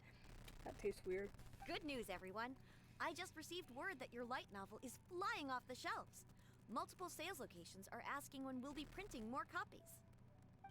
Woohoo! That's great! This level of success is an amazing accomplishment for a new work. Most new books don't sell 30% of what you've sold. I have free copies for each of you here. Please take them. The payment will follow shortly, and I'll notify you to come and collect it when the time comes. So great, but... Oh yeah! The whole reason why we made this light novel was to combat the influence of a first-hand guide to summoning spirits. We sold a lot of copies, but it doesn't feel like we accomplished our goal. How do we know whether it worked? Oh, don't worry. The change is already underway. Shh. Listen to what the people around us are talking about. The conversation has already moved on, hasn't it? Hey guys, have you heard about this latest Kaidan thing doing the rounds? You just need to recite the incantation from A First-Hand Guide to Summoning Spirits at midnight, and your wish will come true! Oh, that? That's a throwback. That's old news, man. No one's talking about that anymore. The Secret Spells of Lady Kitsune is the new hit thing. I've already memorized all the incantations. The Secret Spells of Lady Kitsune? What's that? You haven't read it yet? Okay, so supposedly, if you recite the spell in there on a moonless night, you'll receive protection of the Kitsune and all the other powerful yokai. They can make any of your wishes come true. I heard that the incantations in A First-Hand Guide to Summoning Spirits have weird side effects. This one guy wished for a load of Mora and got it, but then one night it all turned to leaves and he developed a high fever. They actually had to use one of the secret spells of Lady Kitsune to get rid of the discomfort. That proves that the incantations in this book are more potent than the ones everyone was trying before. Pretty much everyone I know is desperate to try it out. Just waiting for a moonless night. Really? Well, I better go and prepare too. Well, feeling less worried now? Wow, you're right! Everyone's shifting focus! But what's this moonless night that they're talking about? Paimon doesn't remember that detail from the brainstorming session. This is something that will become very important to us further down the line. All right, it's time to move on to the next phase of the plan. Eh? There's a phase 2? Of course. Behind every book that hits the market lies an author, right? Oh yeah. If we leave him to his own devices, he might just write another guide to summoning spirits.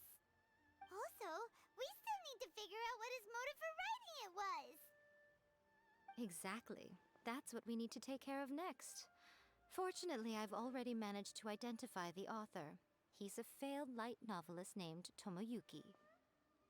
But when we went to ask him about it, he had no recollection whatsoever of having written the book.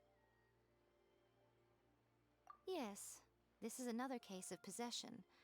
Only this time, whoever possessed him actively sought him out.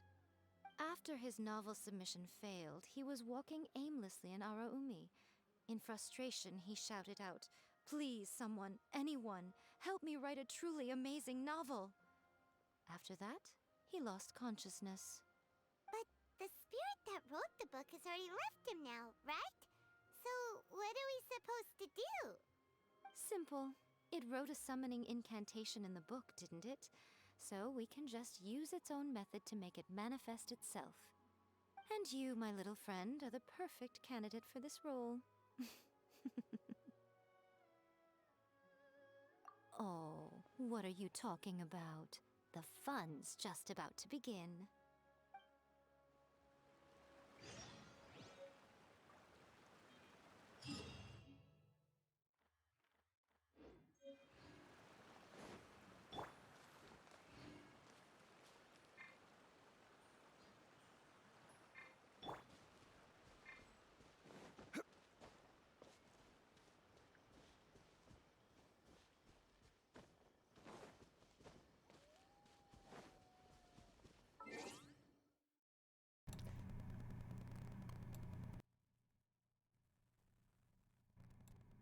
I accidentally turned up my mic really high, accidentally trying to unmute myself for a moment.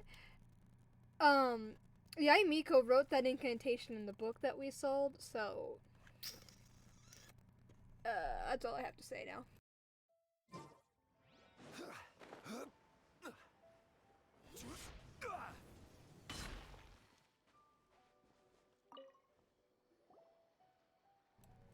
Miko, what is this place? Ritual the site. Ideal spot for a little meet and greet with a certain elusive author. This is the place where we are most likely to succeed in summoning the spirit. Really? But it feels so eerie here. That seems rather fitting, considering that we are dealing with the spirits of the deceased here. What are you so afraid of, honestly? We're finally about to meet the true author of a first-hand guide to summoning spirits. Aren't you excited? Paimon's heart is pounding, but Paimon's pretty sure it's not because of excitement.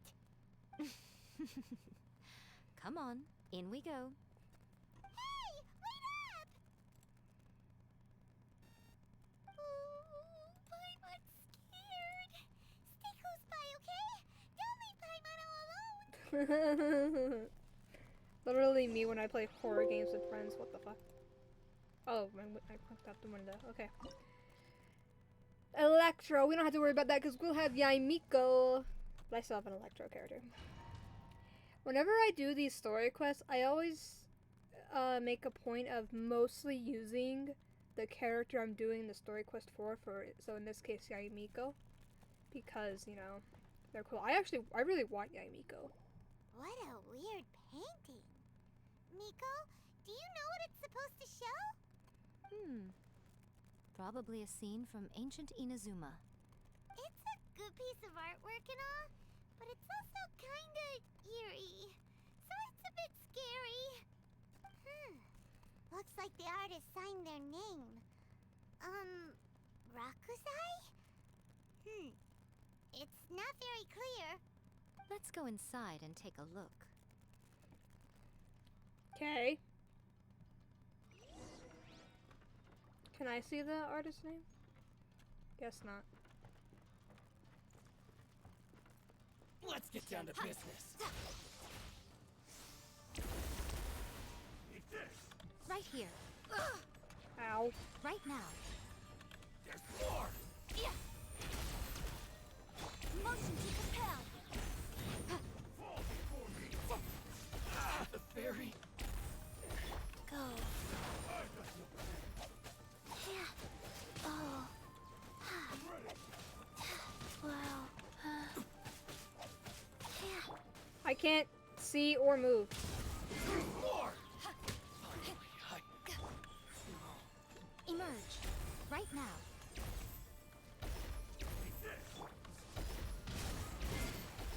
Incinerate! You win this battle.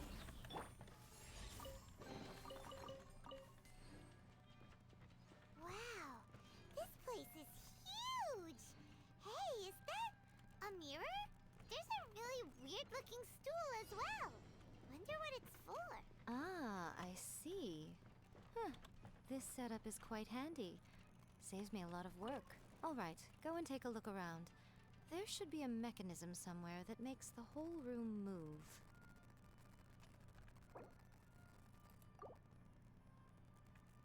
I was gonna take a screenshot, but I can't.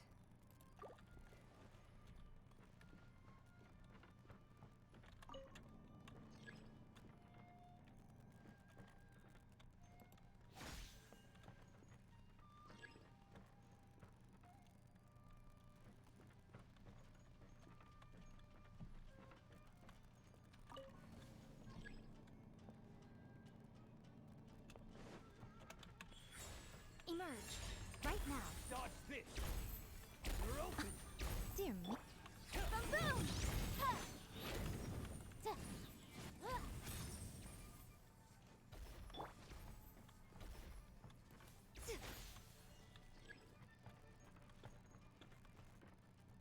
This guy's fighting.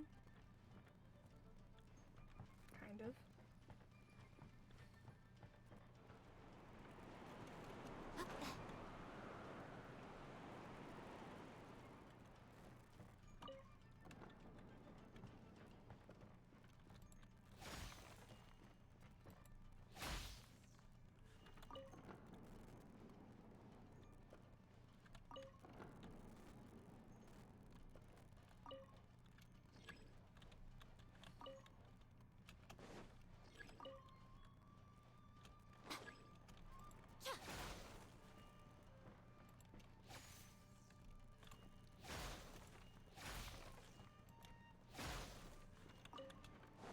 Right What here. you got? Right now.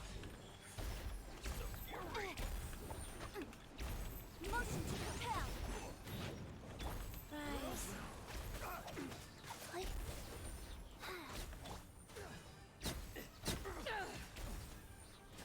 Yeah. Such a pain.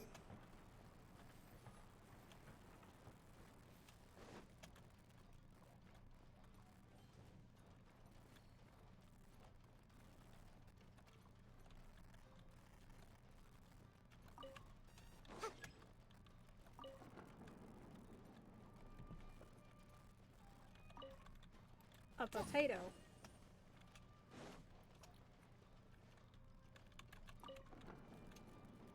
Yeah.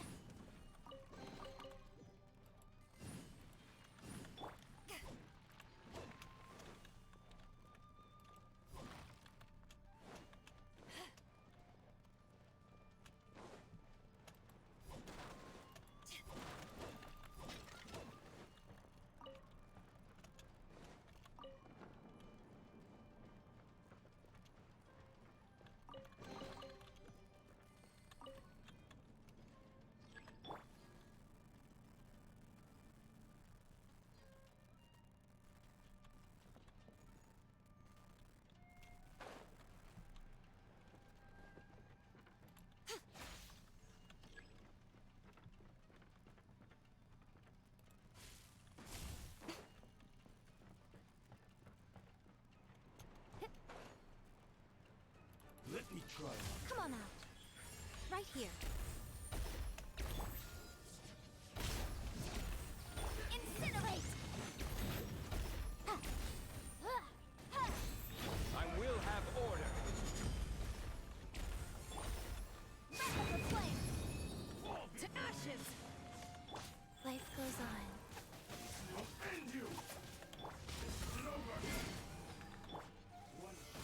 Bye. Cut down. Boom boom! Fall before me. Gather. Emerge. Right now. Right here. Ready. This battle.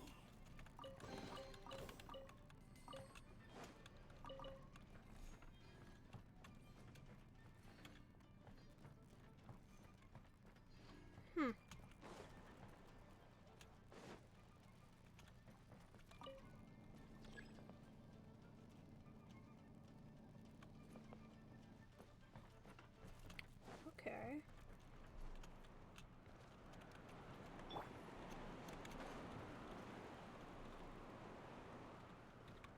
My lucky day. Right now. How's this? Incinerate! Order guide you.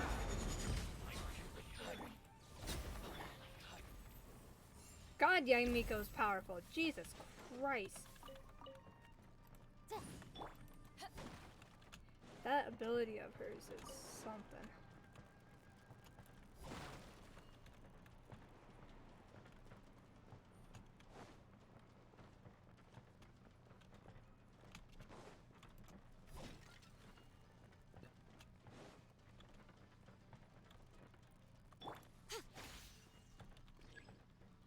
Oh, okay. Whoa. It's that painting we just saw. It's turning this way along with the whole wall. It's getting eerier and scarier. What is this place? Okay. Next, I will show you a secret kitsune spell.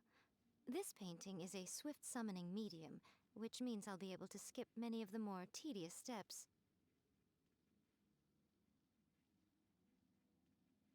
The murky mirror reflects the view of Inazuma in a bygone age. Spirits stirred by the sight of the past will be easily drawn to it. You're up next, little one. Come on, sit yourself down here.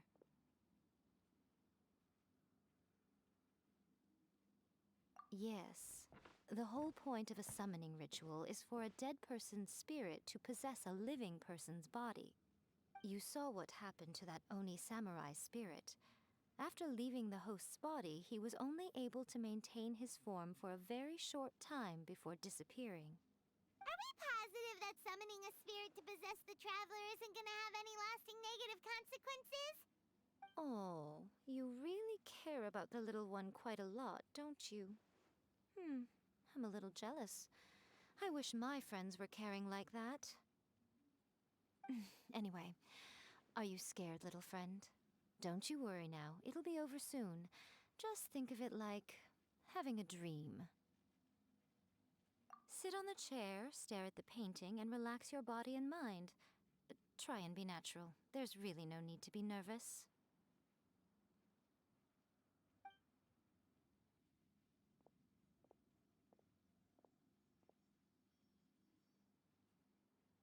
It's like she's sitting inside the painting.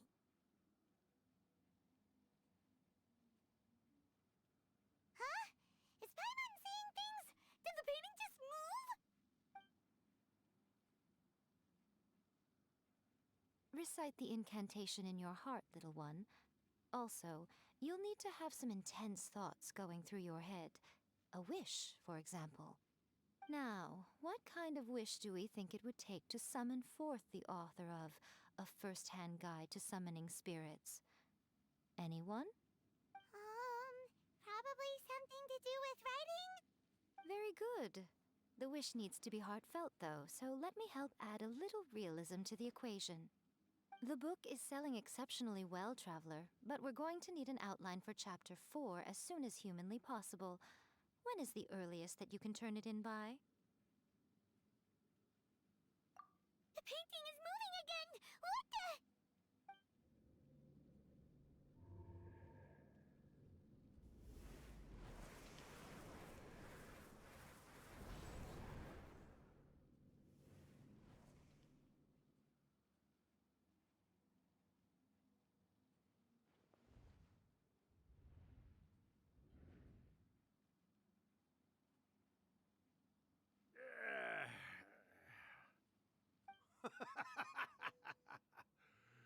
I never thought the day would come when I'd be summoned using my own ritual. Getting a taste of my own medicine. What have we here? Another budding writer? What's come over you all? Why is everyone wishing for help with their writing? Are novels so popular in this day and age? We got you! So you're the one who wrote a first-hand guide to summoning spirits! What are you trying to do, Why'd you put that summoning incantation in the book, huh? What's your game here? Huh? What's this? Oh, I see.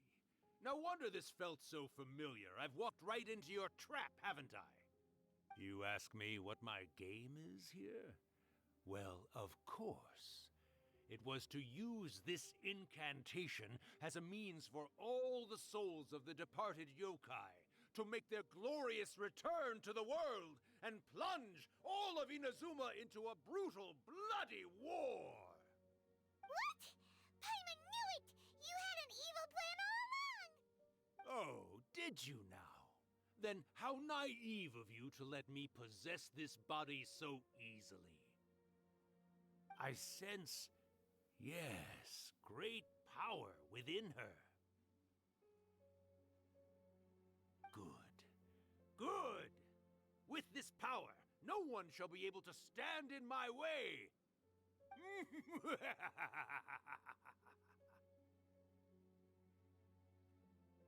Wake up! Quick! Wake up! We gotta stop him! It is futile. You shall never wake her again. This body now belongs to me! Hey! Come on, wake up! Don't let him take your mind! Miko, think of something! Miko! Miko!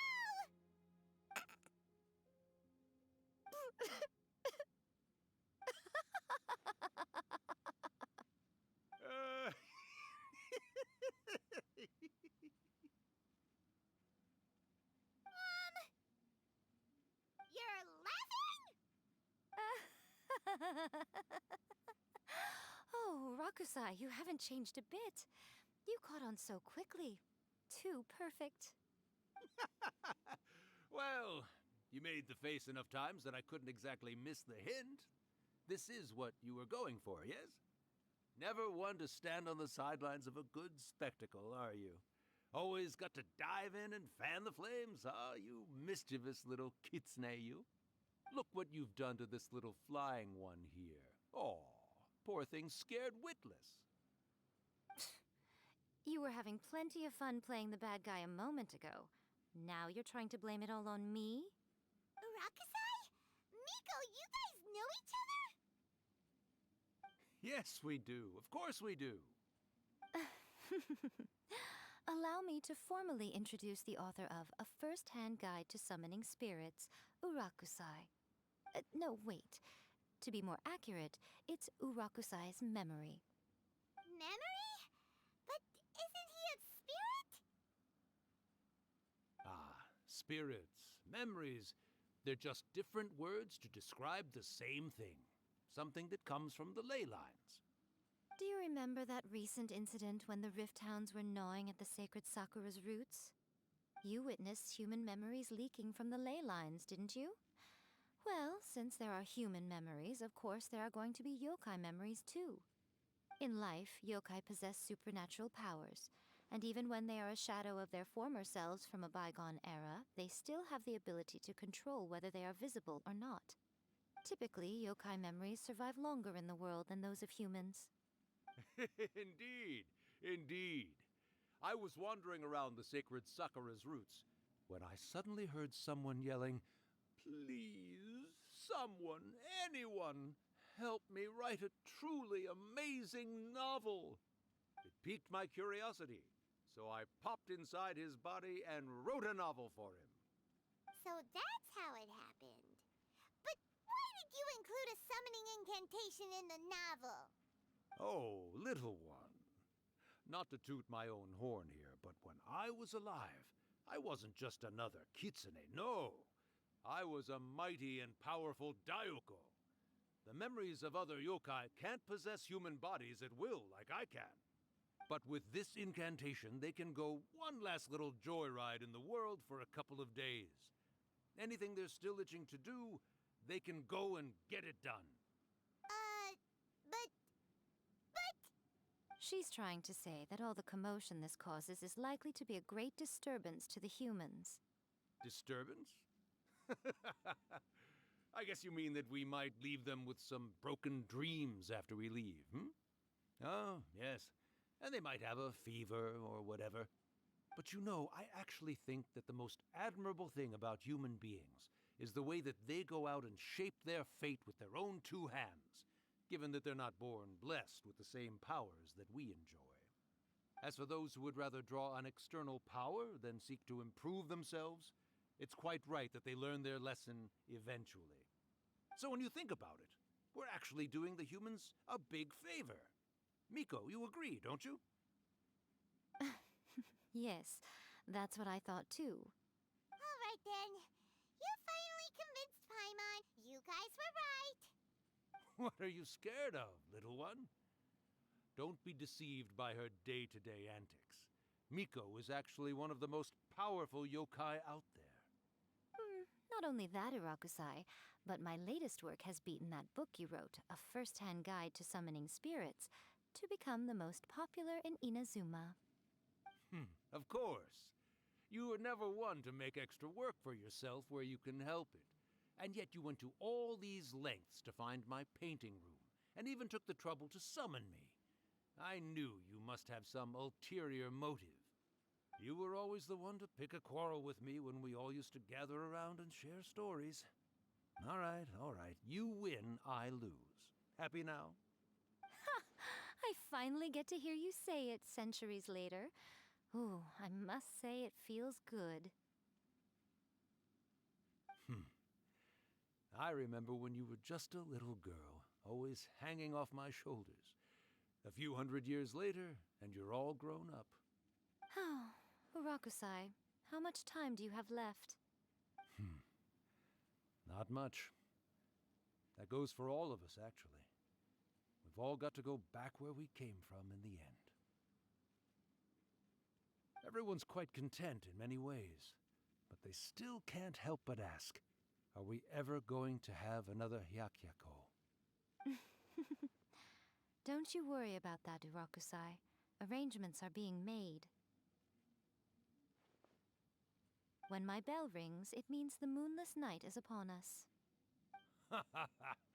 Great. Wonderful. Fantastic. Miko, it's been nice catching up, but I'd better conserve my energy if I want to stick it out until then.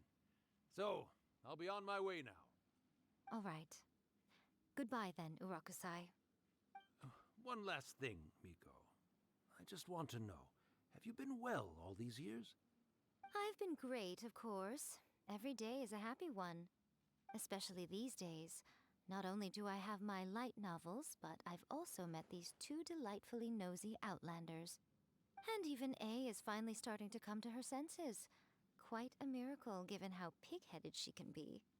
Oh, well, great. That's fantastic. Urakusai, you'd be right at home in this era. A great storyteller and artist like yourself would be the Yae Publishing House's ace in the hole. And I would personally be hounding you over your next installment. He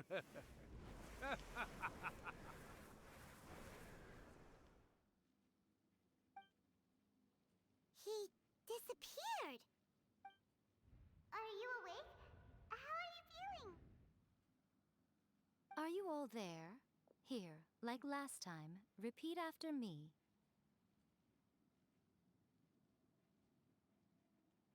Oh, you beat me to it. Looks like your brain is intact. So, your first possession, What was it like?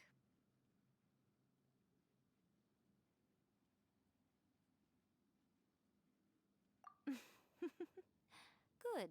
Saves me from having to explain everything again. Hearing Urakusai admit defeat has put me in the most wonderful mood. In return, it's only fair that we make sure to deliver on what they're all hoping for. Yes, though they only represent a tiny proportion of the memories in the ley lines, it will still be quite a sight to behold when the time comes. Since you've come this far, why don't you do one last thing for me, hmm? I'll need your help with the ritual. You cannot be serious, Miko. After all that, you still have more errands for us? Huh. You guys teamed up to scare Paimon just now. If you think Paimon's gonna do anything you ask for, think again! Aw, come on. I'm really only asking you to finish what you started. Besides, your paychecks are still in my hands. Paimon's paycheck? Well, there's no way out now. We're in too deep.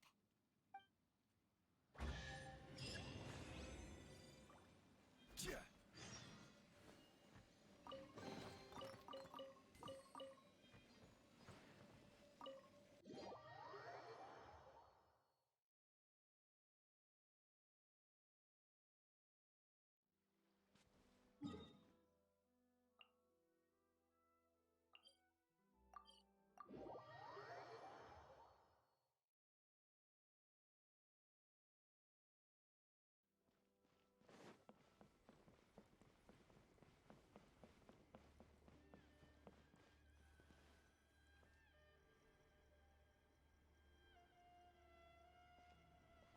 Well, hello there, my little helpers. So nice of you to join me. You're right on time, too. As if we had a choice. We just want our paychecks. So, Miko, what exactly do we have to do to make this Hyakuyaku happen? Also, to be clear, we actually have no idea what it even means. It might sound ominous, but to put it simply, the Hyakuyaku is just a gathering of the yokai. Back in the day at yokai gatherings, once everyone had had plenty to drink, one by one they'd start soaring into the sky with their yokai powers. There were so many of them that their silhouettes would block out the moon. But now, the yokai memories that leak from the ley lines are weak. They are no longer able to fly. So I will be performing a convocation ritual for them, gathering all the wandering memories together in one place. When the time comes, they will gather in the sky above the Grand Narukami Shrine. Once their energy is spent, they will be satisfied and return to where they belong. All the preparations for the ritual have actually been made well in advance. Remember the incantation and the mention of moonless night that I added to our novel? Oh, yeah! Something about reciting the secret spells of Lady Kitsune on a moonless night. That's the one. Actually, it's not a wish-granting incantation at all. It's a spell to help calm the ley line memories. When that time comes, let's all pitch in and help send them on their way. I will start the ritual preparations shortly, and at that time, I need you to do two things. First, tell the shrine maidens to leave the mountain. During the Hyakuyaku, a whole swarm of yokai memories will be hanging around in the air above the Grand Narukami Shrine. Having the shrine maidens leave avoids the bothersome issue of someone potentially getting possessed. After that, I will commence the ritual, and the memories will begin to congregate. This will take some time. I need you at the foot of Mount Yogo during this part to keep an eye on nearby monster activity. The memories are normally dispersed and don't pose a threat, but when their energy is concentrated, it is likely to disturb the monsters. They may see this as an opportunity to try and make it up the mountain. I need you to fend them off so that that doesn't happen. Alright, got it. Then what? Well, if at that point you felt like coming to the shrine and getting a close-up view of the yokai, I wouldn't say no. Okay, let's get going.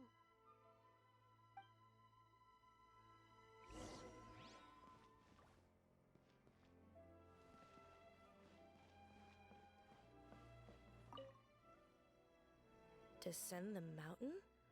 Are those Lady Kuchi's orders?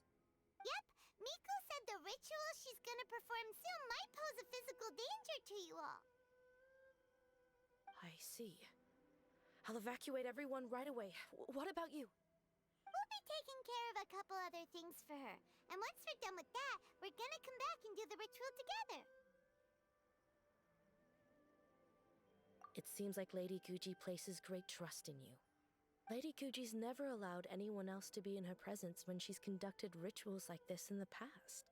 Thank you for helping with the ritual, and good luck. Don't worry, we're much stronger than we look. Miko's about to start the ritual. Come on, let's go deal with the monsters down the mountain.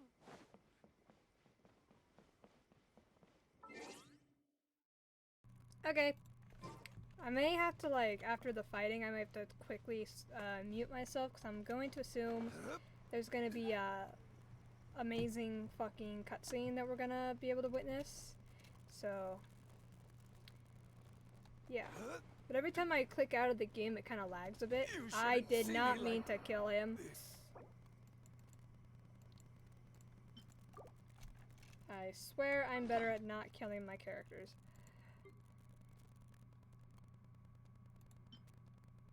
The hell?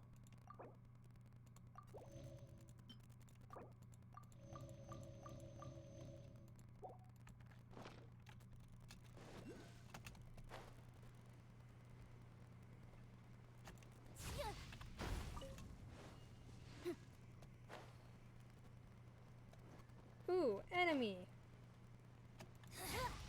The insolent shall be punished. Where are you?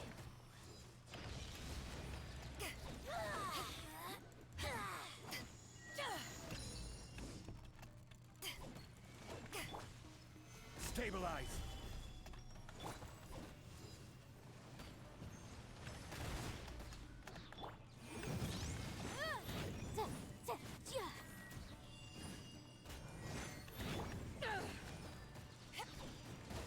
Rise. Gather!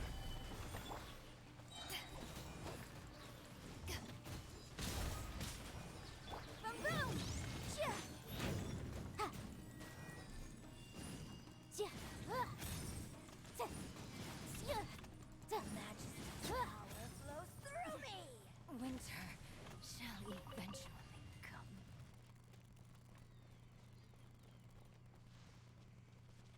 Here we go.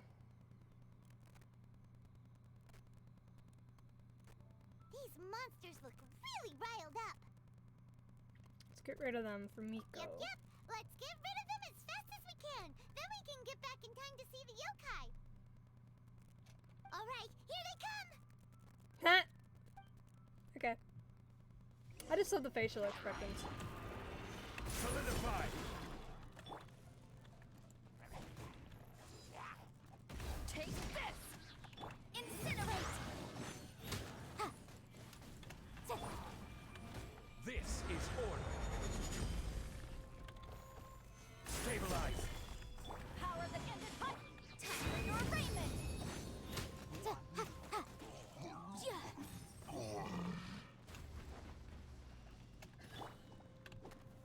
Gather!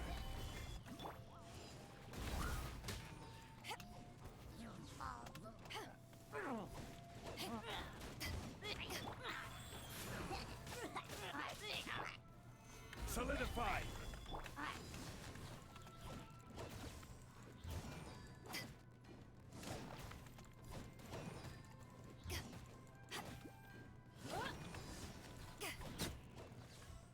Let's get down to business. I will have order.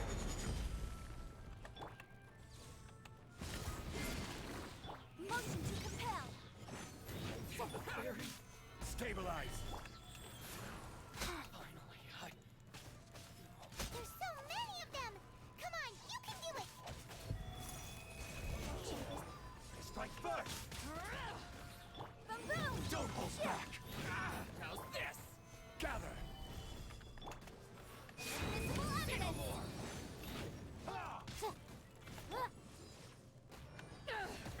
To ashes! This is order. Motion to compel. Finally, Terry. Train harder.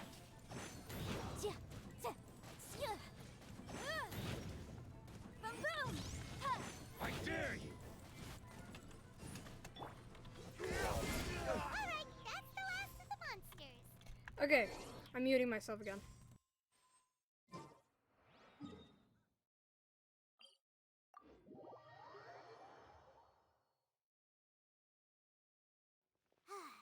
How far along do you think the ritual is? Let's head back to the Grand Narukami Shrine and take a look.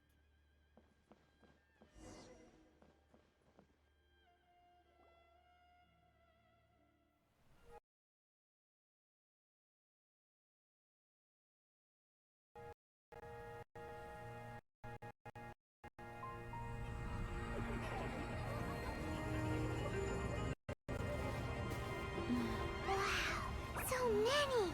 They're everywhere! Huh? Yes, the memories of the yokai. They haven't been able to relax and soar through the air like this for a long time. Come with me.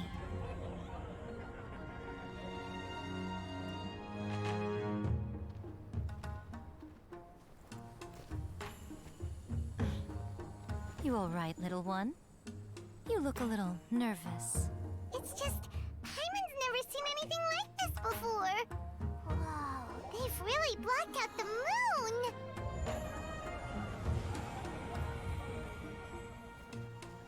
It does look a little intimidating, doesn't it? But I know them. They may be loud and brash at times, but they are good and brave souls. Even after losing their lives in a brutal war, they have never given in to grief or despair. Alas, their time is short.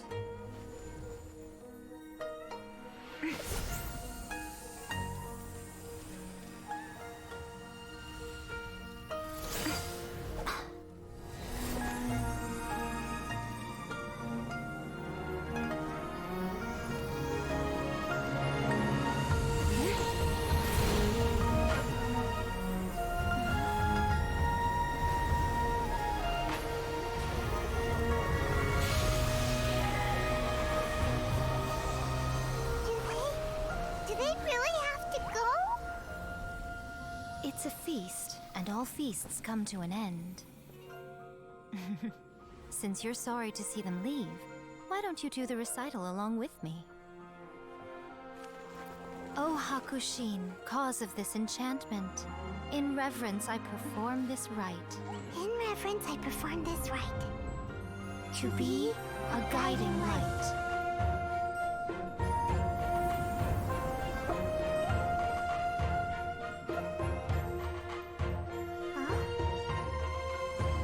Wow, so beautiful! Look! Lights are coming from Inazuma City!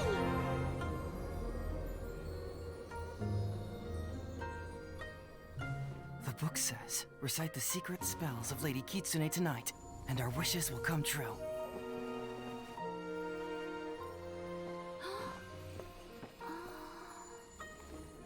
O Hakushin, cause of this enchantment. I perform this rite to be a guiding light. Your unrivaled power will be honored eternally.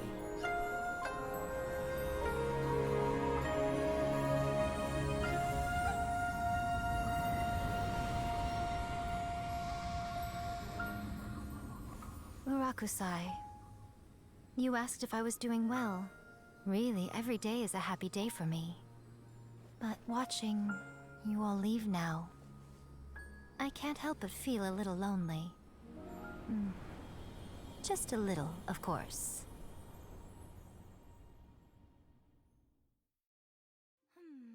Just as I thought, the ritual went very smoothly. Thank you both. Oh, I'm great. But the look on your face just now... I'm fine, seriously. Really, No. Honestly, you two.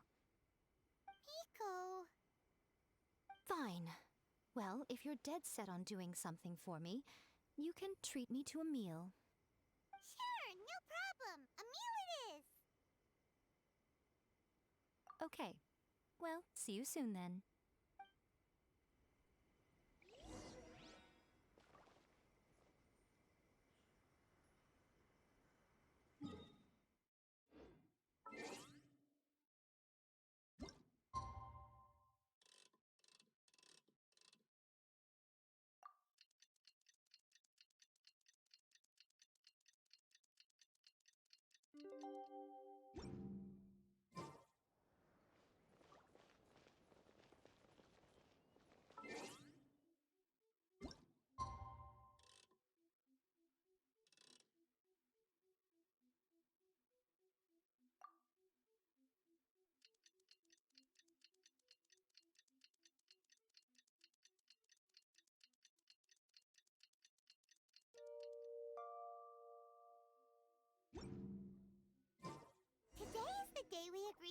treat Miko to a meal. The venue is Uyu Restaurant. Let's go!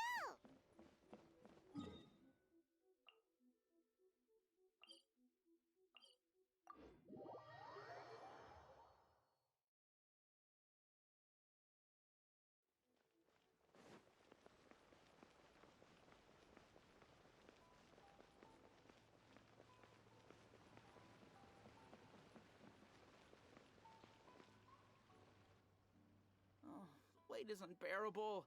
How is the next chapter of the miraculous adventures of the Traveler not released yet? It was quite a surprise when the moonless night finally came. Yeah, that huge black cloud over Mount Yogo that night. It just seemed to form out of nowhere. But then nothing happened after I made a wish using the method in that book. Yeah. I guess light novels are just fiction after all, huh? That night was definitely the nail in the coffin for the incantations from novels fad. Still, something tells me the miraculous adventures of the Traveler will remain an interesting series for a long time to come. Huh? Paimon can't see Miko anywhere. Guess she's not out here. Maybe she went inside already. Let's head in and look for her.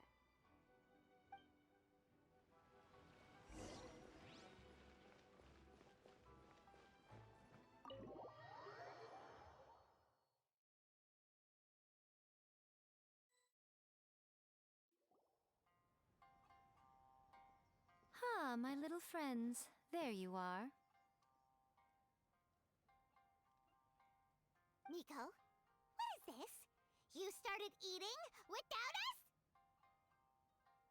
I did, yes. You're paying, after all. The thought of being able to eat the most expensive dishes and drink the finest sake, all for absolutely free? Oh, I just couldn't wait any longer. Ah, boss, see these two faces here? Remember them. They're the ones picking up the bill later. Alrighty.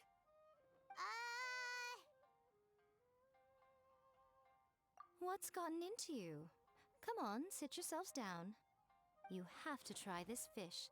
It's found exclusively in the waters around Seirai Island. They shipped it to Inazuma overnight, and it was still alive right up until I ordered it. Or maybe you'd rather try this? I know, I know. I normally can't bring myself to drink sake this expensive either. If you don't drink alcohol, that's fine too. There are all kinds of fruit juices covering the whole price spectrum. Miko, you are outrageous! Last time we were here working on the novel, all you ordered for us was the plainest kushikatsu! Hmm? Strange. I remember no such thing. Oh, so what? You did offer to treat me to a meal, didn't you? Anyway, I am something of a VIP, you know. Wouldn't you find it embarrassing to treat me anything short of lavishly? Miko, this meal is going to be super expensive! Aren't you afraid we won't be able to afford it? Oh, don't you worry about that. You can most definitely afford it. They're still printing your light novel by the batch, you know. You have quite the generous payment due. What? Aw, darn it! She tricked us into this! Miko was after our Mora from the very beginning!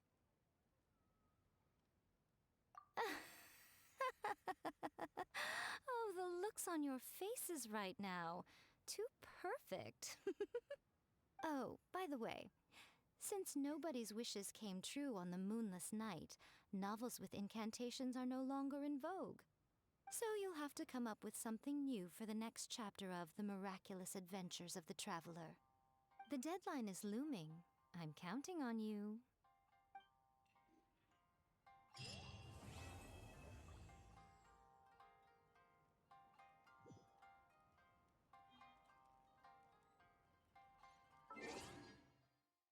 Well then, first off, I would like to say that that cinematic cutscene was absolutely amazing. Oh my god. And also, I can't do this when I'm sitting down. Hold on.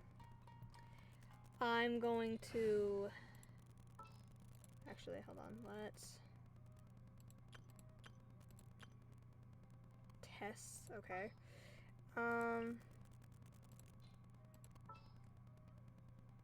don't know. Okay. Stay close and you will live. Okay. Who else is from? Inazuma, who would be cool to put next to her. A Ayaka. pleasure to be working with you. And then Just Lumine. what will we come across this time? There I you trust go. you. I trust you, that's all she has to say. Okay. Oh, I didn't even switch to that party set. That's smart of me. God damn it. Deploy. There we go. Sit. I want pictures. Because who doesn't want pictures? Where the fuck is the camera? It's right there.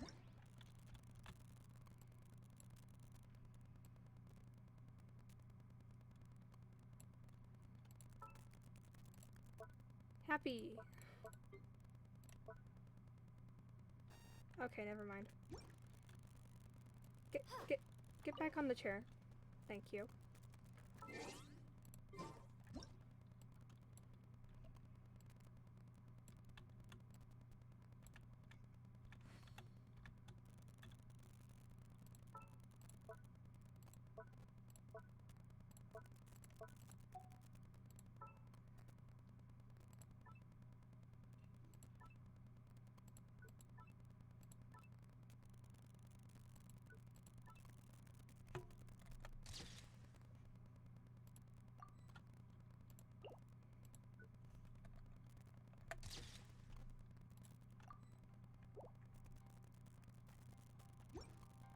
Okay.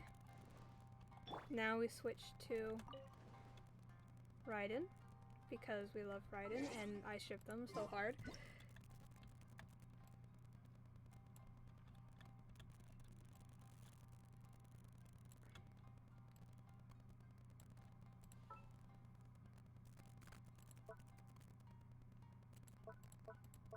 I want to know what this one looks like.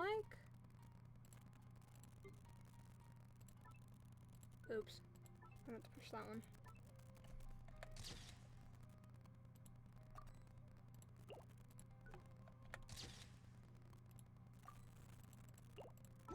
I don't know if the... Always refining her craft.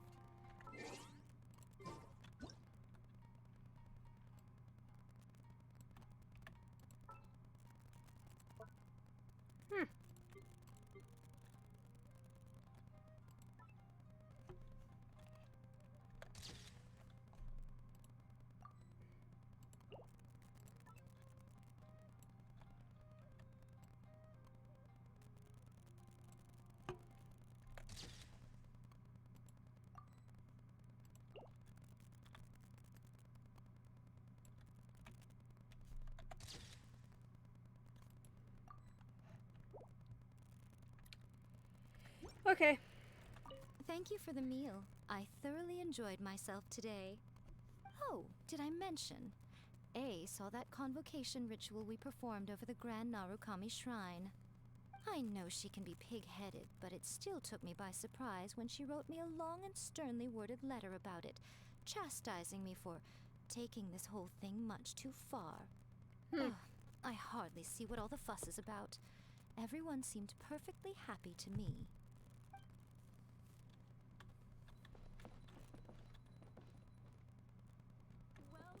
Ship bells on or something?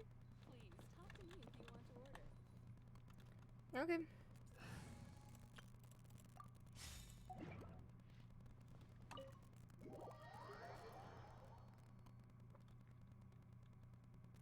So we did Yaimiko's. It is midnight, but I still want to keep going. Because we still have Kazuha's to do, as well as, that's the wrong button, as well as Ayato's. Or should I stop for now and then finish them tomorrow? Because I have literally nothing to do tomorrow, unless I get called into work. Which I don't know if that'll happen or not.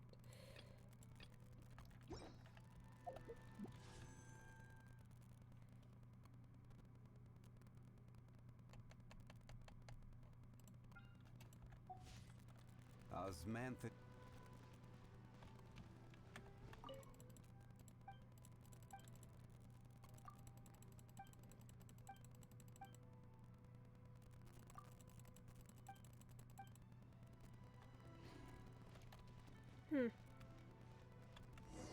What the hell?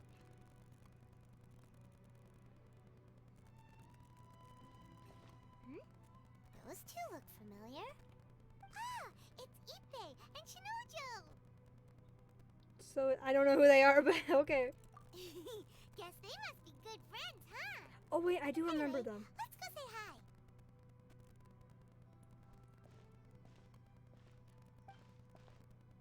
Hi, Ippei. Hi, Shinojo. What are you guys doing here? Oh, it's you. Thanks so much for your help last time. I was just ordering some clothes when I ran into him. You know these two as well? Yes, they helped me and Master Kamaji out a great deal last time. I've never had the chance to say thank you properly. What about you? How do you know them? Also a chance encounter. Our Lady had them join us as additional guards for a goods escort in order to sneak out of Rito undetected. So we all know each other, huh? What a coincidence. Not exactly. We've only just met. We both came here to order some clothes and got to chatting. Somehow we ended up on the topic of Master Kamaji and Lady Hiragi's relationship. Wait, it's okay to talk about that, right? It's probably fine. They've known about it for a long time already. Oh, yeah! Paimon remembers those two had a thing. In fact, that was why Chisato wanted us to deliver a letter. That's old news, though. So why has it come up now? Are they taking the next step or something? We have reason to suspect that they'll be getting married soon. Wow, that's great! They can finally make it official! Of course, this is just personal speculation. They haven't announced anything, and we wouldn't dare to ask. I was instructed to place an order for some formal wear for a big banquet. Turns out that Ippei received the exact same instructions as I did. They're both preparing for a banquet at the same time. They're both purchasing the kind of fine wine and confectionery normally reserved for big festivals. It's hard not to put two and two together. Lady Hiragi has been in high spirits recently, and I heard she's on a diet as well. Surely it's all for the wedding. This is wonderful news! But, What's wrong? Oh, don't mind me. She's about to be happily married to the love of her life. I genuinely couldn't be happier for her. Right? I think so too. It's fantastic. Did he have a thing for her or something? Yes, but we shouldn't let ourselves get overexcited. What if it's all a big misunderstanding? As things stand, we have no actual proof of a wedding. Now, if they sent me out to deliver wedding invitations, that would be a different story. Shinoju doesn't look like he's taking this very well at all. Did he have a thing for? I literally cannot remember. It's been a. It's probably been a year since I did this quest. I like vaguely remember this. Sorry, I just haven't slept well recently. I'm ashamed to be so out of sorts at work. I'm not living up to my responsibilities, either to the Kanjo Commission or to my lady. Are you worried about their wedding? Not exactly. It's just everything feels kind of up in the air until they make it official. I get what you mean. I really do. We need this wedding to be set in stone before the celebrations can really begin. Actually, you don't know what he means at all. What should we do? Should we just straight up ask them? I don't know. That seems a bit rude. So this is wedding between two commissions. Right! If Ayaka knows about it, that means it's a sure thing! I don't think it's a good idea to bother the Yashiro Commission about this. It's fine. She and Ayaka are practically best buds. There's nothing to worry about. I see. Then thank you. Thank you very much. Having a definite answer will stop my thoughts from running wild. Let's go to the Kamisato estate! I am right. He does have a thing for her. I just looked it up. So is this... Yeah, this is Ayato's quest that I just started accidentally.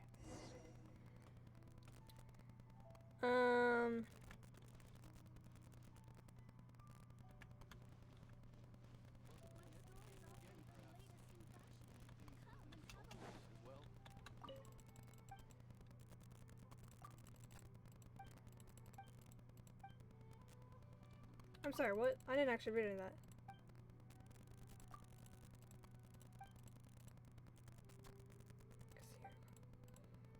Okay, I don't really know what that means. What if we try this one? Oh, festive drum. Okay, I'll buy a festive drum, sure. Now can I buy the other stuff? Well, fuck you then.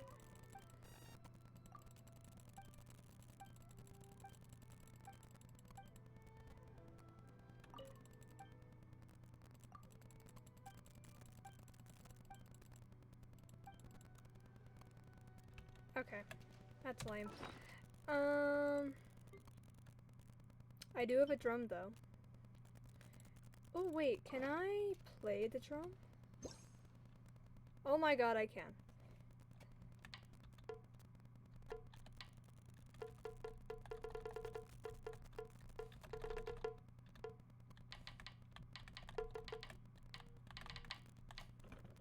My phone just buzzed.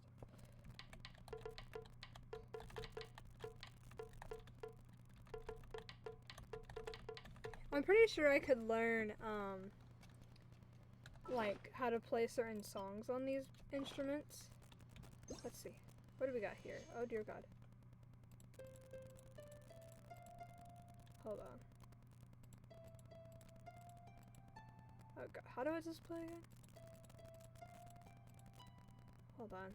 I know piano. I'm trying to figure out how to fuck play this.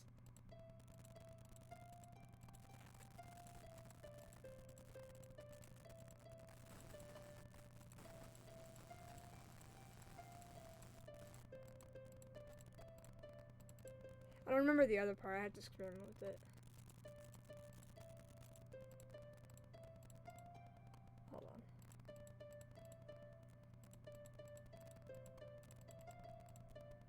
God damn it.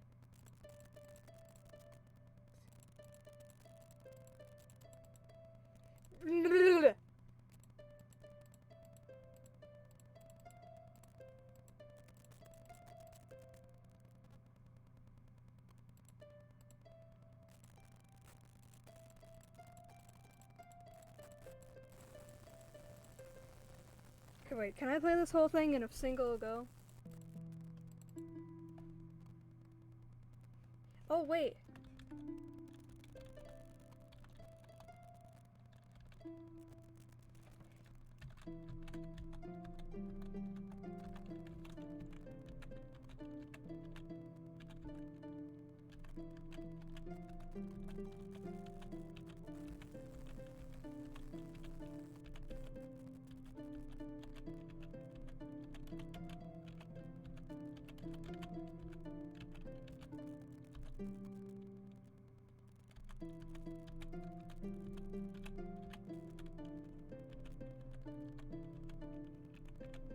Ah!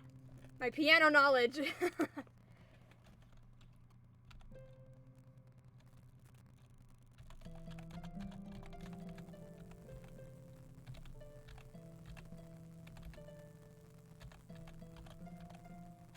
Honestly, I could probably look up some basic piano music and play it on this, to be honest. Let's see, there was one other, this one. How do you play this? Oh, let's try playing the same thing. Oh god.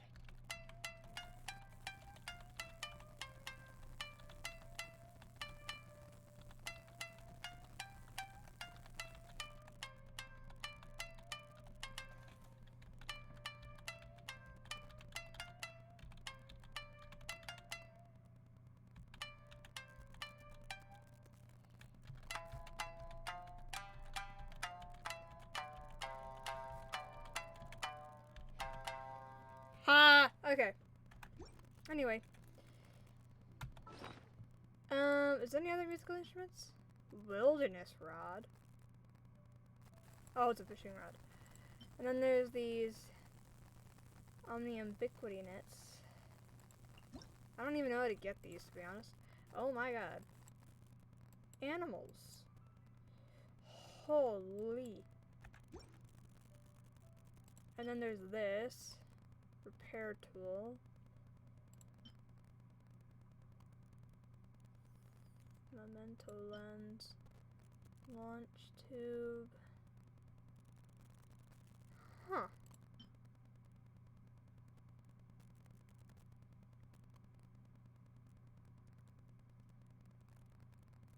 Okay.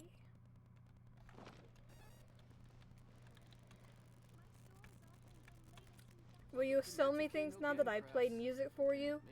Probably not. Actually, give me a second. Let me look into something real quick.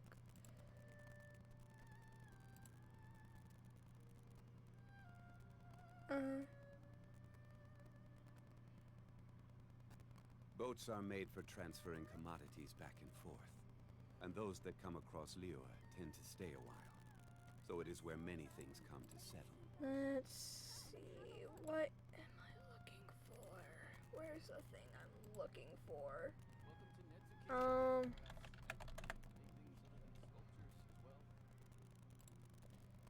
I want to try to play music in this game. Now that I know that I can use the keyboard.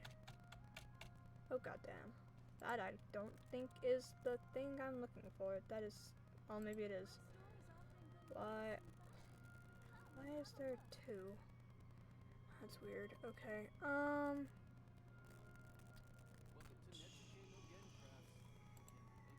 Do I have one that's that simple that I can play it? Do I have a song in here? Let's see. What would have a simple song in my collection here? Maybe a Genshin one. I have Genshin collections in here. I'm looking at sheet music that I have on my computer.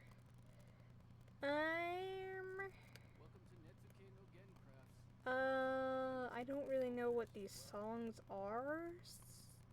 Where do you want to go next? If not you'd like Genshin. to see Liyue's tourist spots, I apparently have a follower. I did not know that. Gaming, what the hell? Oh, Pokemon. Lots of Pokemon. And one from Destiny 2. I remember that one. It's very long. Should we just look at anime, I guess? I'm just looking at the first pages on here.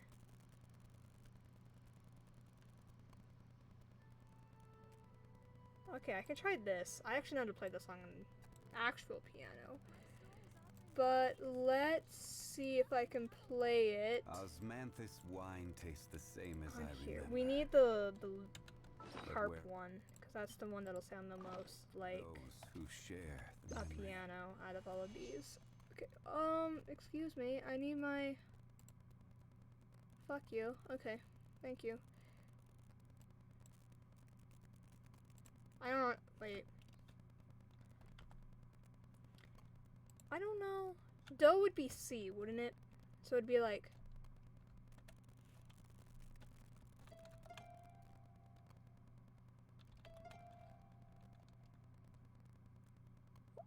That's D. I can't sight read very well.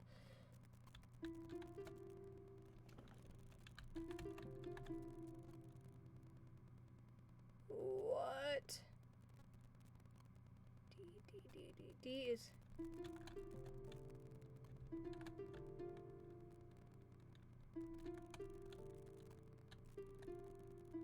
Nah, I can't do that. Okay, we need something simpler. Because I also don't know how to use this clef. I need something simpler. I don't have many simple music sheets in here, because I don't usually play stuff that simple.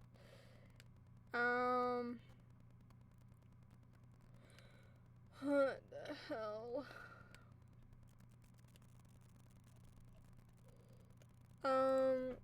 Simple piano music sheet for beginners. That'd probably be the best thing to look up for this. Like a song that I actually know though is the problem. So Gravity Falls. Okay. Minecraft. Me channel theme. You are my sunshine. You are my sunshine. Fly me to the moon. Tetris theme. I didn't even know it had a theme. Star Wars. Baby Shark. Oh my god. Wait.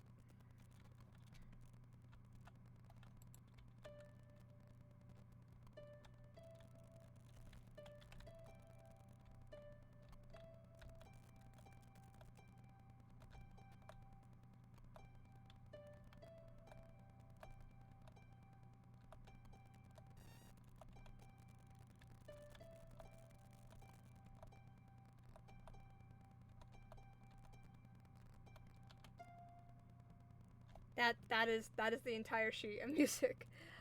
Let's see what else there is. Ode to Joy. That is literally the song I just played.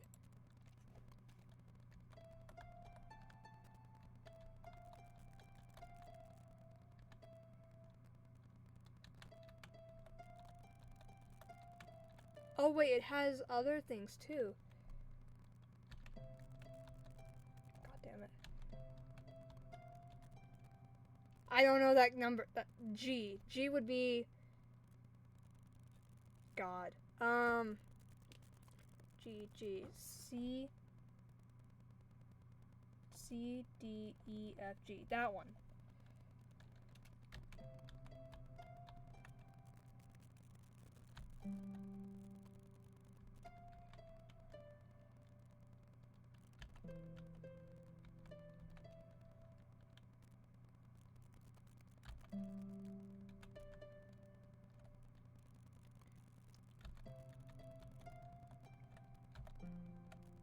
God damn, I can't see my fucking hands. Okay,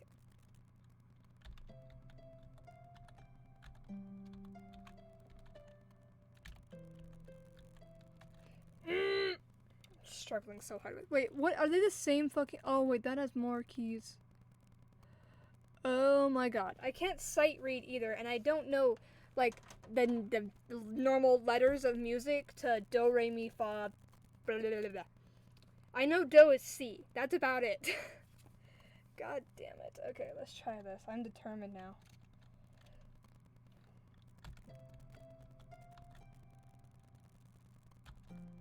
Wrong one. God damn it.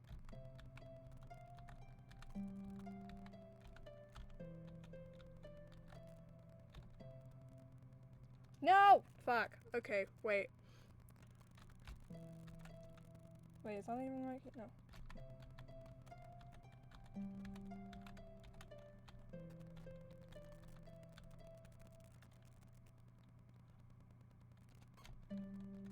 Fuck.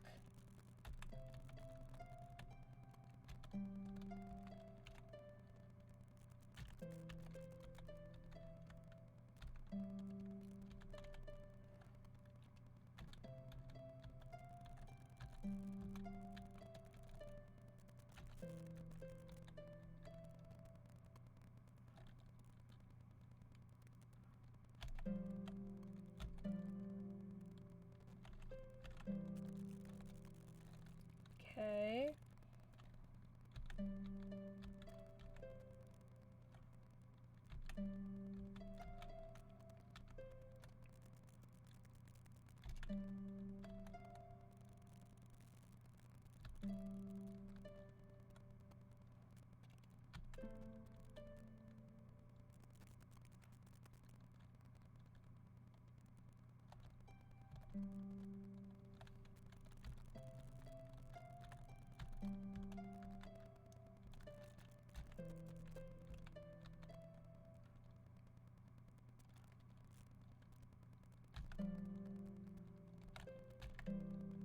I did it! Oh my god, that was so hard for no reason.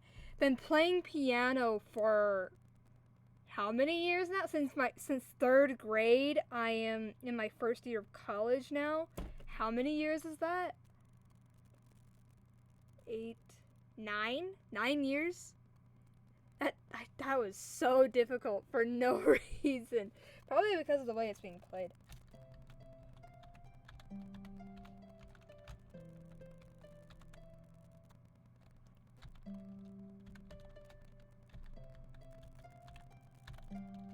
God damn it.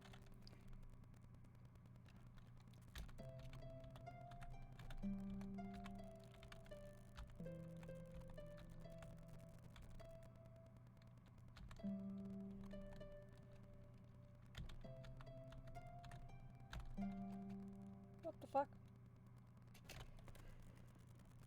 Okay, anything else I can play? Minuet 3 in G major. Do I know this song? D. What is high D? D. That's not D. No, yes it is D. I can't sight read. I've played piano for 9 years and I still can't sight read. So wait, if this...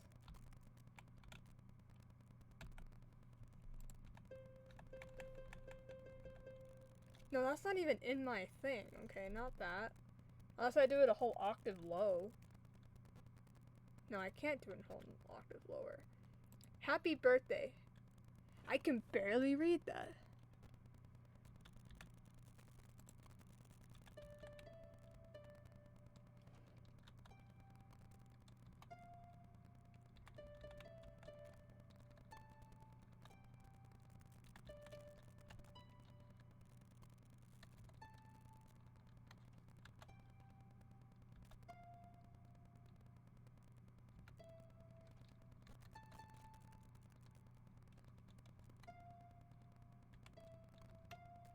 I think I fucked that up. I can't read it very well. Oh, here we go. Here's one that I can read. God damn it. Hold on, let's try it an octave lower. That's not it. Ah! Oh, shit! Oh my god. Holy. I saw the thing in the stream chat and I pulled the Chrome off the rest of my Streamlabs to see why the fucking sound wasn't going off. Just got the life scared out of me. Jesus Christ. Thank you for the raid, Sanjin. I'm trying to play music right now. I can play a song. Hold on, wait, where the fuck was that music sheet? I'm playing music in this. Amazing Grace. No. Where the fuck is Ode to Joy? Where did it go? I can't read. These things are so small. Where's Ode to Joy? Where did it go? Oh my god, no. Because I need the left-handed. I need the F clef? I guess it is the F clef. Where the fuck did it go? As it was. Blah, blah, blah, blah. Mary had a little lamb. Okay. Okay, I kind of remember it.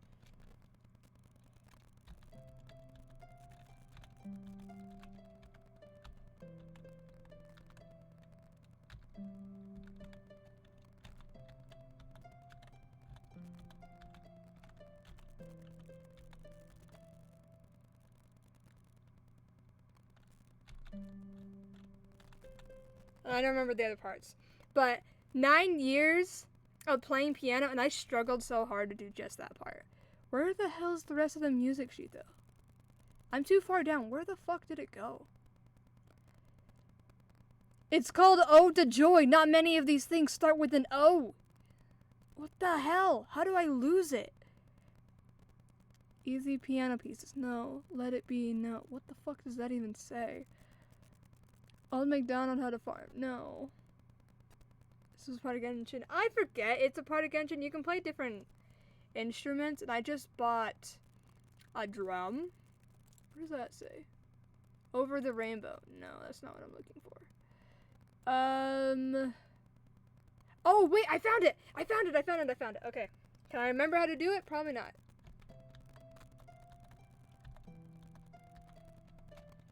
I did that wrong.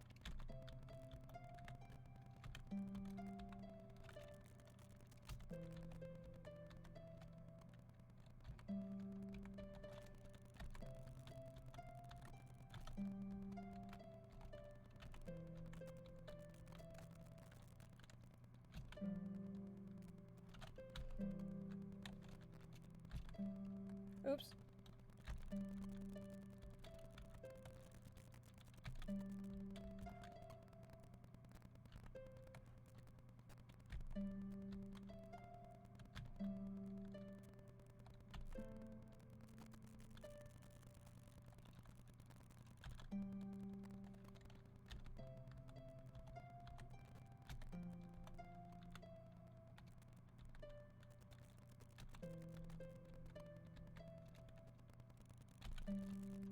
Oops. I did it! Mostly, with a few little hiccups.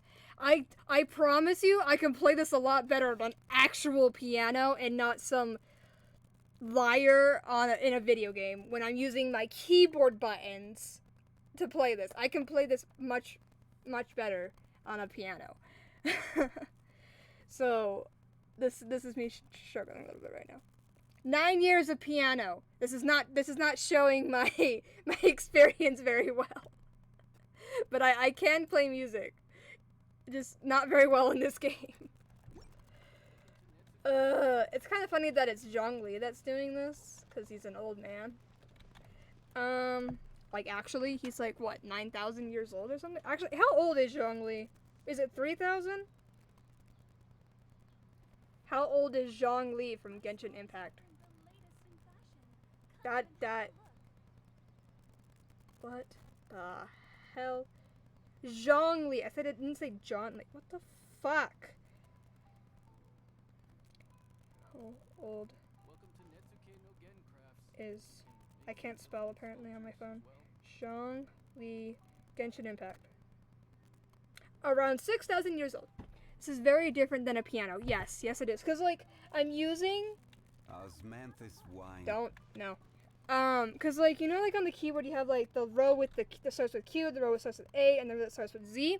Each row is one of those clefs. So basically my fingers are over top of each other. The bottom row is the bass clef, the top row is the treble clef, and I don't know the name of the one that was in the middle. I used to. I don't now. Because I don't play any instruments that has that clef, so I don't know that clef. I really only know treble and bass because I learned how to play music on a piano, and those are the two clefs you use on piano.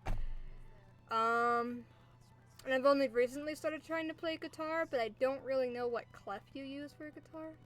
I kind of just take old piano music that is really simple and, like, learn it that way. Still don't really know how to play guitar, but I'm figuring it out. I forgot what I was doing. I got so sidetracked with that. Because I bought a fucking drum. There's a drum, but there's only 4 buttons.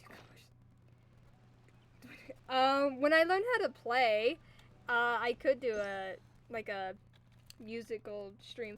Actually, I could do one for piano. Eventually, maybe. Because I do have a lot of piano music. I just can't really play most of them anymore. The one I remember best right now is, like, a song from My Hero Academia. I don't remember the name of it. I could find it. That's how I started.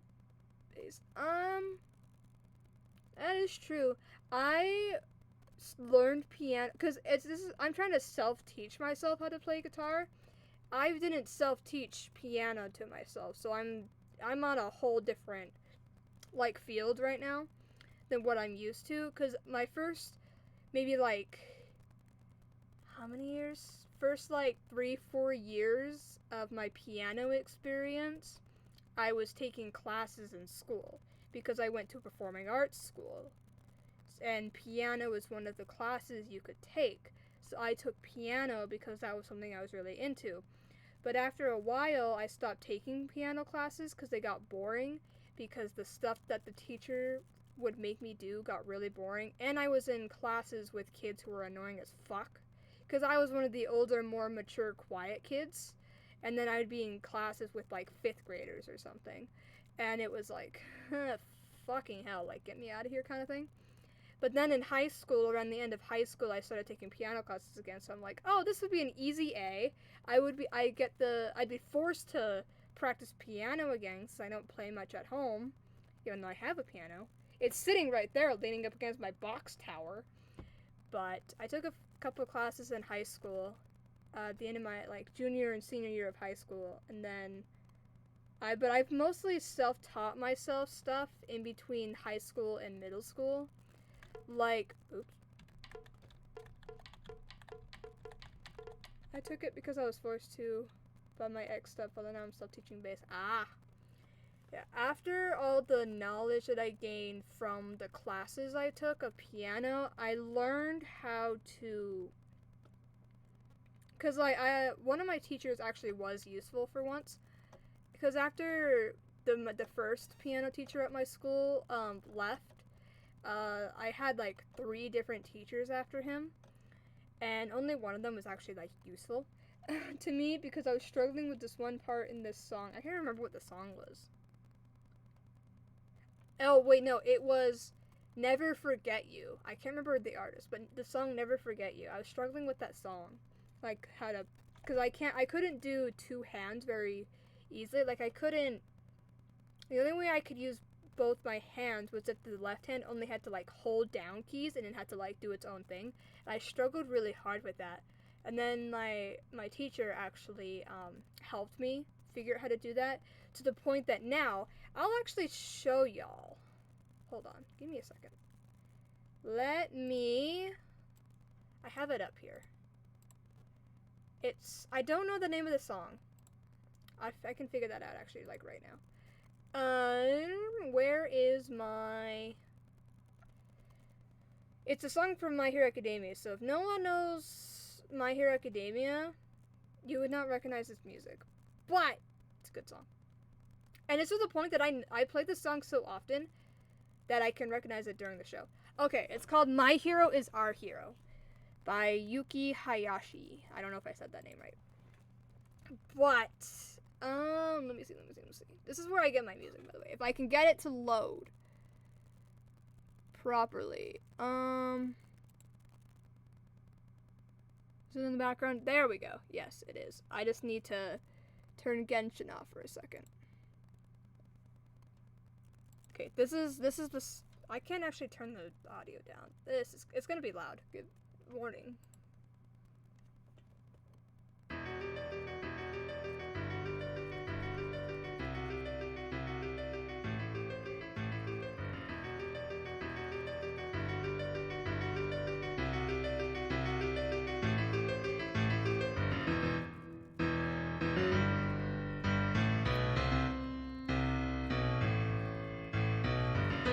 I'm not gonna play the whole song, but like, this was like a big jump in my piano learning because being able to play a song this complex was very difficult for me at first. I don't think I have the Never Forget You song in my sets. Let me see if I do. Don't judge my sets. I have a lot of different things that I like that I want to learn. Is it in here? No, it is not. I'd have to open my actual MuseCore program for that. Okay, turn Genshin back on. But yeah, I learned how to play that song, and it's the only impressive song that I can play. And another song, also from My Hero Academia, that I want to play is called You Say Run. Love that song. I want to learn how to play it. But I basically have self-taught myself stuff after that. It's called, the song I just played, it's called My Hero is Our Hero. Actually, I can't do it from there. God damn it. Because I'm not logged in.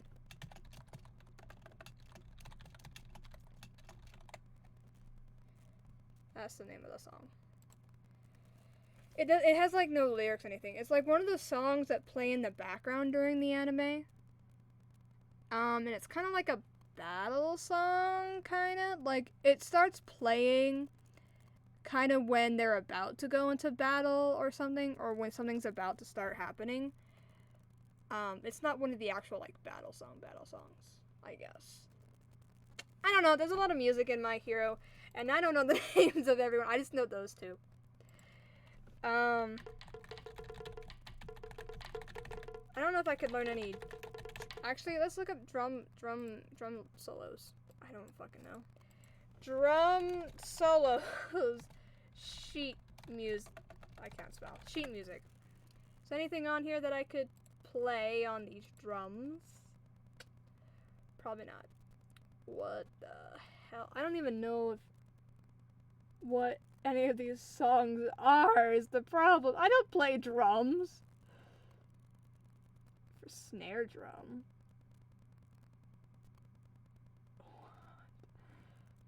What the hell?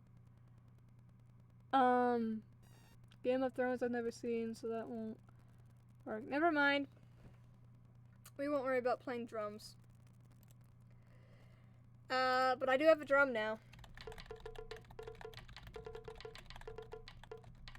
Hero 2. I love that song. Okay, that's the third song I know. Hero 2 was one of the first My Hero songs that I'm aware of that has actual lyrics to it.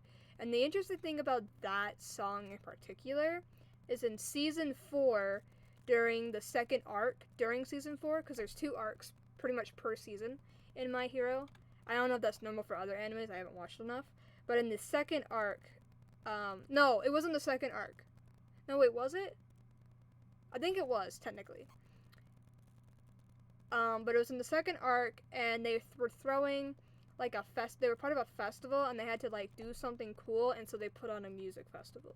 And Hero 2 was the song they sang during that festival, which is why it's good. I don't know the rest of those songs. I mean, I might, but I don't know the names of them. Okay, we're done playing drums. I still have these 2 story quests. It has lead, rhythm, and bass. I don't know what that means. Lead, rhythm, and bass. Probably lead, not lead. I can read. Like, in the actual song, they had Jiro singing and playing bass. They had 2 guitars. I think they were guitars. And then they had someone on drums, and they had someone on a keyboard. And then they had a lot of dancers, and then a lot of people doing special effects, because, you know, powers and quirks, as they're called. But yeah. Have I actually shown my guitar on stream? I don't know if I have. Hold on, let me go get it. It's right over here. I know, I think I've shown you something, but I'm not sure if I showed stream in general what my guitar looks like. I might have. Ow! God, it's hot in my room. Osmanthus wine tasted. Shut up about your Osman.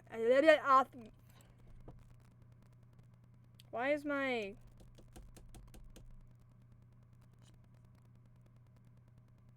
So lead only? I guess that makes sense. Slightly. Why is my camera not working? It's not, the light's not on. Did it get unplugged? Here's the cord. Did it get unplugged? No.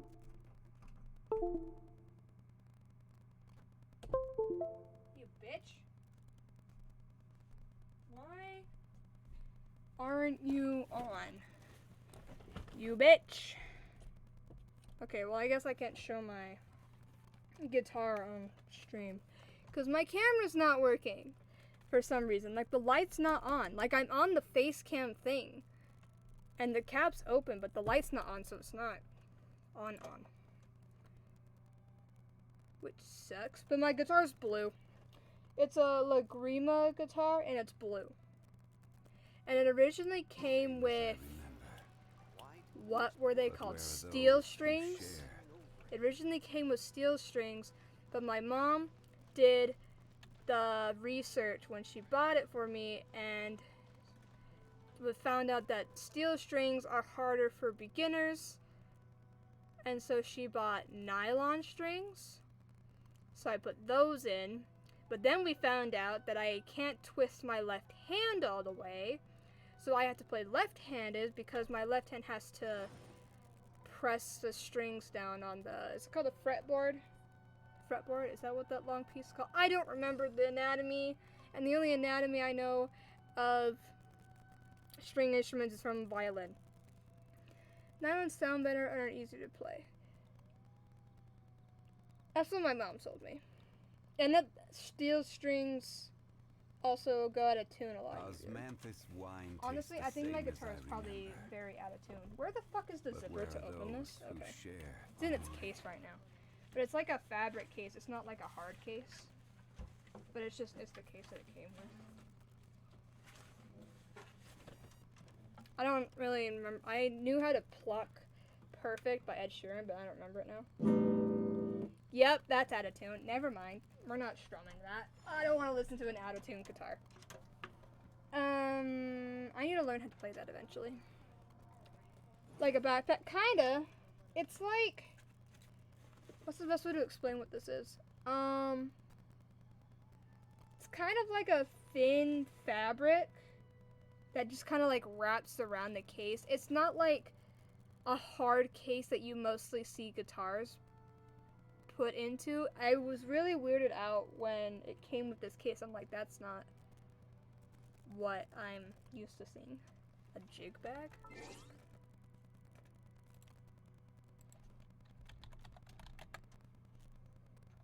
What the hell?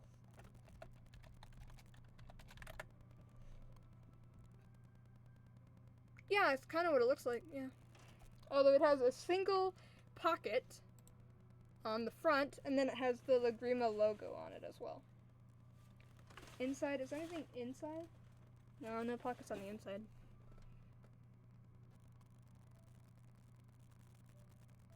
Yeah, it's a jig bag, that's what it is. That's what it looks like. I looked at jig bag, and yeah, they look like that. Books and supplies. Oh. I pushed the notice thing and it froze my game. Okay. I don't like having little red symbols. It annoys me.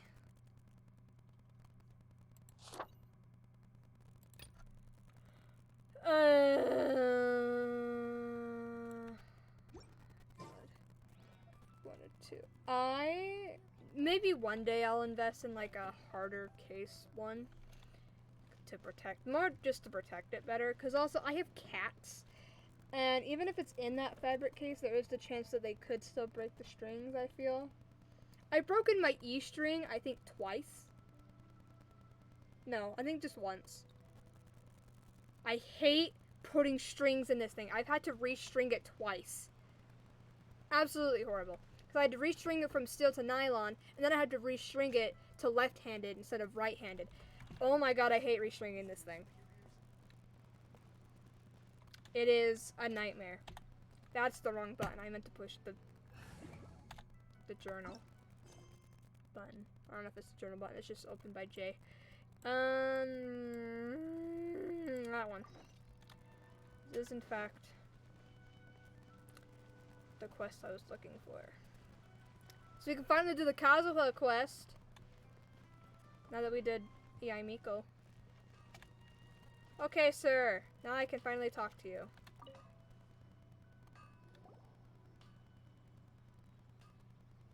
Ah, if it isn't Kaedehara Kazuha, what brings you here today?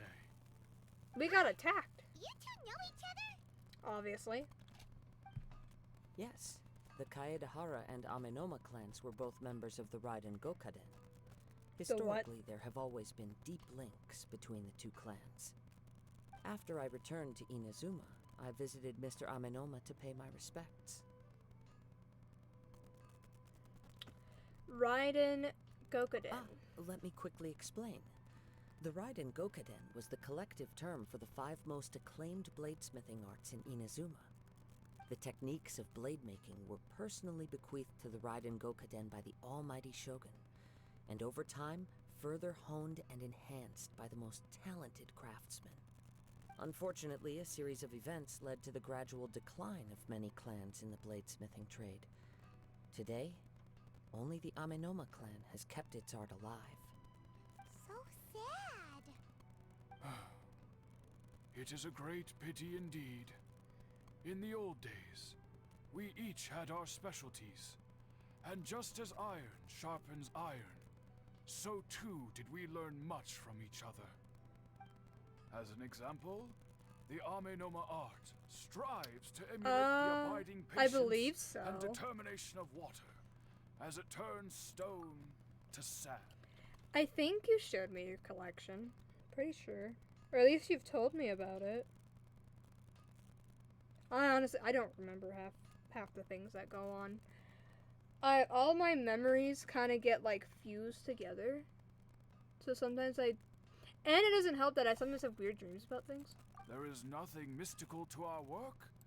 There is only practice, day in and day out. Until both body and mind have memorized the craft, turning each motion of every technique into an intrinsic part of the bladesmith's life. What is this random spawn's head? Cause like there's like a bandana or something around his head. What is this? What is this piece right here? Anyway. As for the art of the Kaedehara clan, I believe it's called the Ishin art. That's right. The what? Ishin art strives for complete harmony between blade and mind from the moment that forging begins. For only a blade thus forged can capture and convey its maker's thoughts and feelings, and eventually become an extension of its wielder's will. Indeed. Most samurai choose their blades, but an Ishin blade chooses its owner. You are, without a doubt, the most worthy wielder of an Ishin blade. It gladdens my heart to see that although the Kaedehara clan has fallen on hard times, its ideals and virtues are alive and well. You overestimate me. My actions are guided by my own personal sentiments, not by any noble aspirations on behalf of my clan. But let's get back on topic. The purpose of our visit today is to gather some information on your missing nephew.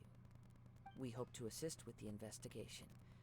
It may turn out that this case is connected to another we are pursuing. Ah, yes. My nephew. I reported the case to the Tenryo Commission, but I haven't heard anything back so far. He didn't say a word before he left, which is very unlike him. I'm still completely at a loss on what to make of it, but I've done what I can so far. Worrying is futile. All I can do now is wait for the news from the Tenryo Commission. We heard that there was a collector involved in the disappearance too. Know anything about that? Yes. On the morning that Yuya went missing, he gave me a very cryptic look and said that he was going to give me a great gift. I believe he went to collect the item from Mr. Nagato after that. The next thing I heard was that a fire had broken out at the warehouse, and neither of them came back. Oh, that's nice. Yes. Strange, isn't it? I wonder what could have caused it. Unfortunately, there was very little evidence left behind, so nobody knows what really happened. Do you have any thoughts on what Yuya may have wanted to give you? If I had to guess, it must have been some kind of rare weapon. Otherwise, there would have been no reason for him to get my hopes up. He's never been particularly interested in blade forging, but has always had a fondness for blade testing, and can sense even the most minute differences in blade quality. A rare sword, rare sword. The guy who attacked us had a very unique sword that was like purpley pink and like glowing and shit. Anyway. He is extraordinarily talented in martial arts, particularly when it comes to the art of the sword. Truth be told, we have some information that you may find to be objectionable. The person we are looking for, he attacked this friend of mine. Yeah, he had a fancy sword. Based on the evidence we have gathered so far, only Yuya seems to match the suspect's profile. What? No. Absolutely impossible. Yuya is not that kind of person. Get one crafted what, a sword? The sword?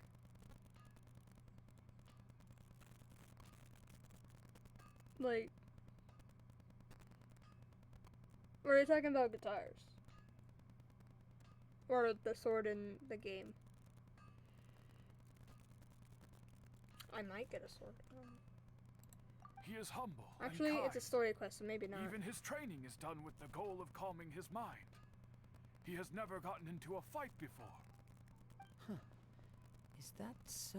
He got possessed! Yes. Maybe. I don't know. If there's one thing I can say for certain, it's that Yuya would never draw his blade without a very good reason. Because he got possessed, that's why. Anyway. With that said, it's equally out of character for him to just disappear with neither farewell nor fair warning. Because he got possessed. I also cannot know what course of action he might be capable of if coerced or otherwise compelled by circumstances unbeknownst to me.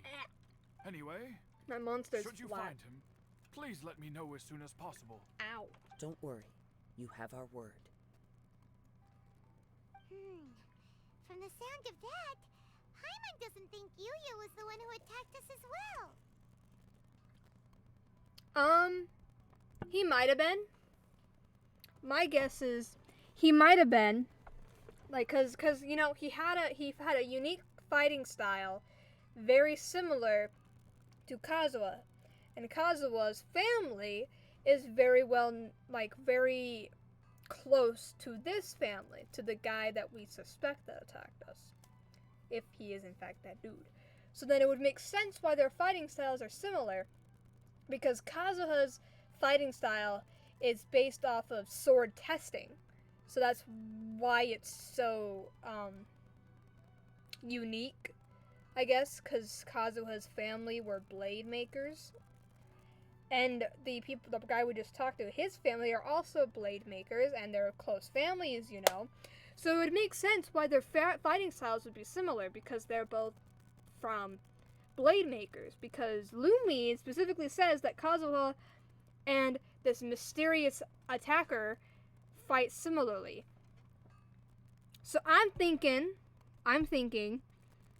the sword that he wanted to give his father, or the sword the thing that we suspect he wanted to give his father. What the fuck was that?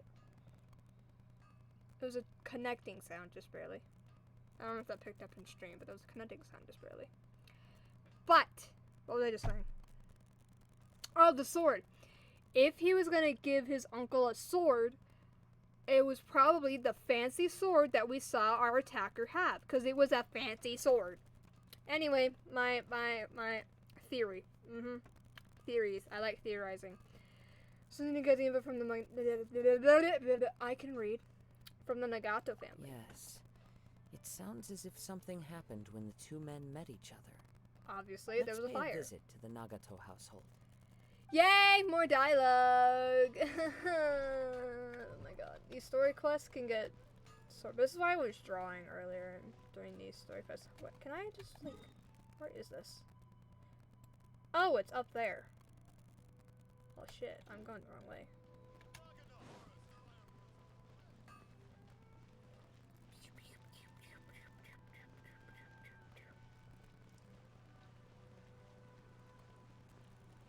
Ah, let's not run into the wall. God, I love Inazuma. I just love Japanese culture in general, and I one day want to visit Japan. I've heard that that foreigners shouldn't live there, but like, visiting? I'll do that. Street food vendor. Actually, give me food. No alcohol. Why do I want alcohol? I don't want alcohol. Can't drink alcohol yet. Well, Zhongli definitely can. Onigiri. Sick. Okay. I thought he was gonna sell me food, but okay. Nagato something something. I'm very sorry, but we cannot afford to pay what we owe right now. What?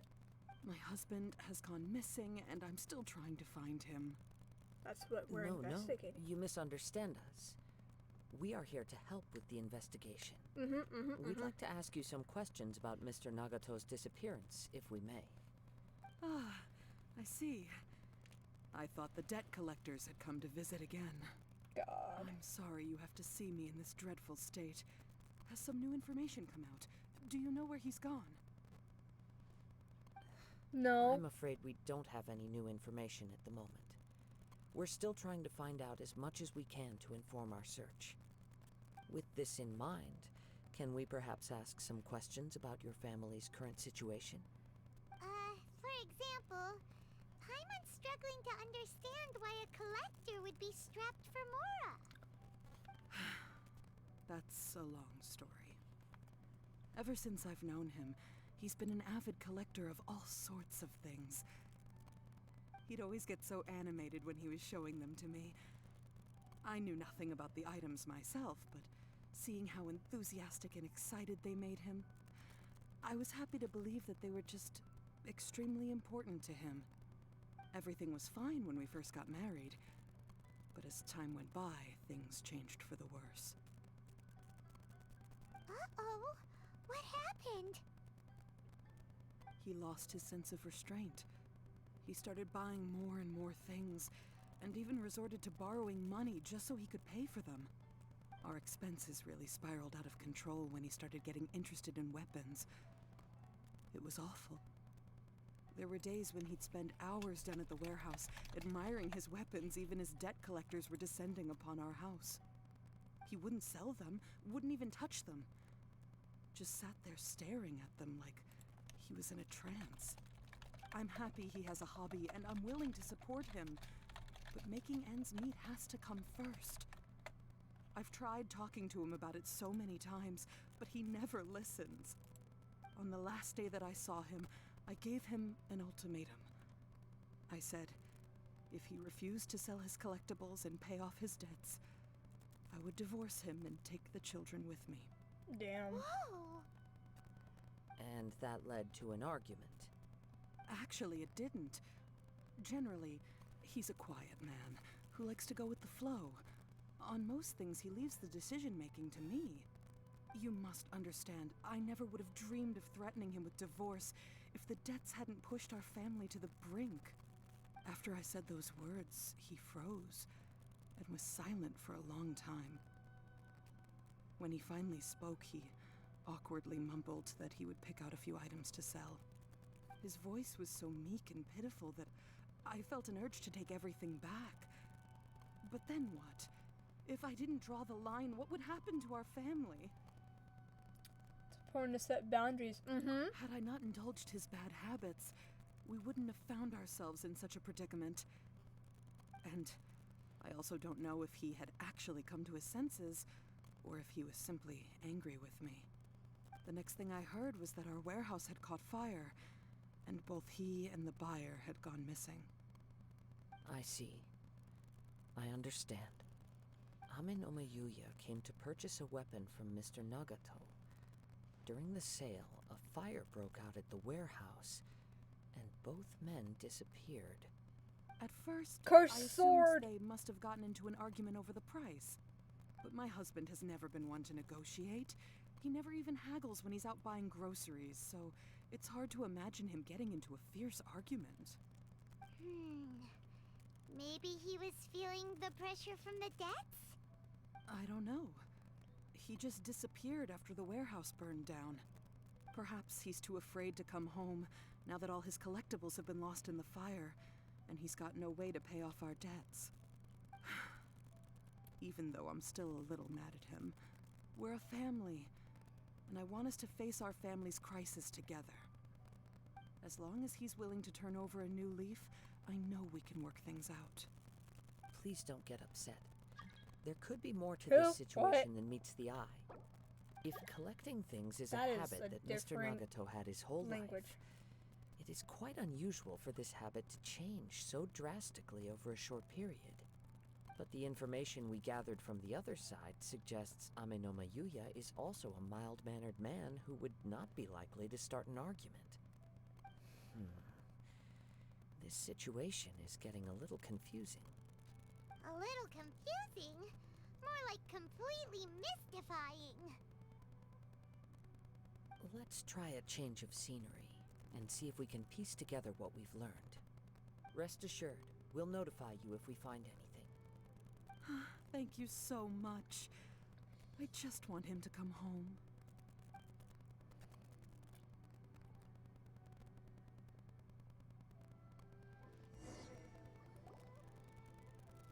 Based on the information we've gathered so far, I I can only surmise that the sales meeting between the two men was somehow the catalyst for their disappearance.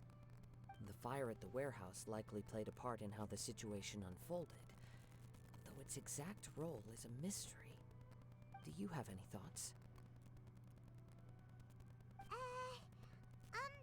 Well, Paimon was thinking that maybe someone accidentally knocked over an oil lamp and, nope, never mind. Paimon's brain needs to rest for a while. Over to you.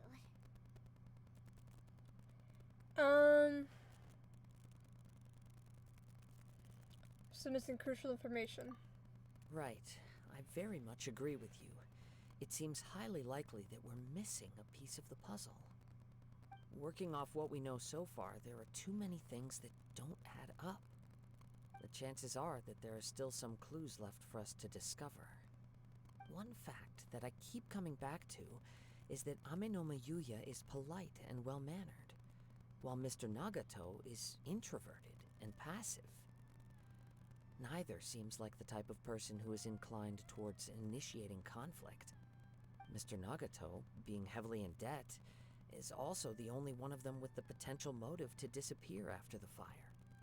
The more I ponder it, the more puzzling it becomes. Just what could have happened there? Also doesn't seem to be the case the attacker. Right. Although the time frame seems to broadly match, no other details that we've learned seem to link the two events together. Amenoma Yuya lacks a key distinguishing feature of the attacker, namely that he is principally a practitioner of the blade testing techniques of Amenoma art, not those of the combat-oriented Ishin art. Darn! We thought we could get two birds with one stone here, but at this rate, it's starting to look like a wild goose chase. Let's keep going, since we've come this far. If we can solve the case, both Mr. Amenoma and Mrs. Nagato will be able to get some closure. Okay, but where should we go now? Let's head out of the city and check out the warehouse. There's still a chance we may be able to find some shreds of evidence. Lovely. Ow, my foot. Okay.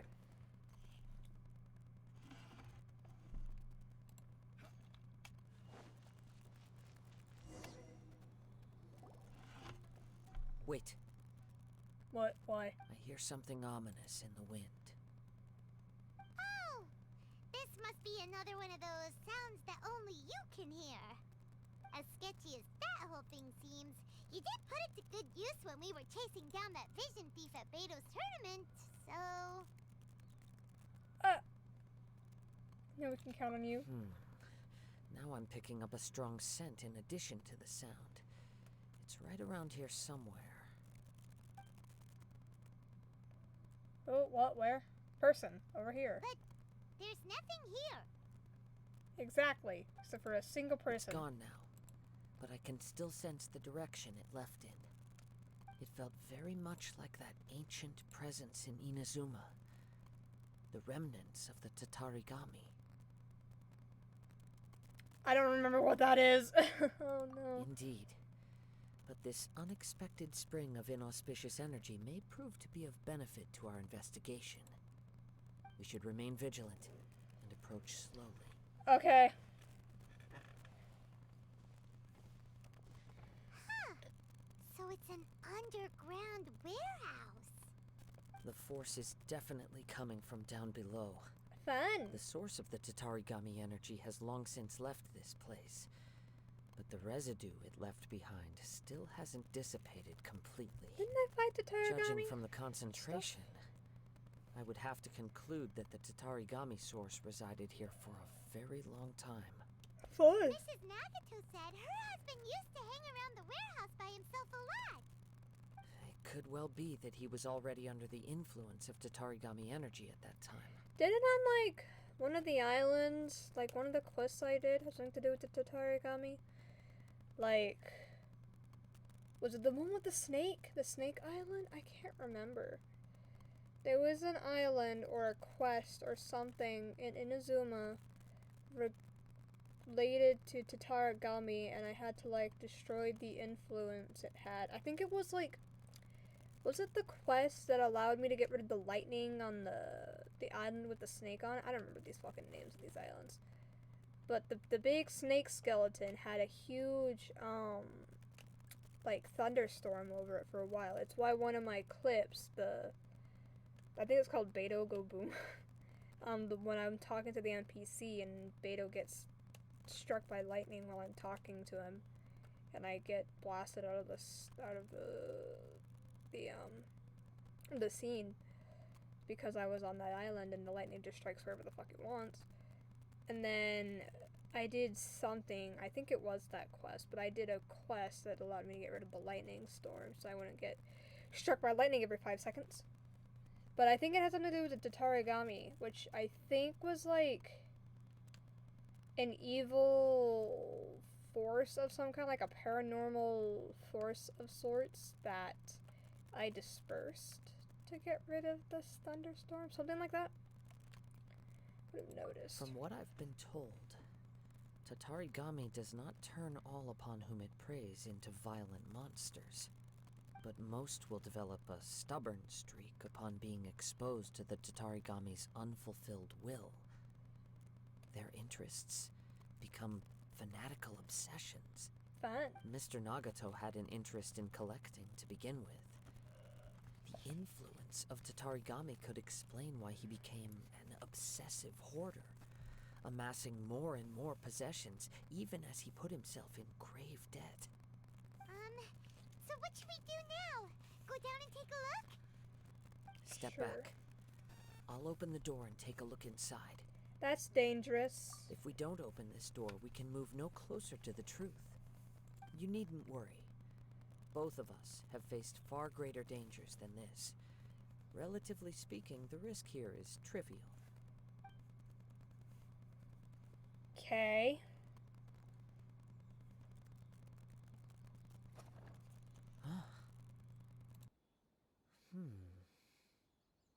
What's down there? Everything's buried in debris. I can't see anything. It looks like the fire caused a cave-in, reducing the entire warehouse to rubble. So in the end, it was just a scare. That was too scary! Paimon was so sure that the warehouse boogeyman was about to jump out at us! All we can do now is keep searching in the direction that the Tatarigami energy source left this place. 2 ordinary humans, entangled with the Tatarigami. I fear much misfortune has already befallen them. But why is the one guy seeking out Kazuha? That's the part I don't get. Why is he seeking out Kazuha? We cannot afford to delay any longer. Yes, let's go. If nothing else, it's vital that we find out where this Tatarigami energy is coming from. Quiet your mind sword. And focus on what you sense around you. Perhaps you too will perceive its ominous presence in the wind. Alright then. Follow the sun and look for clues. My game just froze. Okay. Follow black misty stuff.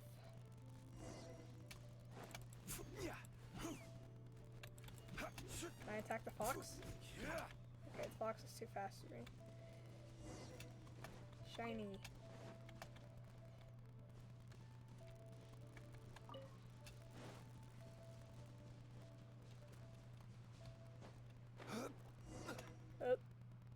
From this point, the trail appears to split into 2. The main source of the Tatarigami energy continued on into the distance, but a small portion remained here, and seems to be dissipating slowly. The 2 people we're going after? Quite possibly. Let's search the area. Or just follow the scents, I guess. Whoa! Look at all those hilly trails! They're acting really strangely. Where? Oh, over here. Something seems to be drawing their attention. Let's take a closer look.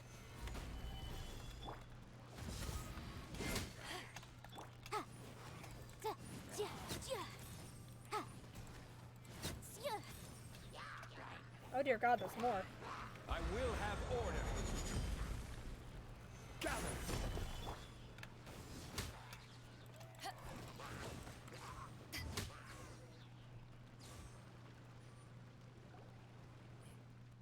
It's... Ugh!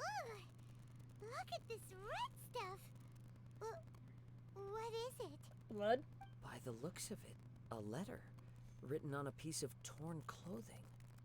The ink is bone dry. It must have been written quite some time ago. Oh. Well, let's take a look. That's a read now? Why did my game freeze again? Oh dear God. I am Nagato. I was wounded by Aminoma Uaya? I don't know.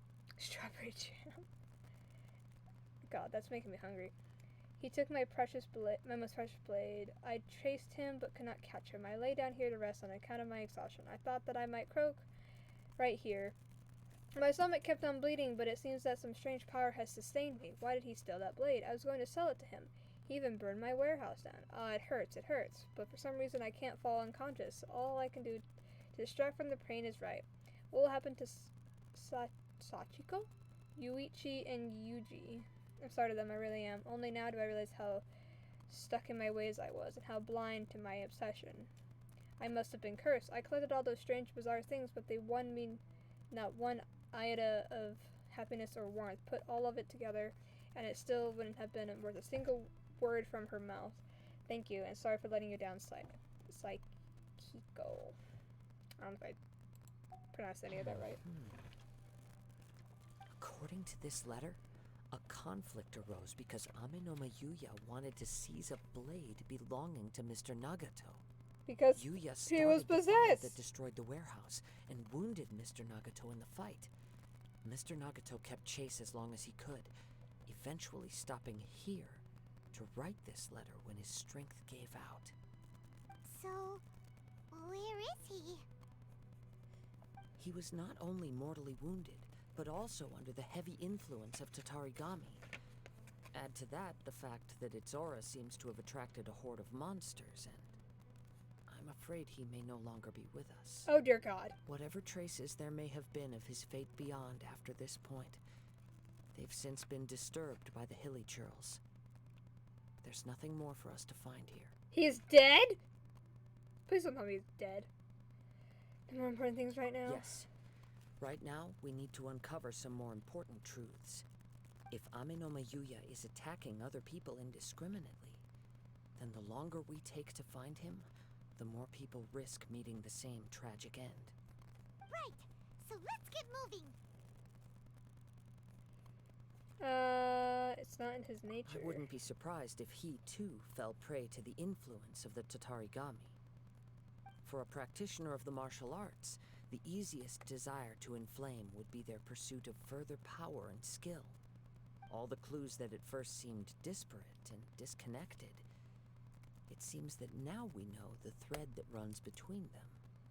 I have a hypothesis that, if it's correct, not only explains the series of events leading to the two men's disappearance, but also zeroes in on the attacker's identity. Wait, you figured it out? So these two cases are connected after all? I've been saying that! But it's something of an outlandish idea. I will only be able to confirm my suspicions once we've met him in person. On with the search. We must stay vigilant. At any point now, we may find ourselves in danger. I literally was saying that this whole entire fucking time. Why are we going out to the water? Oh dear God. Ooh, egg. Oh my God. Wee.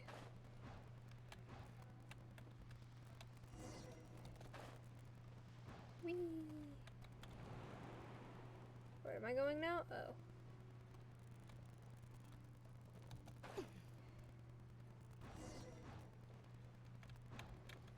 Ah.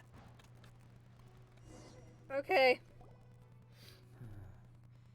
He seems to have stayed here for a long time. Why here? Is there anything special about this place? I'm not sure. But on closer examination, I sense that the aura may have lingered here at several different points in time. Show yourself! It's no use hiding anymore. He just got angry out of nowhere. Is it the man that attacked me?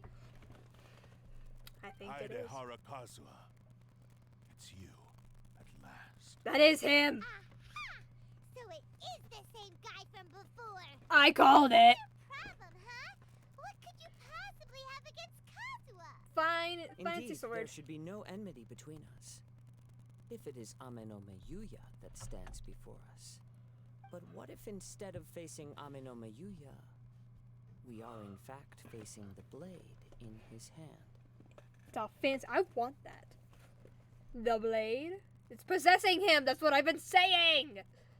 Now that you mention it, it is giving off a strange light. No shit, Paimon. Whoa, surely you don't mean... Are you serious?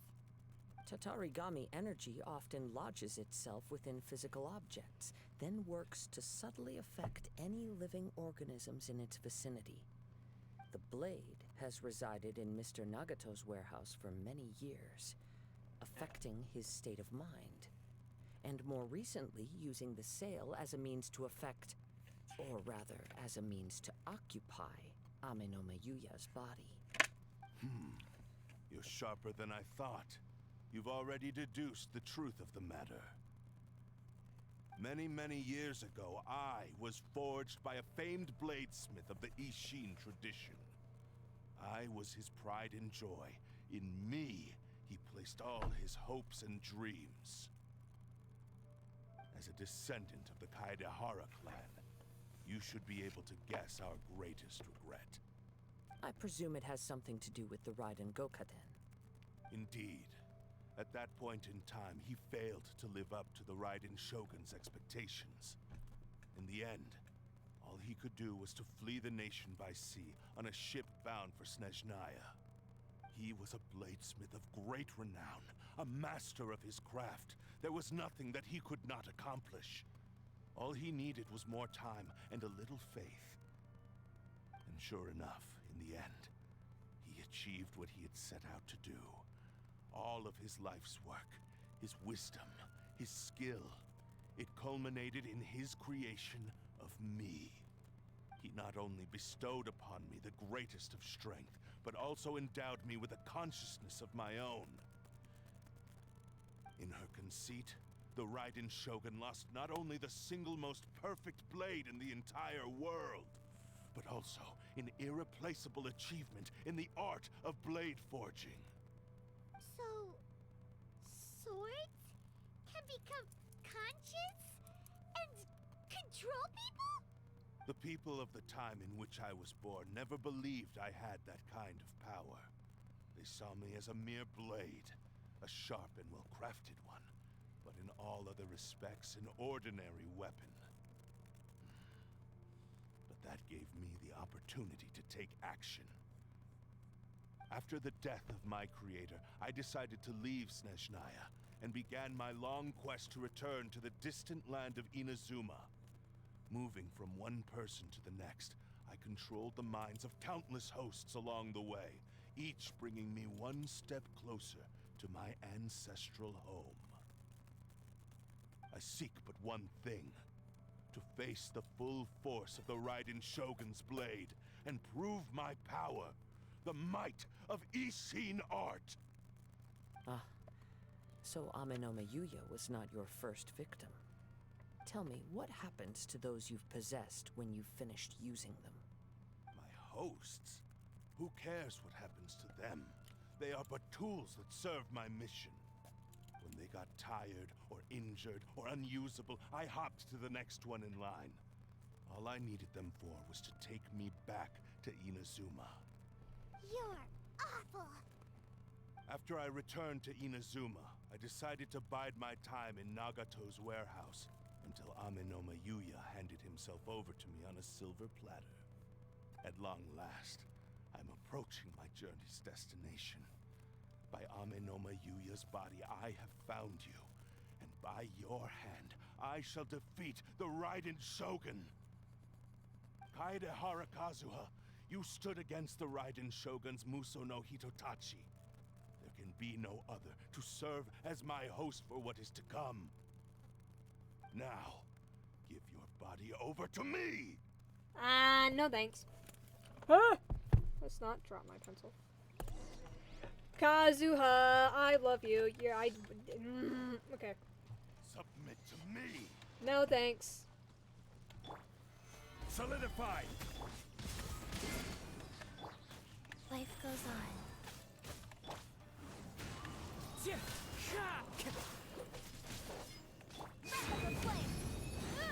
Power that ended high stuff. The wind knows me. The fuck? Oh, he went right here. Okay.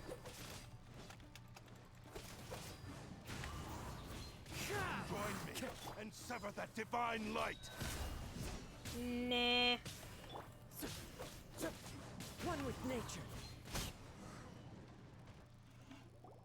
Do not stand in my way, or I will strike you down too! Nah. Your bluff's fooling no one. You've lost. Cause you suck. Lost. I can never lose. It is this body that has reached its limit, nothing more. Or you just suck. Even if you defeat me here, the one who falls will not be me, but this man.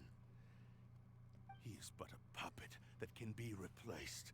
I can take a new vessel at will. Then we'll smash you into pieces. Mm-hmm. The end result is the same. I will end this wretch's life before you can lift a finger.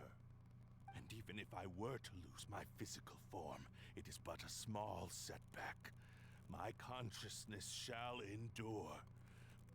By any means necessary, and any medium available, I shall return and fulfill my destiny! Your fighting style.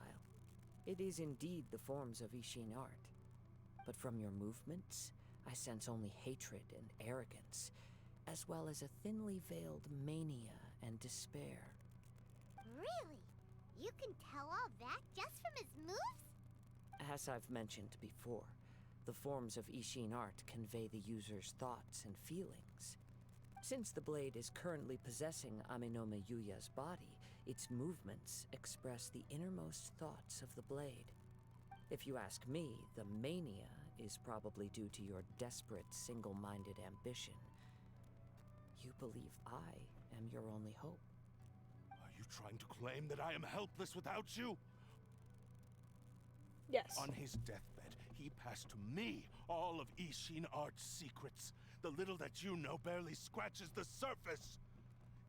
In that regard, why would I ever need your help? Because all of that is in the past. Yes. I've been wondering why you've not caused more trouble in all the years that you've been in Inazuma. If you are indeed a cursed blade that can possess its owner. Now that I've seen inside your mind, everything finally makes sense. You weren't biding your time. You were trapped. After all the time that's passed, you have grown weak. To the point that you are now unable to acquire a new host without making physical contact. Oh, that's right. Paimon remembers now. Mr. Nagato had a habit of never touching his collectibles. Only when Mr. Nagato witnessed his wife's distress and decided to sell his collectibles did you finally have an opportunity to reach out to Aminome Yuya and make your escape. And what of it? Well, that brings me to my second point. There's a despair in you that is so strong it threatens to overwhelm you. You were determined to fulfill your maker's ambition whatever the cost. But this ambition is too grand and too heavy for you to bear. Each step you have taken has come at a great cost. I think you realized your limitations long ago. The more you clenched your teeth and pressed forward, the greater your fear of losing everything you had achieved grew, and the more you wished to run from the truth. But the way I see it, what began as an ambition has long since become a delusional fantasy. What would you know about any of this? I'm just one step away from achieving my goal. You Not returned really. to Inazuma to prove the unparalleled brilliance of Ishin art. But to make this arduous journey, you committed countless atrocities and showed a blatant disregard for human life. Even if you were to sever that divine light, is this truly the outcome that your maker would have desired? You... Sure, you inherited the secrets of Ishin art. But even as you made your journey to honor this legacy, you treated the ones who wielded you as mere tools to do your bidding. How could you possibly unleash the full potential of Ishin art when you act in perfect discordance with the principle of harmony between a blade and its bearer? Silence, you blabbering fool! I must achieve my goal. This was his life's dream, and the very purpose for which I was brought into being. I will concede that you are most perceptive. You see my predicament clearly. But you also underestimate my resolve. And you should face reality. Easy for you to say. Facing reality offers me nothing. I have no need of anything that would stand in my way. Not hesitation, not self-reflection, and certainly not your so-called reality.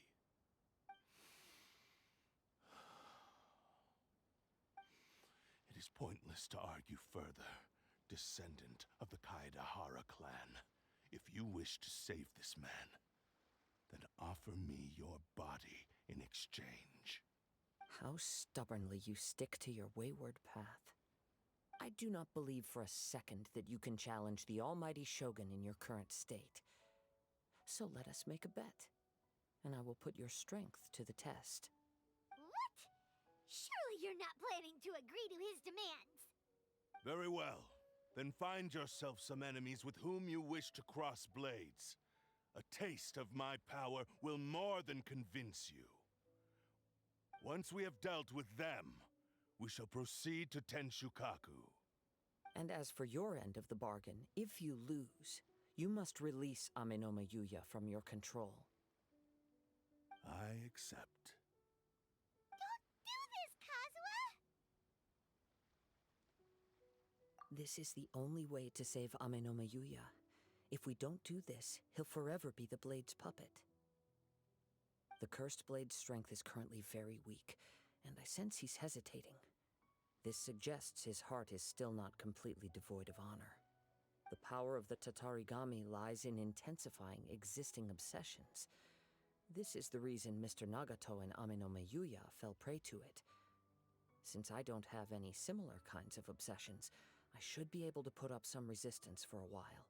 But even so... Even if things take a turn for the worse, I still have you both here with me. We have a chance here to save an innocent victim. I am willing to accept the risks entailed. Your disdain for me betrays your woeful ignorance. I agreed to this bet because there are things I wish to learn too. Now, take me in your hand.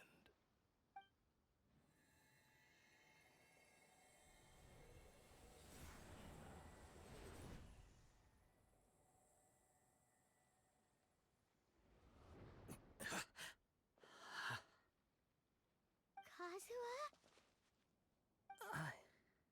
I'm okay. I felt a little dizzy at first, but only for a moment. It's all right. So far, this was as I expected. I will. Thank you. What should we do next? Have you got a plan, Kazuha? We find some enemies. Although this blade has endured much turmoil, it probably hasn't experienced many real fights. If a blade built for Ishin art cannot enter a state of harmony between blade and bearer, it cannot unleash its true power. If he wants to avoid reality, then we need to fight until he has no choice but to face it. He shouldn't last long in an intense combat situation. Wait a minute! Paimon remembers hearing about something from the Adventurers Guild. Since the Takasukasa clan abandoned that secret base, It's been held by Ronin ever since. Ah, all right. Please lead the way. What about Amanuma Yuya? What should we do with him? The blade says he'll let Aminoma Yuya trail us silently. Although he hasn't regained his own consciousness yet, he is not in any immediate danger. Are we sure this is a good idea? It's a pretty treacherous journey. She's like a zombie? Fine. Just be careful. Okay then. I swear I say that every single fucking time. Okay.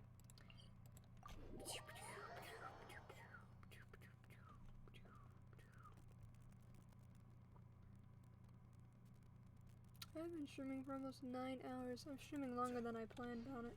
But I'm just so into these story quests right now. Oh no, I started the other This quest. place impresses me every time I come here. It's so magnificent, but still so elegant. We'll just wait here. We don't want to cause any extra trouble for you. I don't want to do this one! Ayaka wouldn't mind. Honestly, even if we did come with you, we wouldn't know what to say or do once we were inside. So we'll just leave you to it. Alright then, we won't be long. Fucking Ayato! Fuck you. Okay, thank God. I don't want to do this. Dubida. I don't want to talk to Ayato. I want to talk to Kazuha. We're doing Kazuha's quest, not Ayato's. It's the problem of having so many story quests open. It's why I'm trying to get them all done so I can walk around peacefully and do shit without having to stream it. Because I stream, like, important shit, like story quests and stuff. But when I can't walk around peacefully and do my grinding without starting a fucking quest, it's kind of annoying.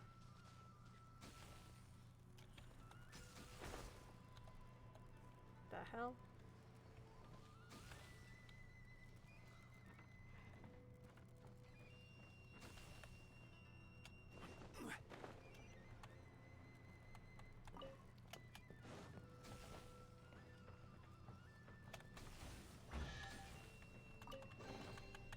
Unsolicited, and all the more Naku valuable Weed for it. Whacker. I still don't know where I'm going. I kind of got lost and sidetracked just then. Wee! God damn it. Eek. Okay. We got to go. I have no stamina. Okay. Give me that. And I'll take that. And that. Here we go. There's definitely gonna be some sick ass cutscene. And I don't gotta worry about the Animo because we'll have Kazuha. I'm probably gonna mostly be using him because Animo is probably my favorite element. Electro being a close second. I don't know. Okay. Leave everything on this journey to me. Oh, it's only him. Okay. Hey, you guys should come over to the fire. The wind knows me.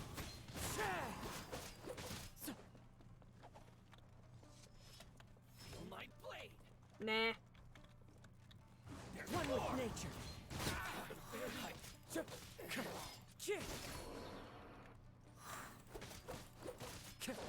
Into the wind.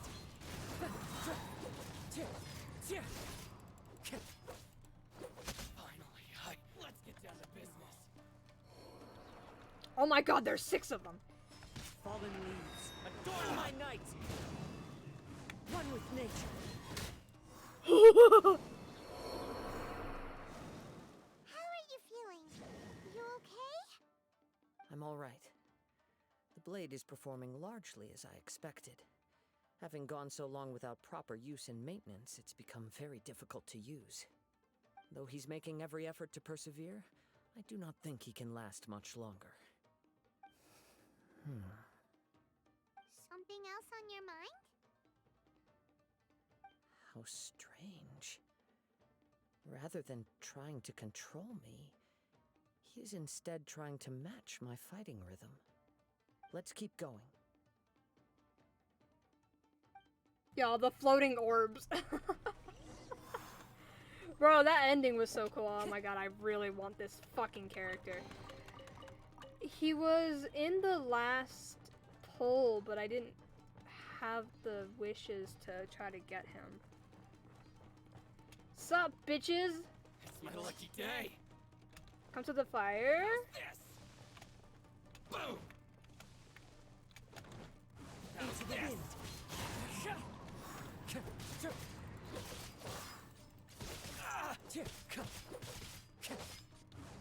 No more. Oh my god, I love Kazuha. He's so fun. Clouds high. The birds call. The wind knows.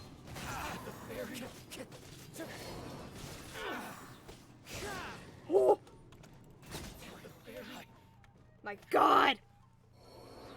Whoa. Something's up with the blade. I can sense that his strength is slowly fading away. The blade is becoming more and more difficult for me to wield. He cannot hold out much longer. If he keeps persisting, he will likely break apart at any moment. But what would that do to Amanome Yuya? I will be careful with it. He also says he does not have any plans to give up easily. He's still trying to achieve his goal. I keep muting immediately in case the cutscene appears, because I know there's gonna be one. There's always a cutscene in these.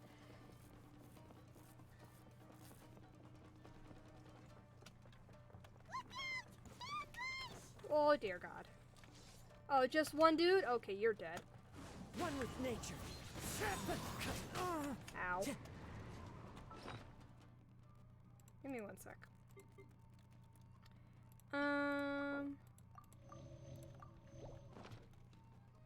That won't work. Into the wind. Nah. Oh, never mind. I got hit.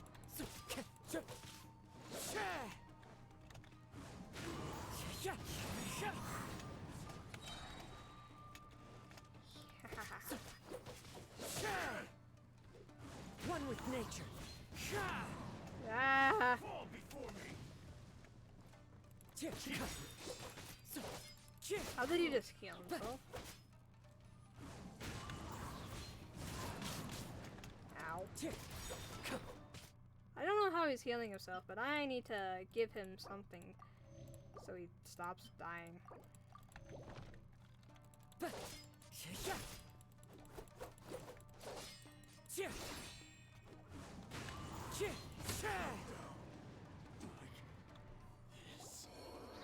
you okay?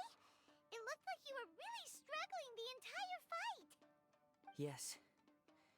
And it looks like he's reached his limit. The sheen's grown a bit dimmer again. It doesn't look anywhere near as impressive as it did at the start. Perhaps this time we'll finally have a chance to see his true form. True form?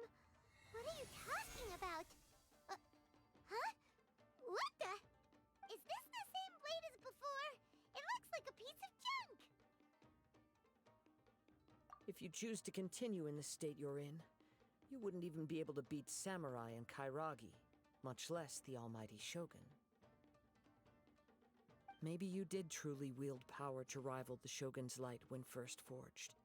But the long journey from Snezhnaya back to Inazuma has left you battered and broken. It barely needs stating anymore. Your ambition is a flight of fancy.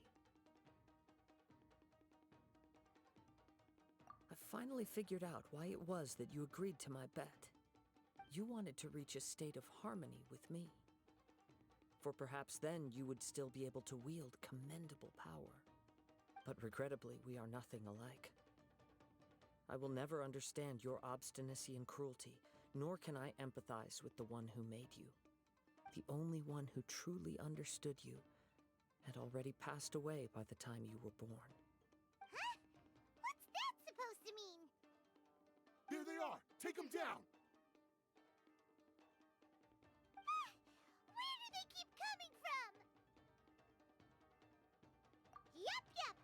can help this time. Don't worry. I'll use my own blade.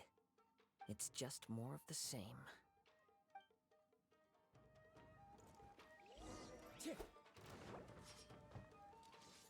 Yes. Okay. Into the wind.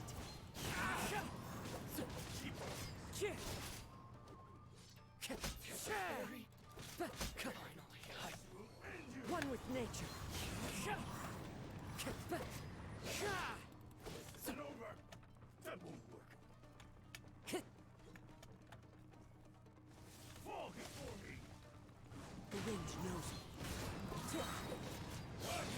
Fallen leaves, adorn my night!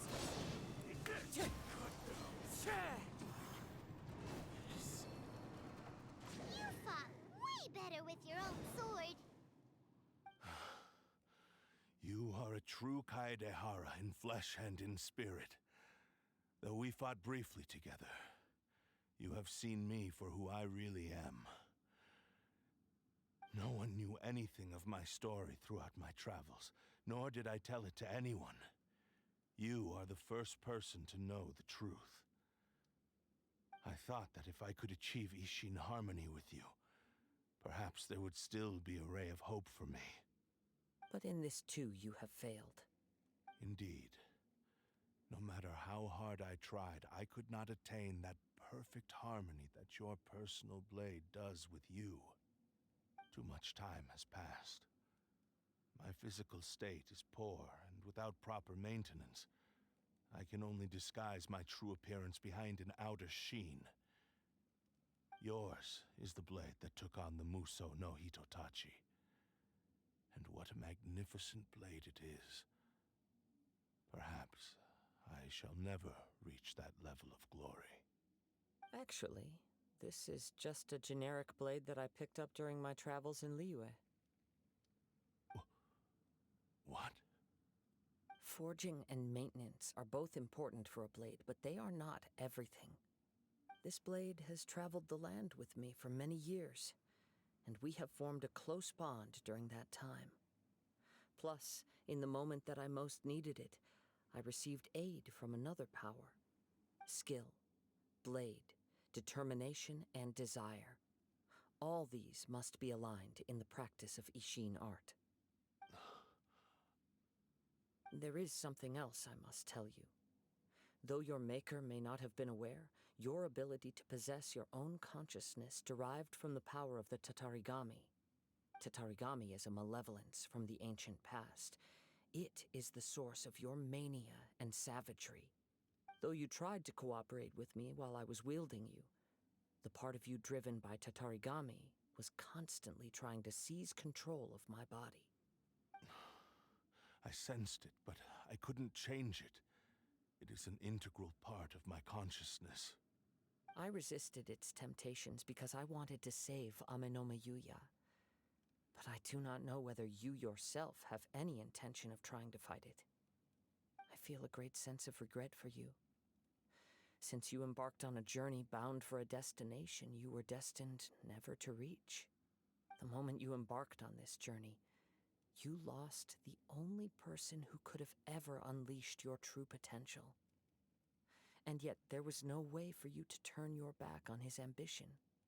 You have known this for a long time. It is the true source of your despair. He gave me everything. My life, my form, my consciousness, and purpose. How could I possibly deny him his wish? I said to him, "Do not worry. From here on, I shall forge your legacy." How could I go back on my word? Aww. I believe our bet is now settled. I have nothing further to say. Where are you going, Kazuha? He now has neither the ability nor the motivation to cause further harm. Let's give him some time to reflect on things.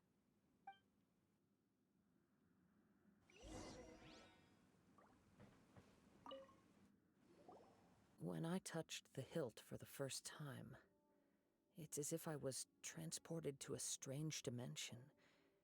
It was somewhere I've never been. A bladesmith lay quietly on the bed, his frail face barely visible under the moonlight. His breaths were weak, and his life near its end. A newly forged blade lay by his side, listening attentively to his final words. Wow. That was the Blade's memory, wasn't it? Indeed. While in exile in Snezhnaya, the bladesmith eventually learned the truth behind everything that had happened. The Ishin art had been dealt a devastating blow by the desertion of its best smiths. He spent the rest of his life in the forge, not to vent his frustration and hatred, but to atone for his actions. He felt intense regret at being tricked by the Fatui, but he could never again return to his homeland. His sole wish was to one day return his single, proudest creation back to the land of his birth. So he instructed this sentient blade to find a way back to Inazuma, no matter how long or how hard the journey. But he never wished to rival the gods. All he wanted to show was that they once shone brilliantly as blade and smith, that they were still worthy of being trusted. So that's the true story.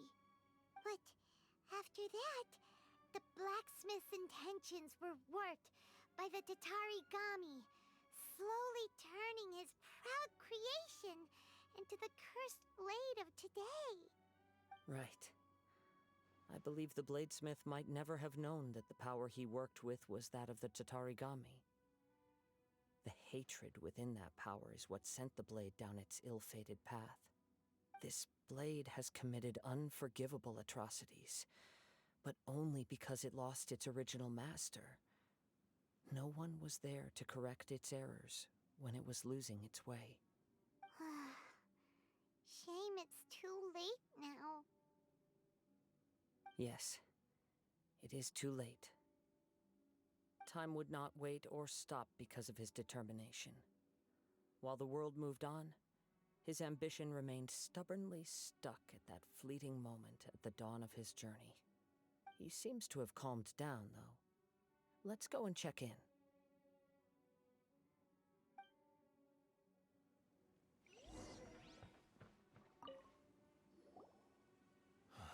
When I look back at the past, I can remember the day of my forging like it was just yesterday. I once told him that I would pay any price to fulfill his wishes. Such was the debt I owed to him for giving me the gift of consciousness. But darkness and slaughter numb the mind. Over time, I lost sight of the difference between gratitude and grudge. Not only did I fail to fulfill his ambition, I also defiled it. You are finally seeing reality clearly. Since we agreed to the terms of the bet, I will honor the agreement and release Amenoma Yuya. But I still cannot bring myself to forsake his ambition. It is the entire purpose for my existence. So, may I ask you to help me fulfill the ambitions of myself and my creator? Hey! Now you're adding yours into the mix, too? Jeez, don't push your luck, mister. It has to be done in this order. At least hear what I have to say. And if you don't agree, I will still release Amenoma Yuya as promised. My physical form, as well as the knowledge I possess, should still be of some value to you. His attitude has grown a lot milder.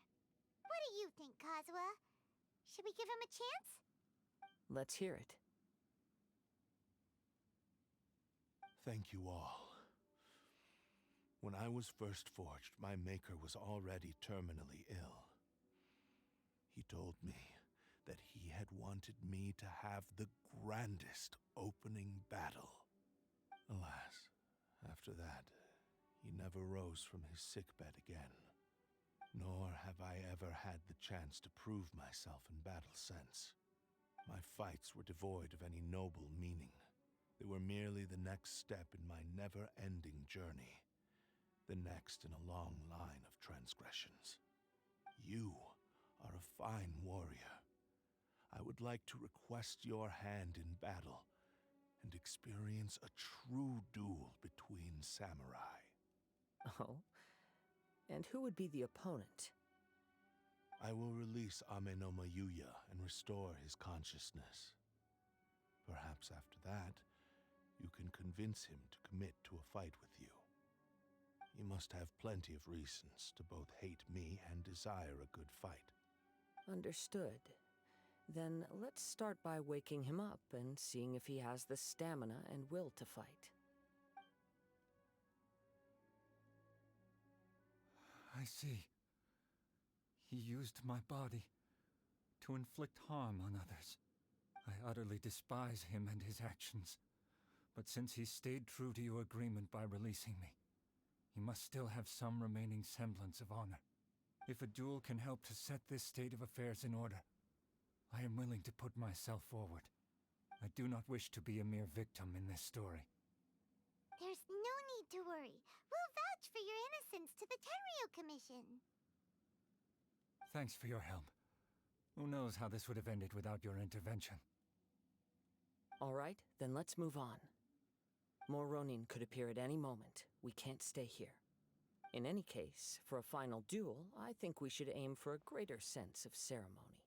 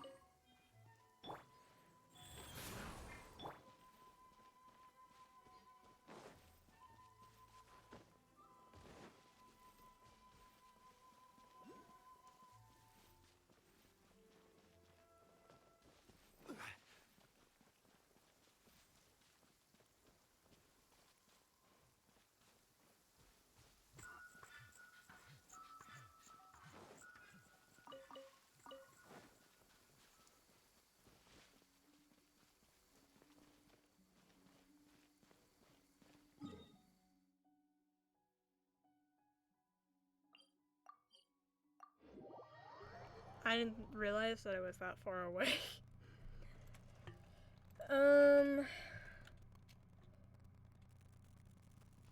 Is a cinematic scene gonna start the second I get over here?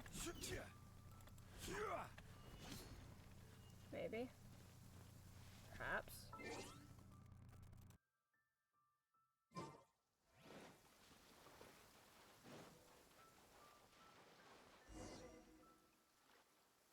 This reminds Paimon a bit of the Crux Clash.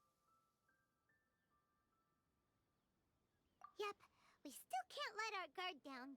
Even now, Paimon has a sneaking suspicion that Blade hasn't told us everything. Still, even if he's way past the point of redemption, it's hard not to feel a teensy bit sorry for him. Are you ready? Ready? Okay. All right then. Successor of Ishin Art, Kaedahara Kazuha. Successor of Amenoma Art, Amenome Yuya. Honored to cross blades with you. It is my honor also.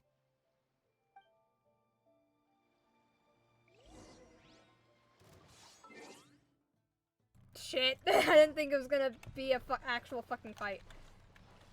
Into the wind.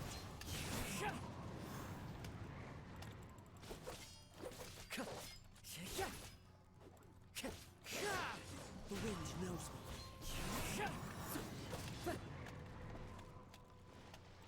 Ah, my headphone cord is stuck. It's pulling on me. One with nature.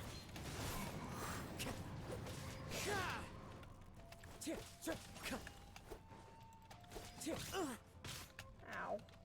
The wind knows me. Clouds high. The birds call. He teleported out of it. Oh no, he One didn't. with nature.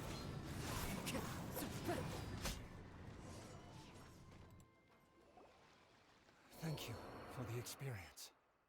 Although he appears battered and broken, in your hands it seems he's regained a glimmer of brilliance. His sense of savage cruelty has completely faded away. But that same sense of determination remains strong. You also fought well. I'm sure he relished the experience. There are a few things that I shall leave him to tell you himself. I must apologize to you for all that has transpired. You need not seek my forgiveness, nor do I have the right to forgive you on your victim's behalf. It is too late for all of that. I do not wish for forgiveness. I only hope that you will see my transgressions as mine alone, and not let them stain the legacy of Ishin art. I strayed far from the straight and narrow path, but the Ishin art still has a worthy successor in Kaedehara Kazuha. I beseech you, please understand this. Yes, I too trust Mr. Kaedehara to do the right thing. Thank you, successor of Amenoma art. This blade has also told me that he has another wish. He would like to visit the Amenoma smithy. Maybe we can go back there together. What does he want to go there for? I'm not sure, but I think that all this is about to come to an end.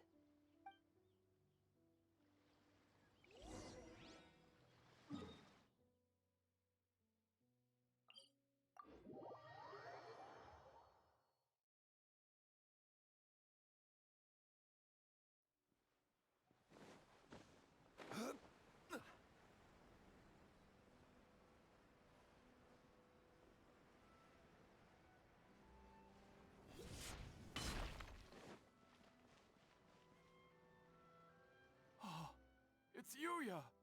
You have returned! I am sorry to have troubled you. It's all thanks to them that I was able to return safely.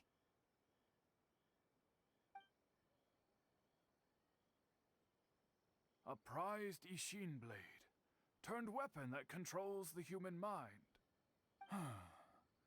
Considering their forging philosophy, this was indeed within the realm of possibility. This is a great pity. But I have some good news as well. Ryuji, from the Bonton Sango Detective Agency, tells me that they've found the missing Mr. Nagato. Really? Is he okay? Yes, badly wounded, but he will live. And now that Yuya is back, it seems like the final ending to this story is a happy one after all. I think I know what you want to do. What's wrong, Kazuha? Is the blade whispering in your ear again? Yes. He said he wants to take control of me for a brief moment. What? No way! Hasn't it learned its lesson? He tells me that he's thought of another way to fulfill his maker's wish. And he assures me that he won't use my body for anything nefarious. I have decided to let him do it.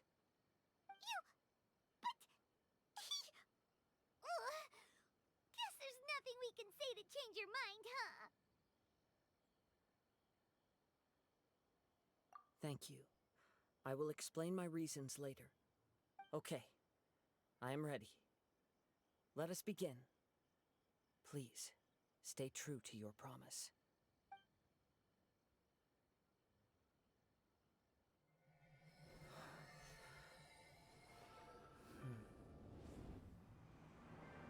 My power is almost spent. Without him, my eventual demise is inevitable. But if I abandon the future to give everything I have in this moment, my physical form can be forged anew. Everything? You mean... Yes. The cost is my entire consciousness.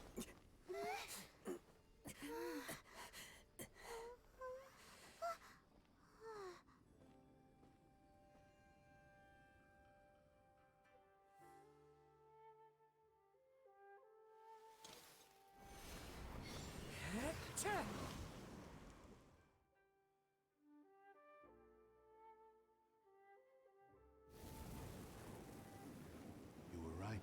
There's There's nothing that I can accomplish now. But there's still a chance for Ishin art. Once remade, I will be a valuable resource for your studies. Ishin lives on, and its finest hour is yet to come. Even if I am not the one to prove its might to the Shogun, as long as it is an Ishin blade, crafted by Kaedehara hands, it will still fulfill his final wish. Thank you, son of the Kaedehara clan. Over the years, my real name has been forgotten by all. I'm ashamed to utter it, yet it remains strong in my mind. Kagotsurube Ishin. This name is now yours to keep. Rest in peace.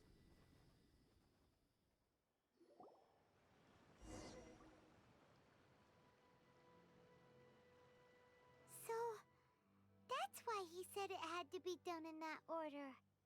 His consciousness will disappear forever after fulfilling the bladesmith's wish. Kagotsurube Ishin. It was the first time I ever heard his name.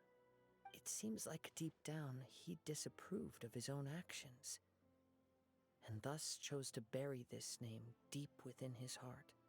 Only in the final moments, before his consciousness faded, was he willing to entrust it to another.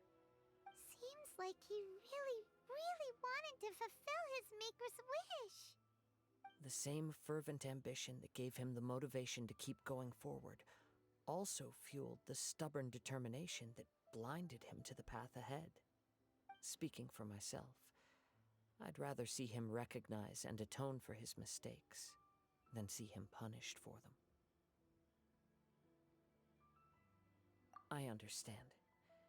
Perhaps this is a flaw in my personality. I've always been captivated by grand aspirations.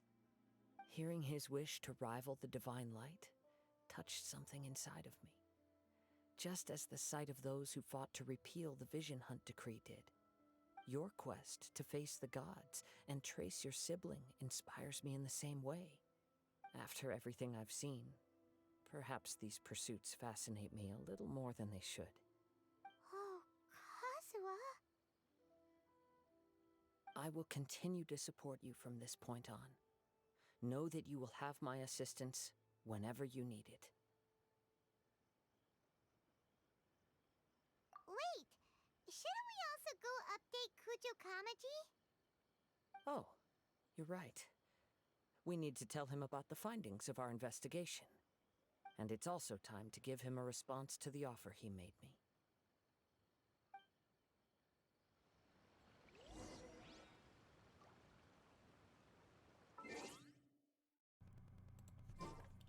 Lovely! That was something. So basically, the sword possessed him to fix himself, and now the consciousness of the sword is no more.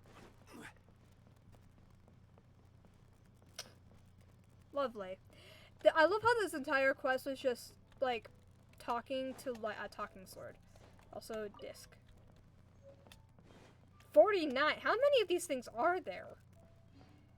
I just keep finding a random chest? Okay. Certainly worth the How long has extra that been there without me noticing it?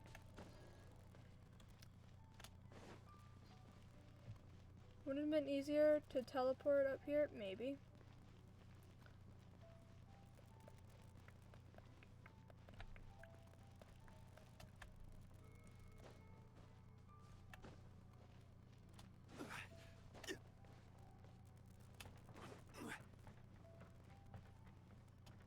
I want Kazuha, but I cannot have him. Where the hell? Oh, he's over there.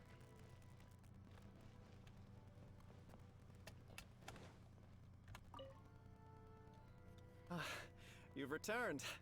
I hear that the issue has been resolved. Though this was a treacherous investigation indeed, we're most fortunate that no lives were lost. The Tenryou Commission has already attended to the danger at the warehouse. The investigation into Amanome Yuya should conclude soon. I do not believe he will be charged with any crime. Wow, you sure kept your ear to the ground. Then we needn't recount all the details again. Now, as to your earlier offer, I wish to give you my answer. Please, take a look at this blade. What's this? Kagotsurube Ishin. A weapon crafted using a long-lost blade forging art of the Kaidahara clan. By means of a series of fortuitous events, I was able to recover and restore him. I also promised him that I will continue to study and pass on the secrets of Ishin art.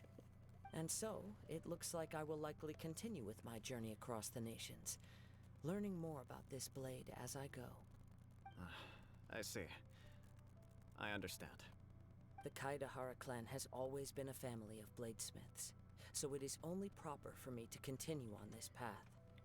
Were I to accept your goodwill, I may find myself embroiled in conflicts between the shogunate and Sangonomiya. That would not suit me. You misunderstand. That was most certainly not our intent. I am aware, but I still desire to continue walking my own path. Very well. I can understand. Then let's pretend this offer was never raised. However, if you should ever change your mind or find yourself in need of the Shogunate's assistance, please do not hesitate to inform me. Great. Thank you for your generosity. Where will you travel to next, Kazuha?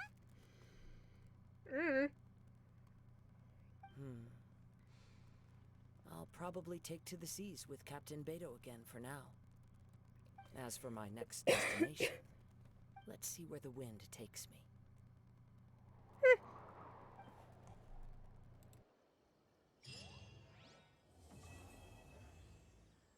I thought there was going to be another cinematic scene. Wait, I got the sword! I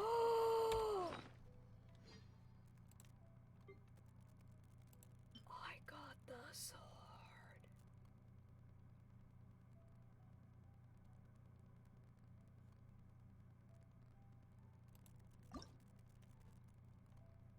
And it's at its highest refinement rank because you can't get it any... Bro. If I ever get Kazuha, I'm giving him this sword. Oh my god, I got the sword.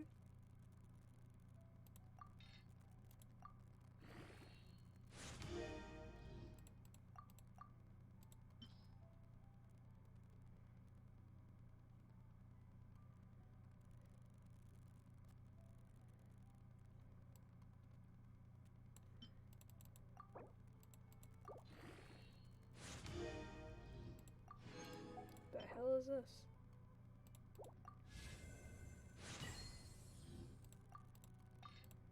Is it done with me to be refining, to be ascending it? Maybe. But it'll get used. The moment I get Kazuha, it'll be used.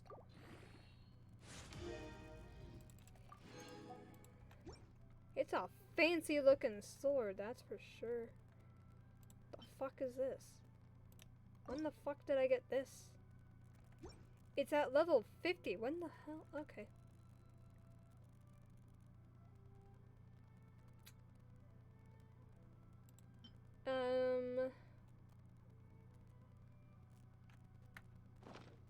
Cool. I didn't think I was actually gonna get the sword.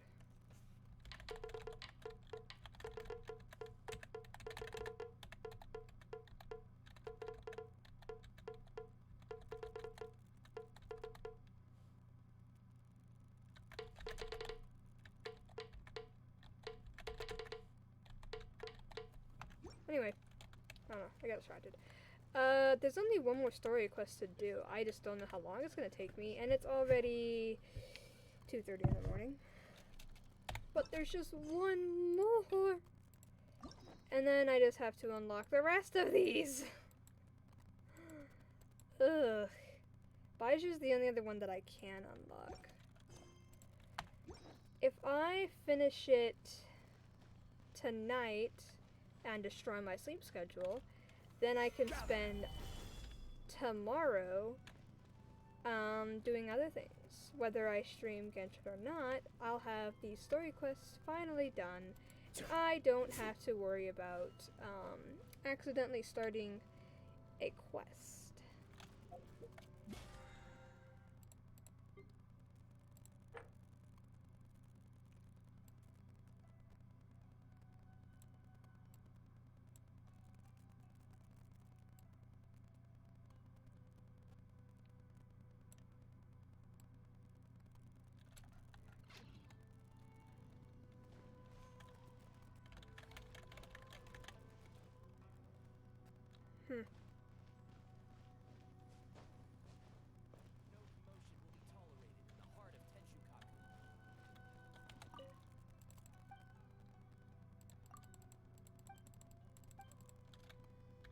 Will you give me things if I talk to you?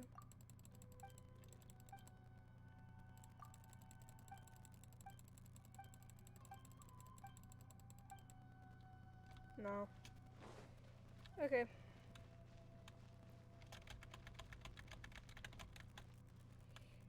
You know what would be a cool thing for them to implement?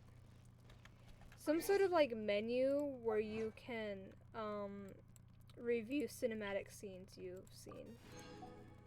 That would be cool. What have I not?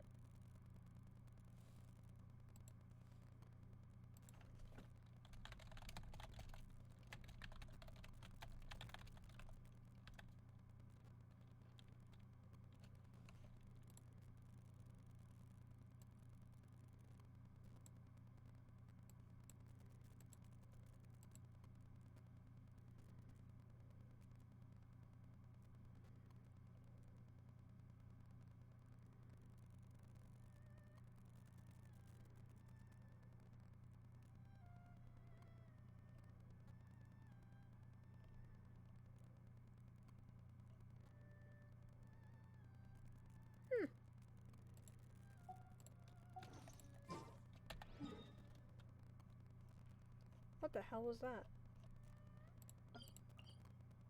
Oh, the tea house. Lovely. Oh my god, there's so much in Inazuma that I need to do. My stuff is almost filled. Let's go fight something. Where the hell is the electro hypostasis? There it is. I need to go fight this guy. Like a bajillion times. We'll go fight him.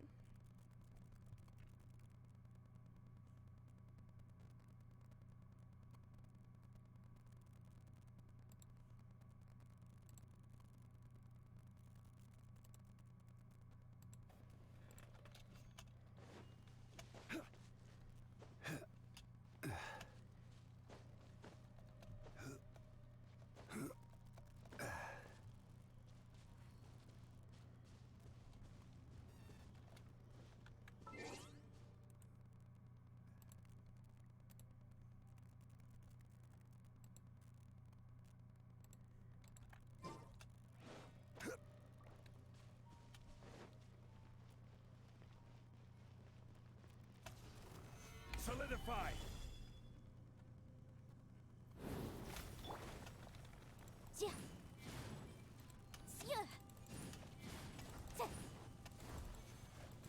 Why am I lagging all of a sudden? Motion to compel.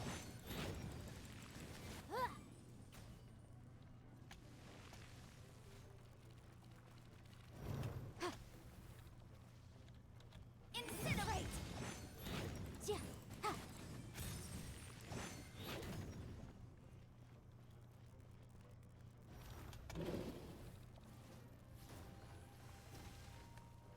Boom boom.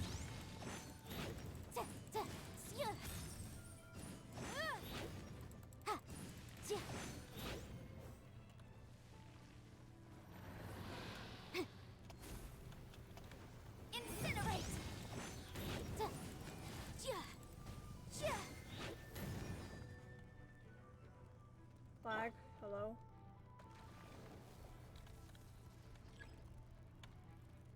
This is order. Boom boom.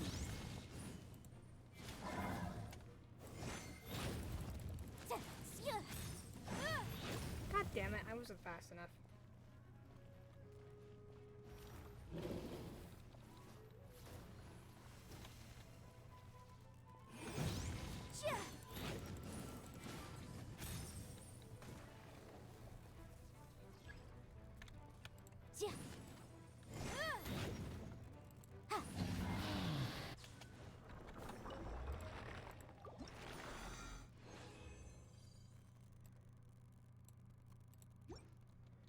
Give me 3. How many more do I need now? 11. Fuck. I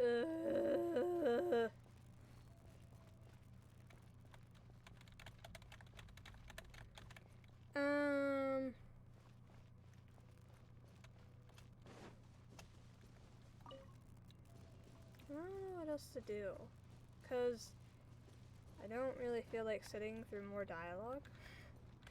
It sounds really boring. Could go fight shit. Actually, let's see something. Weapon. What do I need to enhance your weapon? Wednesdays. It's not Wednesday anymore though. Okay, the game thinks it's Wednesday. Wait, tomorrow is Thursday. My ass thought it was fucking Friday. Okay. I guess if the game thinks it's Wednesday, sure! Even though it's midnight. Or past midnight for me. We're gonna go beat up shit. It's still really hot in my room. And since I have a loft bed, the air doesn't reach me as well from the fan. But I don't want to turn on another fan because it'll be a loud ass fucking noise in the background.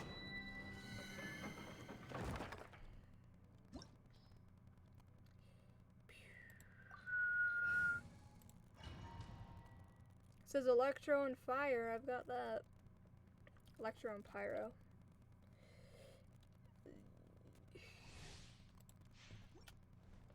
I don't care about the rules. I'm just gonna beat shit up.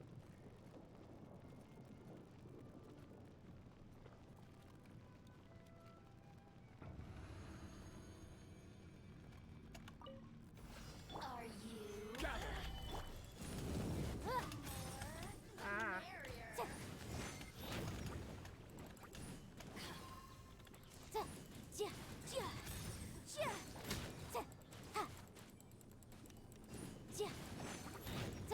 Over here.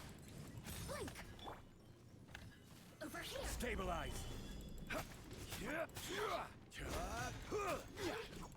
Motion to compel. Over here. Go. The more, the merrier. You really know how to get me going. Oh god.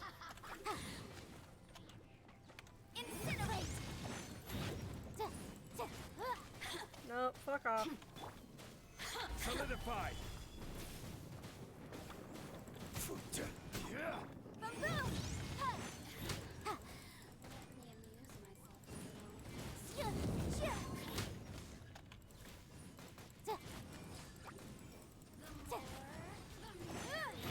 Oh my god, there's a second one.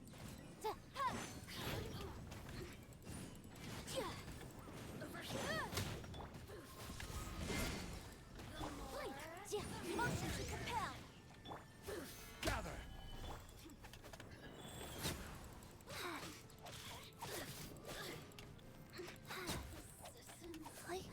Let me amuse myself a little.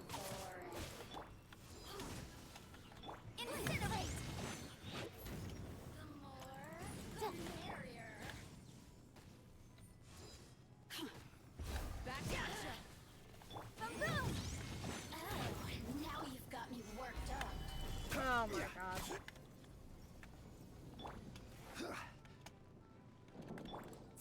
You should fuck off.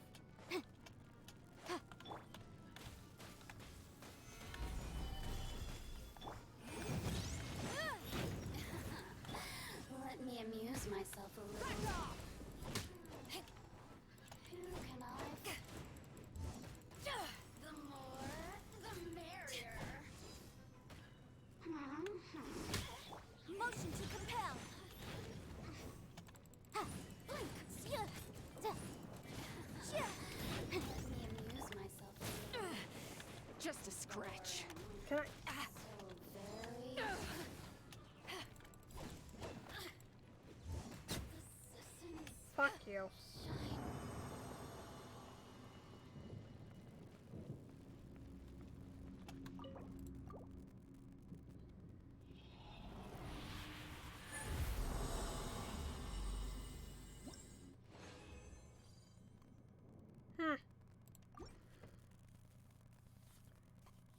I could fight this many times.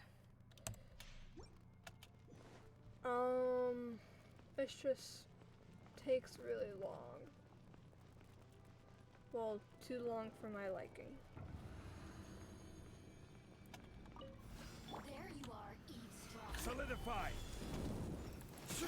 Incinerate! Let me amuse myself a little.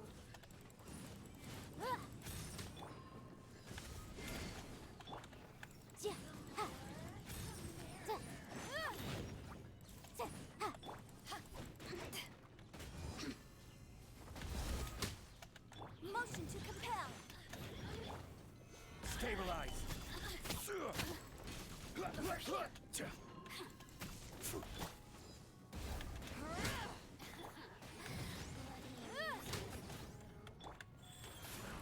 You really know how to get me going. Damn it.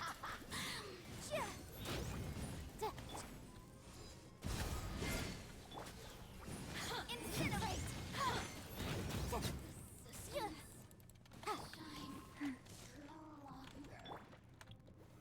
Solidify!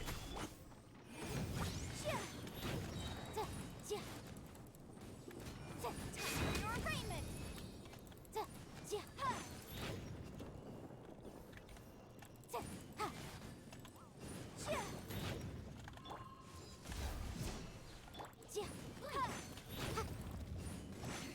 Motion to Ow.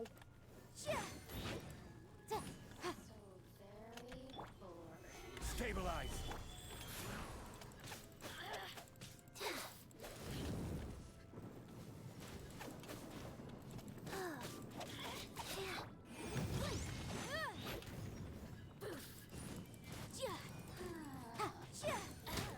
Now you've got me worked up.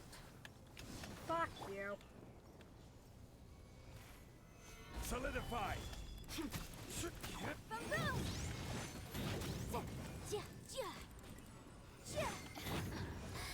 Let me amuse myself life goes on. Stabilize!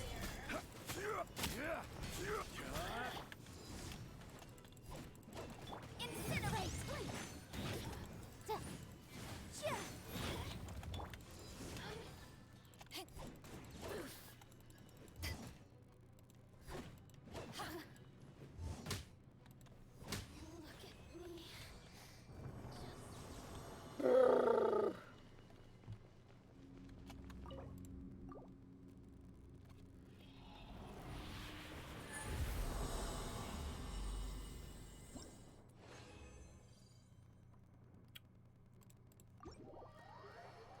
Still won't give me the 5 stars, but okay.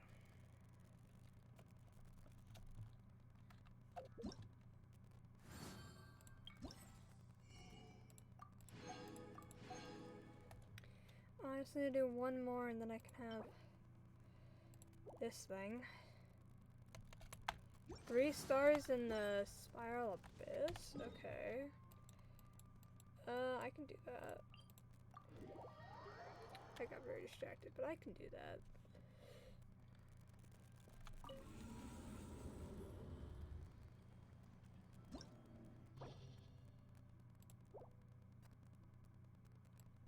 How many more? Oh, I only have 2 more to do.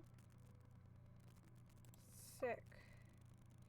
Ah, I have to split up my parties. I gotta make it even. 2, 3, 4, 5, 6.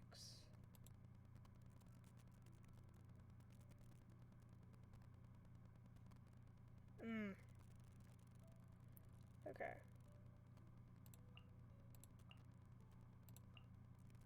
Okay, no. You need to be right there.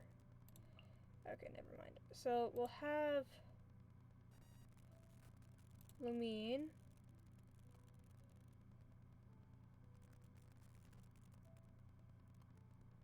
Kuching.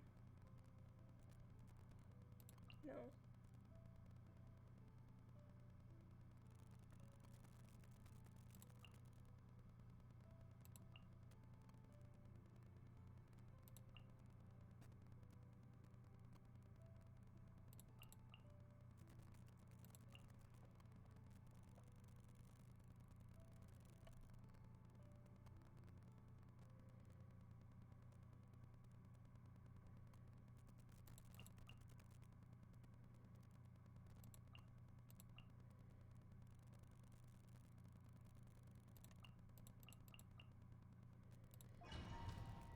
This will be my two teams.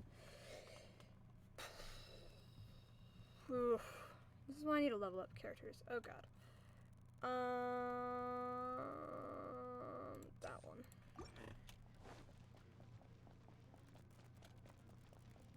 Longer than 2 minutes. Okay.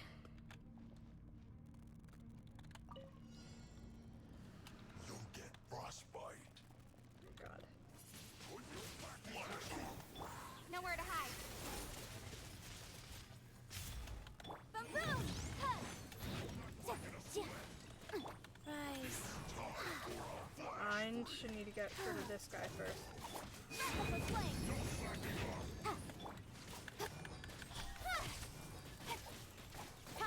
Be gone! Wingblade! Incinerate!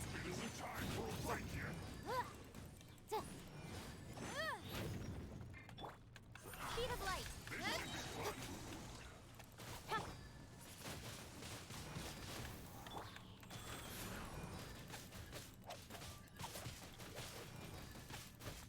With sword from shadow. How can this be? Motion to compel. My work finished.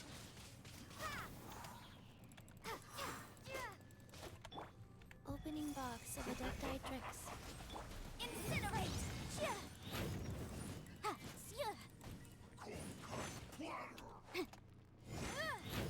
Go. Don't blink! Wingblade!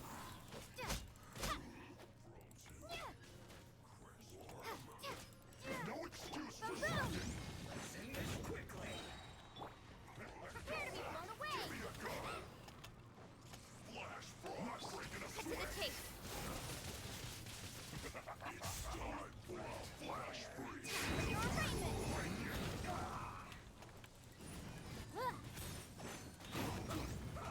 This should be fun. Rise. Incinerate! Incoming! This is bad. Nowhere to hide. My work. Motion to compel.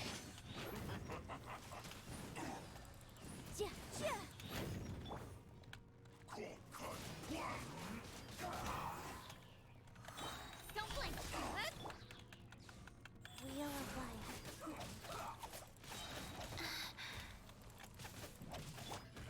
Freshness preserve. Incinerate.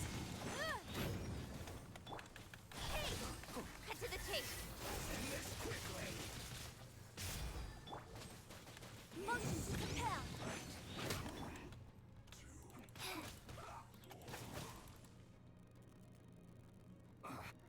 Okay. That was intense.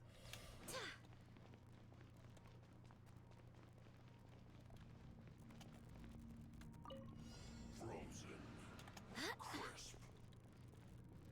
Just these two.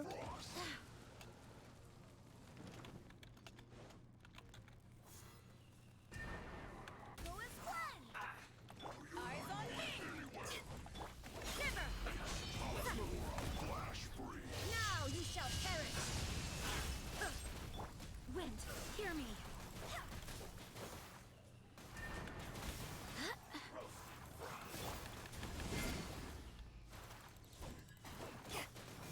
Well done. I need these two to be close to each other. Hurry up. Oh my god. I'm fine. Oh, switch. This was well done. You can't run.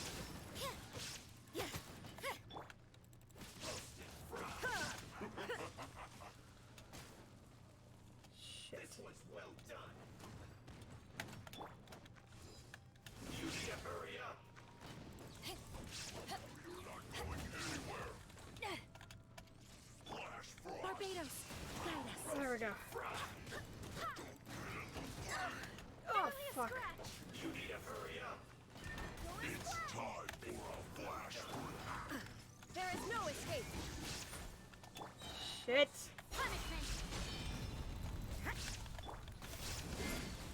This guy just get out of my fucking face. Power that isn't Python! Roasted fry! This one's well done! You need to hurry up! She is healing when she attacks. I cannot give up! God damn you! Oh, no! Fuck you, fuck you, fuck you, fuck you.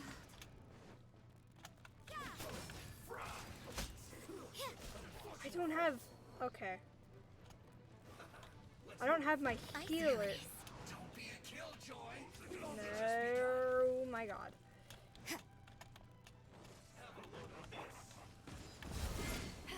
Okay, who do I need to get? I need to get rid of you first.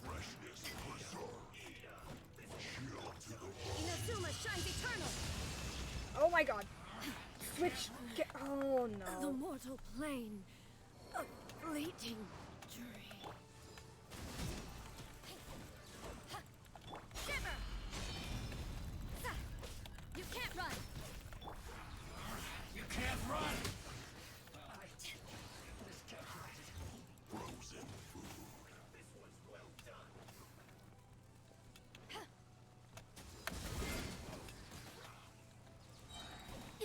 Eyes on me! God damn it.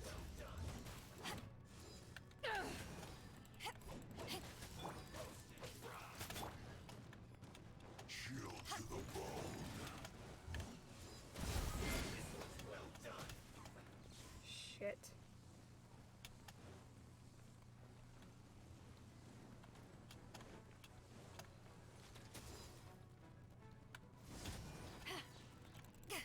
Frozen food.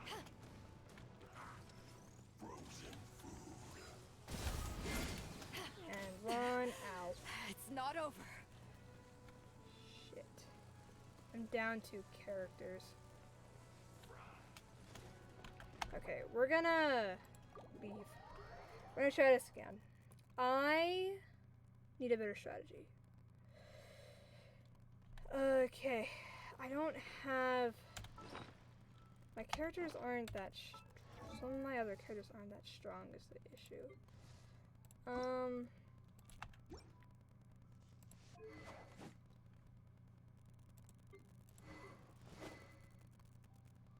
Okay.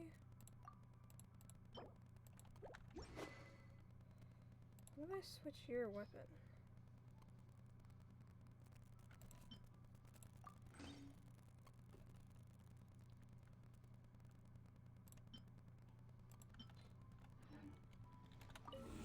Okay, let's try this again. Abandon.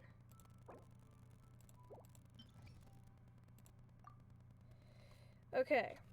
Obviously, I need a healer in both. So, okay. She's my oops. She'll be my healer. Actually, no. She'll be my healer with the stronger army, which will be this one. And then for this,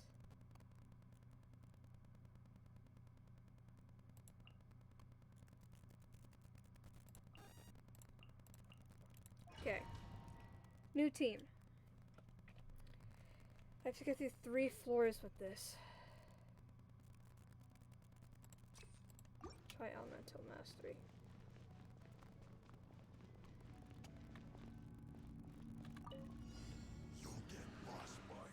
Okay, we need to get rid of the water guy. Back into it.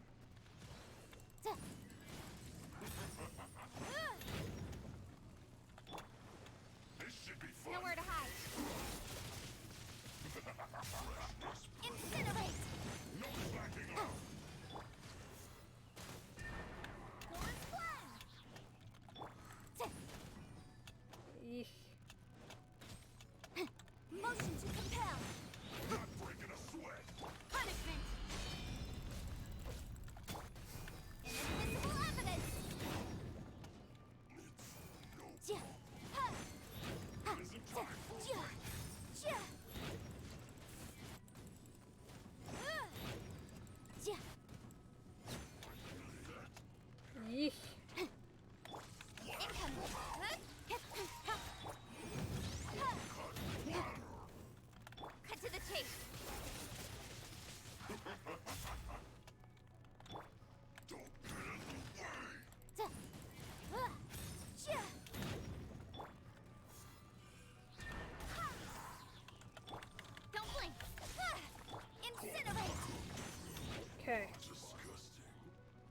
You.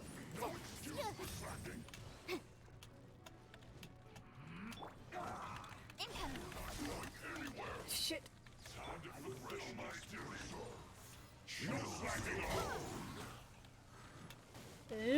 Oh shit. With sword comes shadow. Boom boom! Shit, shit, shit, shit, shit, shit, shit, shit, shit, shit, shit. Wind, hear me.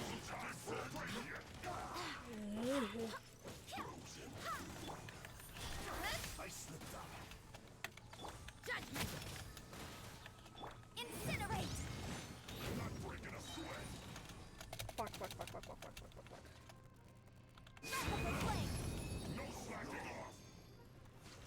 Motion to compel. This should be fun. Okay. Let's not waste time. That guy's gonna charge at me! Oh shit. Okay. Okay. Recharge my stamina. Ow. Boom boom! Nowhere to hide. No slacking off. This is bad. Okay, healer's gone. Oh shit. Almost. Freshness preserved. Ah! Light out. This is bad. Oops.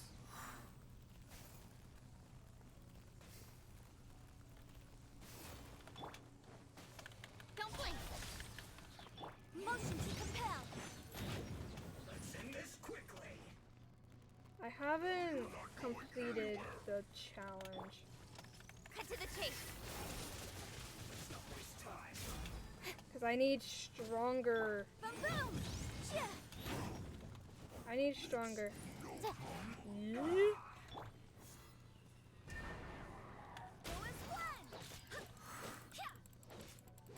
Okay, so when I attack with her, it heals. But she's just Speed of light. Quickly. weak. Yeah, there we go. For your radiance. Nope.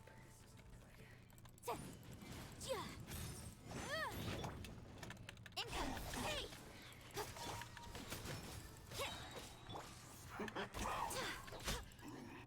Okay. We didn't get all 3 stars though, which is the sad thing.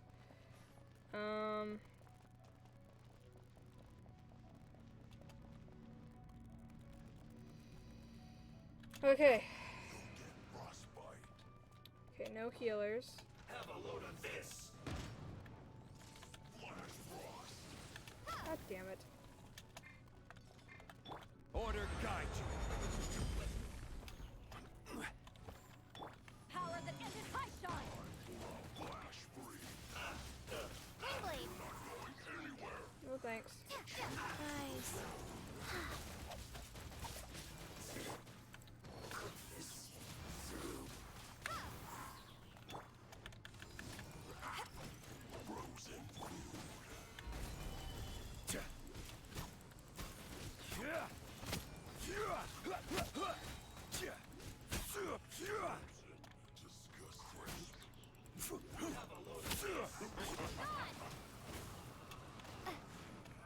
You can't run.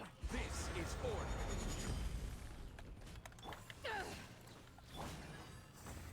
Gather. Life goes on. Orders given. Orders received. Don't be a killjoy. We've only just begun.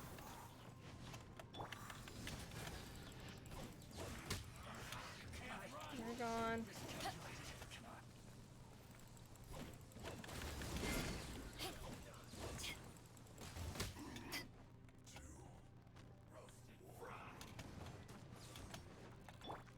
Order guide you.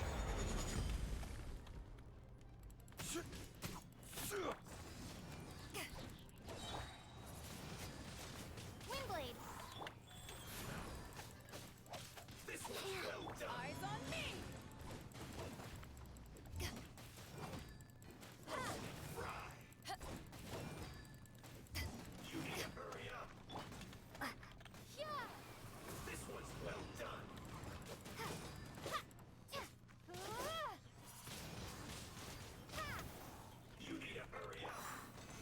Stabilize!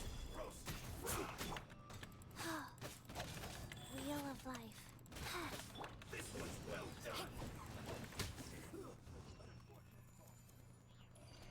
One challenge. God damn it. Ow. I can't kill them fast enough. Oh god.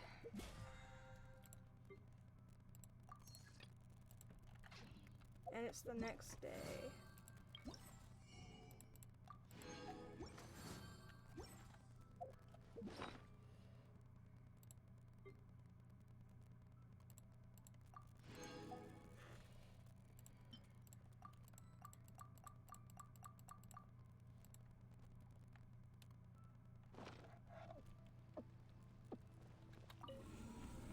So I'm supposed to get 3, so can I do like an old one that I've already completed?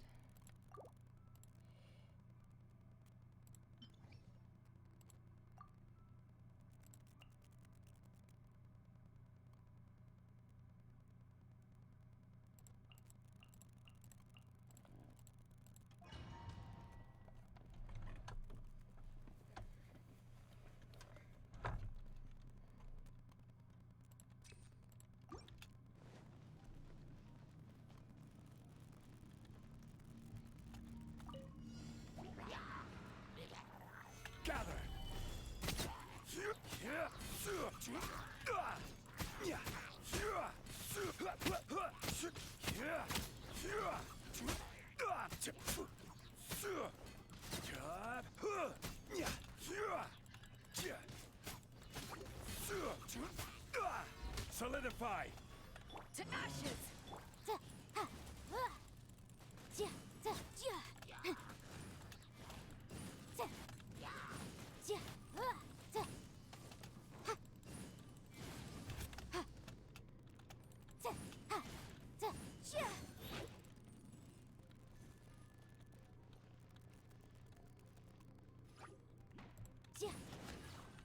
This is order.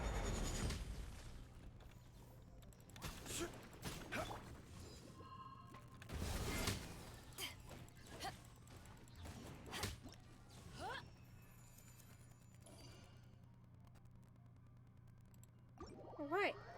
3 stars. Should satisfy the weekly, right? Maybe not.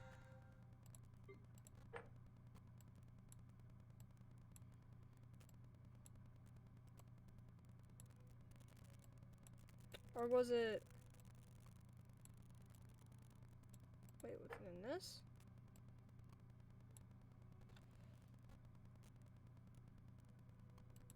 I'm confused.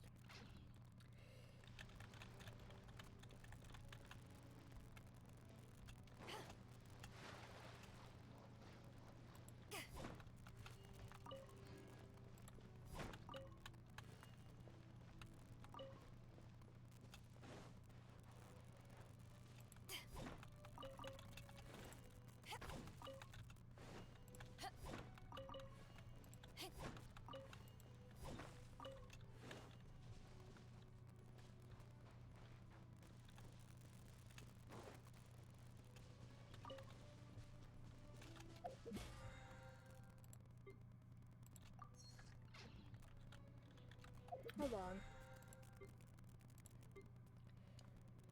How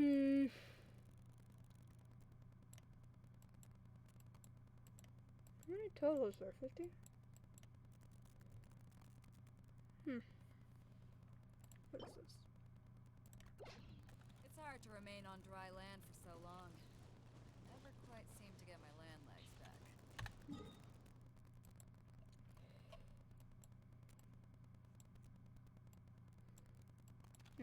Okay, I think it's about time I end stream. I'm gonna go to Mondstadt real quick. Do one last thing. Tomorrow we may finish Ayato's story quest and finally can continue on with other things like the chasm.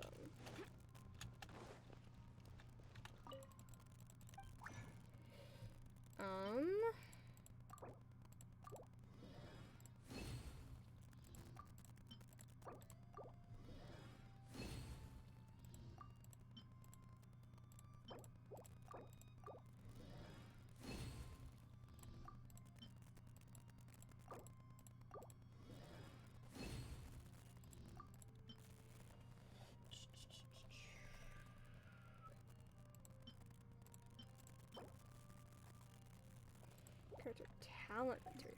Oh my god, I forgot all about those. Hold on.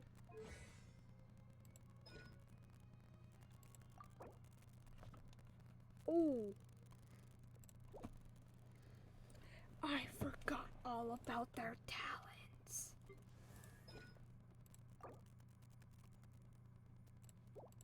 Oh shit.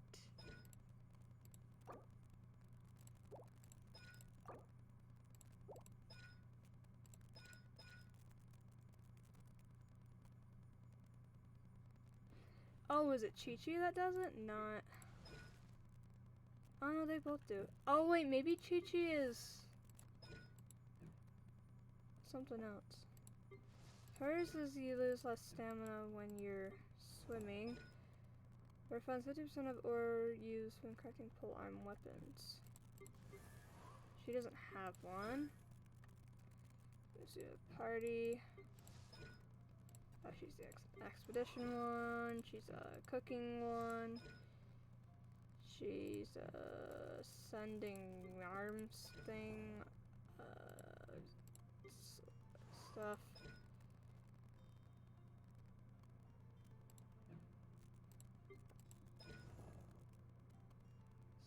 On the menu. Oh. Okay, wait, hold on. So, if I want a good gathering party, I need Ningguang, Yanfei, Chi-Chi, and instead of Sayu, I need Goru. Ready and waiting.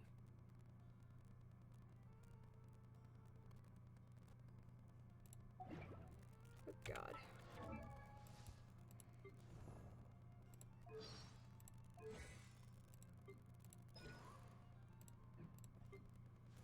Cooking. Expedition. Sprinting stamina. Sprinting stamina.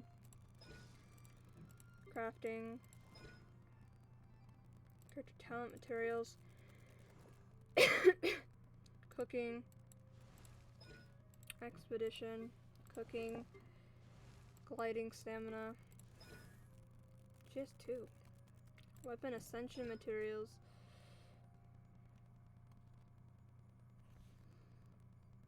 I don't know what that is. Cooking. Cooking. Fishing. Cooking. Sumeru. Okay. Not startle crystal flies. And gliding champion. Okay.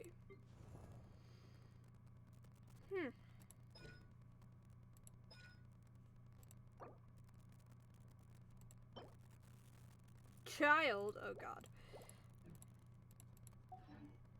If you ever want to trade child. I guess I gotta fight these Chance Domain dudes eventually. That's what I'll do tomorrow, I guess. The horse stream. I don't think that'd be all that interesting.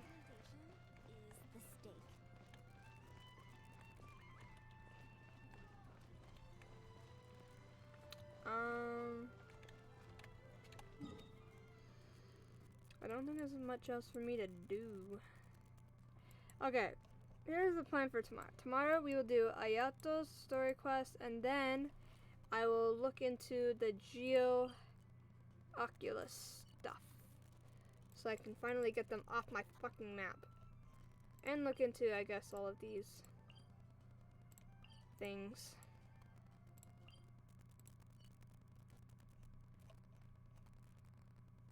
13%. Watsumi Island. 24, 56, 12. Surumi Island. Oh my god, there's a red fog. That's scary. The hell?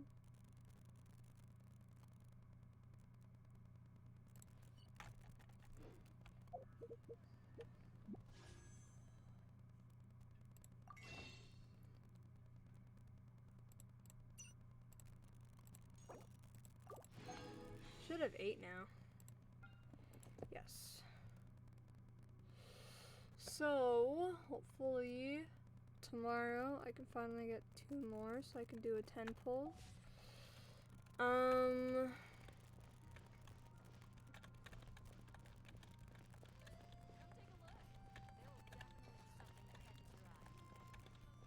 Yeah.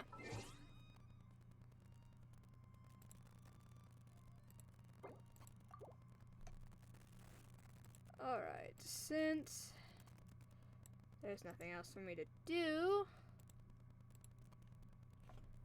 we are going to end stream. And I'm going to close the game. Alright.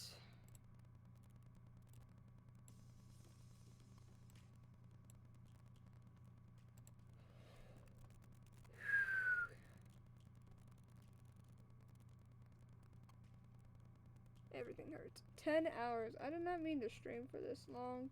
I'm supposed to be sticking to my schedule. From 6 to 10. I went way over that. But I don't even think you guys can hear the music. There we go. I can barely hear my own voice, but I hope everyone enjoyed stream. That was a lot of fucking story quests we just went through, and a lot of cinematics and fights we had to do. Thank you everyone who's here. Thank you to Sanjin for that raid. Oh, don't I have the shout out command? I thought I did.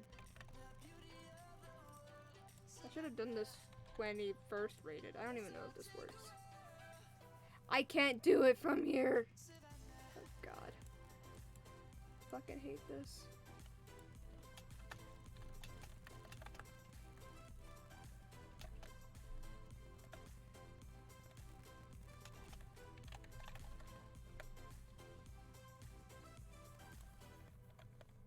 Enter. Okay. It works.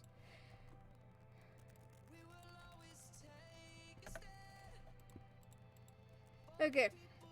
I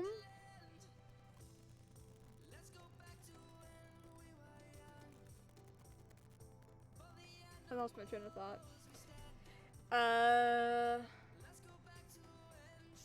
Tomorrow I'm probably gonna stream again. Stream some more Genshin. Unless I change my mind, I might stream a Subnautica instead. But if we do Genshin, it's gonna be a lot of exploration after we finish Ayato's story quest.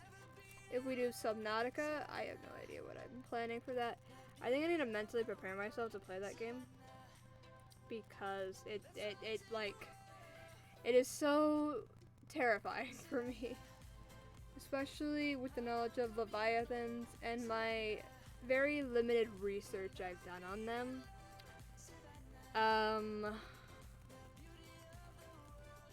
So I didn't want to spoil much of the story. I just wanted to know certain important things, and I've learned some things, and it terrifies me.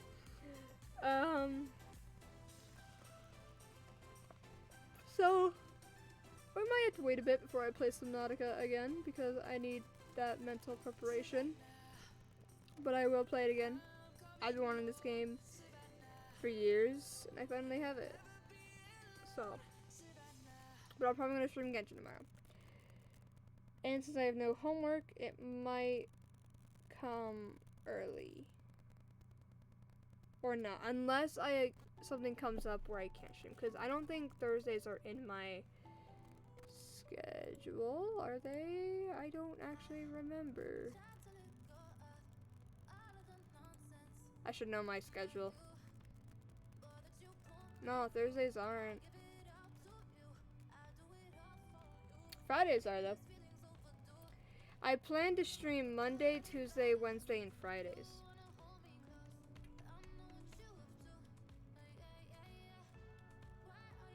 That was the plan, anyway. But yeah. So I'm not scheduled to stream tomorrow, so it may or may not happen. If it does, it'll probably be Genshin. I keep saying that. But yeah.